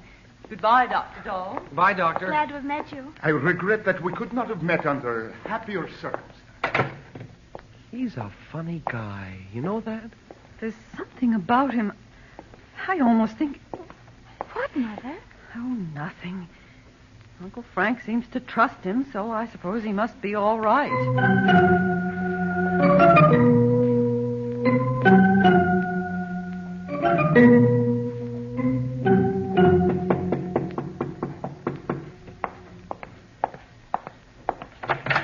Roxor, you're surprised to see me, Chandler. I wasn't expecting you quite so soon. Come in. Where is Regent? Out at the moment. Will you sit down? Yes, I have plenty of time now. More than he has, I'm sure. He went with the family to do some last-minute shopping. They're leaving in about an hour. Leaving? Yes, they're going back to California. His wife and children may return to America. Regent will stay here. Tell me, did you actually come here expecting to take my brother-in-law with you? When you have told me what I wish to know, Regent will go with me of his own accord. Oh. Even though you have the emerald, you still don't know how to make use of it. But you will tell me. You might have used this sorcery of yours to gain power for yourself. I have seen for myself the incredible things you do. Now the power is mine. Or it will be as soon as I've given you a few mystical phrases to repeat. So you admit it. When you gave me the emerald, you lost the power it conferred. Roxor, hasn't it occurred to you that there's a reason why you failed? Failed? You've had this mania. Mania? You say I'm a madman? This mania for making use of sorcery. You accepted the help of Dimitri because he told you he could command all the black forces of evil in the universe. But he lied to me. Next, somehow you met Dr. Shaw. Does it mean nothing to you that he transforms men and women into mindless creatures, lower than animals? Dr. Shaw, he is more interested in his infernal experiments than in my plan. Oh, then you're through with him, too. This morning I handed him over to the police. They were very pleased to have him in custody. On what charge? They are alarmed at the growing strength of the Dakukafai. They believe that with Shaw in their hands, the Dakukafai will become impotent. But of course you have someone else in mind to give them orders now. Someone like Robert Regent. And you cannot prevent it. When you exchanged the emerald for the life of Regent's son, you gave me all the power I need. This is a moment I have long awaited. You don't know how true that is. And what do you mean? I mean I'm going to give you a demonstration of what you called sorcery. Good. Which is nothing of the sort. And this is something you'll never forget. I am waiting. It might have happened to Napoleon. Unfortunately, it didn't. It might have happened to Hitler. Perhaps it did. Do not compare me with those... Yes. They, too, had your dream of ruling the world. Listen. That sound. Yes. You've heard it before. Roxor, far out in the Atlantic Ocean, is a small island. Uninhabited now, except for the voices of forgotten men, whispering in the ruins of a forgotten world. What are you saying? You're going there. Before you're picked up by some ship off its course, you'll know what it means to rule the world. For you, that island will be the world. Stop, Chandler! Stop, I say! Too late. Roxor, as you listen to my words, you are even now on the island of the dead.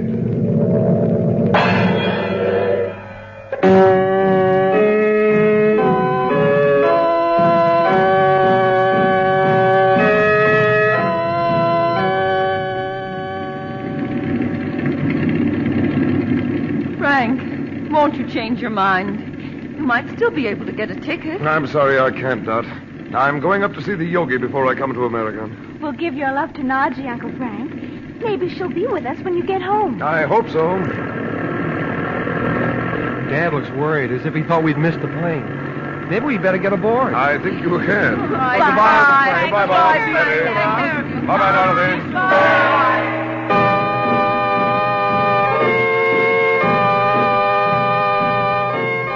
On this final episode of this current series of Chandu the Magician, may I remind you to send for the magic trick that changes pennies into dimes. Yes, if you hurry, you can still get Chandu's Assyrian money changer for just 25 cents. Just a quarter and a White King granulated soap box top, or 3 Sierra Pine toilet soap wrappers mailed to Chandu, Los Angeles 21. Listen. You lay a penny on a table in plain sight. Cover the penny with the mystic ruby block, the money-changing block. So coot, you say. Then take away the block. The penny has disappeared, and you see a bright silver dime instead. This is your final reminder. Send for your Assyrian money changer right away, tonight. Mail a quarter and a White King soap box top, or 3 Sierra Pine toilet soap wrappers to Chandu, Chandu, Los Angeles 21. You'll get your money changer by return mail, postpaid.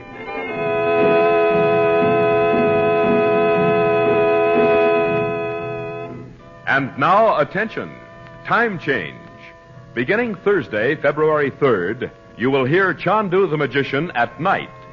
In a new series of dramatic half hours, Chandler, Dorothy, Betty, Bob, all as you know them now, against a colorful background of mystery, romance, intrigue, fabulous India, timeless Egypt. Remember, beginning February 3rd, 9 p.m. Mountain Standard Time.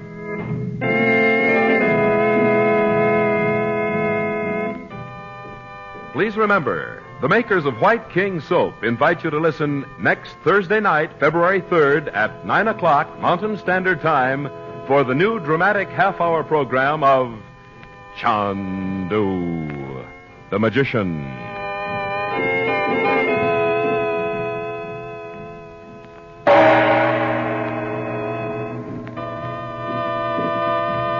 This is the Mutual Don Lee Broadcasting System.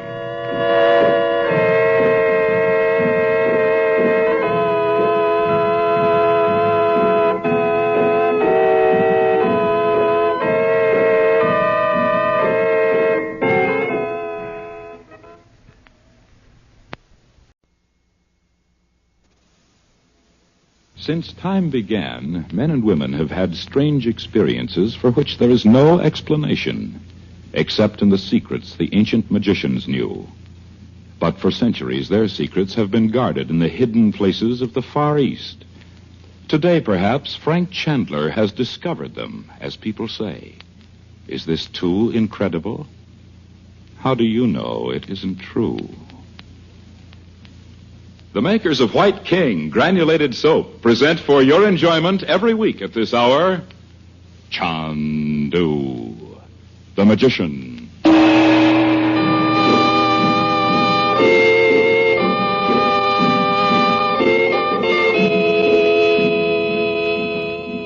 Some time ago, a curious rumor drifted out of the mountains of northern India about a man, an American named Chandler, who had somehow come to be called Chandu, the magician. In London's Whitehall and Washington's Pentagon, there were men who knew part of the story, though they would have denied it. But as far as the outside world is concerned, it began one morning last summer in a grim, gray stone building on a remote Indian mountainside. On a low table, a crystal ball caught flashes of sunlight. Beside it sat a very old man in the robe of a yogi, motionless, waiting. Chandu, the magician. I am here, my teacher. Seat thyself with me by the crystal. My son, whom I have called Chandu. You've sent for me to say I must prepare to leave India. It is written that thou must take up thy work. The work I once did is finished. You know I resigned from the service at the end of the war because I came here to study with you. I say again, thy work is not yet done. But I still have so much to... Why, there's a great shadow across the valley and an icy wind like the breath of fear. The shadow and the fear are over the world, my son. Look with me into the crystal. Tell me what is revealed to thee. A room. Candlelight. A divan. Table. Wall hangings with figures of ancient Egyptian gods. It looks like rooms I've seen in Cairo. The men. Are their faces not clear to you? I see only one man. There is a shadowy figure across the table from him, but why can't I see his face? The time will come when thou wilt see him clearly. Even now his voice may come to thee. Be silent and listen. Douglas, you will do as I say. All right. But I'm not one of your tame Arabs. Don't bully me. This formula is the one thing I need to hold the world in my hand. Yes, and don't forget I'm in this with you. You have yet to prove. I'll do anything, and you know it. Didn't I poison that girl, Mitzi, what's her name, in Vienna? Yes, but this requires more skill than killing. Douglas, you will go to California and meet Mrs. Regent. Ah, yes. The charming widow. Regent. That's my sister's name. Who was Regent, Roxor? Roxor. At least I know his name. You never heard of Robert Regent, the chemist, the genius? Robert Regent was my brother-in-law. The world knew him, Douglas. Who can this man be? So, you will go to Beverly Hills. Here is the address. The formula is in that house. Bring it to me here. Leave it to me. Does Mrs. Regent live there alone? Except for her children. She has a brother who would have stood in my way. My teacher, who is this man? Are you sure the brother is out of the way for good, Roxor? I have had him watched. He is in India, studying some sort of East Indian sorcery. Sorcery? Magic? This is the way the world would regard thy occult knowledge, my son. Sorcery? Tell me, Roxor. Tricks. You need not concern yourself with such things. But I've always been fascinated with magic. For years I've been Enough, reading I say. You will bring me the Regent formula. When I have it, the world will be mine. The picture's gone. You're right, my teacher. I must go to California. I only wish I knew when that Douglas left Egypt. My son, the senses of time and space are only illusions, as thou knowest. Yes. I can be there in an instant. I can be there now.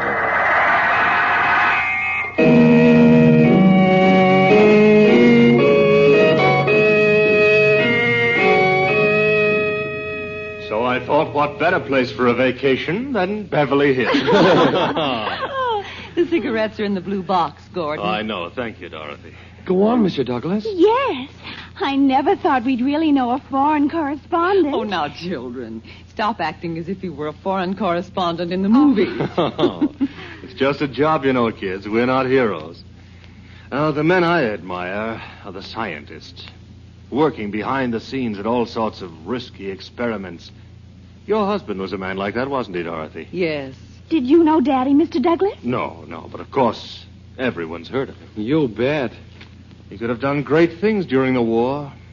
When the list of atomic scientists first came out, I couldn't help thinking what a shame Robert Regent's name couldn't have been on it. We thought about that, too. Remember, Bets? We talked about it. Mm-hmm. Dorothy, did he leave much unfinished work when he went to Europe that last time? I don't know.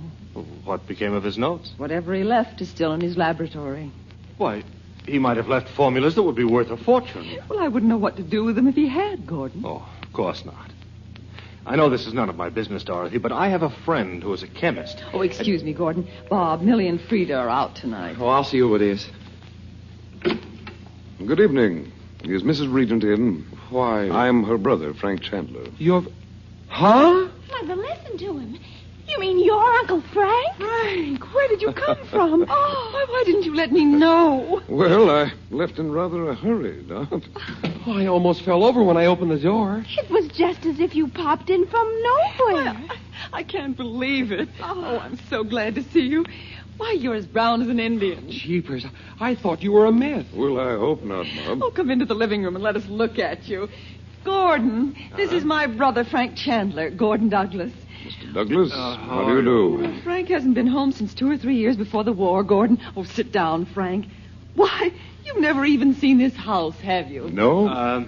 I think I'd better run along, Dorothy. You'll have a lot to talk about. I'll see you in a day or two. Well, come to dinner on Friday. I'd like to. Good night. Good night, Mr. Douglas. Good night, Mr. Douglas. Good night. Good night, Mr. Douglas. Good night, Bob. Dorothy, who is Douglas? Well... It was funny, Uncle Frank. Mr. Douglas had a flat tire one night right out in front of the house. And he came in to call the auto club. That's how we met him. When was this? Oh, several weeks ago. Yeah. He took one look at Mom and fell on his face. Oh, Bob. I see. It turned out he knew the Spencers, too.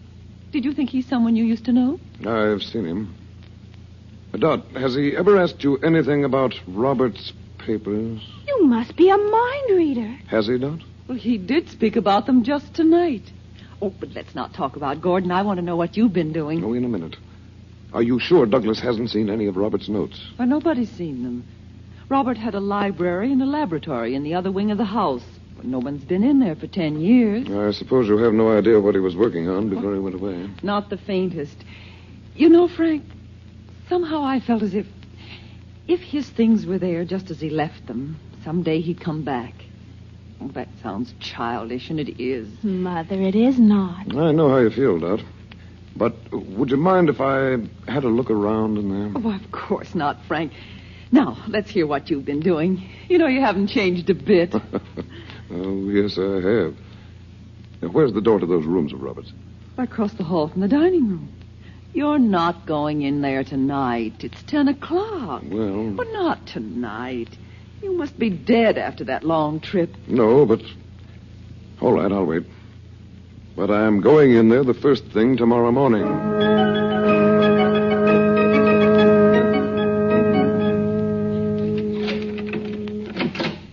This is the library, Frank. Whew, just look at the dust. Everything's covered with it. Yes. If Dad went through all these books... Wait, Bob. Stand still. Huh? What are you looking at, Uncle Frank? Someone's been in here. Well, that's impossible, Frank. Look at the rug. What? See? The footprints in the dust. Why, yes, but... Made recently, too. Oh. And they go straight over to the filing cabinet. Holy Moses. I knew I should have come in here last night. What? Didn't you think it was a little odd that Douglas should be so interested in Robert's papers? Why, not at all. He was only trying to do me a favor.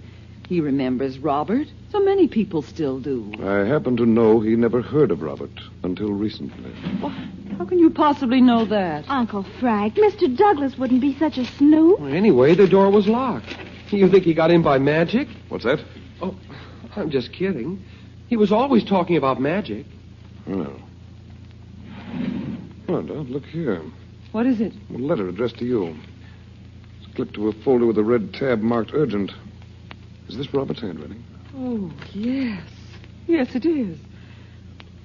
And I've left it here all these years. How could I? Don't, Mother. What does it say? It says, "My dear Dorothy." Oh, Robert, darling, I can't bear to see you cry. Mom, would it be any easier to take if one of us read it? Here, Frank. It's a business letter, Dot. It says the folder contains the drawings and the formula of some new process Robert had developed. Oh. But listen to this. One man suspects they exist, so I keep them for protection. But I cannot take the responsibility of giving such a process to an unstable world. Immediately upon my death, burn the contents of this folder unread. For Pete's sake. It sounds like the atom bomb. Nobody'd care about that now, Bob. You think not? Well, at least we can burn them now. The folder's empty, Dot. Oh, no. Where's the telephone?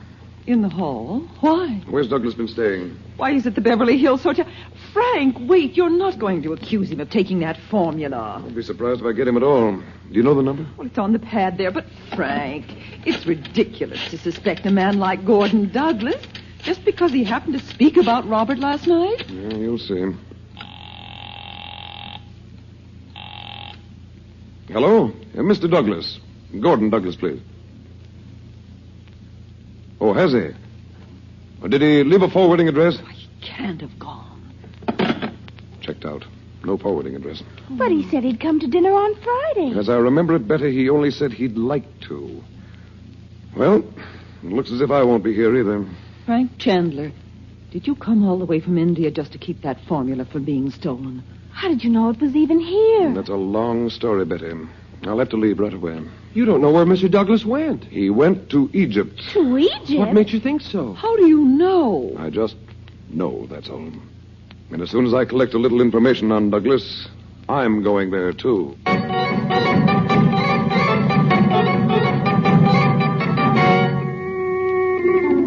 Portugal.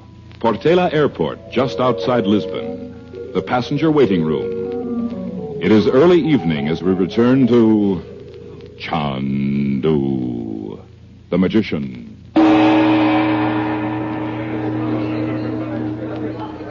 Senor Douglas? Oh, Jean. I thought you weren't meeting me this time. What is it? There is a message from Washington, senor. Let's walk outside. It's almost time for my plane to leave. Now, hurry. A man named Chandler has been asking questions in Washington, senor. About me? Sing, what is your work? Is your name not Douglas, but another name? That's funny. Is that all? No, senor. He is believed to be on his way to Cairo. The devil, you say? Must have found out the region formula was gone. You have orders for me, senor? You bet I have. Chandler will have to come through here. See if you can get him off that plane. A message, anything. Once he meets you, you know what to do. Sing, senor. An accident too near the airplane propeller, perhaps a fall? I'll leave that up to you. Oh, I've got to get aboard. If you miss him here, I'll take care of him when he gets to Cairo.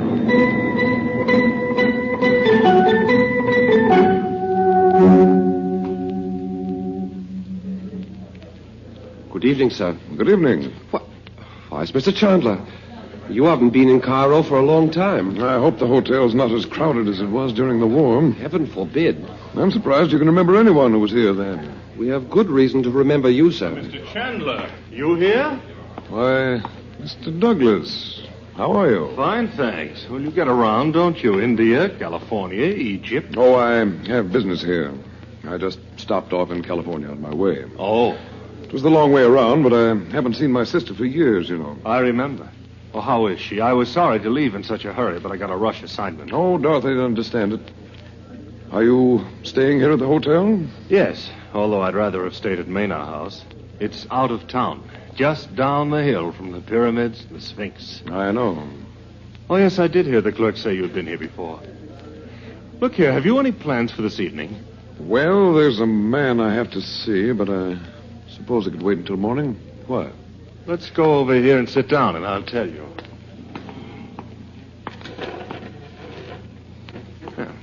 Cigarette? I have some, thanks. What were you going to say? Well, Have you ever heard there's supposed to be a tunnel under the Sphinx? Connecting the Sphinx with the Great Pyramid? Mm-hmm. Yes, that must be one of the oldest stories in the world. You don't believe that tunnel exists? I didn't say that. Oh, I know dozens of archaeologists have looked for it, but those old Egyptians were too smart for them. They concealed the entrance so well, it's never been found. You're not suggesting that we can go out there tonight and find it, just like that? Now, what would you say if I told you I know how to get into that tunnel? Do you know? Yes. Imagine opening a door that's been closed for 6,000 years. There's no telling what might be in there. No, that's true. I've been fascinated with stories of ancient Egypt as long as I can remember. I've read every book I could lay my hands on. You haven't found the way into that tunnel by reading a book. There were no books in those days. Well, of course not. In an old Greek manuscript, I found it. Greek? Yes. I had it translated by an old monk. I tell you, there's no question about it. Now, good Lord, man, you've lived in Egypt. You've gone into magic. How do you know that? Why, Dorothy must have told me. Now, what do you say? Will you go? Well, why not? Good. Oh, we'd better not say anything about it beforehand. We'll have a mob of Egyptians on our hands. All right. What time? Suppose we meet here in about an hour. Very well, I'll go up and unpack. Let's see. It'll be just about midnight. Yes. We'll need a driver, but I'll get one. I know a man in the native quarter. One I'm sure we can trust.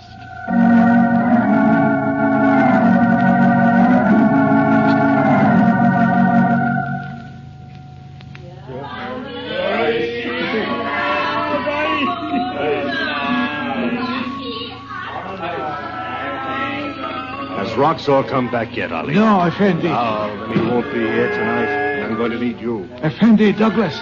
Roxor has now said... keep still and listen. An enemy of Roxor's and mine has come to Cairo. Aywa, Yazidi. My knife is sharp.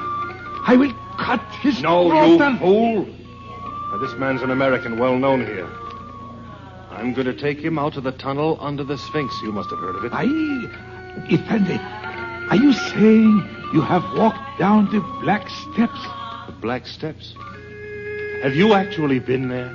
No man has opened the door for 6,000 years. But I know. Always my people have known. I should have talked to you about this before. What do they say is in there, Ali? Evil, Effendi. Oh. The ancient priestess makes her black spells, even today. Well. Now listen to me, Ali. I'll have this man with me. He'll help me get inside the tunnel, but I have to close it up afterwards. I may need help. Effendi, I beg you. No enemy is so wicked as to be taken to the Black Temple. Let me kill him with my knife. And have the American government on my neck and Roxor's? But, Effendi, Now, you just go out there and wait, Ali. You'll see my lights when we drive up. Allah. Allah help you if you aren't waiting when I call you. Effendi, Go on now, go on.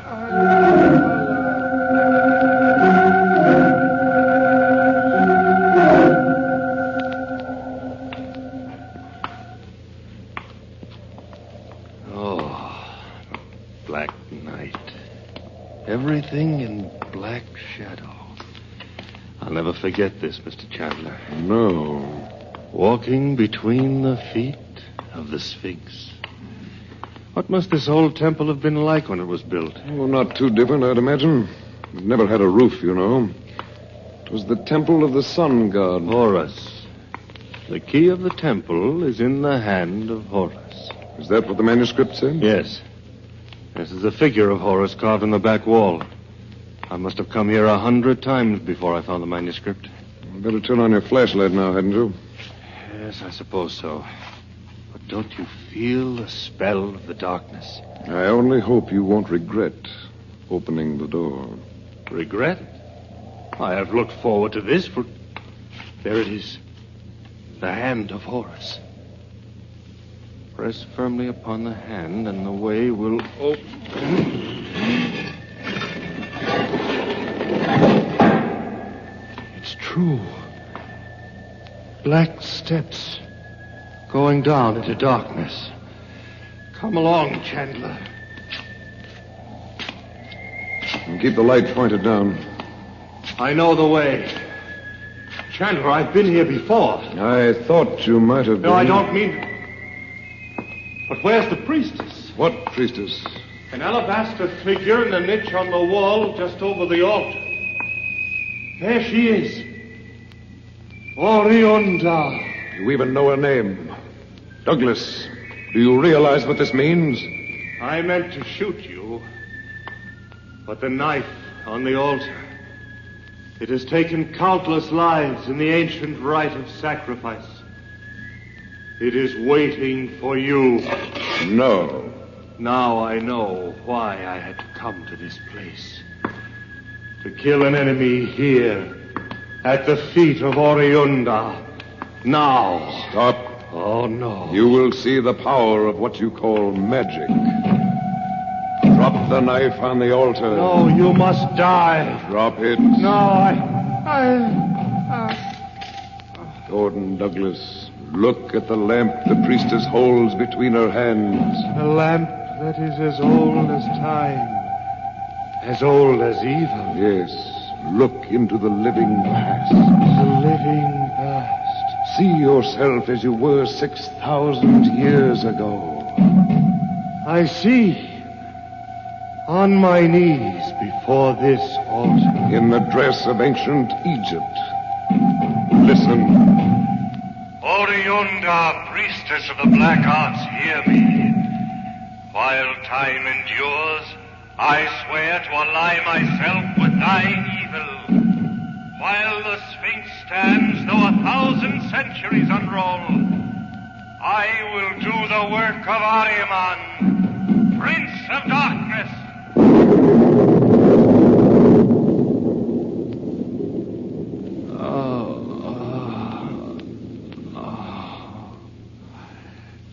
Chandler. Yes, I see now. Roxor was wrong about you. If he'd been with us, he'd know your magic's more than a trick. Roxor must be just one link in a chain of evil men going back beyond the pharaohs. You've served them all, Douglas. Oh, why didn't I realize the forces I was up against when I met you? Why must there always be someone? There always will be. Dorothy would have given me the formula. Only you appeared out of nowhere. So you had to steal it. It was so easy. I even knew in Lisbon that you were on your way to Cairo. Jean was to have killed you. No, I didn't go by way of Lisbon. What? I didn't come by plane at all. Oh, you must have one. Why, even you... You haven't learned yet. Douglas, where is Roxor? Out of Cairo just for these 2 days. Why? So you have the formula with you now. You think I'd leave it in the hotel for you to find? Give it to me. No. The devil with your magic. Magic has nothing to do with this. Not let go of me. Give it to me. No, Give me that formula. This it? I'll light a match and make sure. What are you doing? Regent worked years to perfect that. Yes, and I'm burning it. Here on the altar. Oh, no! From what Robert said, it's just the place for it. You fool! Come on, get up. We'll go back to town. Now tell me how to find Roxor. Or will he be leaving Cairo now that this little scheme's blown up? Leaving? When he can sit here quietly pulling the strings until... Find him yourself if you can. Until he holds the world in his hands, you were going to say. What? You know? Yes, I know. Well, Douglas, we won't meet again. You'll be leaving Cairo whether Roxor does or not. Yes. My work here is done. But there will be other lives. What? Not that way, Douglas.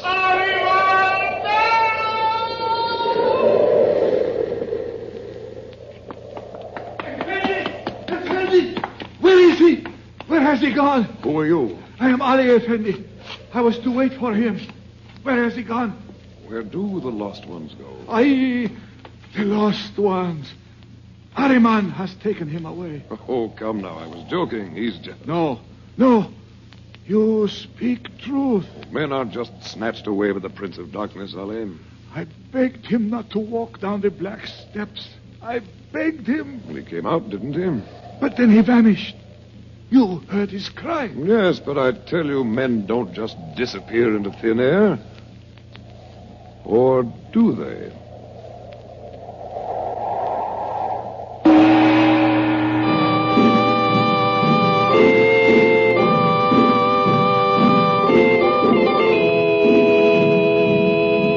Next week at this same time, the makers of White King granulated soap bring you another thrilling story of Chandu, the magician. Tomorrow morning, when you do your household shopping, be sure at the head of the list you write the words White King. You'll like White King for washing clothes and for washing dishes, too. Yes, there is something about a dishpan full of nice, warm soap suds that makes a woman feel that her dishes will come out really clean. White King is a soap, a gentle, thick-sudsing dishpan soap. Every tiny White King granule dissolves quickly and completely in your dishwater, whips up to billowy clouds of foaming soap suds, the right kind of suds for fast dishwashing. Then, White King suds rinse away quickly and completely when you douse your dishes with hot water. Leave china, glassware, and silver so extra bright they dry in a jiffy. And you'll like White King for another reason. White King soap is extra kind to hands. It is so easy on lovely hands that thousands and thousands of ladies who use it say, I love White King. Yes, indeed. For washing clothes or dishes, you'll love White King. Nothing washes like soap, and there is no soap like White King.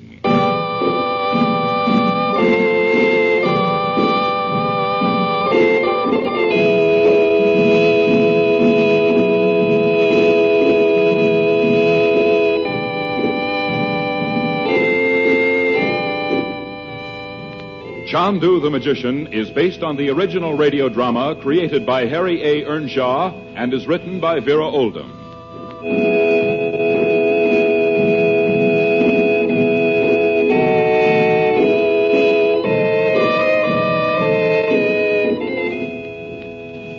We invite you to listen again next week at this hour when the makers of White King soap bring you mystery, romance, and intrigue in Chandu, the Magician.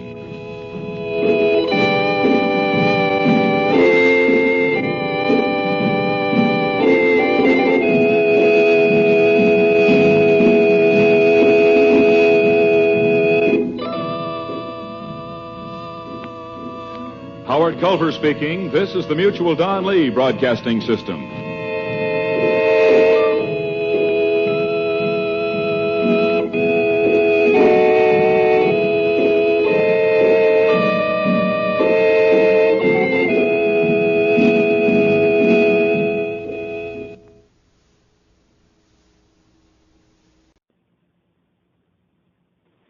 Since time began, men and women have had strange experiences for which there is no explanation, except in the secrets the ancient magicians knew.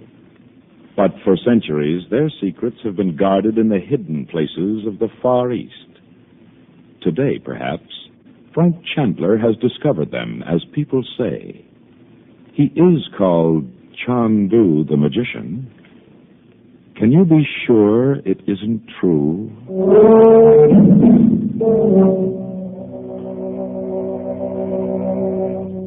The makers of White King granulated soap present for your enjoyment every week at this hour, Chandu, the Magician.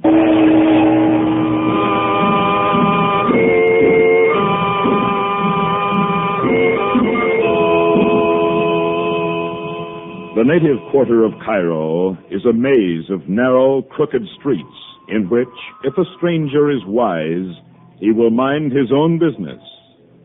At night, it would be better if he did not go at all into an unsavory little courtyard near the edge of the city, a meeting place for camel drivers. Chandu, the Magician. Son of Satan! Thou art the most ill-tempered camel in all Egypt. Thou liest, Nazias. My camel hates all men. On my last journey into the desert, she seized the arm of a rich traveler in her teeth. Thou sayest she tore his arm with her sharp teeth? I say she poisoned him with her hatred. It was thought he would die. Aye, Abdallah knew of this when he chose you for our work tonight. Boy, can you tell me where I find the forge of Harun? We are desert men, Effendi. But there is one here who knows Cairo as his own face. Abdallah. Adir, Akil. You are the Effendi Blackburn? Why, yes. Did Harun tell you to look out for me? I was. Sahib, lift him up on the camel. He's like an empty sack. He will be able to sit soon enough. Take him to the village of the Saraki, as I have told you. You do not go with us, Abdallah? I will come later. Go now. He will be in the desert before he opens his eyes.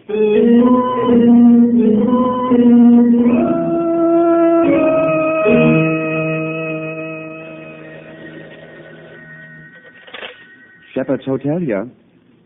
Oh, I'm sorry. He's in Alexandria for a few days. Not at all. Oh, good morning, Mr. Chandler. Morning. Any mail for me? No, sir, sorry. You had the wireless message I sent up to your room. Yes, thanks. Oh, and that reminds me, my sister and her children will arrive from California Thursday, tomorrow.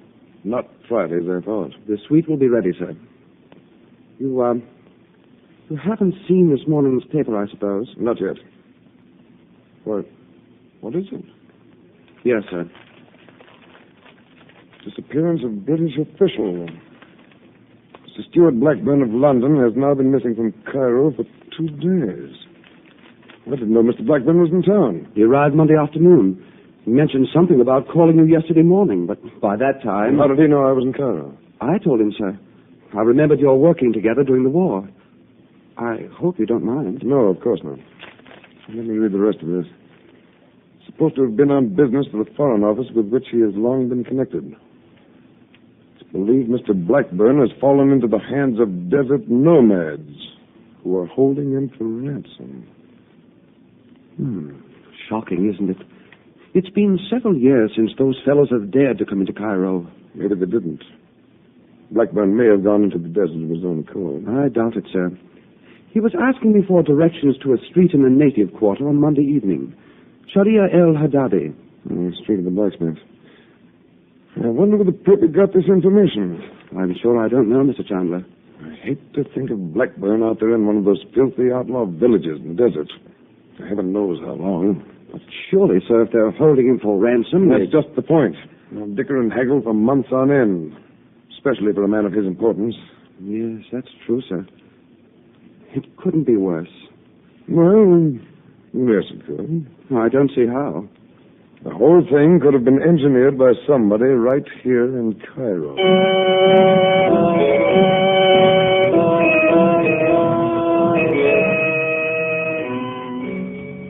So, the fools think Blackburn is being held for ransom. Abdallah, you've done well. By Allah, if he had been my enemy, Roxor, I would have killed him. There's a time for killing, a time to allow a man to live. You desert men will learn that. My people have lived by their sword since before the memory of man. My father... Do not tell me again your father is a Bedouin sheikh. That is why I chose you.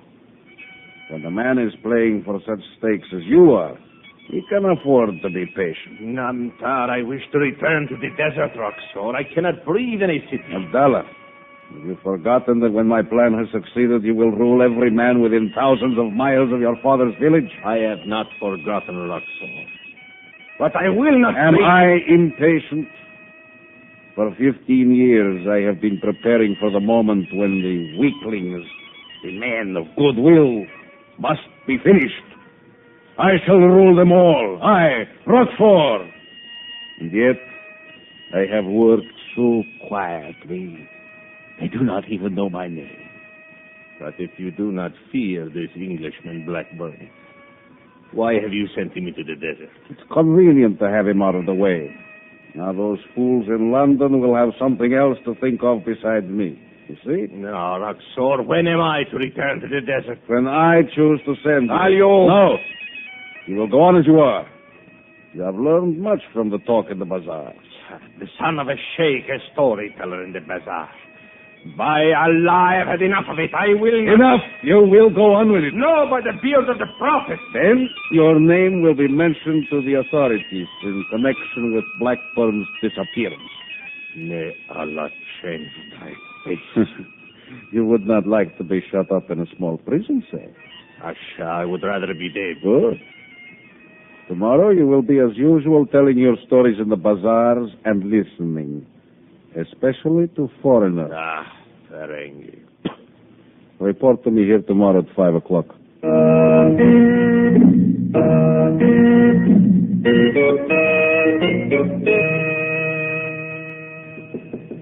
Yes? Come in. Oh, Dorothy. Your room all right? Yes, it's fine, Frank. Oh, I can still hardly believe we're here. Well, you haven't made a trip for a long time. No. And you should have heard the neighbors at home. Mrs. Spencer thought I was insane to rush off to Egypt just because my brother suggested it. Well, I'm glad you did. Where about them, Betty? Down on the terrace, hoping you'll hurry and show them everything in Cairo in one afternoon. Well, that's a fairly large order. Dot, how would you like to take a trip into the desert? All of you. Why, we'd love it, Frank, but aren't you too busy? I'm going out to look for a friend of mine, a man I worked with during the war. Family party would be just the thing to hide what I'm really doing. Hide it? When you're supposed to be looking for a man lost in the desert? Not lost. He's supposed to have been picked up by a band of wandering desert outlaws, but I don't think so. Why? It's too pat. Besides, I've heard... Well, anyway, he came from London to check on a fellow who's been stirring up trouble in the Middle East. Oh, so they think. And the very night Blackburn reached Cairo, he vanished from a street in the native quarter. Then what makes you think he's in the desert at all? I've been asking questions. Luckily, I have a lot of good Arab friends. A Bedouin named Abdullah is at the bottom of it. Well, I don't know whether I want to take the children on a trip like that or not. Oh, now, Dot, I'm only taking you part of the way. I'll leave you at an oasis where I've known the sheikh for years. You mean the sheik? They call it sheikh. Oh, pardon me. But how will you know where to look for Mr. Blackburn? I understand he's been taken to a desert village called Daya El Sawaki, the village of thieves. A village of thieves? Yes. Well, you could see he can't be left there. Besides, I had a message from London asking me to see what I could do. Well, shall we go?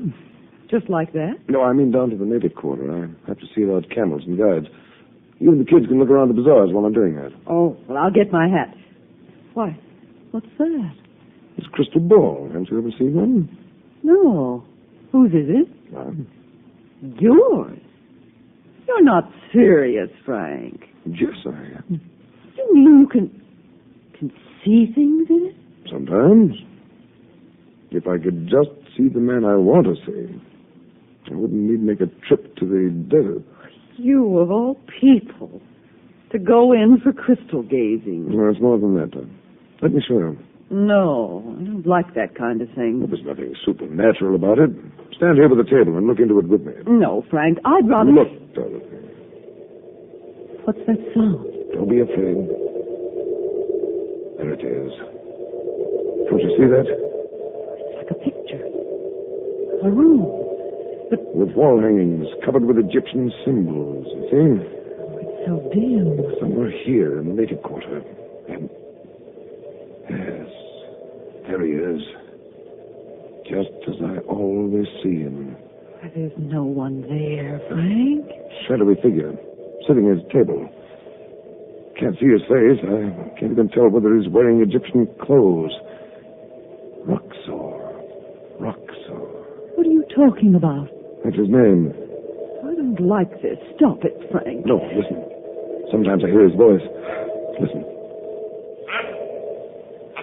Why, I can hear that.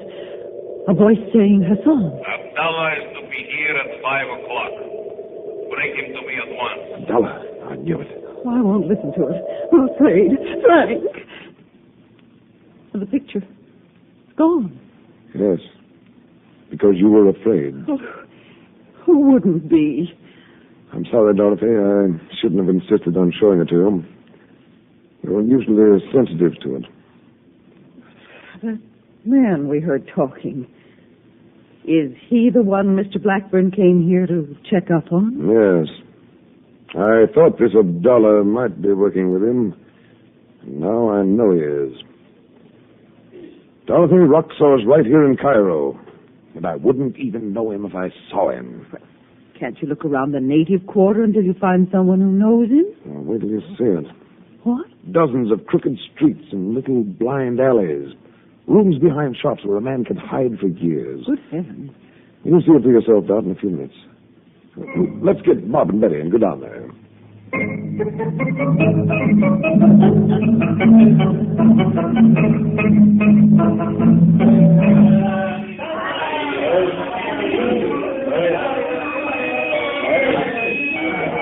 Well, here it is. Bob, you and Betty had better walk up ahead. This street's pretty narrow. Okay. Oh, Mother, don't you love it? It's positively primitive. Yes, darling. Well, there's a storyteller down the street, you see? Everybody's listening to him. Now you must know that Ansar the Bedouin had fought 1,000 battles. That story's hundreds of years old, but you think you've never heard it before. Darling. Strong and fierce was Ansar. For his people had known the sweet, free air of the desert for 1,000 years.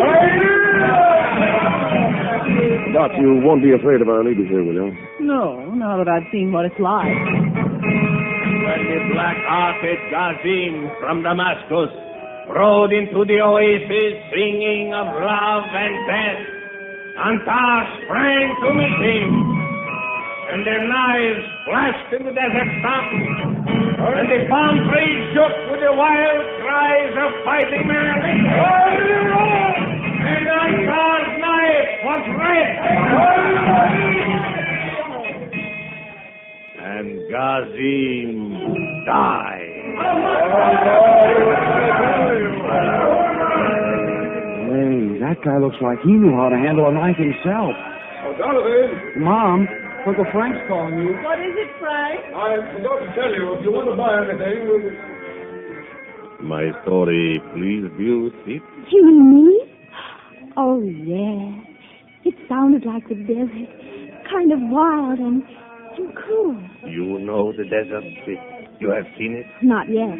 We're going out there tomorrow. Aye. My uncle's gone to see about the camels and things now. Oh, I can hardly wait. Your uncle's name It's Mr. Frank Chandler. Maybe you know him. He knows lots of Arabs. No, I regret that I do Why, not. Betty. Perhaps we will meet again, if Allah will. Betty, you know better than to... Now, Mother, he's just... Oh, where did he go? He got into the alley there. What was he saying to you? He just asked if I liked the story. I noticed he got out of here in a hurry. Oh, Bob, he was just talking to me for a minute. Well, it's not going to happen again. We'll go into the silk shop over there and stay until Uncle Frank comes back. Come on, Betty.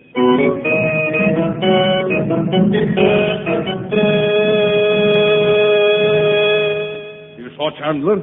You saw him, Abdallah. Describe him. Tawil. Tall Roxor, an Americani, but with the brown face of a desert man. Dark of hair and eyes. It is Chandler. I thought he was in India. Why is he here? Why should he come to Cairo now? He takes his family into the desert, often Americani and English. Oh, he is looking for Blackburn. By the tomb of the prophet. He cannot know. Is he a sorcerer? Even that may be true. Ibn Haram. Abdallah, you will be one of his guides. No, Roxor, the guides and camel boys know my face. I have been seen every day in the bazaar. Bribe them, pay what they ask. I know those guides. Go and arrange it at once. No need. A girl will know me. She need not see you among the guides and camel boys. All Arabs are alike in the clothes you wear. By Allah, that is an insult. Insult or not, you will remember our bargain and do it. When you are 3 days out in the desert, you will leave them, taking the men and the water bags. This Chandler will not stand in my way now. Chandu, the magician.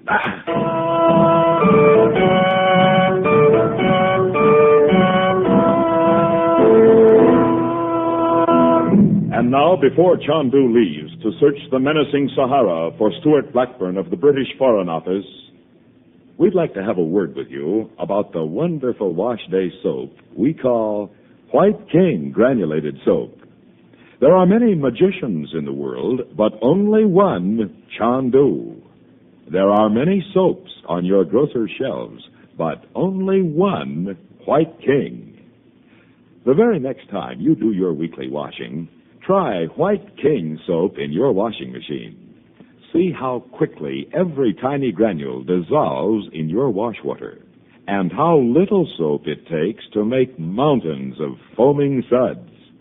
See how fast those eager White King soap suds go to work, how they wash off surface dirt, wash out hidden dirt, wash away most common spots and stains as well. Then see how free-rinsing White King rinses away both soil and suds to give you as clean and sweet a wash as you ever hung on a line. Try White King just once, and you'll be sure to say, I love that soap. And don't forget, nothing washes like soap, and there's no soap like White King.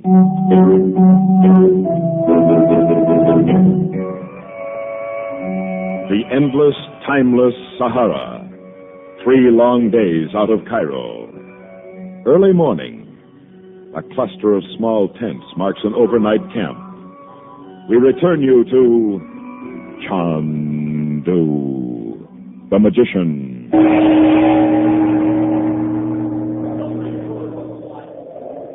Miss Betty. Oh, you're one of the guides. My uncle's over there by the fire. They are all there but you, little white flower. I said we would meet again. You what? Why, you're that storyteller. How did you get way out here? Now speak softly or they will hear. I will sit here. The tent will hide me from them.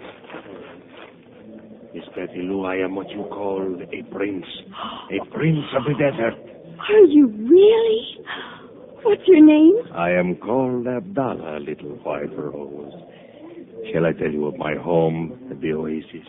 Would you like to see it? Well, Oh, dear, the wind. It wasn't like this last night. Who are you talking to? I don't know. Debbie? It's one of the guards.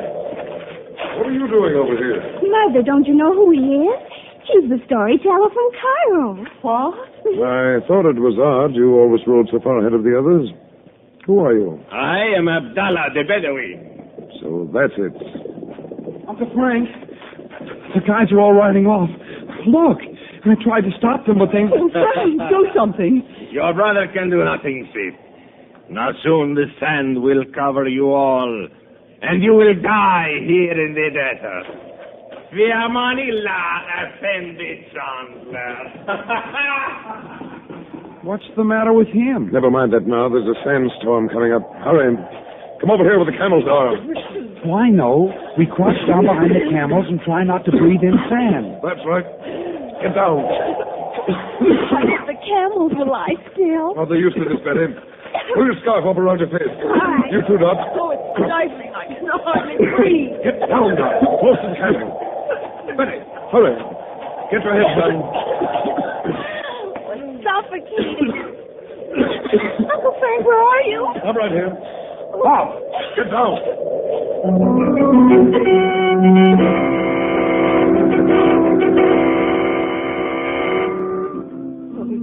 The air's a lot clearer, Frank.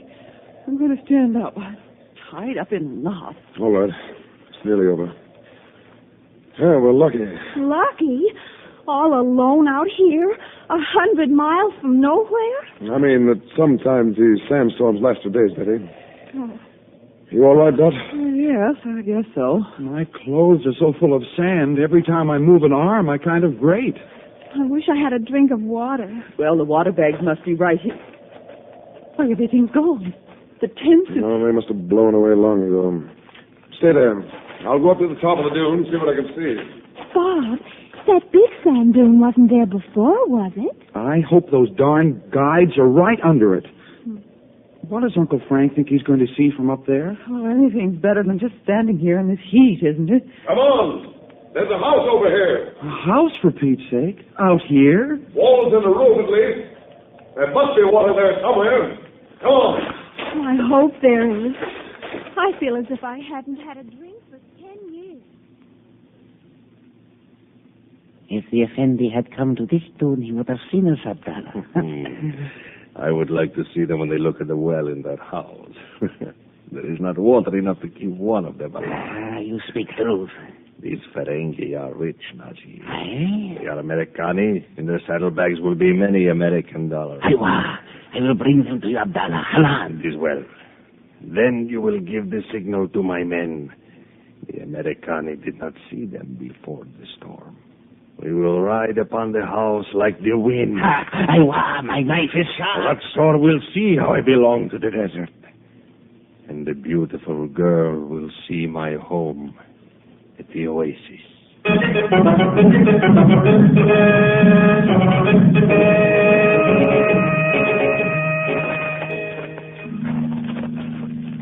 It sure isn't much of a house, Uncle Frank. Where would they get stone blocks out here? Maybe from an ancient buried city. There's been water here sometime.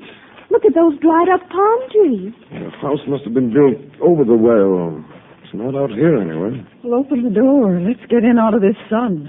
Keep out. If you come in, you'll be shot. Holy Moses, that's all we need. He's no Arab. We're Americans.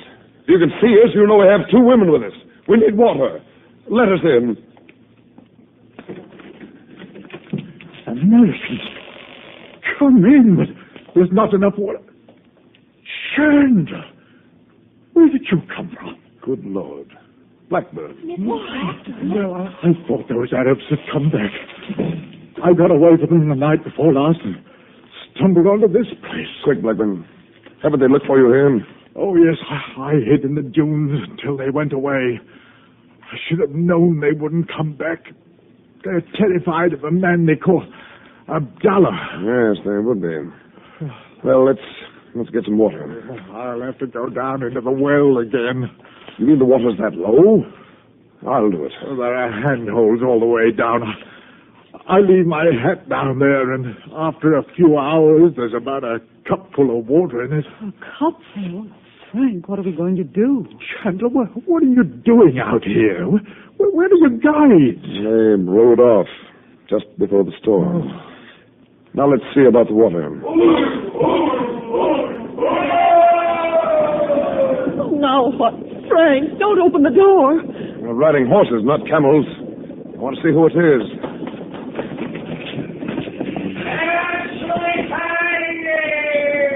That's Abdallah out in front of them. Why did I ever bring you on this insane trip? Where would they get horses?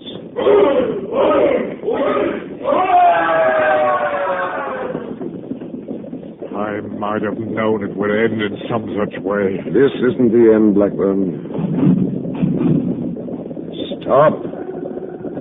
Stop. You will come no closer.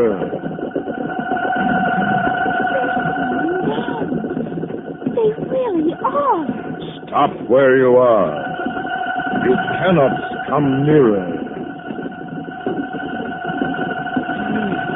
It's just like a slow movie. I can't believe it.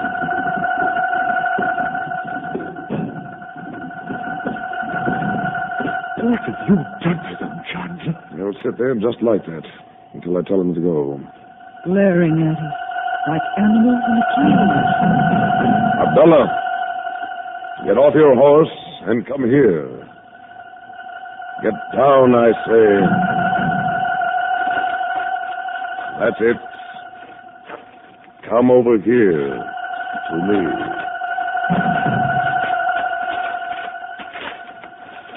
Listen to me, Abdallah. When I say the word, you will go back and bring our camels, the water bags, everything. It shall be as you say, Effendi. You yourself will take us back to Cairo. You cannot disobey. I cannot disobey. Good. Remember that. All right. Now, Effendi Chandler. By Allah, you are a greater man than Roxor. Chandler, if this is what you learned in India, it's amazing. Aye, by the beard of the Prophet, I will serve you instead, Effendi. Ask me what you will. Just go and get the camels and send a man to bring us some water at once. Aywa. See how my men sit like the statues of the ancient kings. I will serve you well, Effendi. My Frank, this is really happening to us. I can't believe my eyes. How in heck did you do it, Uncle Frank? I just know how, that's all, Bob. Masri, turn your horses and go into the desert. Go.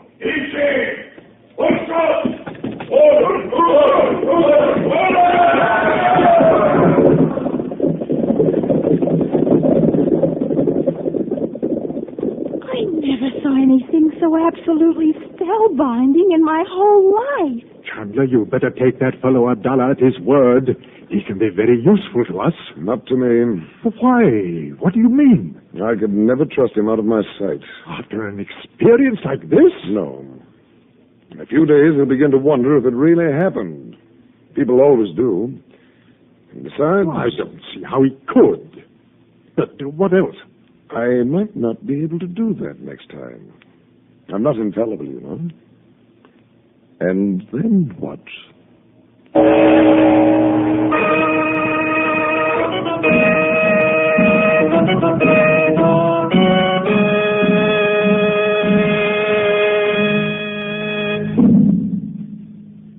Each week at this same time, Chandu whisks you away on radio's magic carpet for another spellbinding drama of romance, mystery, and high adventure.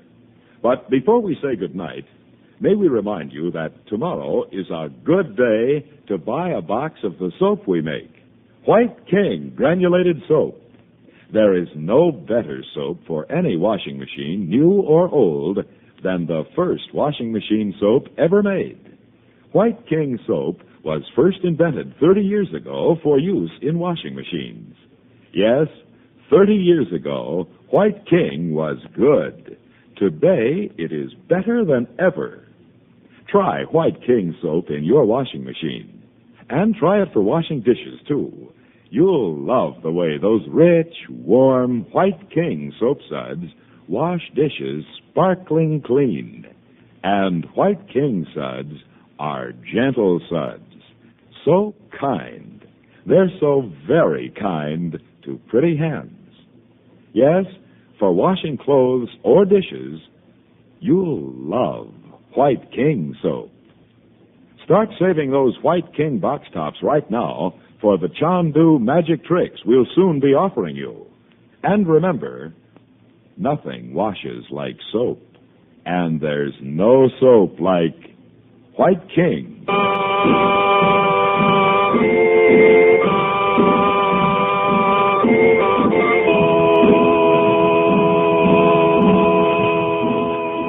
Chandu the Magician is based on the original radio drama created by Harry A. Earnshaw and is written by Vera Oldham.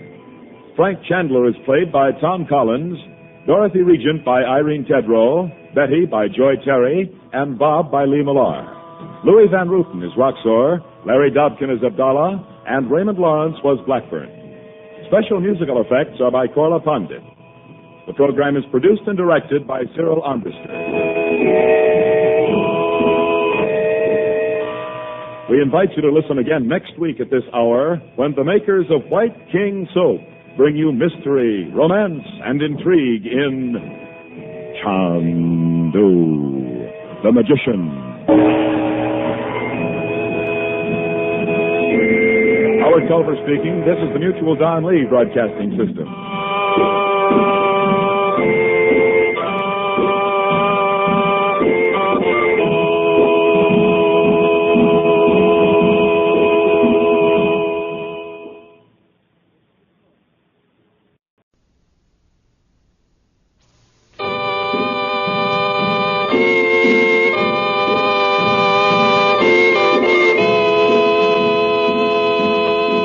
Since time began, men and women have had strange experiences for which there is no explanation, except in the secrets the ancient magicians knew. But for centuries, these secrets have been guarded in the hidden places of the Far East. Perhaps today, Frank Chandler has discovered them, as people say. He is called Chandu the Magician. Can you be sure it isn't true?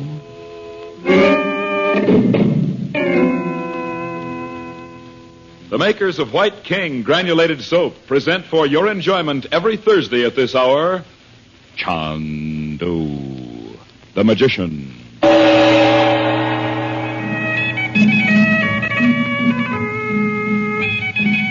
Above the shop of Tufik in the Silk Bazaar in Cairo are two small rooms.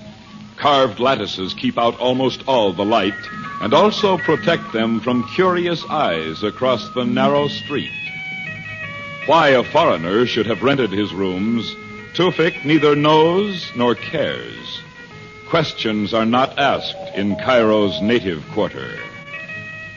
Chandu the Magician. Hassan! The Effendi Amory is here, Master. Amory? Come in, come in. Where have you been? At the Egyptian Museum, Roxor. That was our understanding, and I had very great luck, too. Huh? Chandler is still in Cairo, as you thought. It won't be difficult to dispose of a man of his type. Some of Adolf Hitler's theories were correct, you know. There is such a thing as a master race. Yeah, I know that. What about Chandler? May I sit down? Yes. A small ruling class whose people were born for generations to rule. You must be patient, Roxor. Patient? I have been patient for 7 years. Now when I'm ready to strike, Chandler appears. He has not been out of India since the war. What brought him here? I will find that out. There is no one less conspicuous than a man with a passion for research in dusty records. You haven't forgotten my work in Paris and London. Why else have I sent for you? But you have been in Cairo for more than a week. I know what you are doing. You are more interested in tracing your ancestry back to the pharaohs. The pharaohs, bah. With a few gaps, I have traced my family all the way back to... Listen, I will recite it for you. Enough. I know you could memorize the directory of the world if necessary. Now, what have you learned about Chandler? Oh, yes. Well, I have become well known at the Egyptian Museum. Those ancient parchments are fascinating. You'd have liked living in those days, and so should I. A ruler and 20,000 slaves. The time will come when I will count slaves by the million. Crawling insects. At any rate, Roxor, the museum gave me a letter to a Princess Naji. Yes. Her ancestors are almost as old as my own. Amory, look. Well, she has a priceless collection of ancient Egyptian manuscripts. I know all this. You do? Naji and Chandler are old friends. Yes, so I understand. She is in love with him, or I would have found a place for her. During the war, she... but no matter. When are you to see her? I have already seen her. What? Oh, yes. She agreed to allow me to examine the parchments. You have permission to come and go in her home? Certainly. And just as I was leaving a few moments ago, Chandler telephoned. Well? She has invited him and his family to call this afternoon. You will be there. Certainly. You will listen to their conversation. You will discover what they know of me. And remember every word they say. Nothing could be simpler for me. And this Naji may prove to be a distant relative. Do not become so drowned in ancestor worship that you forget why you are there. Do not excite yourself, Roxor. A man of Chandler's reckless type rarely fails to walk into a trap.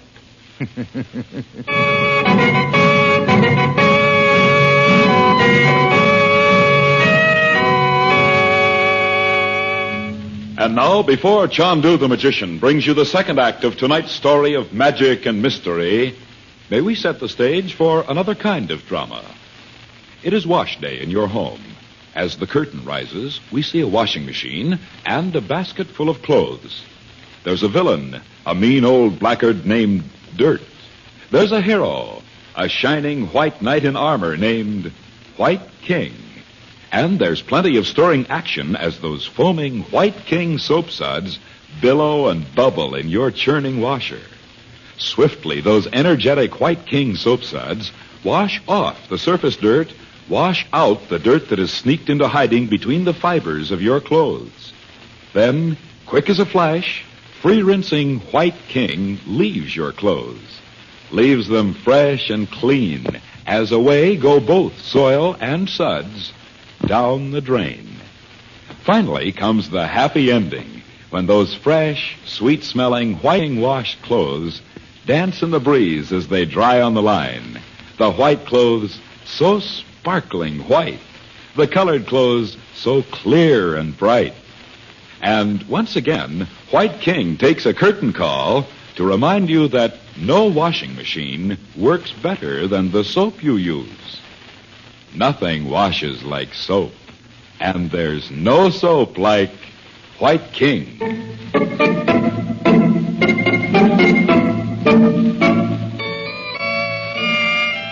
Cairo, a narrow, ancient street. A great stone house whose garden slopes down to the Nile. In the shadowy drawing room, Princess Naji is greeting her guests, Frank Chandler and the regents, as we return to Chandu, the magician. And this is Betty. How do you do? Please sit down. It is so pleasant to know Chandu's family at last. Thank you. You are very like your brother. What did you call Uncle Frank, Naji? Chandu. It is his name in Egypt and India, Bob. As a matter of fact, it was Naji who suggested my going to India to study. Remember, Naji? I remember very well, Chandu. We will have coffee. Coffee, Abu? Aywa, Amira. Oh, did you tell him about that letter, Frank? Oh, not yet. I'm expecting a man with an important letter, Abu. His name is Yusuf. Send him in here, please. Aywa, Effendi. Your house is beautiful, Naji. Thank you. It looks just the way an Egyptian house ought to. Uncle Frank says there are a lot of old underground rooms in it, built way back when. Does anybody ever go down there, Naji? Not often, Bob.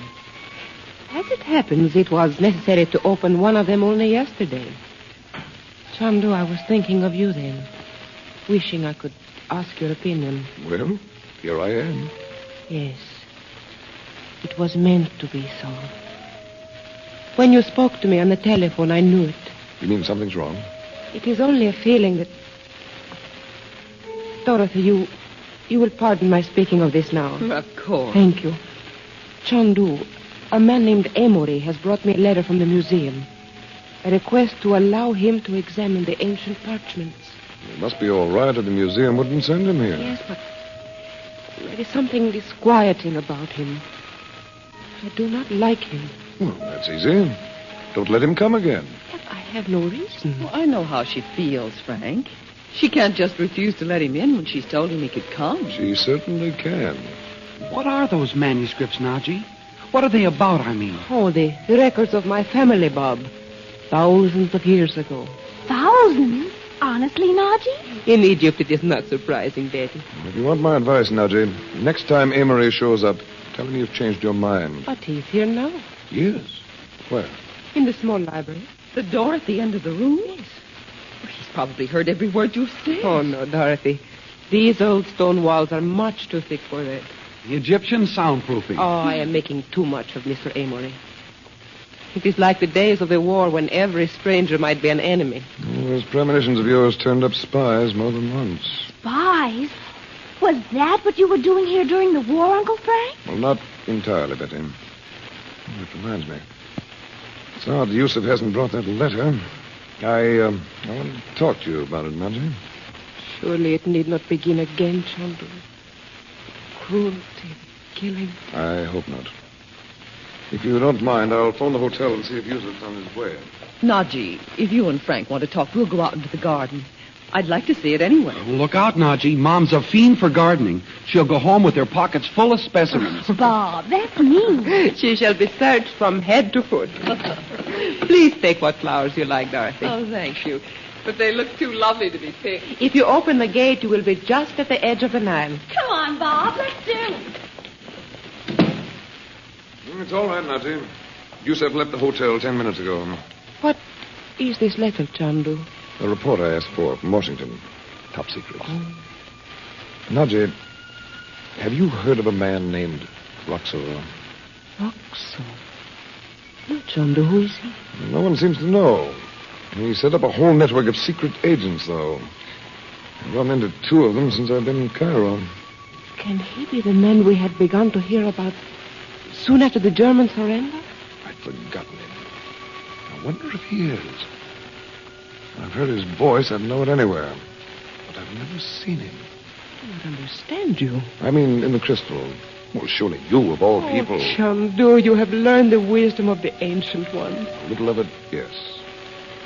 So now we have one more secret in common, my darling. Chandu, you must not call me darling. I have told you. That was years ago. Nothing has changed between us. Darling, whatever it was, I don't care. Chandu, when I met you, I had long known such loneliness as you cannot imagine. And for one moment, I allowed myself to forget. You loved me even then, and wouldn't tell me. I do not tell you now. You've let this secret, whatever it is, grow in your mind until it's like a ghost standing between us.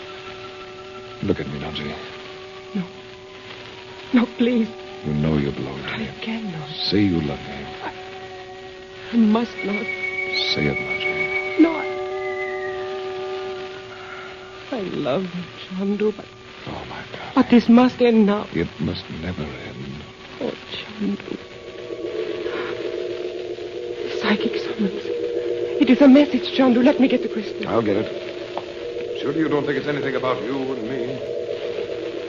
Here you are. What are you afraid of, dear? Picture forming in the crystal. Look. A river. Up in the Nile. Trees on the bank, bending in the wind. An icy wind. Have you ever seen this before? No, Chandu. But I know. It is a message for you. It's a feeling of foreboding about it. The river. The river of life. A sailboat, but no one's sailing it. 2 hooded figures on the deck. What of Naji? One of them's pushed the other over into the water. Yes, Chandu.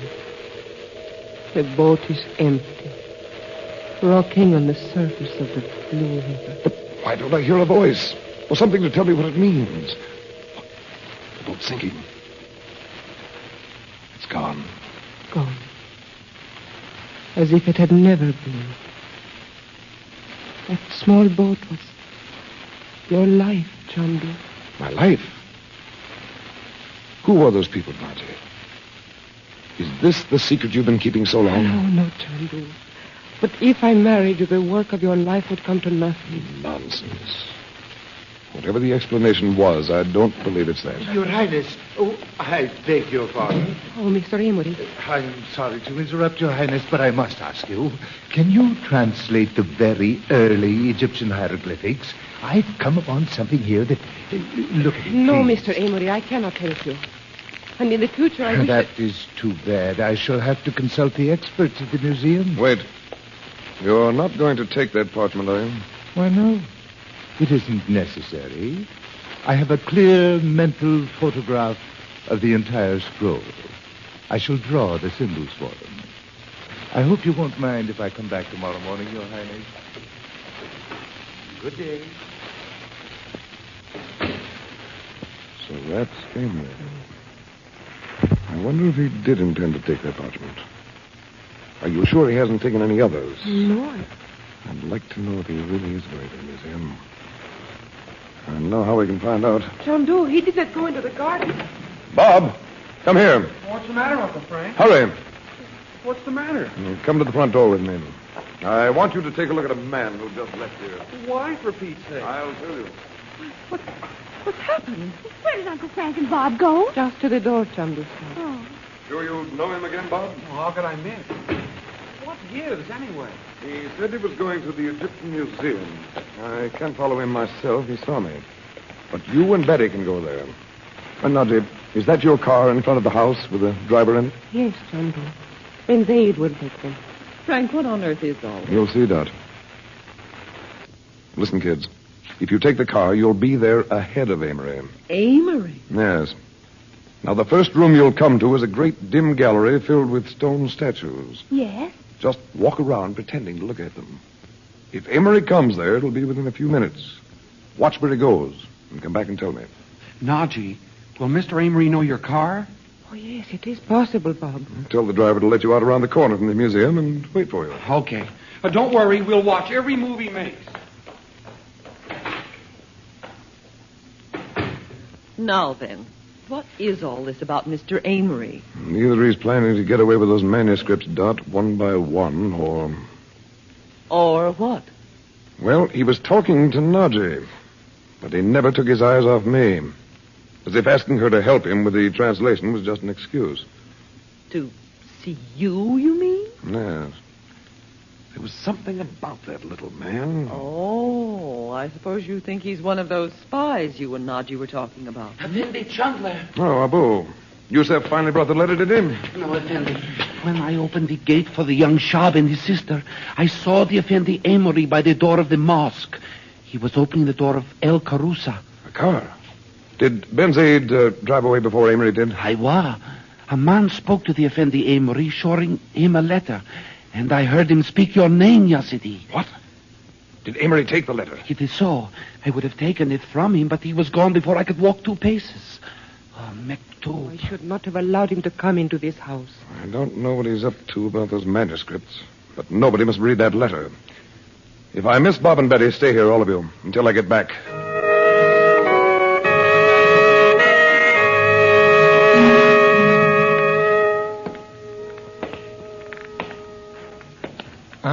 The Egyptian Museum.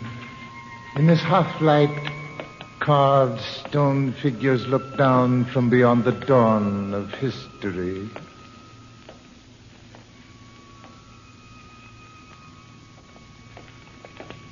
Bet, don't keep looking over your shoulder like that. You'll give everything away if he does come. Oh, it's so spooky in here. Nuts. Well, let's go this way. Uncle Frank said to look around at the statues as if we... Jeepers. Look at this one. A man with a bird's head. Oh. What does the label say? Let's see. Thoth, the god of... Oh, not Thoth. Read it yourself. Egyptian baby talk. Thoth, the god of mystery and magic. This figure, found intact at Hermopolis, was once believed to owe its remarkable preservation to a powerful spell directed against anyone who touched it or... Oh, Bob, let's go on. Yeah. It does kind of get you, doesn't it? We don't want to get too far away to see the door. If Mr. Amory comes in, we can hear him walking. Yeah. Hey, look at that one. His face is kind of shot, but... At least he has a face. Not a long beak like that other one. I bet this is where women get their ideas for crazy hats. Look at the thing on his head. I wonder what it's supposed to be. The disk is the sun, surmounted by 2 tall ostrich plumes. Stylized, of course. Why are you staring at me? Well, we didn't know you were here. And besides, don't you think it's spooky in here? Not at all. This figure is Amun-Ra, my remote ancestor, or so I believe. Are you kidding? No, even the name has come down through the centuries almost unchanged. Amun-Ra Amory. You see? Amory? Put down, Bet. Go on, Mr. Amory. Yes, please do.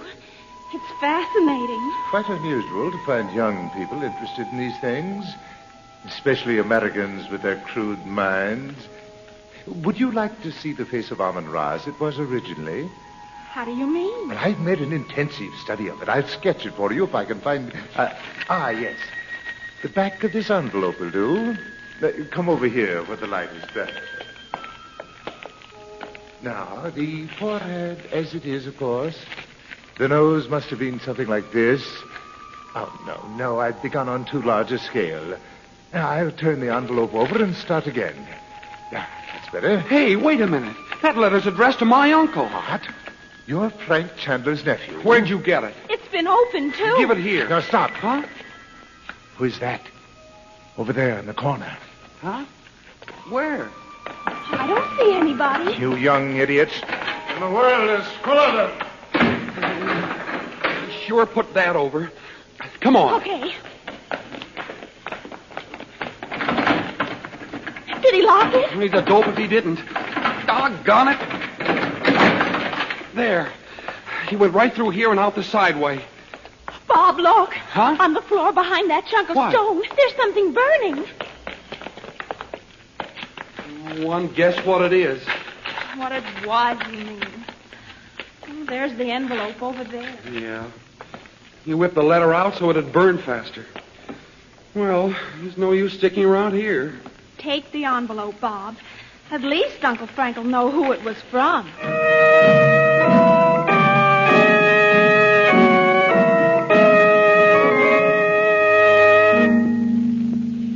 Now, Naji, it's not your fault. But it is, Dorothy. And you do not realize what disaster may be caused if Chandu's letter is read by that man. You couldn't have known he wasn't all right. After all, an introduction from the Egyptian Museum. Uncle Frank! He went there all right, and get this. He had a letter Uncle addressed Frank's to you. not here, Bob. He's gone to the museum to look for Mr. Amory himself. Huh? Mr. Amory isn't there now, Mother. The minute he found out who we were, he whipped into a little room and out the side door. He found out who you were? How? Well... Oh, wait a minute, darling. There's Uncle Frank. Frank, come in here. The children met him. You don't mean you spoke to Amory? He spoke to us, Uncle Frank. Gosh. He pulled out an envelope with your name on it. Here. Chandu, it is empty. He burned up the letter, Naji. Had it been opened before that? It sure had. That was why... You see, Dorothy, it is as I feared. Yes, I see. But I still think it was Frank's fault, not yours. Dot Youssef worked with us all during the war. He risked his life 100 times to bring us information. I don't get it. If all Mr. Amory wanted was that letter, why is he hanging around the museum at all? He really knows Egyptology, Bob. I spoke to the curator. And I will speak to him about asking me to allow strangers in my house. Amory came to them with letters from museums all over Europe. That's what worries me. You mean he's a spy? You might call it that. Chandu, what are you thinking? Well, you know when Amory left here, he said something about having a clear mental picture of the parchment he'd been translating? Did he?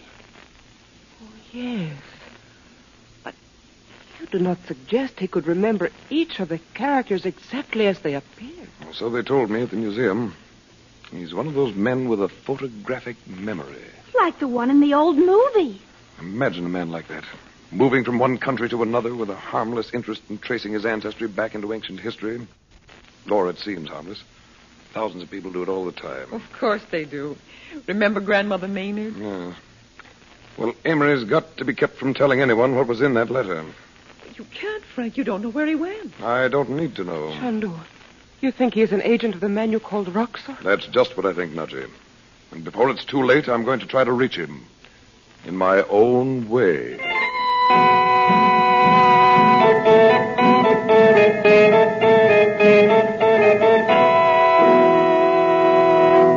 Before we bring tonight's drama to its exciting conclusion, we pause to remind you that Chandu the Magician is brought to you each week by your favorite wash day soap, White King Granulated Soap. For washing clothes or dishes, you're sure to love White King, the soap made right here in the West for you Western homemakers.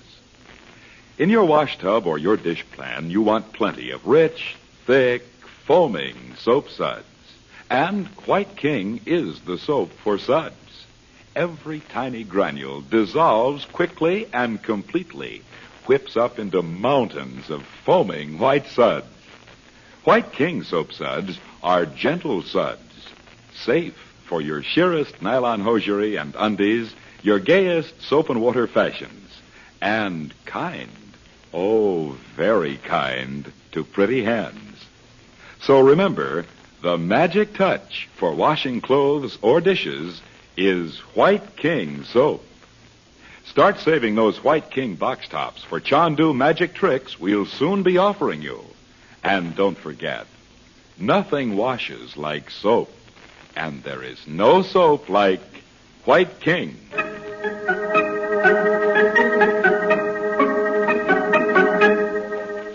Cairo's Silk Bazaar, the small inner room above the shop of Tufik, the merchant. We return you to Chandu, the magician. Roxor, You are not to walk into this room as if it were your own, Emery. I have important information for you. Well, give it to me then. And the next time... Will you listen? As I was leaving Naji's home, your man came up to my car. Which man? The Arab you stationed at Shepherd's Hotel to watch for Chandler. Huh? He had a letter addressed to Chandler from Washington. So... He had followed the messenger, a man named Yosef. The letter. In one of the alleys near the mosque. He cornered Yosef. Where is it? Roxor. There are people to whom your mailed fist is distasteful. I am one of them, and you need me. I may not always need you, Amory. Where's the letter? I burned it at the museum before the eyes of Chandler's niece and nephew. You burned it? Yes, and so once more I have disarmed suspicion. They have told Chandler by now, you fool. Certainly, and he can easily get a copy. But in the meantime, we can act on the information ourselves. You read it. Amory, I apologize. You should. Every word is clear in my mind, as if the letter were there on that table before my eyes. Tell me what it said. I will make the notes myself. Very well, but please do not interrupt me now. If there is anything you do not understand, I will repeat it from the beginning. I am ready. Begin, Amory. Mr. Frank Chandler, Shepherd's Hotel, Cairo, Egypt. I ask you not to interrupt, Roxor. I said nothing. I beg your pardon. I thought you spoke to me. I'll begin again. It is much simpler. Mr. Frank Chandler, Shepherd's Hotel, Cairo, Egypt. You can remember no more. Roxor. Go on, Amory. But you cannot go on. Don't you hear that voice, Roxor? There is no one here but you and me. Now go on, I say. You cannot remember. You cannot see the letter. It blurs before the eyes of your memory. I don't understand this. It sounds like Chandler's voice. Chandler? Impossible. Well, I'll try once more, but it's so puzzling. Why should I imagine I hear him? Let the puzzle wait.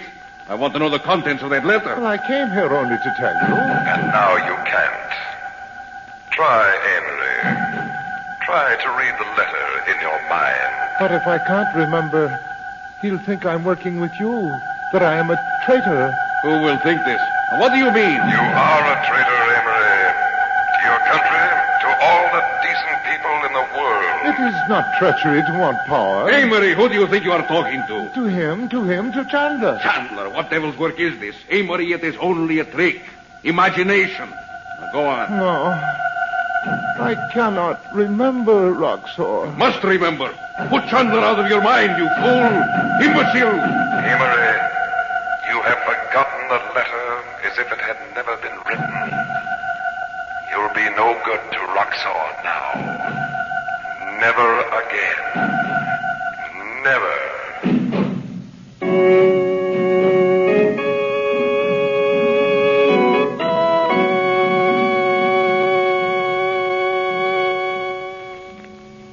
Uncle Frank, you give me the creep. You suppose it really works? Frank, how do you do these things? Chandu, it is true. The secrets of the ancient ones are yours. But don't you suppose that man will remember the letter later, Frank, when you aren't thinking about him? I'm sure he can, Dot. But even so, Amory is only one man. Yes, but... Behind him and all the others is this man, Roxor. I was told that someday I'd meet him face to face.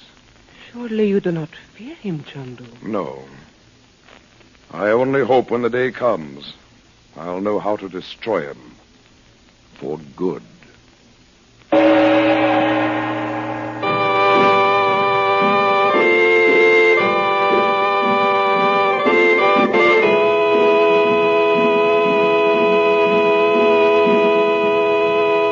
Chandu the the Magician is based on the original radio drama created by Harry A. Earnshaw and is written by Vera Oldham. Frank Chandler is played by Tom Collins, Dorothy Regent is played by Irene Tedrow, Betty by Joy Terry, and Bob by Lee Millar. Louis Van Ruten is Roxor, Amory was Robert Griffin, and Princess Naji is played by Lillian Baev. Special musical effects are by Korla Pandit. The program is produced and directed by Cyril Armbruster. We invite you to listen again next week at this hour when the makers of White King Soap bring you mystery, romance, and intrigue in Chandu, the Magician. Howard Culver speaking. This is the Mutual Don Lee Broadcasting System.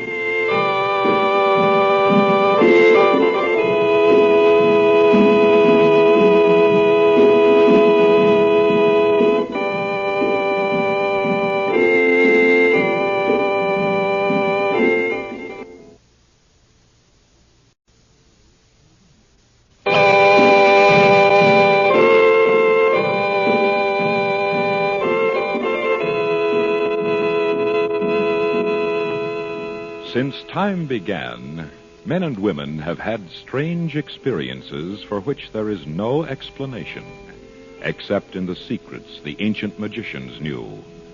But for centuries, their secrets have been guarded in the hidden places of the Far East.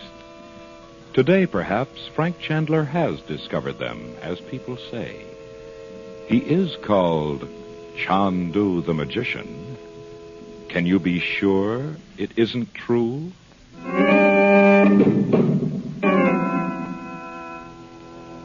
The makers of White King Granulated Soap present for your enjoyment every week at this hour, Chandu, the Magician.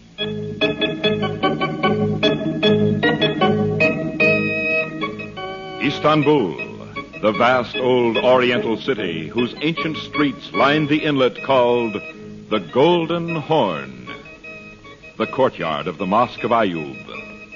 Unnoticed, two silent figures drift among the peddlers of silks and perfumes. It is night. Chandu, the Magician.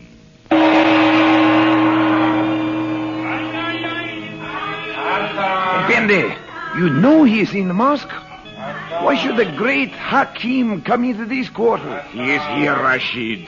When his body is found, it will be thought he was killed by a robber. It will not be easy, Effendi.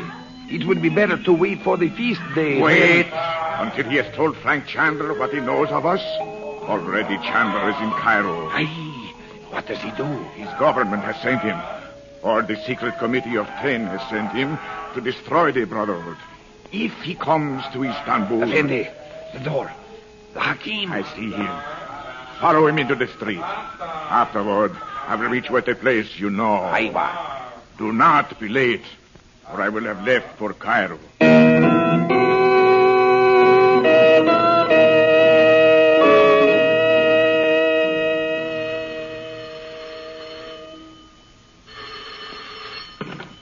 Hello? No, Mr. Chandler's out now. This is his sister, Dorothy Regent. Oh. Well, wouldn't you like to come up here and wait for Frank? He'll be back any minute. We have a suite on the second floor. The number of the sitting room is 224. Not at all. Who was that, Mother? An old friend of Uncle Frank's, Mr. Zamanoff. People over here have funny names, don't they? I hope he isn't Alex Zamanoff, don't you? Who's Alex Zamanoff? Oh, Mother, you remember. He was one of the men in that book. Between Two Wars or something like that. There was a whole chapter about Alex Zamanoff. Oh? Why, one time he got $10,000 for figuring out how to blow up a house in Athens where a secret meeting was going to be. 15 people were killed. Oh, I remember the man you mean, Betty. He'd do anything for money. But he can't have been a friend of Uncle Frank. I'll know if he's the one when he comes in. There was a picture of him. Oh, I'll go to the door. Good afternoon. Madame Regent? Yes. Come in, Mr. Zamanoff. This is most kind of you. I find hotel lounges dismal, even the best of them. Betty, Mr. Zamanoff, my daughter. How do you do? Madame, it is impossible this young lady is your daughter. Everybody says that. And my brother's even older than I am. Astounding. Take this chair, please. Frank took my son out to watch a party of archaeologists digging near Giza. Maybe he knows Naji, too, Mother. She went with Bob and Uncle Frank, Mr. Zamanoff. Her ancestors built the palace they're digging up thousands of years ago. The mysterious Princess Naji? I have met her. But your uncle was my friend, so naturally I... You mean Uncle Frank wouldn't have liked it? Mother, I told you Betty. that... Their attachment was well known at the time, Madame. Miss Regent, you look puzzled. Oh, I was just, you look like somebody I've seen somewhere. I have never been to America.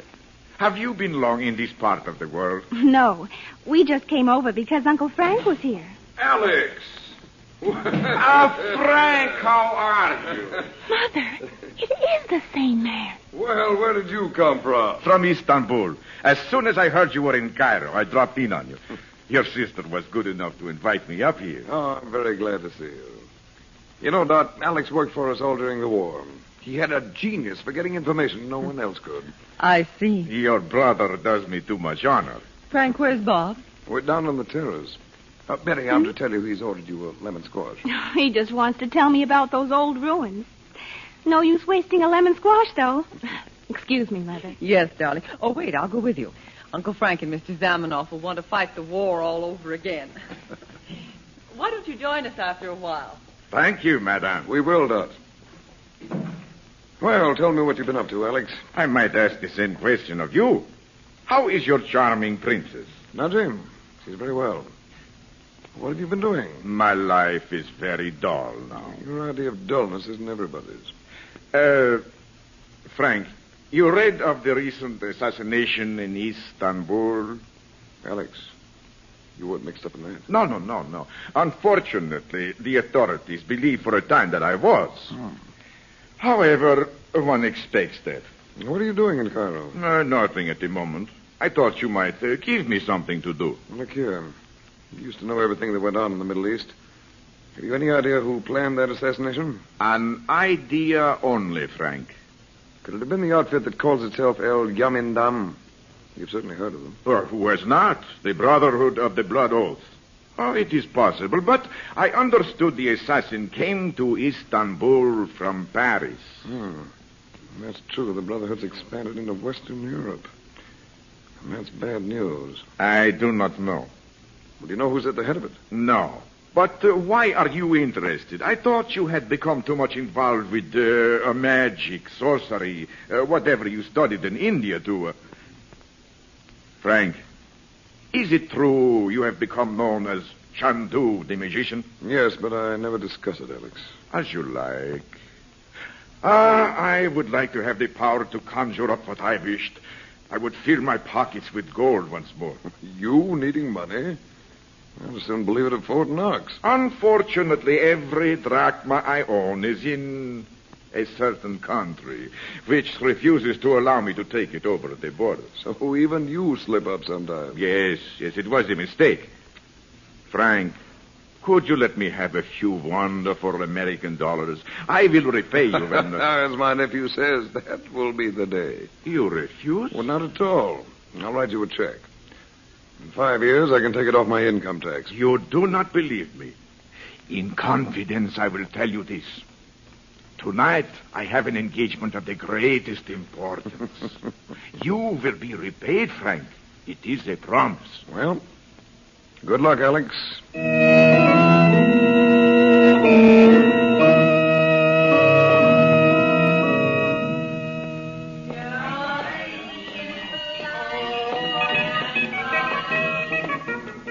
Ya Walad, you speak to me? Oh, you speak English. I am looking for... By Saint Sophia, are you not Abdallah the Bedouin? I am Abdallah. Oh, you must remember me, Zaminov. There you are. Come with me, Effendi. Through this shop and up the stairs at the back. You were at the meeting of the Brotherhood at the desert village. So you remember me now, Abdallah. Aywa.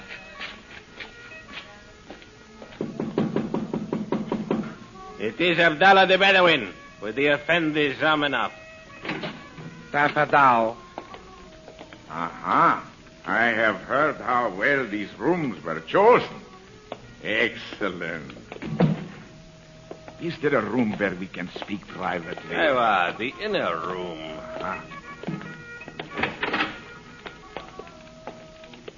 Are we alone here? It is so. Splendid. Abdallah, have you an assignment at the moment? No. I await a message. And you, Effendi? I came to Cairo because of an American named Chandler. Aye. He is a sorcerer. I myself have felt his spell. Have you indeed? He has come to destroy the Brotherhood. Ya salam. You know this? I have heard it from his own lips. He must be eliminated. By Allah, you do not know him. I know this. He loves a woman, Princess Naji. That is the way to reach him. Aywa. It is only necessary to bring Naji into the native quarter here somewhere. She can be forced to send for Chandler. You see? Aye, by the beard of the Prophet. But Zamenhof, even in this quarter, a man cannot be killed in the street. You know Cairo, Abdallah. Choose the place. A moment. The Cafe of the Three Daggers. It is a place for tourists, foreigners. But above it is a room. No questions will be asked. One can trust a Bedouin to know such things. You speak truth. From the room, a small stairway goes down to a dark alley. Yes. Such a stairway is a double advantage. With a man like Chandler, one never knows. When will you kill him? Tonight, with luck. I must arrange to dine with the charming Princess Naji. Taib. Abdallah, I hesitate to ask a favor, but I am seriously in need of money. Is it true? Yes, unfortunately. Every drachma I own is in a certain country which refuses to allow me to bring it over the border. Zamenhof, I have money. In my home in the oasis, my father has a great chest filled with gold. If I lived in the deserts where there are no gaming tables. But there would be no way of making money. So perhaps I do well enough. Here is money. Take what you will. You are most generous. Aslan. I must go. By Allah, you must not go without coffee. We will drink it together. To the death of Chandu the magician.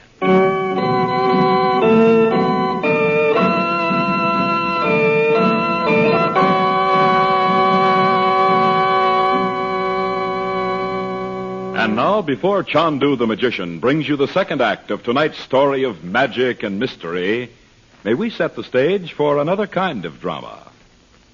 It is wash day in your home. As the curtain rises, we see a washing machine and a basket full of clothes. There's a villain, a mean old blackguard named Dirt. There's a hero, a shining white knight in armor named White King.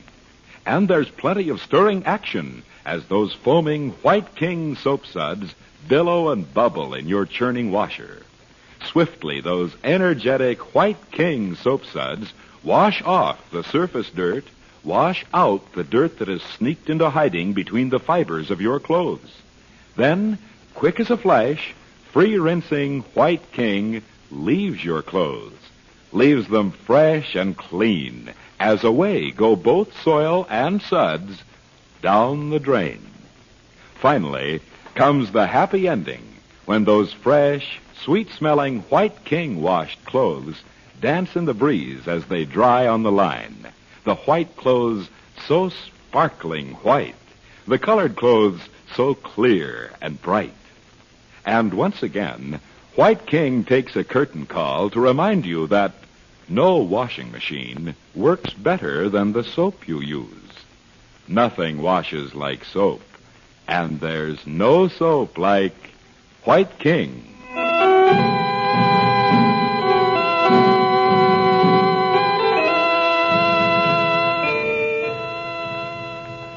Cairo, Shepherd's Hotel, the room of Frank Chandler, where, since Alex Zamenhof's departure, Chandler has sat alone. We return to Chandu, the magician.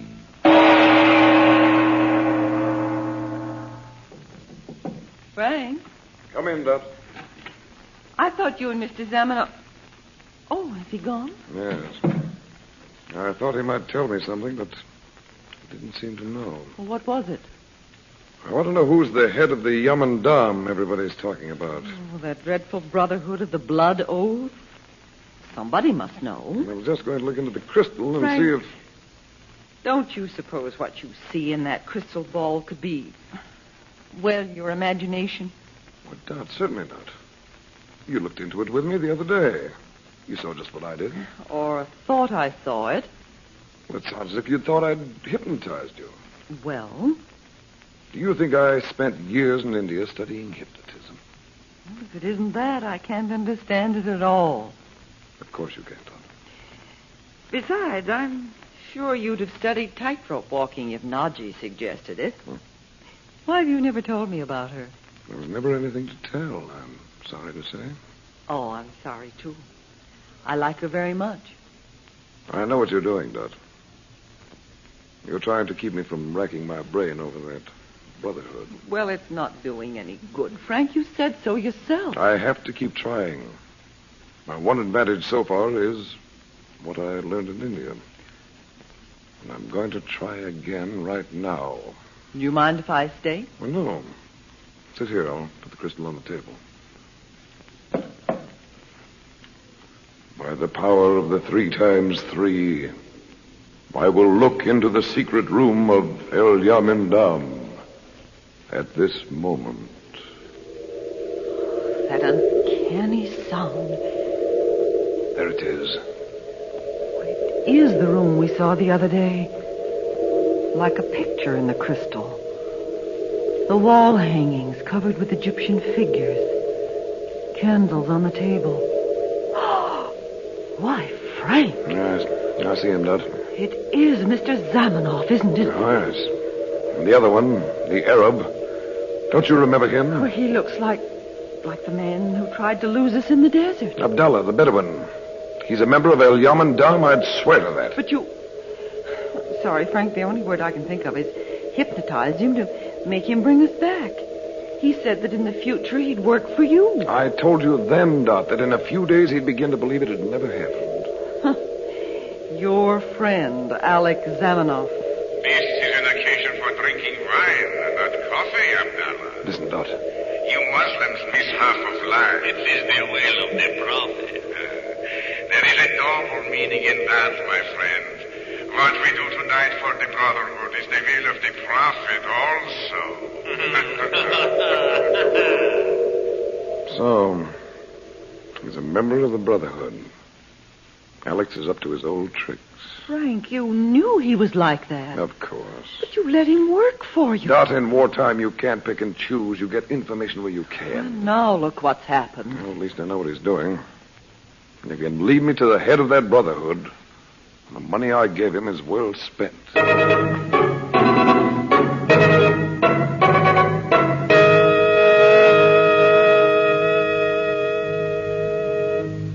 I have not been in your home before, Naji. May I say, it suits you perfectly. Thank you, Alex. What do you want of me? Must I want something of you, as you put it? I know you, Alex. Why are you now in Cairo? Perhaps because of an organization known as El Yamin Dam. Brotherhood of the Blood Oath. I was certain you had not given up the work you did so brilliantly during the war. Would you like to have information about the Brotherhood? Alex, Frank Chandler is in Cairo.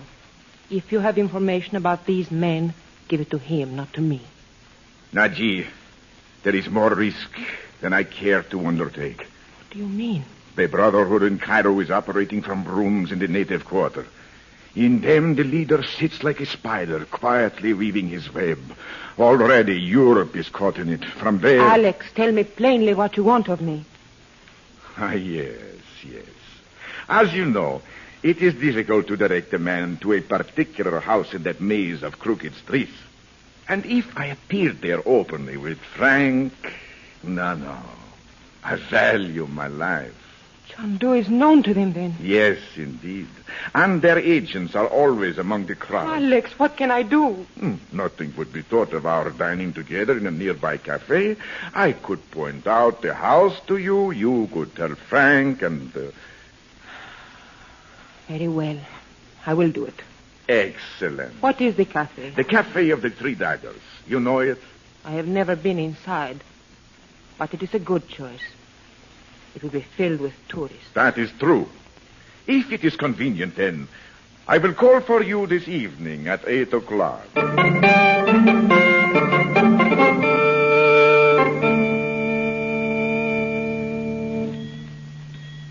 Why, Mother, you had your little traveling clock fixed. Well, I had it fixed before we left California. You have to pull out a little gadget in the back or it won't strike. It hadn't worked for so long, I'd almost forgotten it. It's cute. I've always thought so. Look, it's only 9 o'clock. Can't we go out somewhere for a while? Where do you want to go? I don't know. It's a beautiful night. Maybe we could get a car and drive out toward the pyramids. All right. Uncle Frank's in his room. Ask him if he'd like to go with us. I know Bob would. Maybe we could take Najee. Uncle Frank? Hello? I didn't hear that, Abu. Oh. Didn't you give her my message this afternoon? Abu, stop making excuses and tell me where they went. All right. Never mind that now. Uncle Frank, Mother and I want... Dot, Najee didn't get my message this afternoon. That's why she hasn't called me. She's gone out to dinner with Alex. What? Najee never goes to those tourist places. She doesn't like Alex. She never did. I can't imagine Najee going out with that man. There's something wrong. Don't go away from the hotel, will you, Dot? I may have to bring her back here.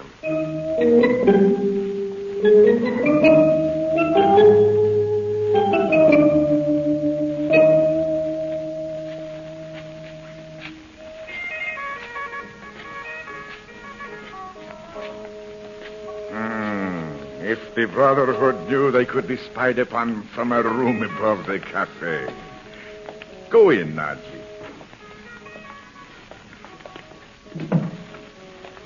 Who are those men outside the door, Alex? I have not been completely frank with you, Najee. Abdallah, you were to wait outside with the others. Where a beautiful woman is concerned, Zamana, it is not wise for one man to work alone. Aye, she is as beautiful as the morning. Alex, you will send this Bedouin away. There's not even a window here. My dear Najee. Do not speak to me as if I were a dancing girl in the cafe. The time has come when I may speak to you as I wish. How dare you? Sit down. Here is paper. You will write a note to Frank. Billy do. Anything I have to say to Chandu can be said in person. You are to tell him you are in very great danger. You will beg him to come at once to the cafe. No. And I will meet him when he arrives. He will believe my words and come up the stairs, Princess.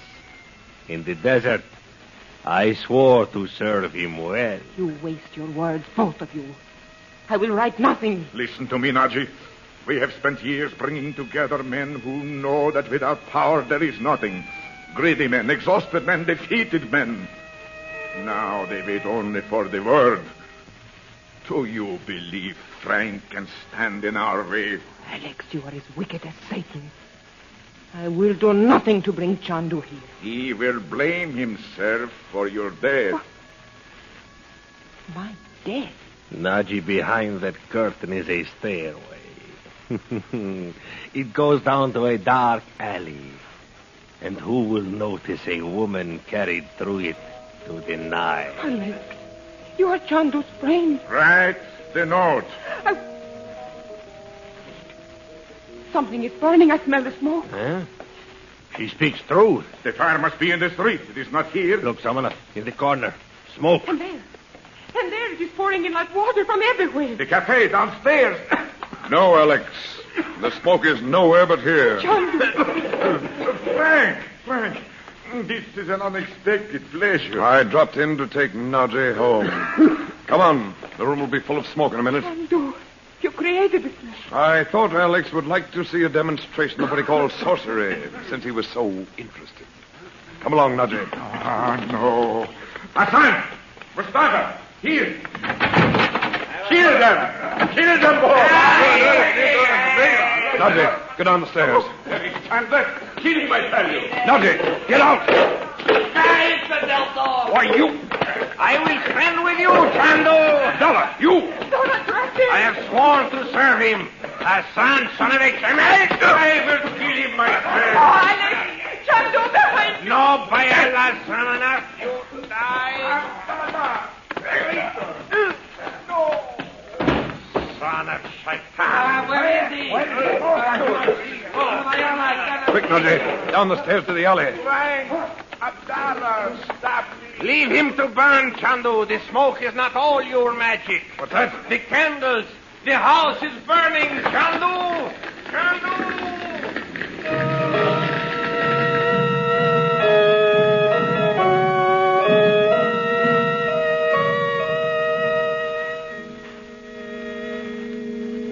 Before we bring you the conclusion of tonight's story of intrigue, may we take another moment to remind you that White King Soap is the magic touch for washing clothes and the magic touch for washing dishes as well. And if you think washing dishes takes too much time out of your day, try White King Soap in your dishpan right away. See how quickly and completely those tiny White King granules dissolve like magic into heaps of rich, foaming soap suds. See how those suds keep right on billowing up when you cool the water down to the right temperature for fast dishwashing. See how quickly you can speed through piles of dirty dishes when you've plenty of nice, thick soap suds and water that feels comfortable to your hands. And then douse your dishes with a hot water rinse and see how those White King suds rinse away quick as a flash. Leave your china and glassware and silver shining so bright they dry in a jiffy.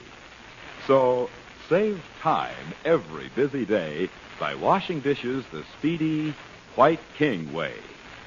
And start saving those White King box tops for Chandu magic tricks we will soon be offering you. Remember, for washing clothes or dishes, nothing washes like soap. And there's no soap like White King.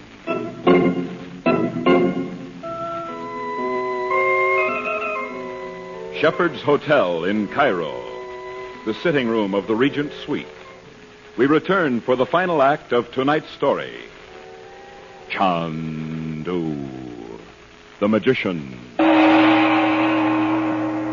Why, Frank, that's terrible. I wish I'd been with you, Uncle Frank. It must have been some brawl. It was all of that. It was like a nightmare, Bob. I bet you were scared to death, Naji. Well, and look at your dress. I expected to die, Betty. If Abdullah hadn't been there, both of us might have been killed. I must have missed something. Uncle Frank, you mean that guy you magicked out in the desert? That's right, Bob. He's been trying ever since to find some way to convince me he really meant what he said that day. The minute he met Zamenhof this afternoon... Frank, there must have been a better way than killing the man. Oh, Alex isn't dead, Doc. No? And they took him to the hospital. That's why it was so long. I had quite a talk with him after the doctor bandaged him up. All the things that book said about him were true, after all. He's finished now, though. The whole story will come out in every newspaper in Europe. Even the Brotherhood can't protect him now. You know, when that fight started... Oh, don't talk about it anymore tonight. Oh, I can't bear to think of what might have happened. Don't look like that, Mother. They're all right. Well, just the same, I don't like... Heavens, look at the time. You and Bob both ought to be in bed. Oh, Mom. I mean it, Bob. Uncle Frank still hasn't told us. Not tonight. Okay. I'll pin him down about it tomorrow. Good night, Naji. Good night. Good night, everybody. Good night, dear. Good night, Bob. Will you take me home, Chandu? Oh, Naji, I hate to think of you being alone in that great house tonight, except for the servants. Wouldn't you rather stay here? If I must go through the hotel again with my clothes burned and torn, I prefer to do it at night. I could let you have a coat to cover your dress. I will borrow the coat, thank you. But I would rather go tonight. Well, I'll get it then. You mean your blue one? You left it in my room, Mother. Did I? Mm-hmm. Well, it'll only take a minute, Nadji. Night, Najee. Good night. Uncle Frank? Good night, Marion. No, darling, if you'd gone over to that room when I asked you to, you wouldn't have ruined your clothes. I said you must not go, me darling. I thought I'd never find you. Now, Jane, why did you go up there? Couldn't you see I it must saw be that I might discover the leader of that evil brotherhood in a way that might keep you from being killed. You might have died yourself. Darling, don't you know? Chandu, please. Dorothy will come in. Suppose she does. Chandu, I've told you. I know. You've told me 100 times you can never marry me. But I won't believe it. Chandu, you must. No. I can wait. And sometime, somewhere,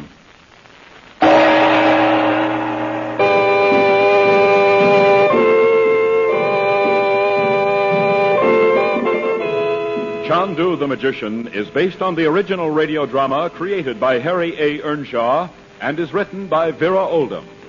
Frank Chandler is played by Tom Collins. Dorothy Regent is played by Irene Tedrow, Betty by Joy Terry, and Bob by Lee Millar. Larry Dobkin is Abdallah, Zamanoff is Theodore Von Els, and Princess Naji is played by Lillian Bayev. Special musical effects are by Korla Pandit. The program is produced and directed by Cyril Armbruster. We invite you to listen again next week at this hour when the makers of White King bring you mystery, romance, and intrigue in Chandu the Magician. Howard Culver speaking. This is the Mutual Don Lee Broadcasting System.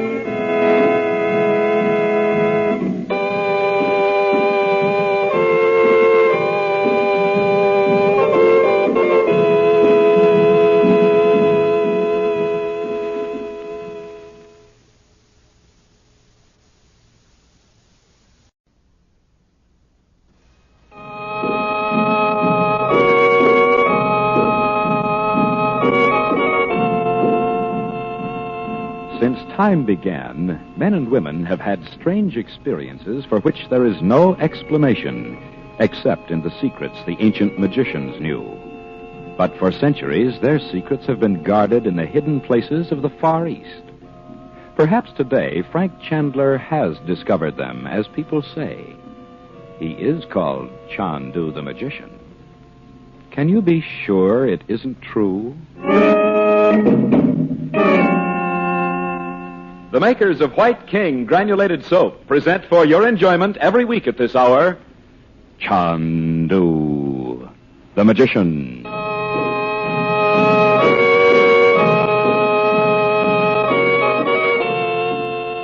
Only a few miles out of Cairo, the ancient pyramids and the mysterious Sphinx look down the centuries upon a modern luxury hotel, Mena House. Tonight at Mena House, the Stephen Hamiltons are giving a dance. Their guests, the cosmopolitan acquaintances everyone makes in the Middle East. Chandu the Magician.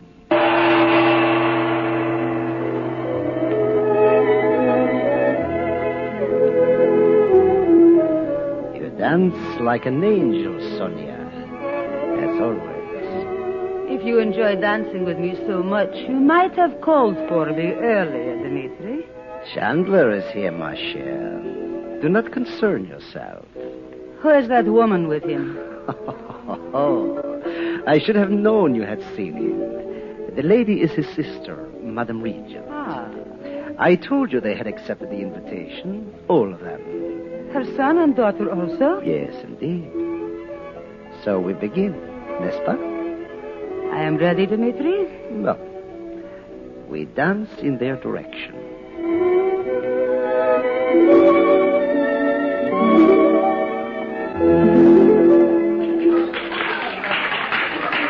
You will present me and immediately make an excuse to leave us.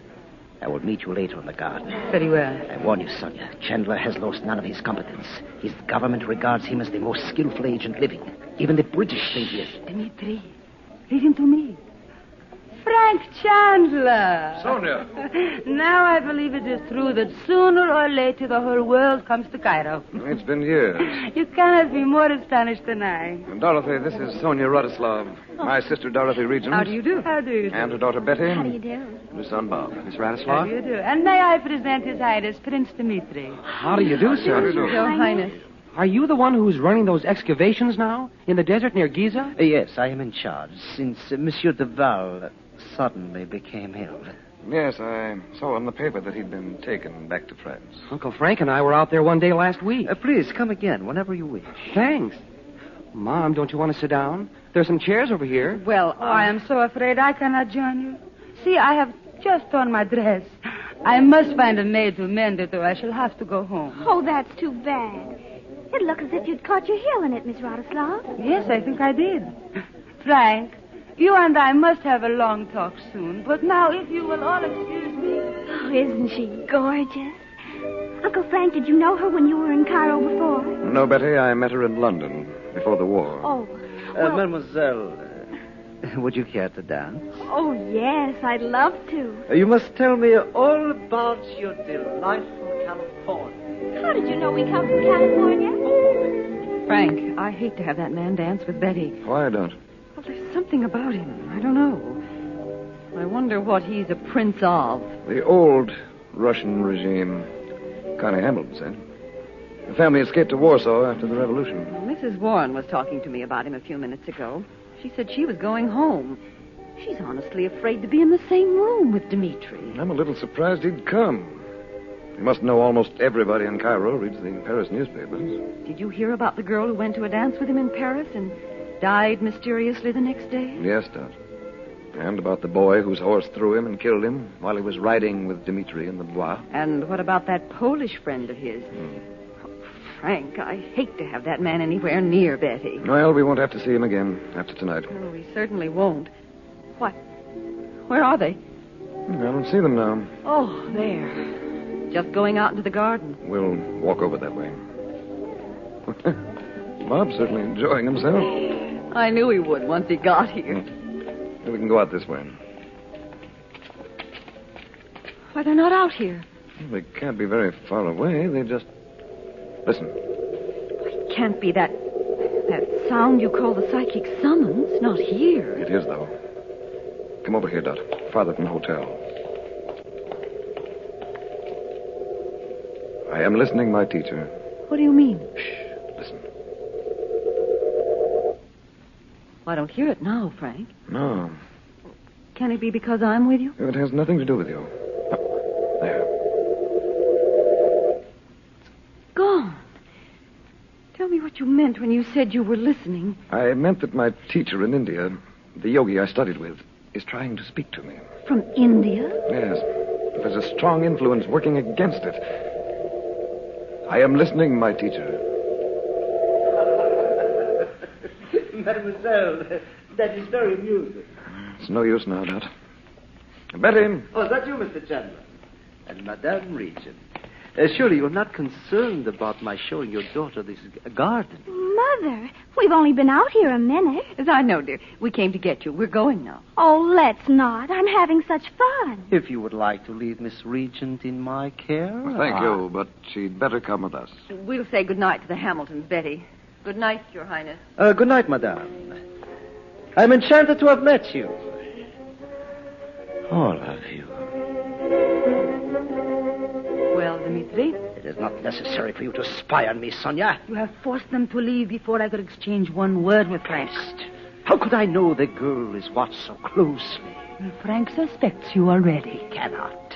I was incognito during the affair of the oil fields at Baku. We never met. Nevertheless, he outwitted you. One more such defeat and you will be shot. With the control of the Middle East at stake, Chandler will not defeat me again. Dimitri, take my advice. Make a new plan. Not at all. This is still the best way to divert his attention. These regents, one by one, they will come under my influence. They will be lost to each other, and most important of all, to Chandler. Well, I am quite ready to console him for the loss of his family. But now that I have met him again, I wonder, will he really give up his work to search for them? Men who allow themselves emotion of love, of pity, are at the mercy of the pitiless. I changed my plan only slightly, Sonia. I will begin by making a friend of the boy. Tomorrow morning.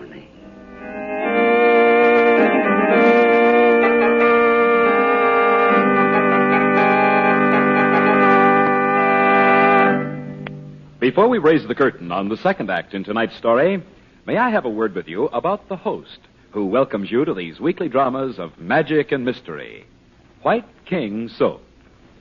Chandu the magician has mastered the magic secret of the ages.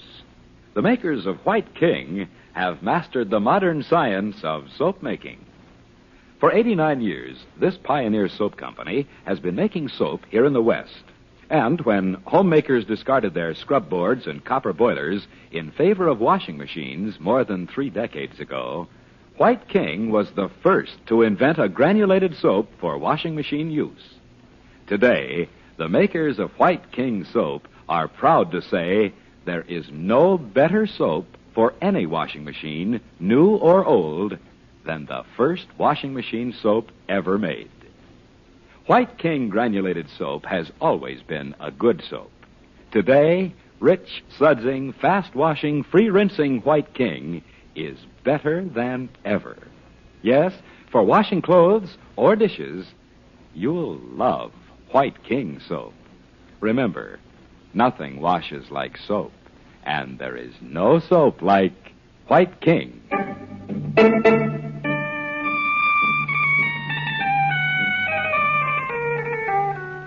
Cairo, Shepherd's Hotel, the crossroads of the Middle East, where Frank Chandler and the Regents are staying. The sitting room of their suite the following morning. We return you to Chandu, the magician. Answer that, will you, Bob? Sure. Hello? This is Bob Regent. Oh, hi. I mean, good morning. Sure, when? Okay, I'll be right down. Bye. Where are you going? Mademoiselle, that was Prince Dimitri. He's going to take me out and show me around that ruin in person. Bob, you're not going anywhere with that man. Mom, for Pete's sake. Uncle Frank. I agree with your mother, Bob. Why, Mother, you don't believe all that silly stuff about Dimitri, do you? I'm not sure. How did you know about it, Betty? He told me himself. That's the reason he came to Cairo. The newspapers in Paris were making his life miserable. I don't blame the poor guy. Everybody was yakking about it last night at the party. Just because he had a bunch of bad breaks, it could happen to anybody. Well, it's not going to happen to you, son. I mean... No, Bob. Okay. But he's downstairs. You can make some excuse. Tell him you didn't know we'd planned something else for today. He'll sure think I'm a dope.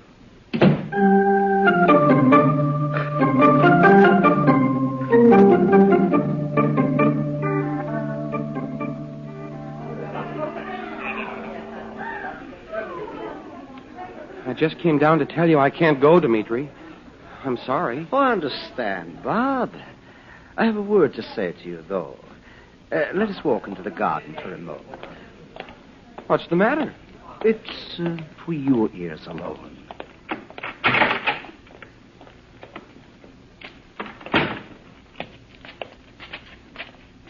The bench under the trees. Voila.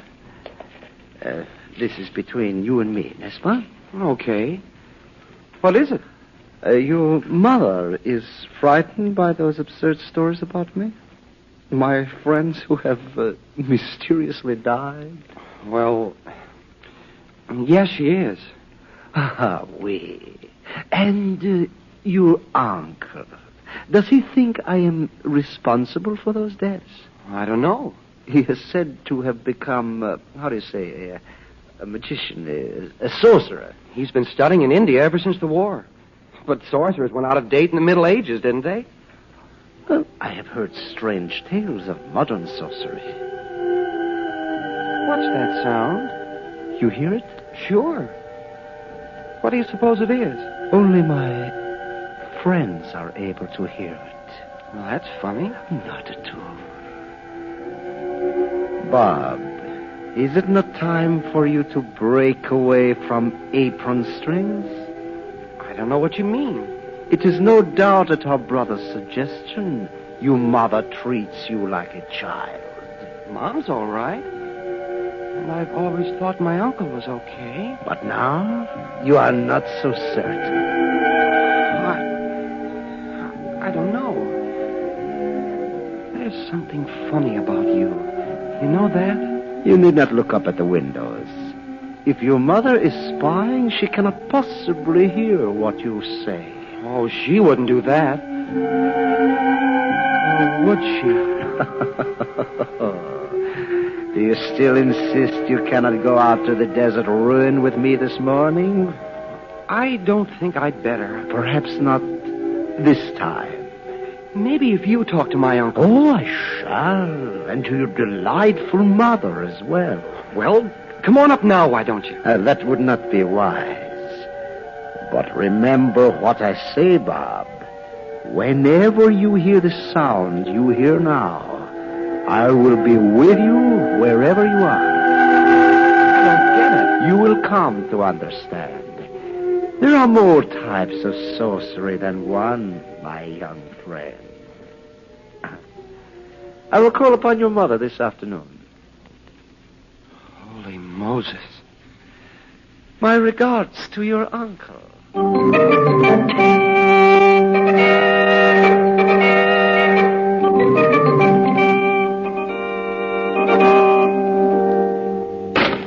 Well, I won't see him. Won't see whom, Dot? Dimitri.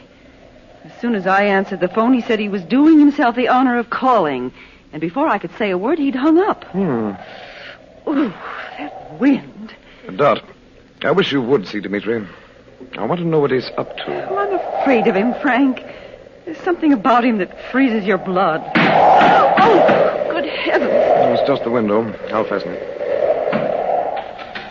Where did the kids go? Down to the native quarter to get some souvenirs to send home.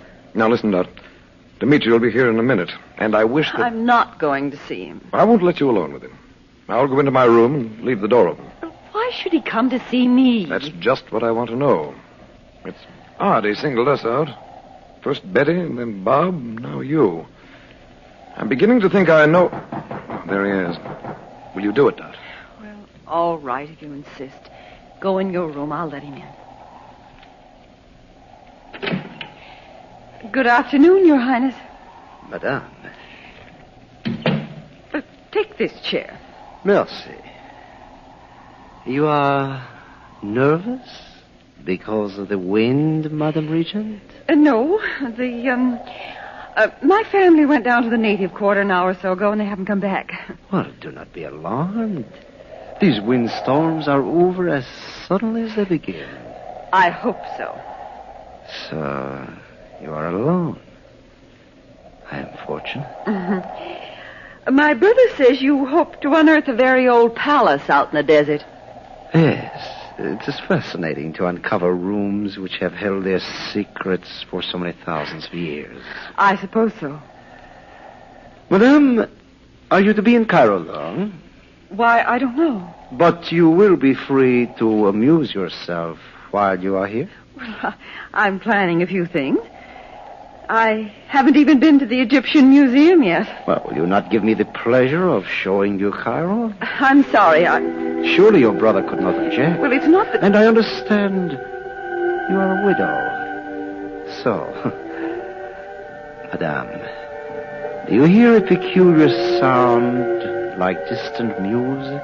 No, but it's probably musicians out in the street. It is not street musicians. Oh, well...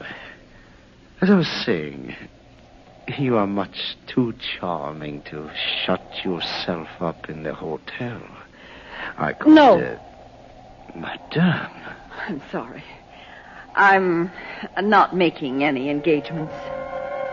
The years are passing, Madame. Are you satisfied to take nothing from them for yourself? Do you not hear the sound of music now? No. And your conversation is in very bad taste. You are not a schoolgirl. Please go and don't come here again. At your pleasure, madame. It's unfortunate your brother is not... He is here. Frank!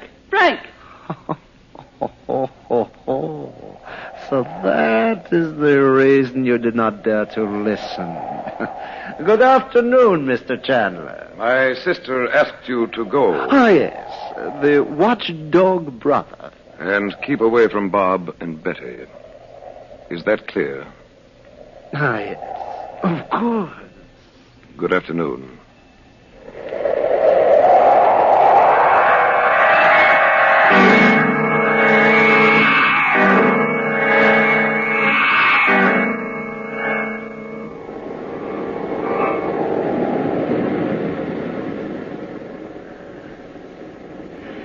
Dimitri, why must you suddenly race to the desert ruin as if you were followed by demons? Because of Chandler. If he heard what I said to Mrs. Regent, he may suspect what I am doing. But how can you prevent that now? In that ancient evil place, I will call down such black forces upon him that he will wish he had never been born. Oh, no, Dimitri. No, you go too far. One by one, they shall turn from each other to walk the paths of darkness alone. Dimitri, you did not tell me. I tell you now.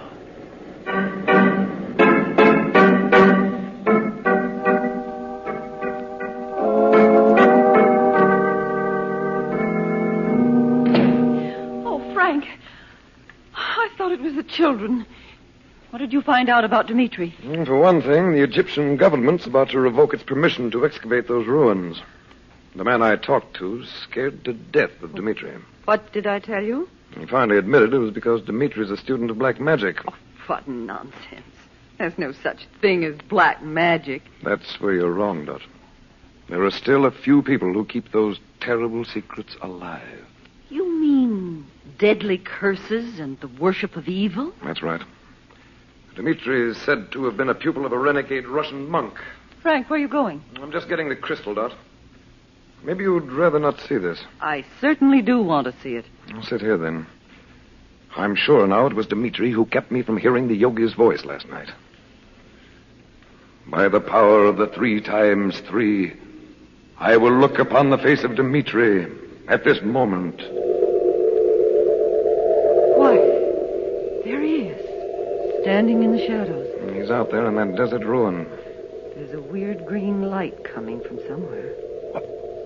What, there's Sonia. She looks terrified. And no wonder. Frank, what... Wait, Dot. Listen. Spirit of Mulga, master of the black arts, remember thy servant. What does he mean? It's an ancient incantation of evil. Oh, he looks like Satan himself. His eyes and that white face. Remember. Listen, I have to hear this. Spirit of eternal night, remember. The evil eyes, the evil mouth, the words that bring madness and death. I call upon each of you, I call upon all of you. Send your black forces upon those who bear the name of Regent. Frank, can he really do... Spirit of Namtal, most cruel of all demons, remember. Visit all your black paws upon Chandu. Frank, can that really have any effect on us? Not unless we let it, Dot. Evil has no power except what we give it. We'll tell Betty and Bob. That's the best protection they can have. Well, there you are. Look at all the things we bought. We got you some perfume, Mother. Why, thank you, dear. Bob, put the packages down there. Uncle Frank wants to talk to you. Uh-oh. About Dimitri. Why do you say that? Well, you and Mom don't like him, do you? For a very good reason. I'll tell you. Sit down, kids. You see, Bob? They think you are still a child. Huh? Bob, what's the matter, son? Tell her, Bob. You are old enough to choose your own friends. Listen, Mom, I can pick my own friends. Bob Regent, you ought to be ashamed of yourself. Bob, what are you listening to? I don't have to answer a lot of questions. Bob. Leave them, Bob. Meet me at the desert ruin. I will be waiting. Okay. Frank, look at him. What's the matter with him? Listen to me, Bob. I know Oh, Dimitri's... pipe down, Uncle Frank. I know what I'm doing. Excellent. I'll see you later. Bob, wait!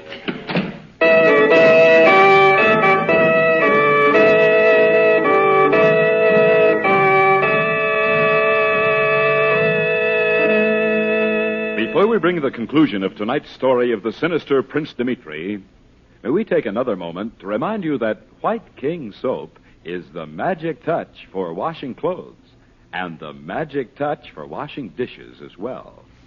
And if you think washing dishes takes too much time out of your day, try White King soap in your dishpan right away. See how quickly and completely those tiny White King granules dissolve like magic into heaps of rich, foaming soap suds. See how those suds keep right on billowing up when you cool the water down to the right temperature for fast dishwashing. See how quickly you can speed through piles of dirty dishes when you've plenty of nice, thick soap suds and water that feels comfortable to your hands. And then douse your dishes with a hot water rinse. And see how those White King suds rinse away quick as a flash. Leave your china and glassware and silver shining so bright they dry in a jiffy. So save time every busy day by washing dishes the speedy White King way. And start saving those White King box tops for Chandu magic tricks we will soon be offering you.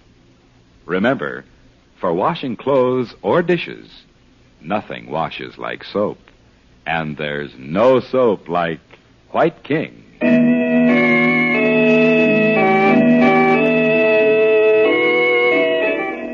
The desert near Giza. An underground passageway only recently excavated from the sands of 6,000 years. On the walls, hideous carvings depicting ancient ceremonies.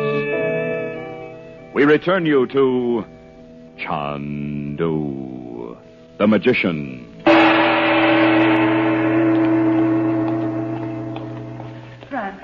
Frank, Sonia, is Bob here? you must know he is.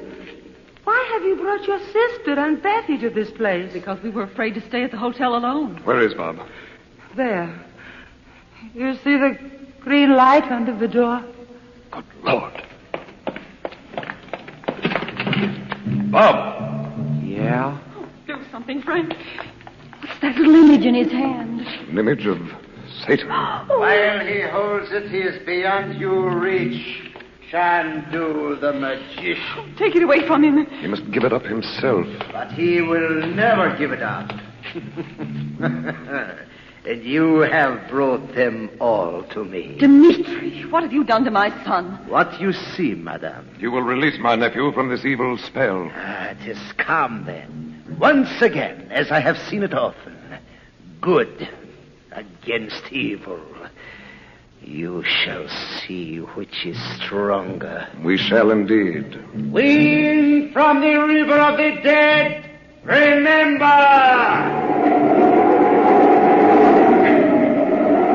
Black forces of ancient Namta, remember! There's the music. What do you want, Dimitri? Oh, stop him, Frank. Leave this to me. Take Betty and go out of here. You need not go, Betty, my little friend. Go on, Dot. Now. Betty, come on. Oh, well. Later. Now, Bob, tell your uncle you are free of him and your charming mother. Tell him. Bob, I don't have to take orders from anybody. I'm going to Paris with Dimitri tonight.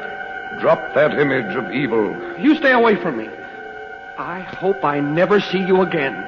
Her mom either. Chandler, you cannot overcome the secrets of ancient Egypt. In the name of the 3 times 3, I summon all the forces of good in the universe. By the secrets of the East, the mystic, unforgotten secrets of the lotus, the power to defeat this evil thing is mine. Do you hear that, Dimitri? I am not fighting your black magic alone. The ones you have marked for dishonor and death will be saved. No. They are not the first to walk the paths of darkness because of me. Get out of here, Uncle Frank. You'll never beat him. You hear that, Chandu? You are weak, as the good are always weak. Love is stronger than hate. Good is stronger than evil. Mulgar, help me! He cannot. Your altar light is dying. No! The wind from the river of the dead has blown away to its black source. Mulgar has summoned you back! Dimitri, servant of Satan, your power for evil is broken. No, I will not listen. But you will look. Bob, drop the image.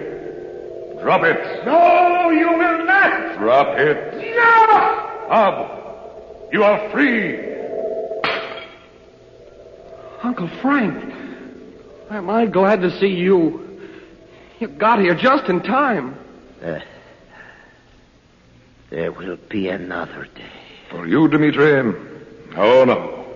You've had your last chance. You predict this, sorcerer? I know. You will be recalled to Europe tomorrow. You will not live to return.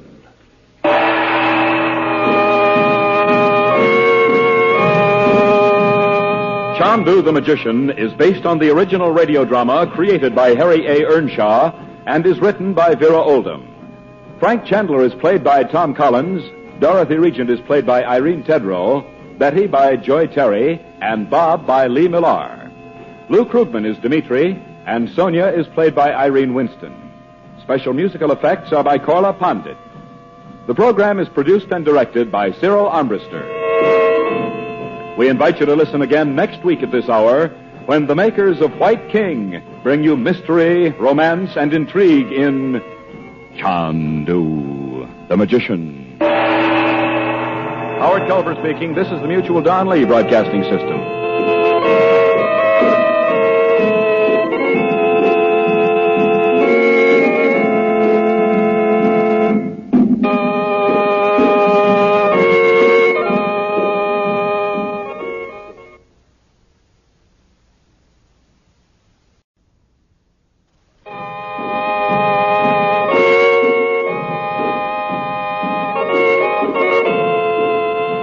Since time began, men and women have had strange experiences for which there is no explanation, except in the secrets the ancient magicians knew. But for centuries, their secrets have been guarded in the hidden places of the Far East. Today, perhaps, Frank Chandler has discovered them, as people say. He is called Chandu the Magician. Can you be sure it isn't true? The makers of White King granulated soap present for your enjoyment every week at this hour, Chandu the Magician.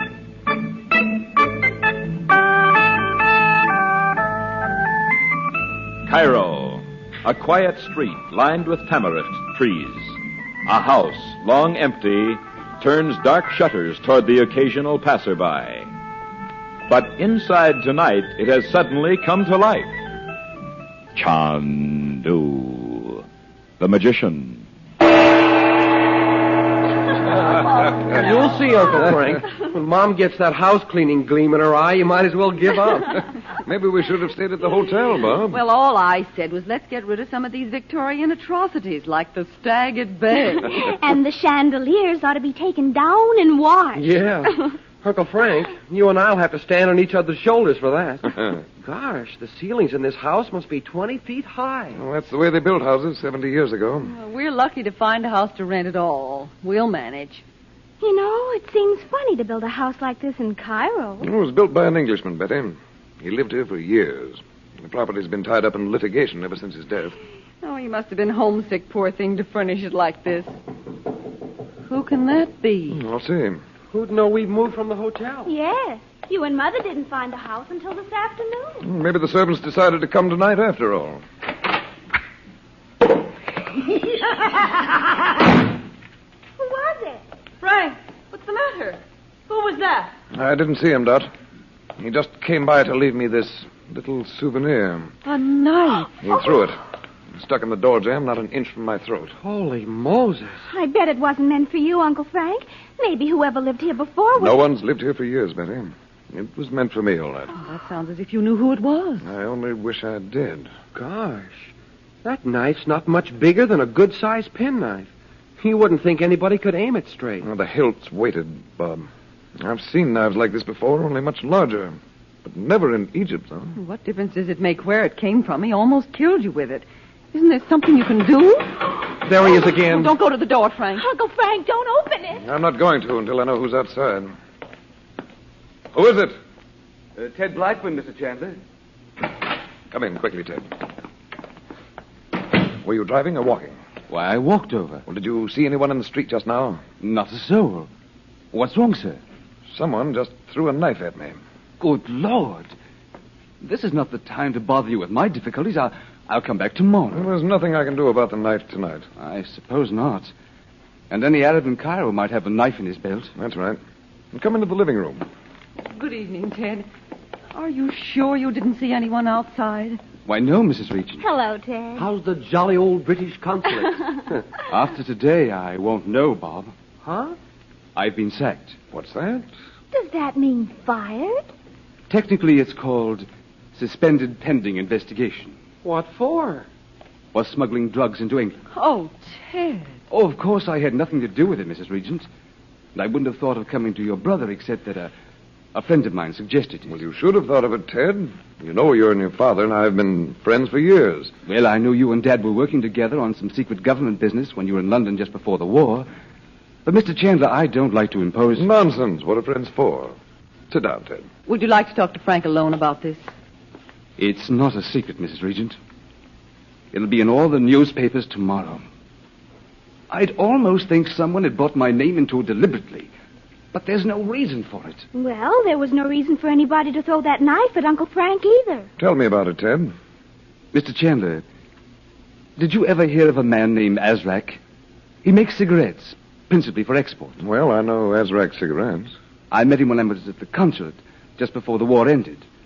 I used to make out consular invoices for him, and we got to be friends. I see. Well, just a few days ago, a shipment of his cigarettes arrived in London. One of the cases was damaged in unloading. Several parcels of morphine were discovered. How awful. But for Pete's sake, Ted, why pick on you? It seems Azrak remembered I was with him at the warehouse the day the shipment left Cairo. Were you? Yes, worse luck. He'd taken me to lunch, and afterwards he had to stop at the warehouse for a few minutes. And that's when you were supposed to have put in the morphine? Yes. You know all work starts for several hours at midday. The shipping room was empty. Mr. Azrak must know you didn't do it. He told my chief he was sure I did. Ted, you weren't discharged from the consulate with nothing more than that against you. Oh, I can't blame them, Mrs. Regent. There's nothing worse than running drugs. Even to be suspected of it is enough to ruin a man. I don't wonder you think it was done deliberately, though. It's so flimsy. Tell me, where is this Azrak? He's ill. Or so they told me at his office. You know the Arabs, Mr. Chandler. They tell a foreigner anything or nothing. Yes. And Ted, who did you say suggested that you come to me? Ralph Nichols. Oh? You know him, I suppose, sir? I know of him. An antique dealer with a shop in the native quarter? Yes. He has shops all over Europe as well. Marseille, Brussels, London. He just opened a new one in New York. Oh. I suppose you got our address from the hotel. No, Nichols had it. He thought I might drop in tomorrow, but I decided to chance your being here this evening. I'm glad you did. Do you think there's a possibility you can help me, sir? Well, I'll be glad to try. Are you sure I'm not interfering with your work? Not at all. As a matter of fact, Mr. Chandler, is that the knife that was thrown at you? The one on the table? Yes. Why? I saw one exactly like it at Nichols the other day. He'd been trying to buy it, but the owner wouldn't part with it. Why, Ted, you must have Sherlock Holmes blood. I've been in the shop so often, Betty. He's taught me a lot about antique things. Then you can find out whose knife it was. You think it might have been this one? Possibly. I'll ask Nichols the first thing tomorrow. Do that. And you might drop in here afterward. You come to lunch, Ted. We'd love to have you. Thank you, Mrs. Regent. And if I were you, Ted, I'd go out through the garden when you leave. But why? It opens on the next street. Our friend may have another knife up his sleeve.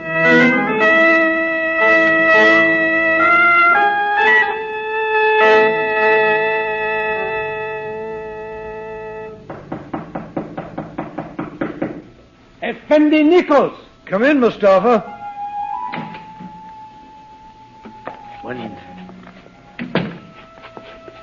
When I saw the shutters were pulled down over the shop, I thought I would not find you here. It's too late for tourists tonight.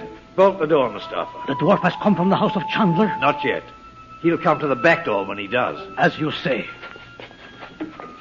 Now, what about Azrak? He is afraid. When I told him you had sent the young Effendi Blackbird to Chandler, he trembled like a man with an illness. He won't need to be afraid of Chandler long. Once the morphine's discovered in that house he's taken, we'll be rid of him. Azrak has told me Chandler is a sorcerer, a magician. He'll need more than magic. Once his government learns he's in the drug traffic, no major power can afford to have an agent involved in such a scandal. The leader did well to choose you for this work, Effendi. I warned him a year ago he'd underestimated Chandler, but he wouldn't believe it. One after another, he sent our best men to kill him. And where are they now? By Allah, you speak truth. Mustafa, the one sure way to rid ourselves of Chandler is to discredit him in every capital of the Western world. There's Aranye. Come in, little spider. Mustafa. Cochon! I cannot reach up to the latch. You'll joke with him once too often, Mustafa, and find a knife between your ribs. Open the door. Monsieur Nichols! Almost I killed him. Araignée the spider. Chandler? You little fool. You dared go to the hotel and... Not the hotel, monsieur. The house. And when he opened the door... You've got the wrong man. Chandler isn't moving into that house until tomorrow. Mais oui. He's there now with his sister and her son and the young mademoiselle. Devil, you say? I waited in the garden, but they did not go away. Peste! I was angry, monsieur. I knocked at the door, and Monsieur Chandler opened it himself. So he's seen you. I could kill you. No. He did not see me. From a great bush, I threw my small knife. You left that knife there? No, do not strike me, Monsieur Nichols. I will bring the knife when I go to the house again tomorrow. See that you do. And make sure those 2 parcels I gave you are hidden in Chandler's own room. I want no more mistakes.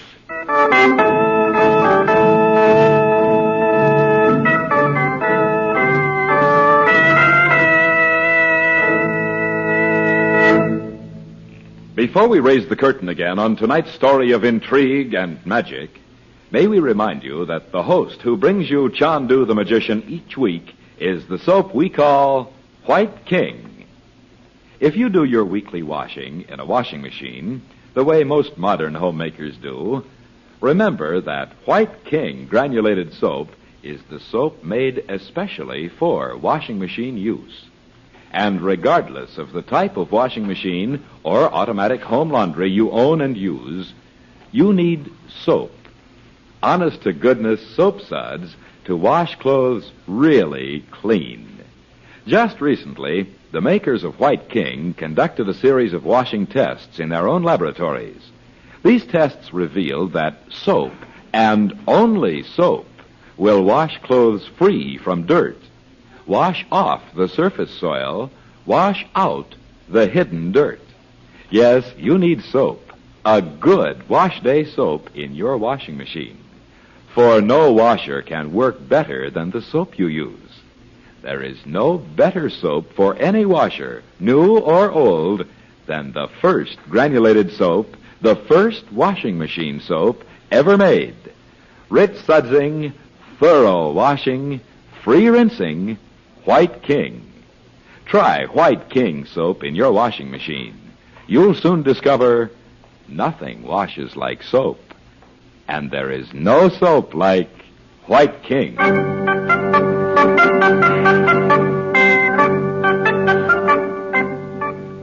Egypt, a street in Cairo near the edge of the city. Afternoon of the following day, we return to Chandu, the magician.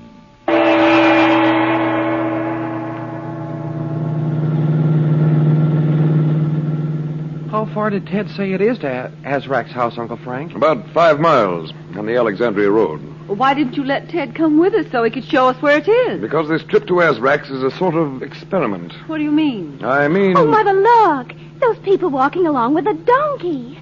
It's positively biblical. That footpath runs all the way to Alexandria, Betty. Oh, it's a great sight to see them like that when night comes and their figures are silhouetted against the sky. You feel as if you were back in the year 1. Frank, look. What is it, Dot? Oh, the car behind us? Yes. Do you suppose it's just a coincidence? No, they've been following us ever since we left the house. Newbar, turn to the right at the corner. I want Fendi.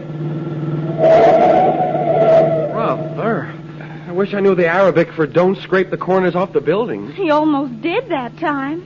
Yes, there they come. Left again, Newbar. Well, what can they want? I wouldn't be surprised if Azrak himself's in that car. Ted said Azrak was sick. And Ted believed what Nichols told him, too. Newbar, shake them off. When we're out of the city, stop for nothing. Good heavens. Frank, I don't understand this. I've had my eye on Ralph Nichols for months. What? When he threw Ted to the wolves, he played right into my hands. Hey, that car's right in our tail. Give him the works, Newbar. Frank, if a tire should blow out, we'd all be killed. We can't stop now. Newbar, turn right ahead there, and then left. You know the little square? I know it. Here we go. Now. Yipe, we've lost him. No, we haven't either. There they are. Left, Newbar. Left. They can't make the turn. No more!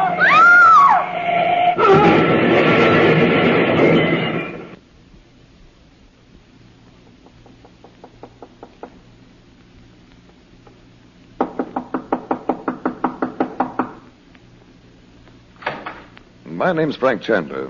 Tell Azrak I'm here, will you? Aye, there is death in this house. Azrak? He is dead. Shaitan, take the Ferengi. Oh, I'm sorry.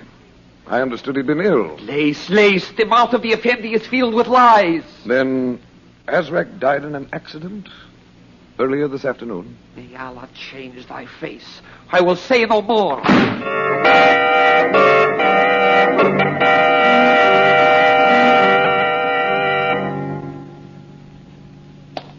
Have you the key to the house, Uncle Frank? Right here, Mom.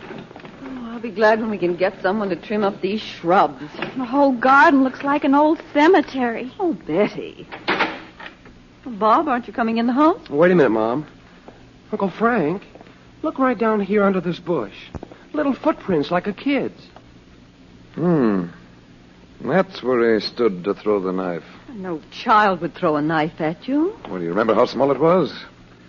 Let's go in. I want to have another look at that knife. Dot, where is it? It was right there on the table when we went out. It's not here now, Mother. Oh, the window's open over there. So he came back to get it.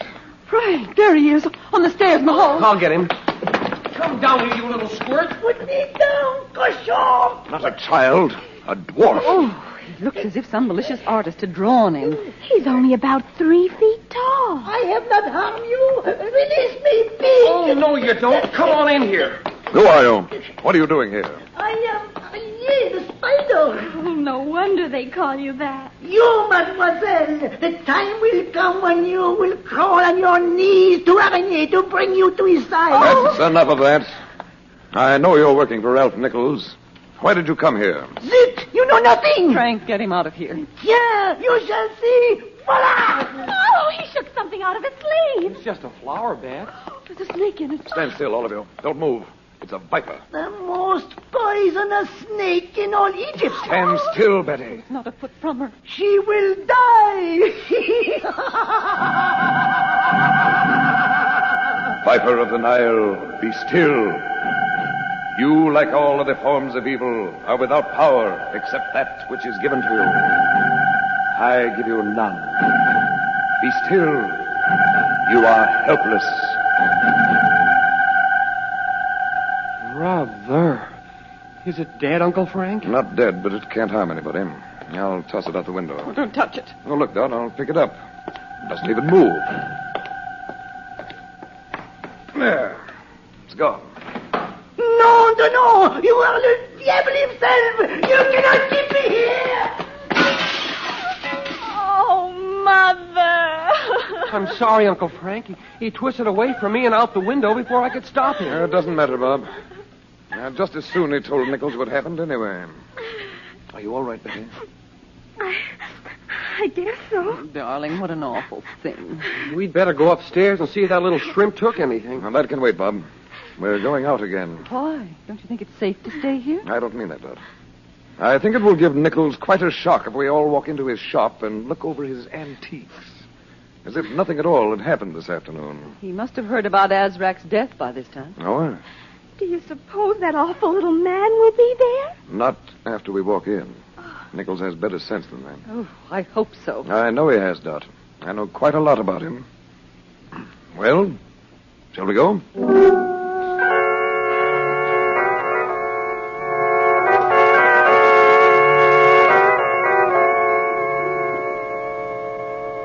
You're shaking like a leaf, ain't you? What are you afraid of? You did put the parcels in Chandler's room. Oui, it is done, monsieur. But he is a devil, that Chandler. Yeah. You hate every man of normal size. Effendi, see, crossing the street. It is Chandler himself. Well, why, he has them all with him. Mustafa, he can't have discovered the morphine, or he wouldn't... They are coming here, Effendi. Eleni, go out the back door, go home, and stay until I send for you. He is a devil. I would not meet him again for 1 million piastres. You stay, Mustafa. Chandler doesn't know you. He'll think you work here in the shop. Take a cloth and wipe the dust off that mirror frame. The carving could keep you busy for an hour.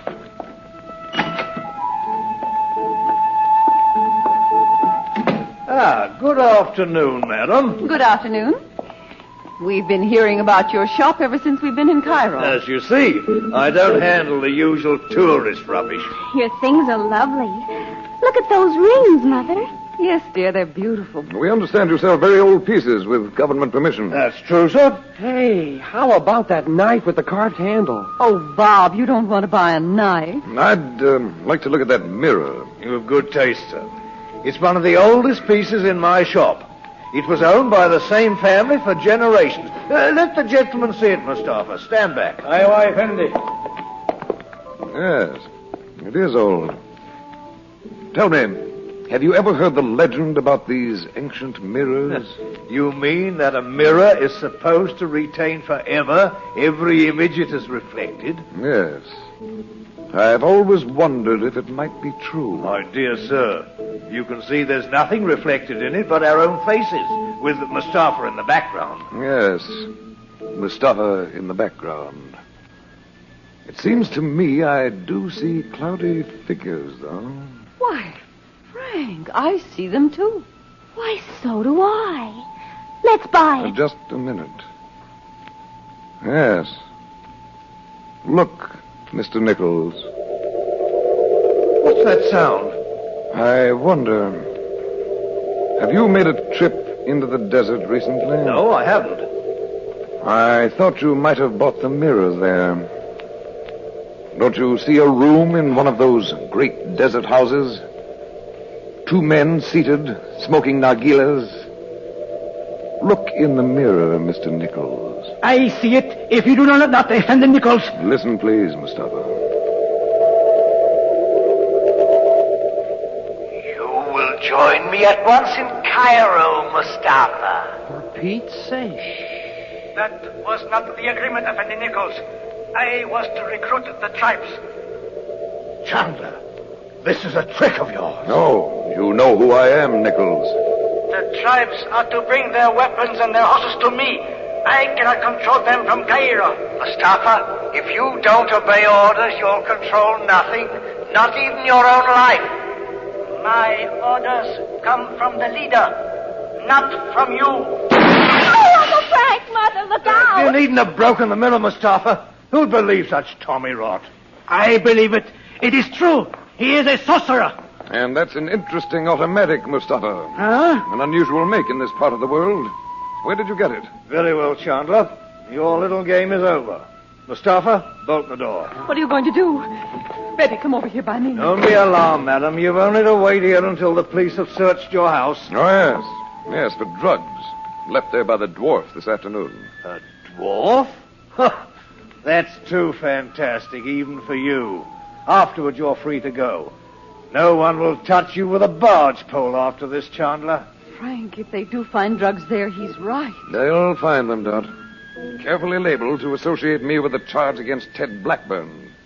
Nichols wouldn't overlook details. We saw the dwarf, Mr. Nichols. Did you? Can you produce him when required with a confession? Don't be silly, Mr. Nichols. But he was there, and he had a tiny little poisonous snake. I'm sure he had. Mustafa, I'll carry out the instructions I gave you this morning. In the meantime, madam, please make yourself comfortable. Darn big of you. Mom, sit over here. Ted Blackburn was only a way of getting at me. Right, Nichols? Don't try to include me, Chandler. I want nothing to do with it. Why, you... Bob.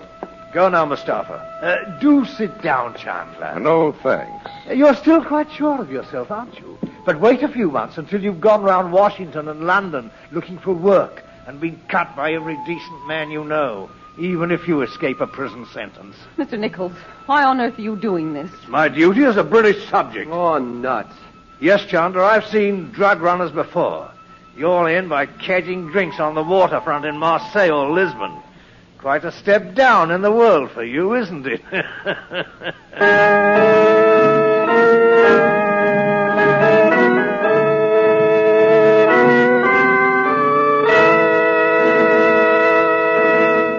Now, before we raise the curtain on the astonishing outcome of tonight's story in the life of Chandu the magician, may we remind you that your magic touch for washing clothes or dishes is White King granulated soap. Now, if you are a newcomer here in the West, perhaps that name White King is new to you. But as any old-timer will tell you, White King is the West's pioneer soap company. The company that has been making soap products in the West and for the West for more than 89 years. White King is the granulated soap made especially for you Western homemakers and Western water conditions. White King soap is made to dissolve quickly and completely in your wash water. Made to make an abundance of rich, thick, energetic soap suds. Made to wash clothes clean and fast. Made to rinse away both soil and suds freely and completely. White King has always been a good soap. Today, it is better than ever. Yes, for washing clothes or dishes. We'd like to have you try the soap that makes millions of Western homemakers say, I love White King. And remember, start saving those White King box tops for the magic tricks Chandu will soon be offering you. And don't forget, nothing washes like soap, and there's no soap like White King.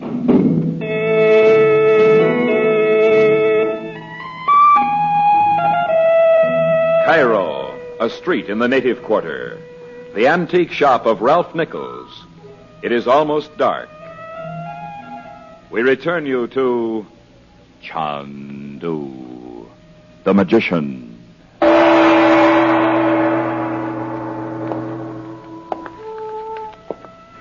You're restless, Chandler, and I don't wonder.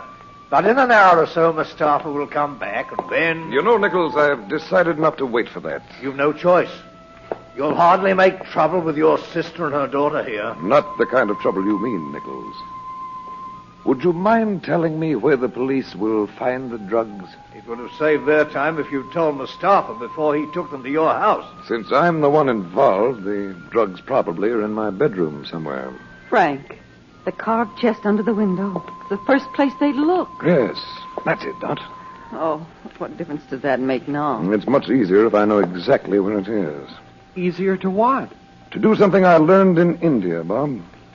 Mr. Nichols won't be interested, but it's known as teleportation.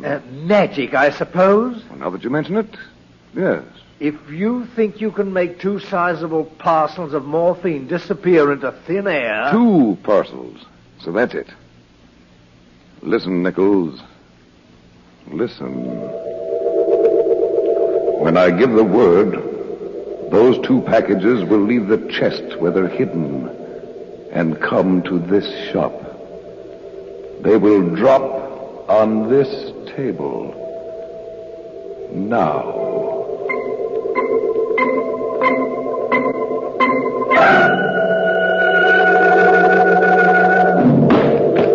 No, wait a minute. Frank, you give me the cream. Frank Chandler. Open them, Nichols. Open them. No, it's impossible. Is it?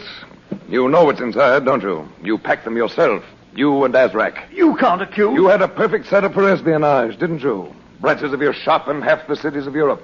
And a convenient one in Ankara that's not mentioned much. My branch managers know nothing of this. The drugs? I suppose not.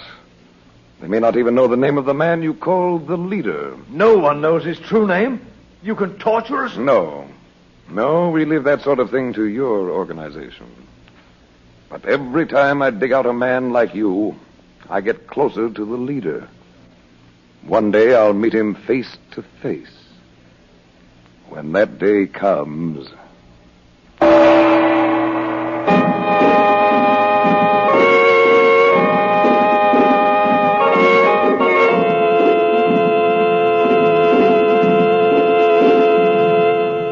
Chandu the Magician is based on the original radio drama created by Harry A. Earnshaw and is written by Vera Oldham.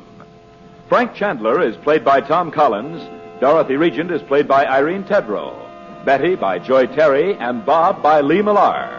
Eric Snowden is Ralph Nichols, Arenier is Ralph Sedan, and Ted Blackburn is played by Robert Cole. Special musical effects are by Korla Pandit. The program is produced and directed by Cyril Armbruster.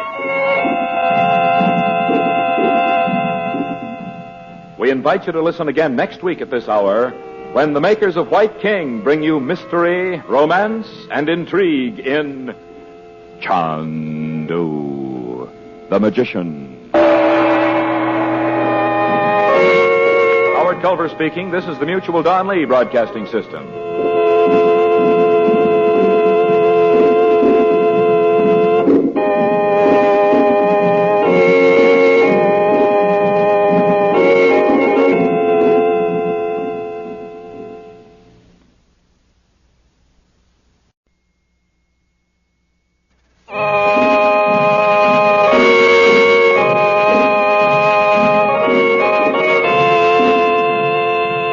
Since time began, men and women have had strange experiences for which there is no explanation, except in the secrets the ancient magicians knew.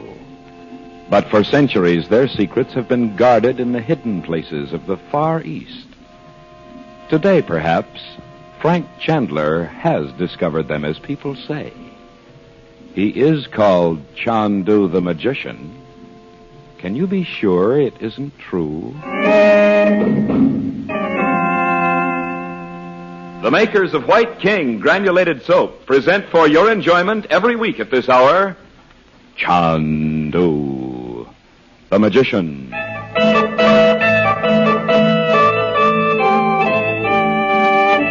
The old Mediterranean city of Beirut. In the harbor, the riding lights of a dozen ships, among them a small, dirty freighter. Ashore, on a steep cobbled street, a quiet house. Night and terror. Chandu the Magician.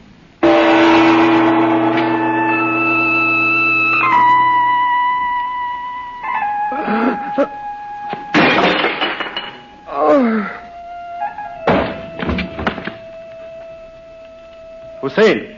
I am here, Effendi. He is dead? You see he is empty his pockets? As you say, Effendi. He will not speak again of the life in America. Well, what do you find? There is nothing, Effendi. The American passport, the credentials. No, Effendi. The pockets are empty. What was it you slipped up your sleeve? A few American dollars, Effendi. You do not... God in Himmel keep the money, but his papers. A man does not carefully empty his pockets before dining with a friend. It may be he was not what you think. Perhaps he had no credentials. Someone suspects who I am. If not he, then another. Aye, you smell danger like an animal, Effendi. These years of living like a hunted animal have taught me to smell it. Now, Gott sei Dank, I am ready to sail. Effendi, I will need men to help me when we have reached Egypt. In Alexandria, you will engage porters to transfer the equipment to small boats to sail up the Nile. The boatmen of Alexandria will wag their tongues. So, you have a better plan? Aywa, Effendi. In Cairo, I have many friends among the boatmen. They will keep silent. Jawohl. We will go now, while the streets are empty. While we row out to the freighter, we drop this man in the harbor. Dive. I will be glad when I am once more at work. And I will be happy to see my home. Cairo.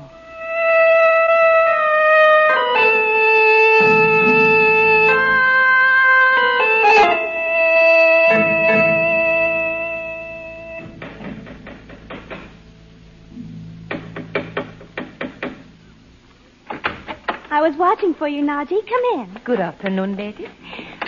Mother's out in the garden. Wait till you see it. With the grass cut and the shrubs all trimmed, it almost looks like California. Great compliment indeed. Well, don't you talk like that about Cairo when you're not here? Perhaps I do. This way? Oh, yes. I forgot you hadn't been in this house since we rented it. Uncle Frank said an Englishman built it a long time ago. Don't you love that picture of Queen Victoria? In fact, for the price of only one piastre, Betty will show you all over the house. Oh, now, Uncle Frank. How are you, Nazi? Very well, thank you, Chandu. Betty, I want to talk to Nazi for a moment. Will you tell your mother we'll be right out? Oh, all right, Uncle Frank. What is it, Chandu? Do you remember a big Nazi chemist named Brugman? His laboratories in Berlin were still going full blast when the Russians reached the city. Yes, I remember. It was well for the world that he died before he could perfect that poison gas. Apparently, he isn't dead, after all. What are you saying? It seems he's been in Beirut for some time. Well-financed and working quietly away. I cannot believe it. His name was on the list of war criminals. Just the same, I got this report from Beirut yesterday. We have an agent there named Phillips. He's known Brugman for several months. And listen to this. Let's see. Oh, here. I had received a package of American newspapers that day, and in one of them was the story of the discovery of a large quantity of poison gas in Germany. Brugman had had a few drinks, and he began to brag about a much more deadly formula. Until then, it hadn't occurred to me he was the Brugman. If I were Mr. Phillips, I should neither eat nor drink with that man. All right. He goes on to say that Brugman mentioned the name of Rommel several times. Rommel? Yes. I've been thinking of all those rumors that trickled in here during the North African fighting. Rommel was supposed to have had a supply of poison gas hidden somewhere in Egypt for use when they got close to Cairo. Near Karnak, they said. Yes. But all the rumors came to nothing. Well, anyway, I can't see what it has to do with Brugman now. I wonder why... What, Chandu? Why Phillips didn't mail this letter as soon as he wrote it. The letter is dated March 5th. Yes. He was going to dinner at Brugman's house that night. He must have returned safely from that dinner, or the letter would not have been mailed. Well, I telegraphed Phillips last night. This morning, when he hadn't answered, I wired the police in Beirut. Oh, that may be their reply. Ashkur Fadlak.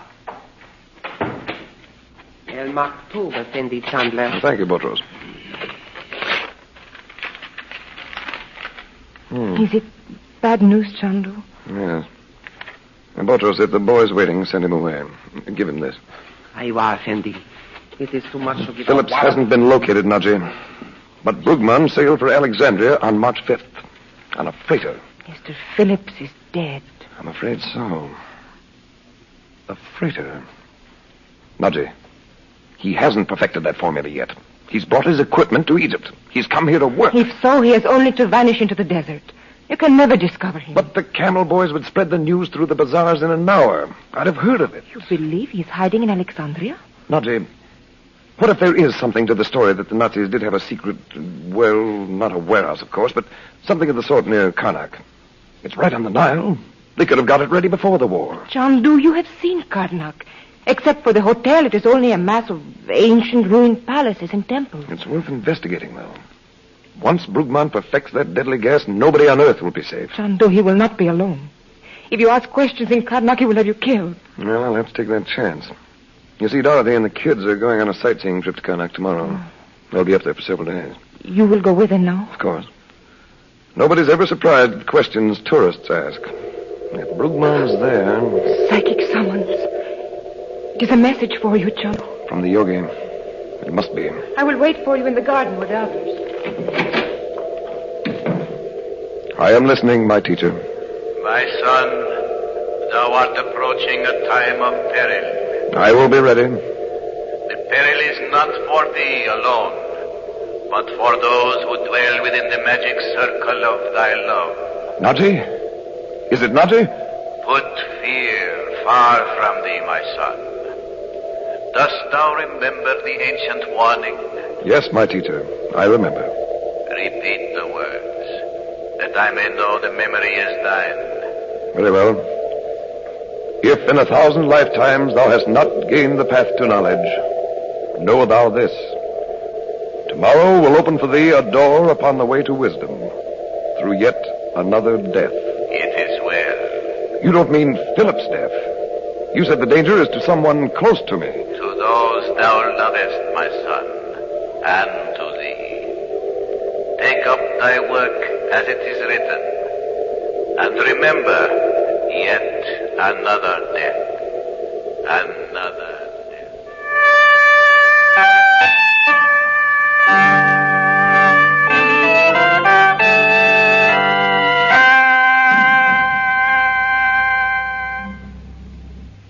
In a moment, we'll raise the curtain again on tonight's story of intrigue and magic. But meantime, may we mount our White King soapbox to offer you thrifty homemakers some good advice. If you're looking for a bargain in soap, the very best buy on your dealer's shelves is top-quality White King. White King granulated soap has always been a good soap. Today, it is better than ever. That means now, more than ever, a little White King is a lot of soap. Yes, now it takes less White King soap than ever to make lots of rich, thick, foaming soap suds. It means that long-lasting White King soap suds are so full of wash day energy, you can often reuse one batch for a second or even a third batch of clothes. It means that those same energetic soap suds that wash your clothes so clean and fast are wonderful for washing dishes, too. So mild, they're kind to pretty hands. So gentle, they're safe for your finest washables. So save by buying all-purpose White King soap for every washing job. Remember, nothing washes like soap, and there's no soap like White King. In a few minutes, we'll be back to tell you about White King's exciting magic trick offer.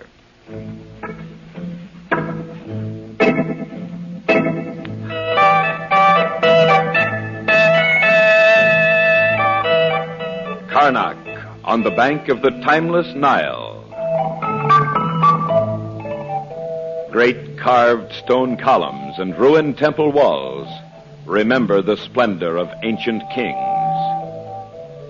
Chandu, the magician. You know what, Mom? This pyramid's the only thing around here that hasn't fallen apart. I know, Bob. I expected ruins, but not miles of them. Even way over there across the river. I wish Uncle Frank would come back. He'll be back in a little while, Betty. It's getting late.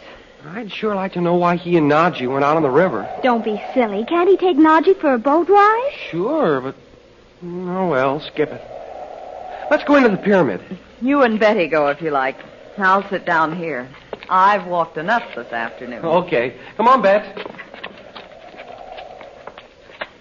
Hey, this is really something, Mom. Come see. No, thank you, son. There's kind of a hallway, Mother.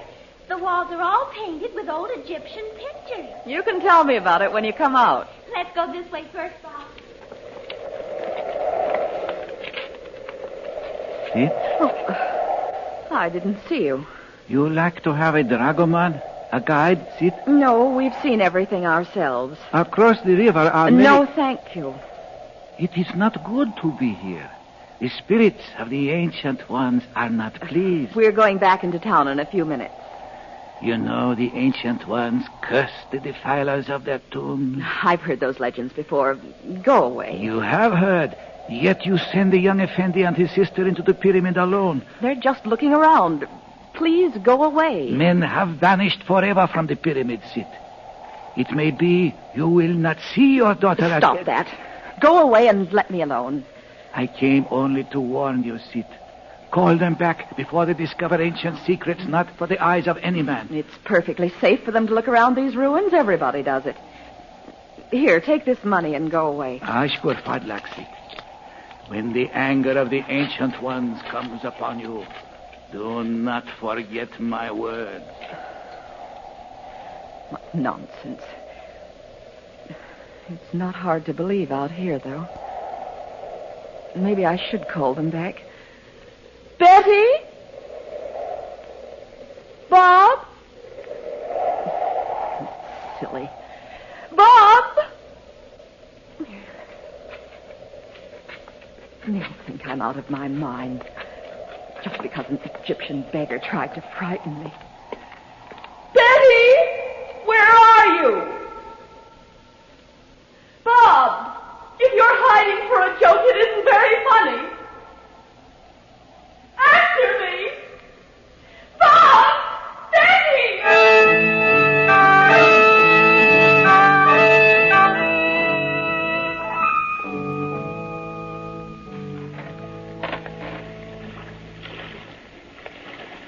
Well, we're almost back where we left Dorothy and the kids. Yes, Chandu. A wasted day. I still think Brugman's right over there, among the ruined temples somewhere. I've never known a man so persistent as you. I'm glad to hear you say that. Remember it, will you, the next time I ask you to marry me, before you say no again. Chandu, how can you? You are hunting down a man who may kill you, and you make a joke. I wasn't joking, darling. I was just reminding you. Oh. You started it, you know. We are speaking of Brugman. So we are. And if there's anything in that old rumor about Rommel's storehouse along the Nile, it would have to be right at the edge of the river, where cargo could be landed from small boats at night, in spite of the patrols. Frank! Frank! Is that you? It's Dorothy's voice, Chandu. She's just in front of the pyramid there, you see her? Yes, Dot. We're coming in now. Into shore, Selim.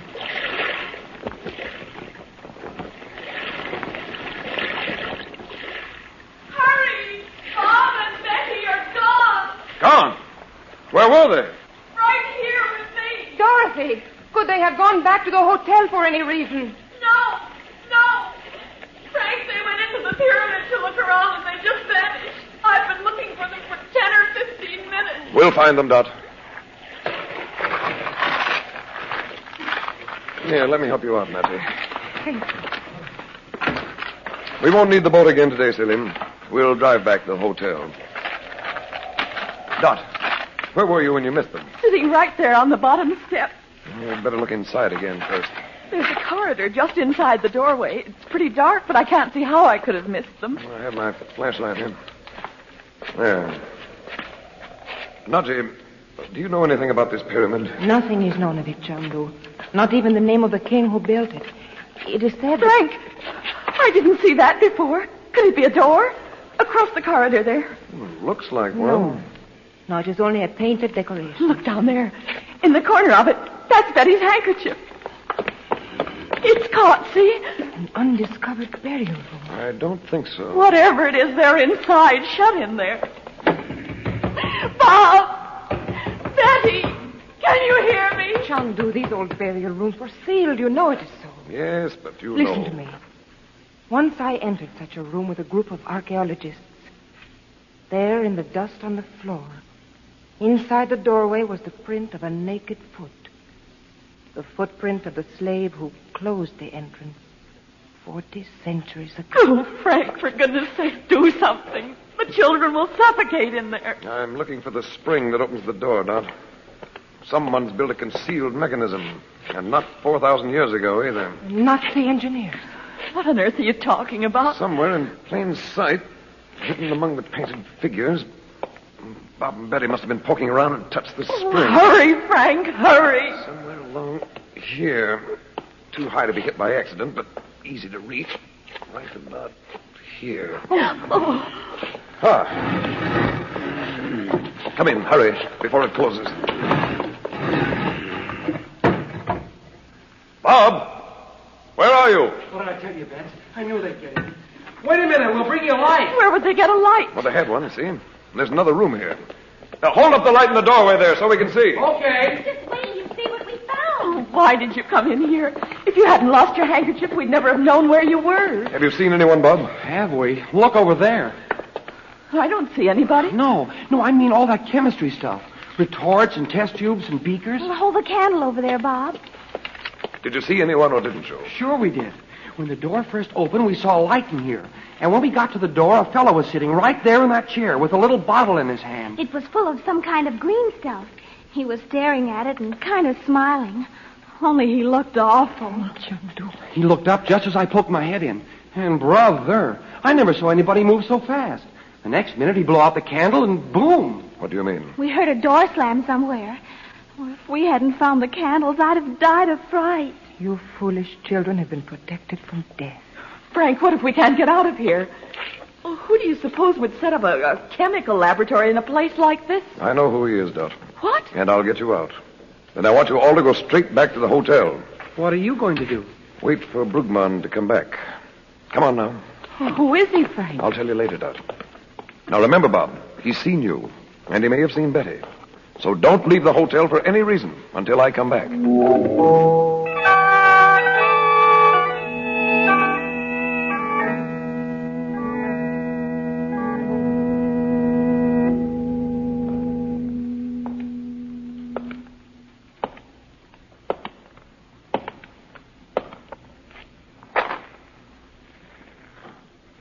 Good evening, Brugman. Huh? Who are you? Better light the candle before the match burns your fingers. What do you want here? Oh, I heard someone had opened these old burial rooms, and I was interested. The Egyptian government will be, too. You are lying. You know my name. So you are Brugman.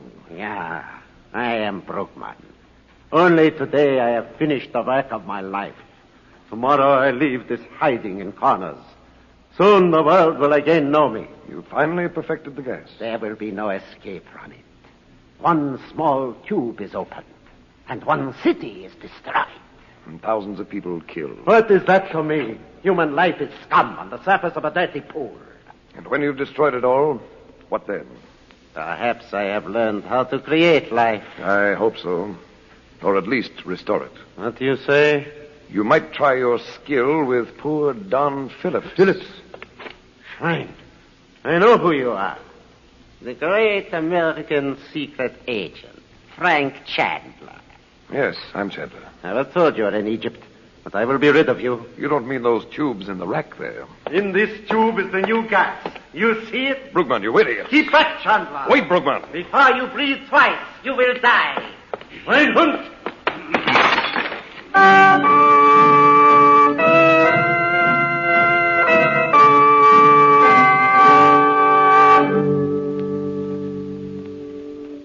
Before we learn the surprising outcome of tonight's story, here is the magic trick offer we promised you. It's a mystifying trick that changes pennies into dimes.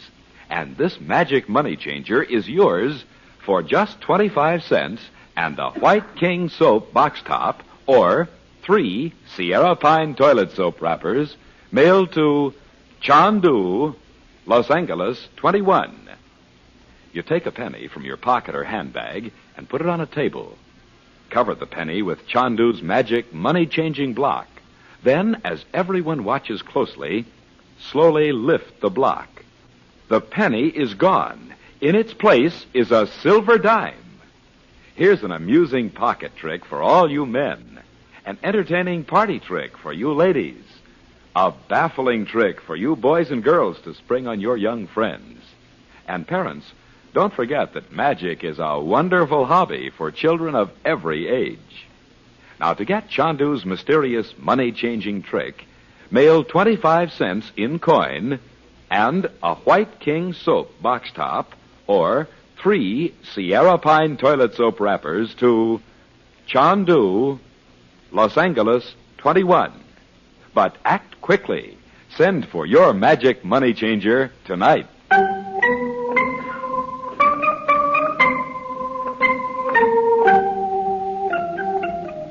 A native hut on the bank of the Nile near Karnak. It is night. We return you to Chandu, the magician.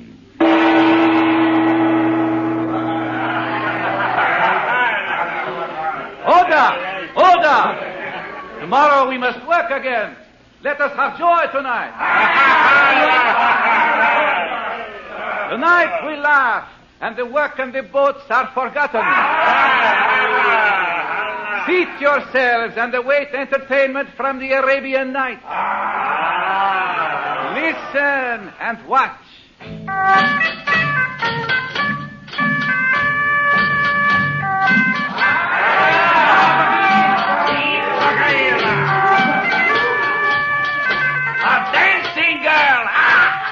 Beautiful as the morning.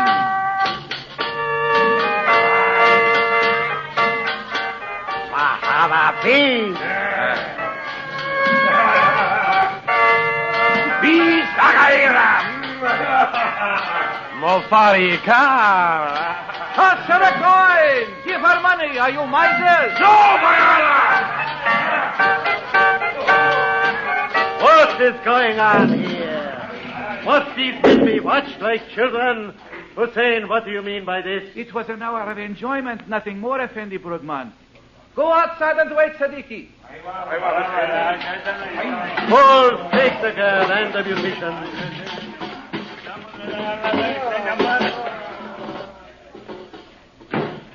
There is no time to lose. Here is money, Hussein. You will pay the boatman and send them away. Effendi, there is much to be done. I cannot, what is the word, pack the... The equipment will be left where it is.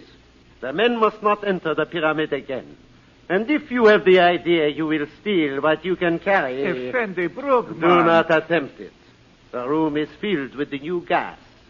The American Chandler is lying in there dead. Aye. Whoever goes to look for him, in one breath he will lie dead beside him. You have spoken, Effendi. Many years from now, some Ferengi will find the way to that place of burial. He will die, and men will say it was an ancient curse. Jawohl. Now, in a few minutes, I will be ready to leave. I will beg you go now, Effendi. If the woman sends the police to search the town for Chandler... I must wait for Rashid to bring the boy. He saw my face. Take your hands off me, you big lug. Bring him in, Rashid. Oh, it's you again. What is this? I was just out in front of the hotel minding my own business when these two guys grabbed me. Rashid, leave him and go outside. Stand in front of the door with Khalil. I was, Andy. What do you want? Who knows you saw me in the pyramid? My uncle knows it. So tell your little private Gestapo to let me out of here. Your uncle's name? Frank Chandler. So, with one stroke, I am rid of you both. Hussein, water in a cup. Aywa. Hey, what is this? You impudent young puppy. Your uncle is dead. And in one moment... He is not. You're just trying to find out something about him. Well, I won't tell you anything. I don't believe you. That is unimportant. You know he went to the pyramid. Sure, but... Did you go back there tonight? You are beginning to believe me. You mean you killed him? I don't believe it. You shall believe me before you die. You saw the chemicals in that room. Okay, I saw them. I opened a tube of deadly gas in Chandler's face. Enough to kill 1,000 men. Why, you're not even human. Drink this. The heck I will. Hold his arms, Hussein.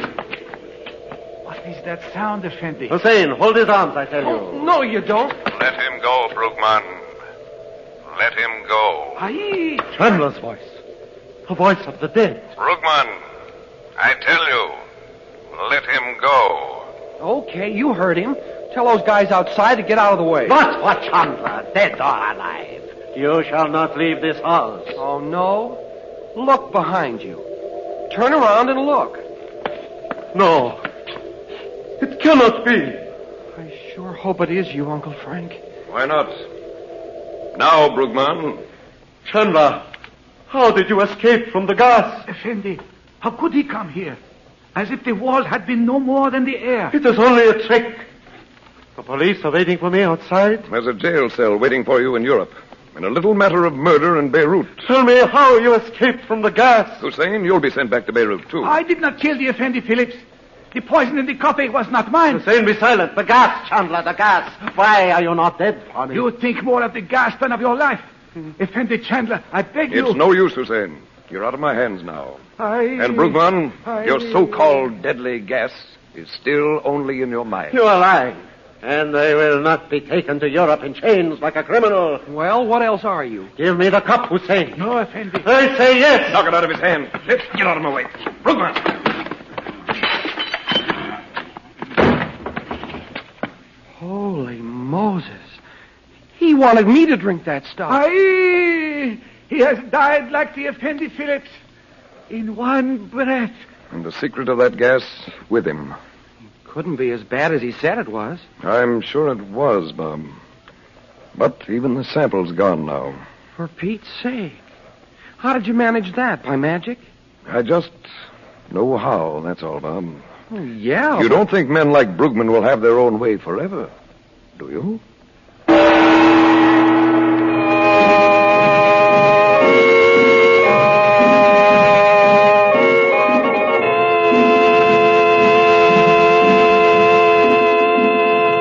Chandu the Magician is based on the original radio drama created by Harry A. Earnshaw and is written by Vera Oldham.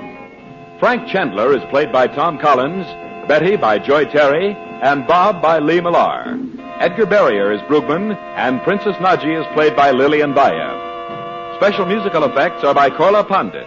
The program is produced and directed by Cyril Armbruster.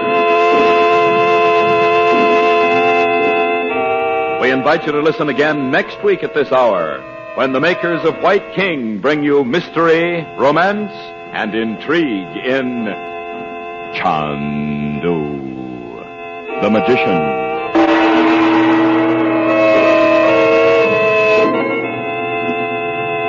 Howard Culver speaking. This is the Mutual Don Lee Broadcasting System.